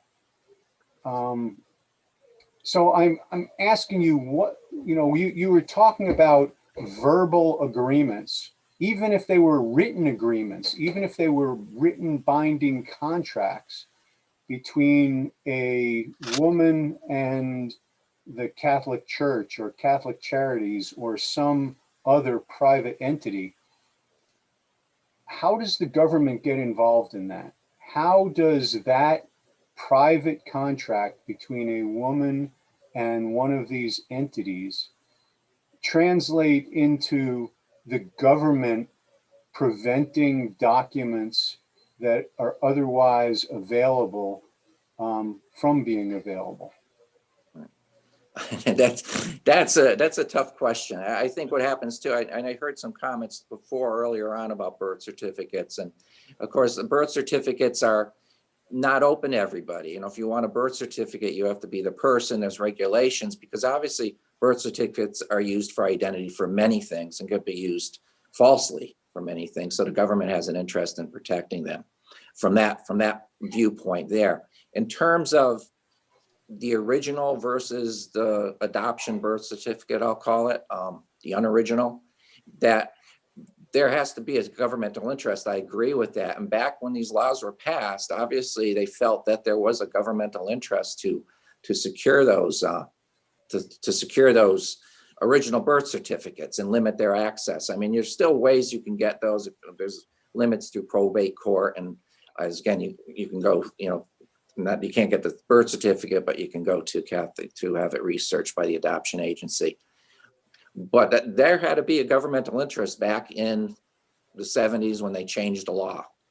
And, that would be the interest to see what it was proclaimed at, to encourage, maybe it was to encourage women to pursue adoption as a course of action, or, that type of thing. So, I mean, that would require some historical, work to go back in time to look at that, why the state of Connecticut and many states all of a sudden started saying, let's keep the original birth certificate private and allow women to give it up privately.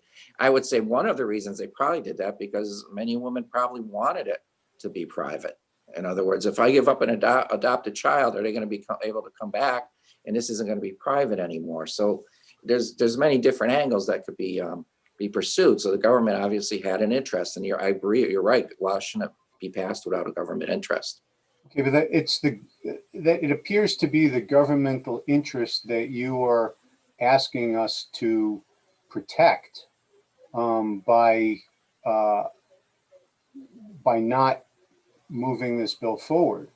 So if that's the case, I'd kind of like to know what that governmental interest is, just assuming that back, 40, 50, 60 years ago, there was some interest, is a far cry from the current legislature having in front of it an interest to discuss that would justify continuing to prevent documents that are otherwise open or accessible, at least to the person involved, from being so. So, I'm just trying to find out what is the Connecticut legislature's business in this. I'm a legislator. I want to know, why am I being asked to continue to keep records, governmental records that are otherwise open from view? Well, if I could respond, Representative, I think as reflecting on your governmental interests, as I mentioned earlier, there were times when these laws changed and General Assembly changed them within our society that may have pushed the General Assembly, whether it was something going on nationally because a lot of states did it, or if it was just a cry that women wanted this privacy, so it was reflective demand from agencies to have this privacy for the woman. But I think the governmental interest right now and today is by removing this law is harm done. By removing this law that the state has modified in 2014 is the governmental interest to help people, the adoptees, but will also cause harm to other people. So I think the governmental interest is that we're trying to balance this need in our modern day society between a right to know, what some are calling a civil right to know about their health care, but we also have to have that governmental interest that says, what's the negative impact if we lift this law? We heard one person earlier on say, well, they did it in Rhode Island and bells and whistles didn't go off. I personally don't know how we would know that. That there's no research on that I am aware of. And that would be a reaction to, I didn't see any negative stories in the newspaper. Well, I would say newspapers and TV stations usually like to cover the positive, more hallmarky type of reunions than they would where one fell completely apart when somebody showed up at somebody's door. So I think the governmental interest right now today in reviewing the current law as it was is possibly not the historical interest, because we're going to have to make some assumptions and go back and read many decades ago of what people were saying and doing. But the governmental interest is to protect the rights of its citizens, and it's trying to have a balance here between the rights of the adoptees and the rights that these women have not to have their whole lives torn up. That could possibly happen, may not happen, but could happen, and probably in many cases would happen of if the General Assembly took this action. So as I started with my beginning remarks, the only people not involved in this discussion today are those women from many, many decades ago that thought this was closed. And I'm not sure, I don't think the General Assembly wants to pass a bill or is in their desire to do harm to somebody when they're passing a bill. You want to pass this bill, and I feel most people on the committee do, to do a benefit, to help out the adoptees, to help get the medical information. But I think we can't ignore the potential negative impact on families or on most of these people impacted, like I said earlier, would be probably 60 to 80 years old now, of having somebody show up on their door. I'm sure they would be just as shocked, and that's the government right now, we're not discussing this, but is the DNA searches and things going on and happening in that way. That's kind of of the state's control, at least right now. But I think what the state is looking at this law that, the legislature in 2014 moved it back to 83 because they said, okay, after 83, there shouldn't be any understanding, whether formal or legal understanding, that this stuff will be private. But prior to that, there was, and I mean that's kind of proof in the pudding. Why would the state modify that sheet if that wasn't the truth? So I would say the governmental interest now, today in 2021, is what good and what harm comes out of this, and the state trying to balance that, good or harm. Okay, well, I don't mean to push on this, but it almost seems like you're saying that there must have been a reason, but at this point, we don't care what it is. No, I'm not saying that. I'm saying I don't have the answer. I could speculate, but I don't have the exact answer to that reason. I think when these laws were changed, I was probably just getting out of high school or something. So I don't know what those laws are at this point in time. So I'm saying what the legislature has to do is look at the current state of affairs. And I think it's a charge to the government. The government has the system. It's been in place for decades. And if we're going to change it, we should have a good reason to change it. And taking into consideration the changes, what potential negative impact. We've heard a lot of positive impacts that this could possibly have on people's lives. I just asked the committee to think of a lot of the negative impacts. Okay, but so you are saying that it doesn't matter what the reason was it was originally put in place. We should look at what's No, happening today. I'm on the original reason it was put in place. Oh, that would add to the conversation, but I can't state for certain what that reason was. I mean, we could try to look that up. We'd have to do legislative research, but I'm saying today, with absence of understanding good, solid reasons for those changes across the country, we'd have to say, what's the impact? What's the negative and positive impact? Like you do in many laws that you pass. I mean, Now you've indicated that the only voice we're not hearing is the mothers who gave up their children, who are not interested in being reunited. Right. How do we know that? How do we know that if they're not coming forward and telling us that, how do we know they're out there?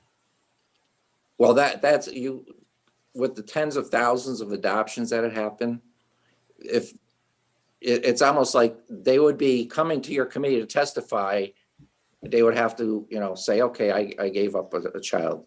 They're kind of in a catch-22. If they oppose it publicly, they kind of say, okay, I gave up a kid for adoption 40 years ago. It's not like the adoptees' children, the adoptees you've heard from. The adoptees you heard from, they come from a different angle on this. So it's kind of, asking these people to come in and testify, and by doing that would automatically, I hate to keep using that word, but out them, make them, they're what they thought was private. So there's tens of thousands, and these groups nationally, the adoptee groups have a lot of people, but you're not going to have a similar organization that, this bill's been up there for many years now, and these organizations keep coming back. The people that want to put it behind as history, as maybe a time that they don't want to revisit in their lives, those are the people that aren't going to come up to the Capitol to testify. And sometimes that happens. Well, are they coming to you? Well, I'm testifying on that point because of the outreach that Capitol. I'm not asking about testifying. I'm asking if there are these mothers out there who are trying to remain anonymous. Are they making anonymous calls to their legislators? Are they are they making complaints to the Catholic Charities? Are they indicating in some way that they want to remain anonymous and that they don't want to have contact with their birth children? Like you appear to be making an assumption, or do you have information? The information I base that on is contacts that Catholic Charities have tried to do when they try to reunite adoptees to their parents. Like I said earlier in my testimony, there's positive reunions and there's very negative reunions. You know, the guys that hang up the phones, the parents that, you know, this is probably, I don't want to talk about this at all. Those are the people that said, hey, you know, this was supposed to be private between me and the adoption agency, and the child goes off to a new life. Maybe hopefully, like I said earlier, a better life maybe that they couldn't offer them. So they go out to a new life. So it's the contacts that you have in the field where people say, I don't want to get, you know, reunited. Those people aren't going to come up to the Capitol. They're not going to come to this committee. I didn't ask anybody to come to the committee. I'm asking you how how you know they're out there. Through the interactions of Catholic Charities. Okay, and you've perfectly segued back to my original concept, which is, you say that they thought that it was private. Who told them it was private? Was it the state, or was it a private entity that told them? It would have been the adoption agency, whether Catholic Charities or some other agency. Okay, so not the state. There's the people that have the, you know, agencies are the one that interacts with you know, with the birth parents to arrange for adoptions. All right. Well, thank you very much for your testimony and your answers. I very much appreciate it. I'm just trying to educate myself on this issue, and there seems to be a lot of moving parts to it and a lot of conflicting information. So I thank you. Thank you, Madam Chair. Thank you, Representative Dubitsky. And Representative Dubitsky, I may have told you this before, but I was raised by a lawyer, so I always appreciate, I often appreciate, and today have often appreciated the line of questioning that you had, because it was actually very similar to some of the questions that I was about to ask. I think that's the second or third time today that I've said that. Mr. Reynolds, as Rep. Dubitsky prefaced his remarks, very much appreciate you being here with us today. And I'll share a brief story. I had an interaction with my very large family recently, whereby every one of us but one was talking about receiving the vaccine. And there was one among the group who said that he or she was uninterested in receiving the vaccine. And the debate that ensued was very lively. And I gave credit to that family member for staying in the discussion. And I know today there's been a lot of conversation in favor of this bill. And I very much appreciate and respect that there are indeed women who are birth mothers who do want to remain private, who have lived in lots of different states. We have heard through other legislators in the past from them, and you're absolutely right. Of course, they don't have an organized group or a unit as you described it, because they're living alone. They're living alone in fear largely, or just in hopes that they can move forward. But I just want to comment on a couple of the things that you said. You did use the phrase about moving on. I don't think that any mother, after giving birth to a child, in a sense, moves on. I think that that child is a part of her, and birth fathers. I continue to bring birth fathers into this conversation. That's part of their life, their history, and their story.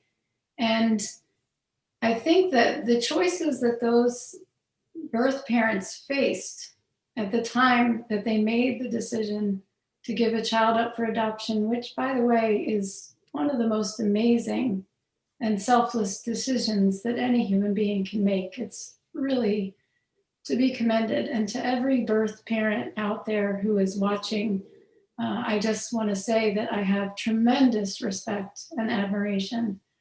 But I think that that's, just something that I would note. It's true what you say, that not all reunions are positive. That's true. And you talked about that you questioned the motivation of folks who would use the DNA testing.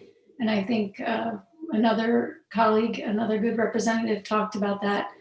I think that most adoptees would prefer not to be going that route, but it's the only option they have.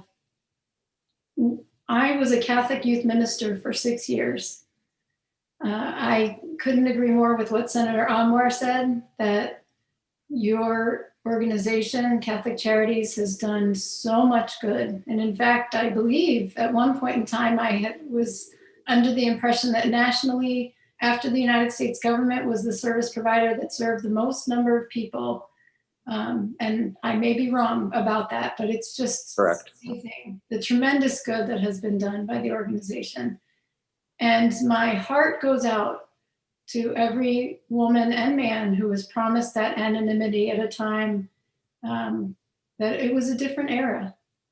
And unfortunately, at this point in time, the DNA testing does exist, and people are reaching out in different ways. And I think that many of us on this committee have grappled with this, because I don't think there's anyone among us who doesn't have empathy for those women and men who are in this position. And we have to make that decision as to, as you said, how to balance the rights of the adoptees and the birth parents. It's a tremendously painful situation for a lot of people.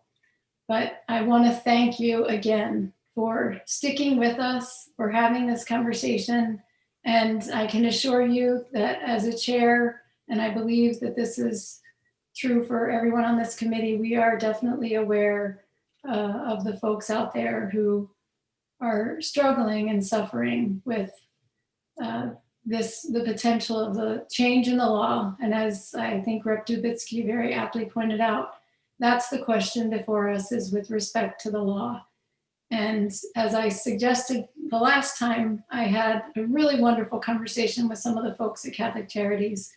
What I hope the work of the Catholic Church and all of the adoption agencies can be is to provide the kind of support and outreach to the birth mothers as we move forward and as some of these situations become open, because that's what we really need to be focusing on now, is providing them the support and care that they deserve and they need as some of these stories become open, whether they choose it or not. So thank you very much for the time here with us Can today. I clarify one thing, Representative, not to be late the meeting, is when I said move on, my mind said, I shouldn't have just said that, because that's not what I meant. Really was not that they move on and forget they ever had a child. Through personal experience, I know that's not possible, but I meant move on in other directions in their lives. So I just want to. And thank you for saying that. I appreciate that. It's hard to testify. And like I said in my story about my family, you've been a trooper here with us. So thank you so much for being here today, Mr. Reynolds. And we Thank you. Move to our next speaker on our list. You all have been amazing, by the way. We are close to the end of our list, and thank you to our speakers who have held on. There's been a couple that skipped, just to give you a heads up. Okay, Mr. Clerk, why don't you let me know who's next on our list? It would be Constance Vickers. Is she still on? I know that I see her. Just wanted to see if I can. Oh, wonderful. Ms. Vickers, welcome. Thank you so much for joining us, and please proceed. Thank you, and good evening, everyone. I had to update my notes. I originally said good morning. So good evening, Representative McCarthy-Vahey, Senator Cassano, Senator Wong, Representative Zullo, and the rest of the members of this distinguished committee. I'm speaking today in favor of SB 698, an act concerning the legal notices of municipalities. My name is Constance Vickers, and I'm the Director of Legislative Affairs for the City of Bridgeport. The option afforded through this legislation to post public notices on either the city's website or through the local newspaper is highly favorable with the City of Bridgeport. Under the current statute, we are required to run all public notices in the local paper with the largest distribution. In our case, it's the Connecticut Post. Unfortunately, over the years, as online news becomes the predominant form of consuming information, the Connecticut Post's paid print subscriptions have dwindled to only 3,000 households receiving the Sunday paper, and even less on weekdays. The City of Bridgeport has more than 50,000 households, so in effect, less than 6% of residents in Bridgeport have an opportunity to view these public notices printed in the newspaper. In comparison, through changes put forth in this legislation, The City of Bridgeport could post the notice on our website and then promote through our social media platforms. The City of Bridgeport's website has an average of 15,000 visitor sessions per month and reaches over 17,000 followers on our City of Bridgeport Facebook page and 8,300 followers on our Twitter. These platforms are followed by residents and community members who are engaged and looking to be informed by the city. The organic posting on social media would help to spread notices much further than our current reach in paper format, and also provides a greater potential to extend public notice reach as media outlets, reporters, and resident followers share relevant and important social media posts to their own followers and community groups. This imperative update and change in information sharing would also provide a cost savings to a very cash-strapped municipality. In 2020, City of Bridgeport spent approximately $70,000 on these public notice advertisements. In 2019, this number was closer to 100,000. This legislation would enable the city to more efficiently allocate the taxpayer funds to address the city's many other needs. So thank you very much for raising this legislation and affording time for public input today. I encourage you to favorably report SB 698. And I know my time is almost up. On a personal note, I am also an adoptee. And although I was born in Pennsylvania and 6105, wouldn't impact me, I do know what it's like to not have access to my birth certificate. I did testify on behalf of this bill last year before the pandemic, and would highly encourage the committee to pass it this year. Thank you. Thank you so much, Ms. Vickers. It's wonderful to see you, even if via Zoom. Are there questions?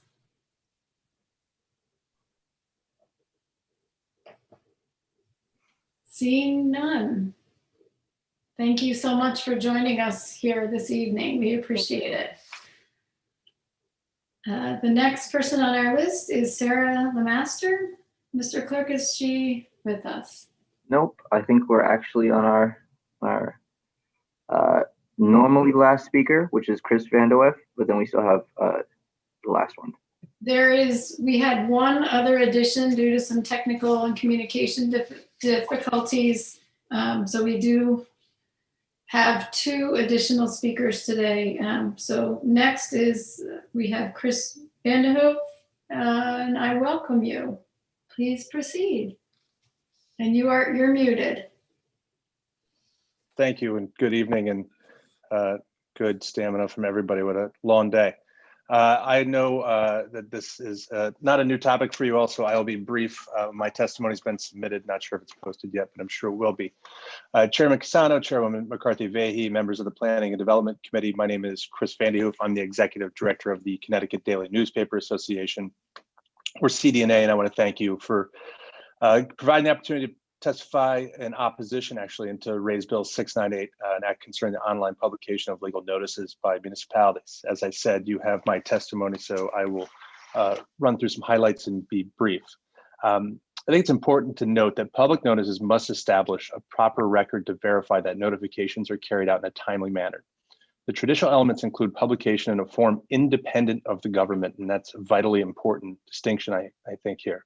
And three pieces of that are important: accessibility by all segments of society, verifiability is through an affidavit of publication that the requirements of notification were met, and archivability in a secure and readable format. I want to note that you had a previous speaker from the Planners Association who suggested that one of the things that the committee could do to improve the bill would be to find a way to timestamp the notice online. It's important to note, I think, that newspapers by themselves are the timestamp. Currently, a notice that's published in any newspaper in Connecticut is also published on that newspaper's website and the aggregated newspaper association website, ctpublicnotices.org. And it would seem to me, or seem to us, that any town official would seek to get information about important to and of public interest of their town or city in as many places as possible, not fewer. And for decades now, as a lot of folks on this committee know, especially Senator Casano, every year we've come back to this committee to discuss this proposal that a multitude of town leaders have asked you to propose that seeks to eliminate this transparency in their communities in the name of cost savings. It would seem to me that transparency in today's world of got you politics and public distrust of government would be welcome. Of course, we're aware of Governor Lamont's executive order, and we've iterated to him and the administration that while we understood the need for distance governing to continue at the start of the COVID-19 pandemic, we do not believe it needed any longer, and we continue to urge him and his administration to rescind that. However, as the previous speaker said from the city of Bridgeport, the executive order has had an impact on public notices in Connecticut. Public notice advertisements are down 20%, and it is nearly impossible at this time to verify which notices have been published, where they have been published, and how they've been published if they weren't published in a newspaper. In order to understand this, we'd have to ask the town to prove to us that they published those notices. And as we've all seen today, and we've seen since the start of this very unusual session, COVID has exacerbated the internet access issues so many experience. According to Pew Internet and American Life Project, 25% of Americans don't have access to the internet at home or at work. We should not attempt to predict which medium serves the Connecticut residents. We should deliver this information through multiple channels. So to put it simply, public notices should be in more places, not fewer. I'm going to wrap up and could certainly walk through this ad nauseum, but I do want to point to one thing that was noted earlier by Ms. Gara from Cost. She referenced that the courts and various state agencies have moved their notices to online. That is certainly true, not something we think is good, but it is true. I'd like to note that state agencies and the judicial branch have dedicated staff to ensure that proper posting of notices are on their sites, or proper posting of notices on their sites happens.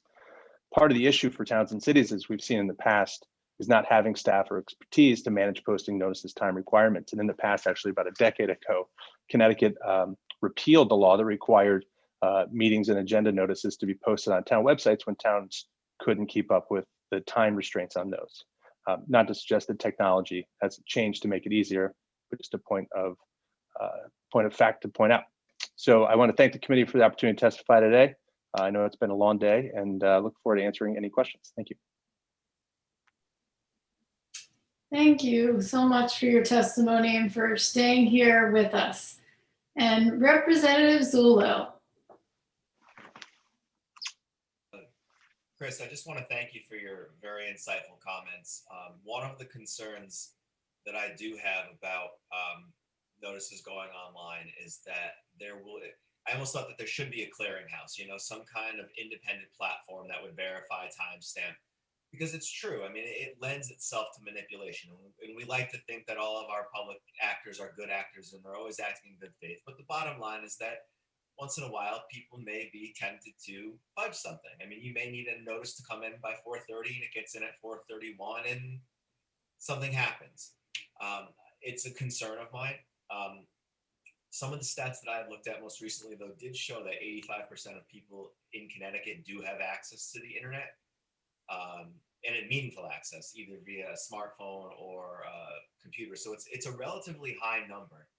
I think it's something that we need to be looking carefully at, but I want to commend you on bringing up that concern, that issue with the independent verification of the publication of the notices is important. And I don't know how this goes forward without some kind of safeguard in place, without some kind of independent clearinghouse in place. So I just want to thank you for that. Sure, I appreciate that. Thank you, Representative Zullo. I'm Senator Anwar and then Senator Wong. Thank you so much, Madam Chair. Thank you for your testimony. I wanted to just, my concern is a little bit different, and which is probably maybe the elephant in the room, if you will. Do you know the amount of financial benefits that the newspapers get from the towns, various towns in their distribution? Is there a percentage of the financial benefits from those notices? So I'll be honest with you, Senator, I'm not sure what exactly you're asking. I'm not at liberty to give individual members, financial information on that. No. I can walk through some town numbers if you want. I do know some of what No, towns Chris, obviously, I'm smarter than that, and so are you. So what I'm saying is, what is the percentage? Is it 2%, 5% in that ballpark number? Because the newspapers financially do benefit, and I worry about such a law which would have a negative impact because this industry is hurting already. So that's where I'm coming from. For sure. I don't know the number. I'm happy to chat with you offline on that. It varies. Obviously the bigger newspapers are at a different level than the smaller ones for sure. But I would make the argument, Connecticut has a robust newspaper industry, believe it or not, for our sort of size of state. We have 17 daily newspapers and a lot more weeklies, and that's a lot of news coverage, believe it or not, for a state our size. And so, they're a much smaller paper. The Hartford Courant's the Hartford Courant, Connecticut Post, and some of the Hearst papers are those papers, but the Willimantic Chronicle, I think down in Norwich, the Bulletin, the Journal Inquirer, these papers aren't as robust as other ones, and removal of public notices in spite of the transparency issues that I raised. Senator, you're right. And I don't mean to be remiss, and you'll notice on my submitted testimony, I do acknowledge the financial impact. I was just trying to keep my comments brief. Yeah. No, and again, obviously newspapers, local newspaper are a lifeline for our towns and our state, because you are the ones that are going to tell us what's going on locally, because the national or the statewide news channels may not be able to do as good as detailed a job that is necessary. So I think there's an important value to that, and this bill would have this unintended consequence around that part. So that's one of my fears about it. Do you know if the current notices, they go on the digital version of the newspaper as well? For sure. So they do go on the digital newspaper. They should be on, I can't speak to every notice on every single paper, obviously, but they should be also on each paper's website. And then there is a website that the Newspaper Association actually runs in conjunction with every other state, ctpublicnotices.org, that I know a lot of folks are interested in RFP, basically, bidding for, town plowing, that kind of stuff. Utilize often where every newspaper, when it's posted on their site, it aggregates to this other site, which is actually free to use. Okay. Now, outside of some of those things, if theoretically, if there was a timestamp, there was an independent website, there was a historical record, and literally a mechanism to track what was said, what was the notice at what time, and that was easily accessible to people, some of the concerns would get reduced significantly. Is that fair? Yes, that's certainly fair. And it's not something that I would disagree with. Of course, that would remove a significant portion, I think, of folks in your world that have concerns with this, right? Is that part of the problem here? Is there's no way to guarantee that what was put on the internet yesterday is still exactly like it was yesterday, where it is a way to guarantee what was published in the Hartford Courant yesterday was published in the Hartford Courant yesterday. And so if you find a way, I think, to mitigate that, that you might remove some of the big concerns. I would still make the argument that the independent verifiability of an independent, something that's not part of the government, is vitally important to this. Yeah. And look, I'm a former two-term mayor for the town of South Windsor, and every week and every month, this whole idea just kept coming to us. Why are we paying so much money? Why are we spending the taxpayer money? We want to, and I would have probably put this bill many a times before myself, the bill we're talking about, but I may not have looked at it from the lens that you brought today, and I value that. And I think, as I think Representative Zullo said, that going forward, we have to make sure, if we have to move in that direction, we have to have those protections in place. Otherwise, we are not doing a good job. And we also have to figure out how to support and make sure that our newspapers are not hurt as an unintended consequence of some of these things. But thank you for your testimony again. Thank you, Madam Thank you, Senator. I appreciate it. Thank you, Senator Elmore. Senator Wong. Thank you, Madam President, Madam Chair. Chris, thank you for staying so late. And let me ask you, your newspapers are all businesses that have struggled during this COVID. And with the executive order, you have obviously seen classified and notice revenue drop significantly. Now, we always talk about the newspapers as though we always think you're going to be there. And what we're seeing right now through the various shrinking of businesses and losses of local journalism, and in a world where we talk about transparency all the time, the loss of this kind of revenue could have a tremendous impact on your business and the important role that you have in our democracy of transparency. Would that not be true? I think that that is 100% true, Senator, without question. As I noted in my testimony, we've seen since essentially March of 2020 through now basically a decrease of about 20% on average across newspapers in a decrease in public notice advertising, which obviously correlates directly with the governor's executive order. And I look, with all due respect, I know it is a important fiscal note for many of our municipalities. I hear from my elected officials to talk about how much of the notice costs that could have been saved. But I always think back from my years in GAE when this bill appeared and you articulated and presented testimony on it, is the fact that we may be presumptive in the circle that we live in that everybody has access to the internet. Everybody is familiar with getting the websites to their towns.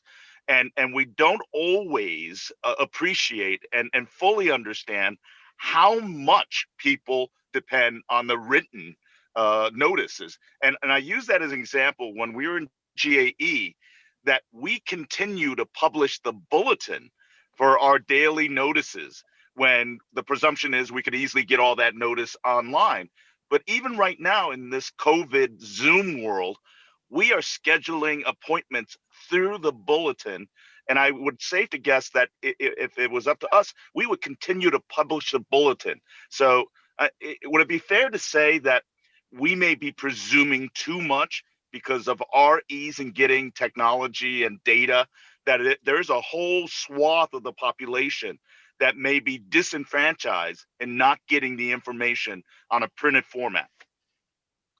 I don't want to suggest that you're presuming too much, Senator, but I would suggest that I think your initial point about the belief that the newspaper is always going to be there in some printed form is a dangerous belief at this point.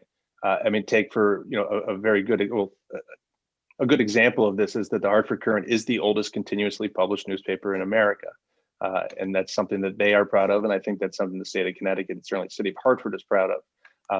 But the idea that that's always going to be that way is not necessarily true. And so, we collectively need to be careful in how we view where we get the news from. And I also would suggest too, that in this world of news is primarily gotten from a social media standpoint, that the type of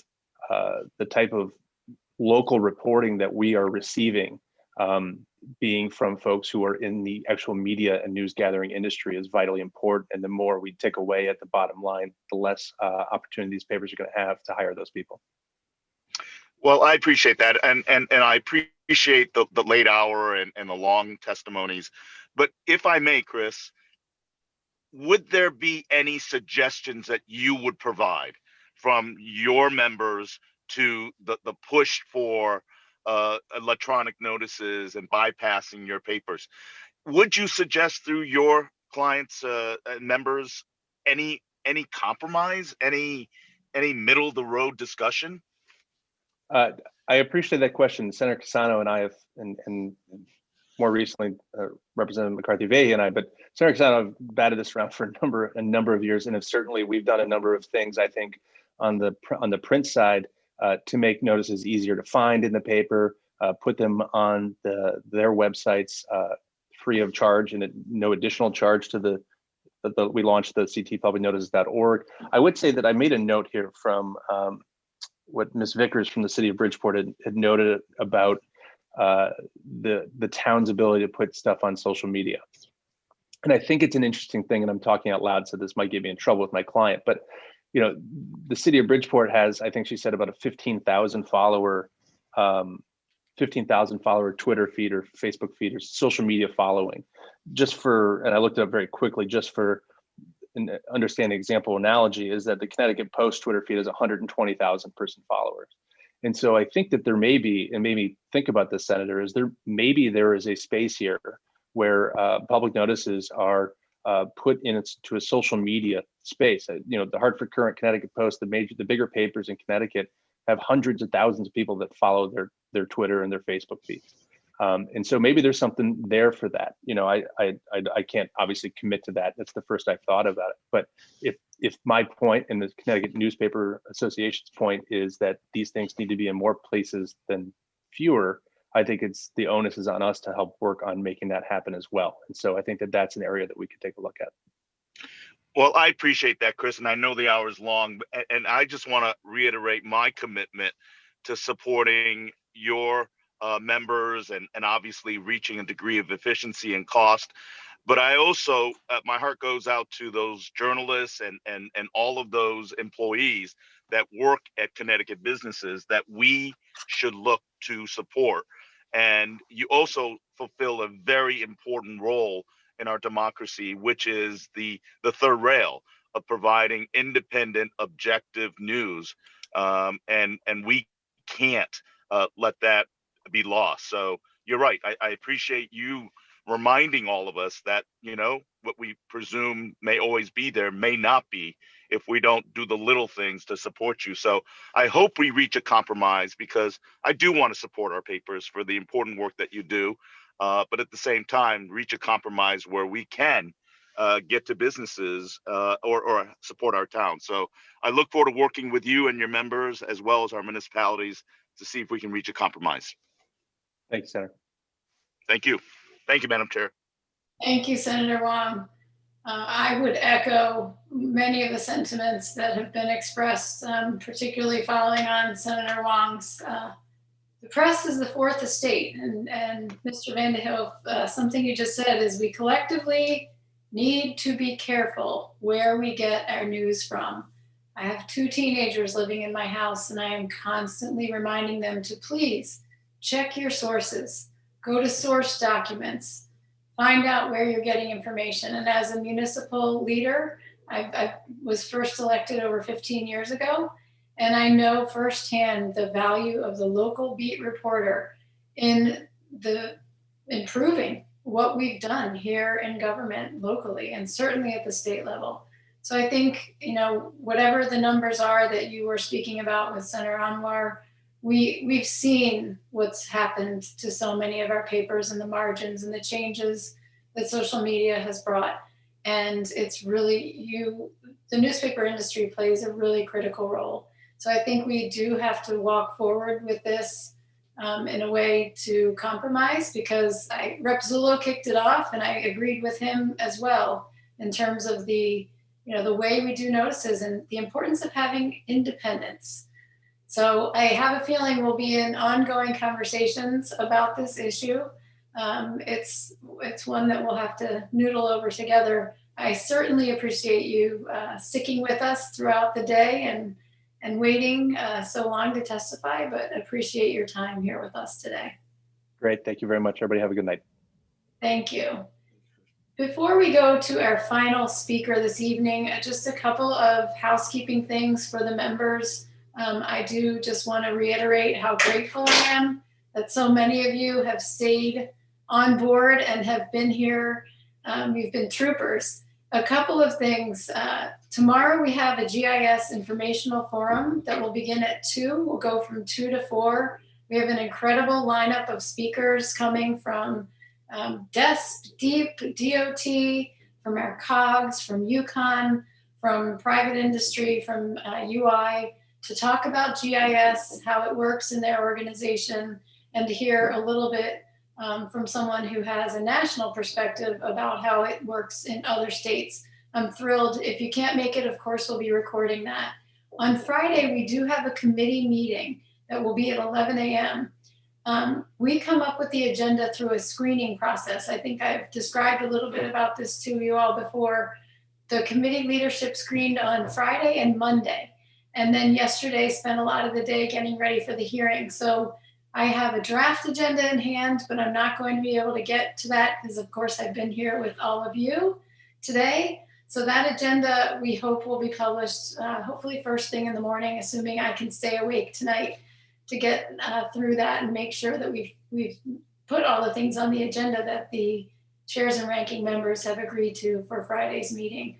If you have questions, please reach out to your caucus leadership about that, but we'll, like I said, try and get that posted as quickly as possible. And thank you for letting me make those announcements. Our last speaker today, I should say tonight, is Mr. Jason Boza, and please forgive me if I have mispronounced your name, from East Windsor. Welcome, sir, and please proceed. Good night, Madam Chairman. My name is Jason Bauza. I'm the first selectman in the town of East Windsor. I have listened intently to your entire public hearing, and I appreciate the issues that you guys have before you today. I'd just like to take a moment to talk about two of the items that are on your agenda. One of them, both of them are of particular importance to my community. The first is Senate Bill 697, which would allow for municipalities with a town meeting form of government to delegate the tax abatement authority from the town meeting to its Board of Selectmen.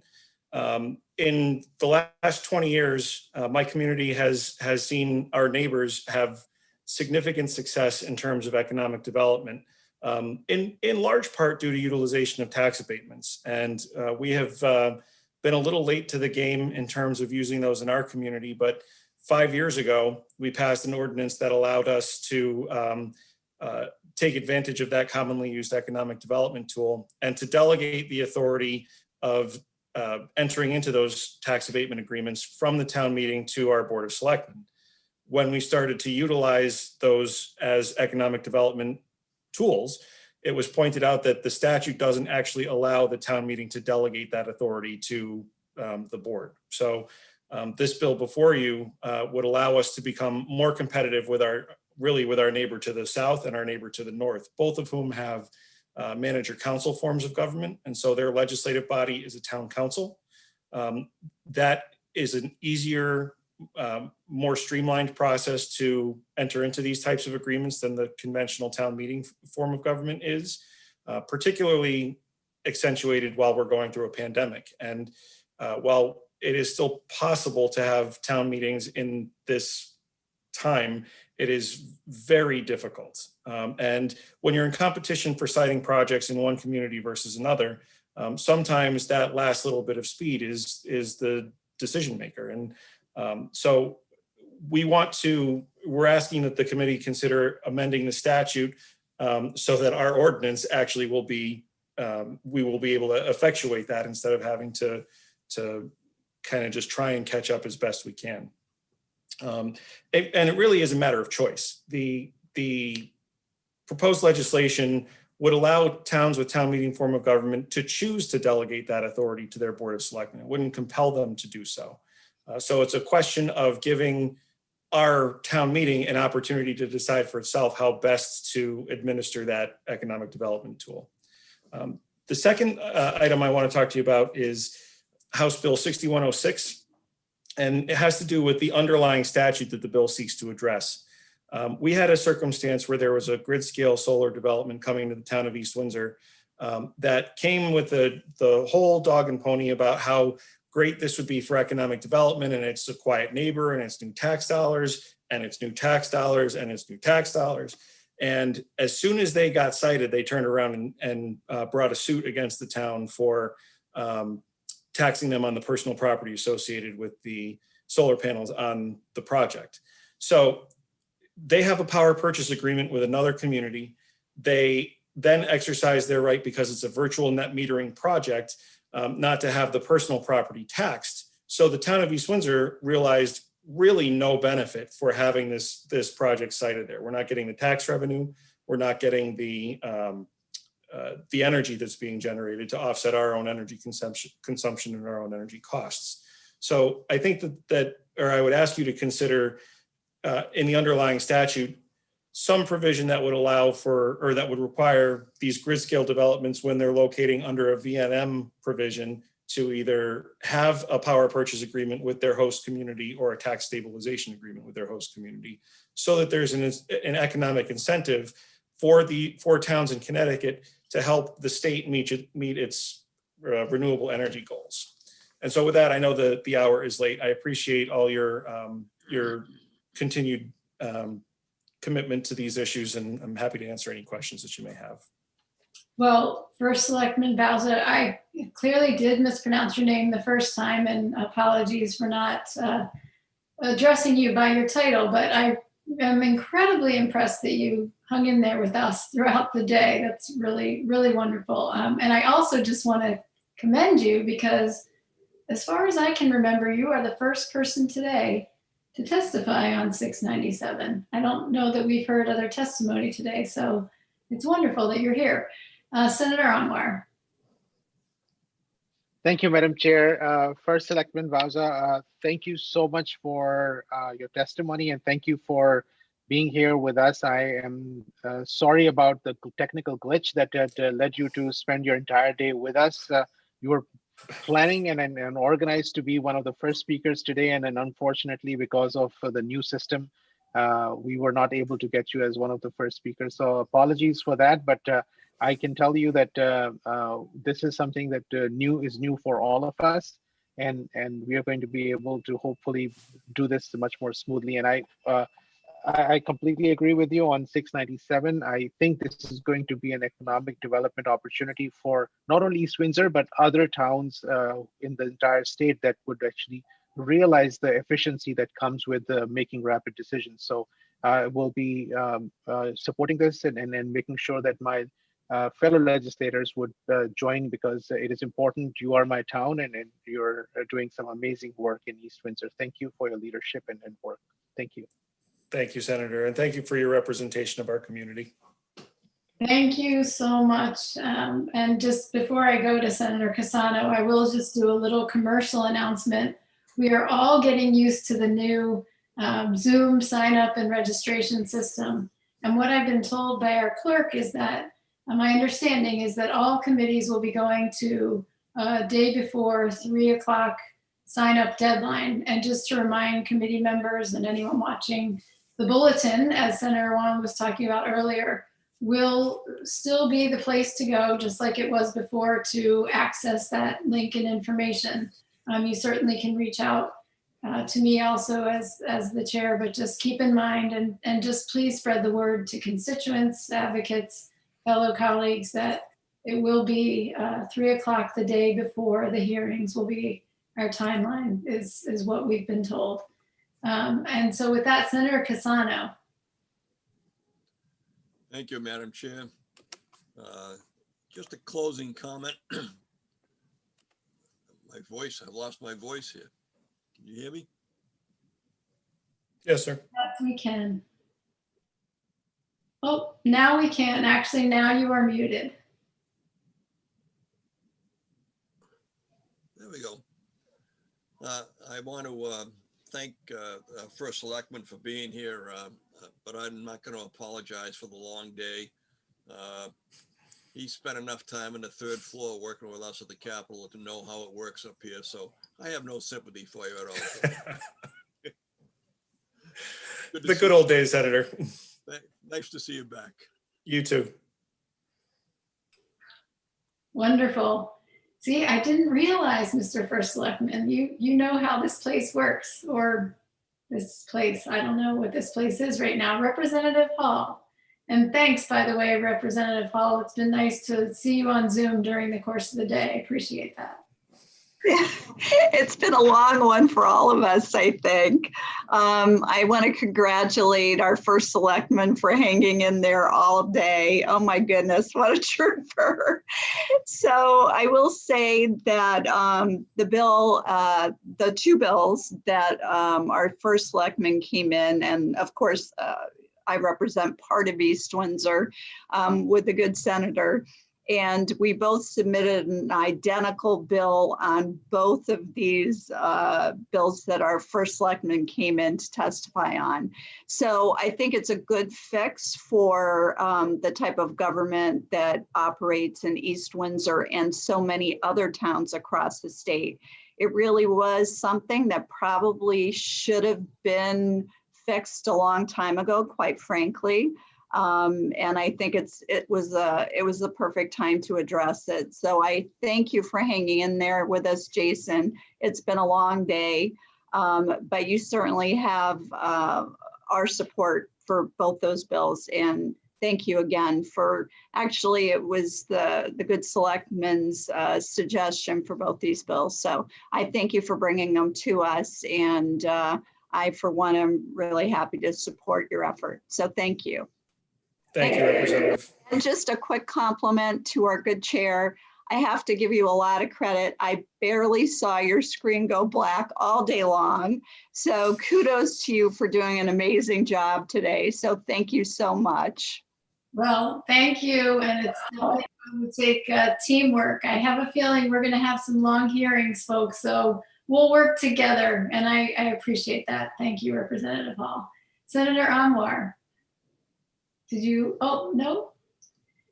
I forgot to lower my hand, sorry. Okay, and I forgot to. I've been so, Mr. First Selectman. The one thing that I will note, and just to clarify in your testimony related to 6106, you, I believe, were referring to a grid scale project. Am I correct about that? Yeah, in our case, we had a grid scale solar development that came in, and they did that whole dog and pony about how this was going to be great for economic development, and then immediately sued us upon getting cited. And it was I think it was lines 56 to 74 in your bill that is in the underlying language.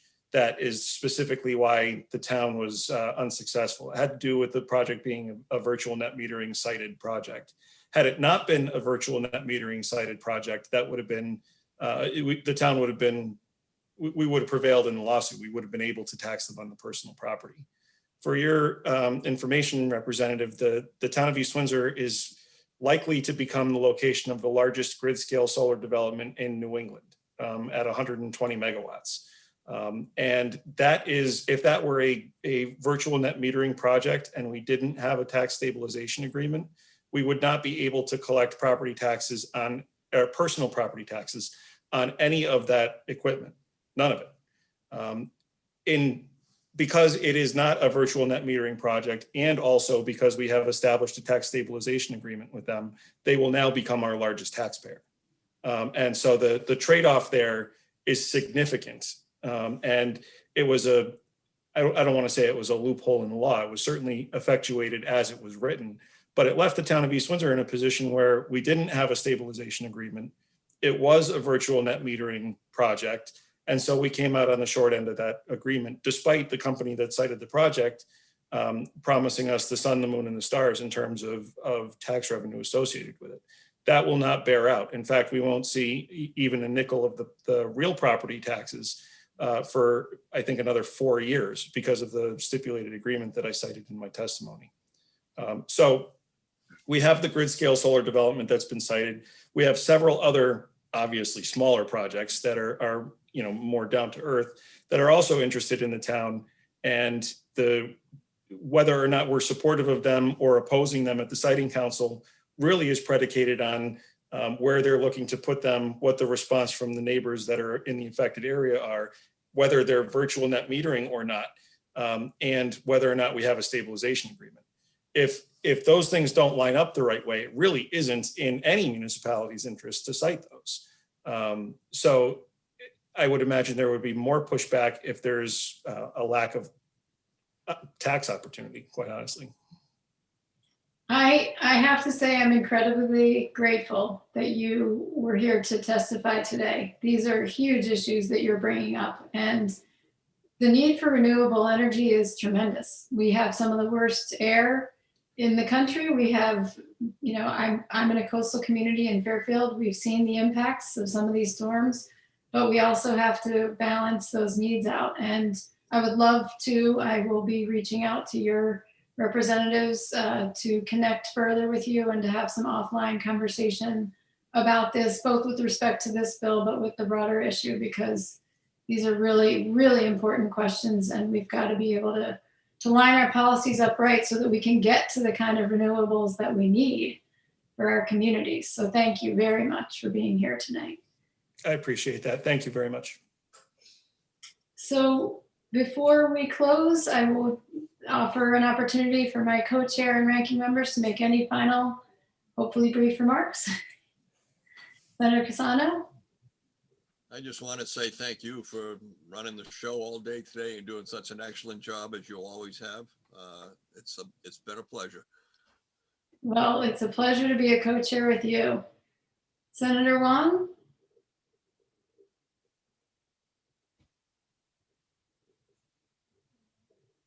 And actually, I'll come back to Senator Wong. Representative Zullo? I'll just echo Senator Casano. Thank you very much for your diligence today. And it was great to hear all of the informative public comment today. So thank you.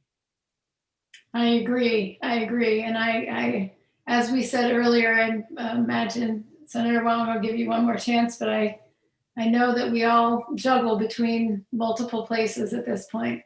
I cannot. Oh, Senator Wong, here you go.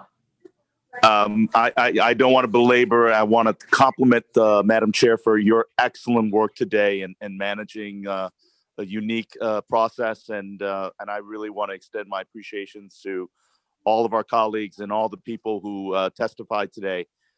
It's a good exercise, and I think you're right. We're going to have many of these long sessions, and patience will win out. But I really appreciate the opportunity to give everybody a chance to have their voices be heard. And I want to, again, compliment the chairs for their excellent work. So fellow members of the Planning and Development Committee, I wish you all a restful, hopefully peaceful remainder of your evening, and hope to see many, if not most of you tomorrow on our GIS forum. Thank you so much for being with us today. That's 6 a.m. tomorrow? 2 p.m. Take care, everyone. Good job, everyone. Thanks to everyone who stayed on.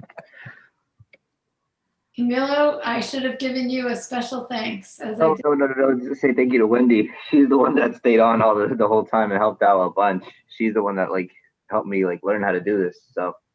Well, please relay my thanks to Wendy as well. Tremendous thanks to both of you. Thank you. Thank you, Camilo. Hey, good to see you, Rep. Michelle. Hope you've been well. Oh yeah. You too. Take care. I like the view. It looks nice. My district. Have a good one. All right. Definitely recommend getting food. So go get some. All right. Are you able to end the meeting, Camilo? Yes, ma'am. All right, everyone. Thank you so much.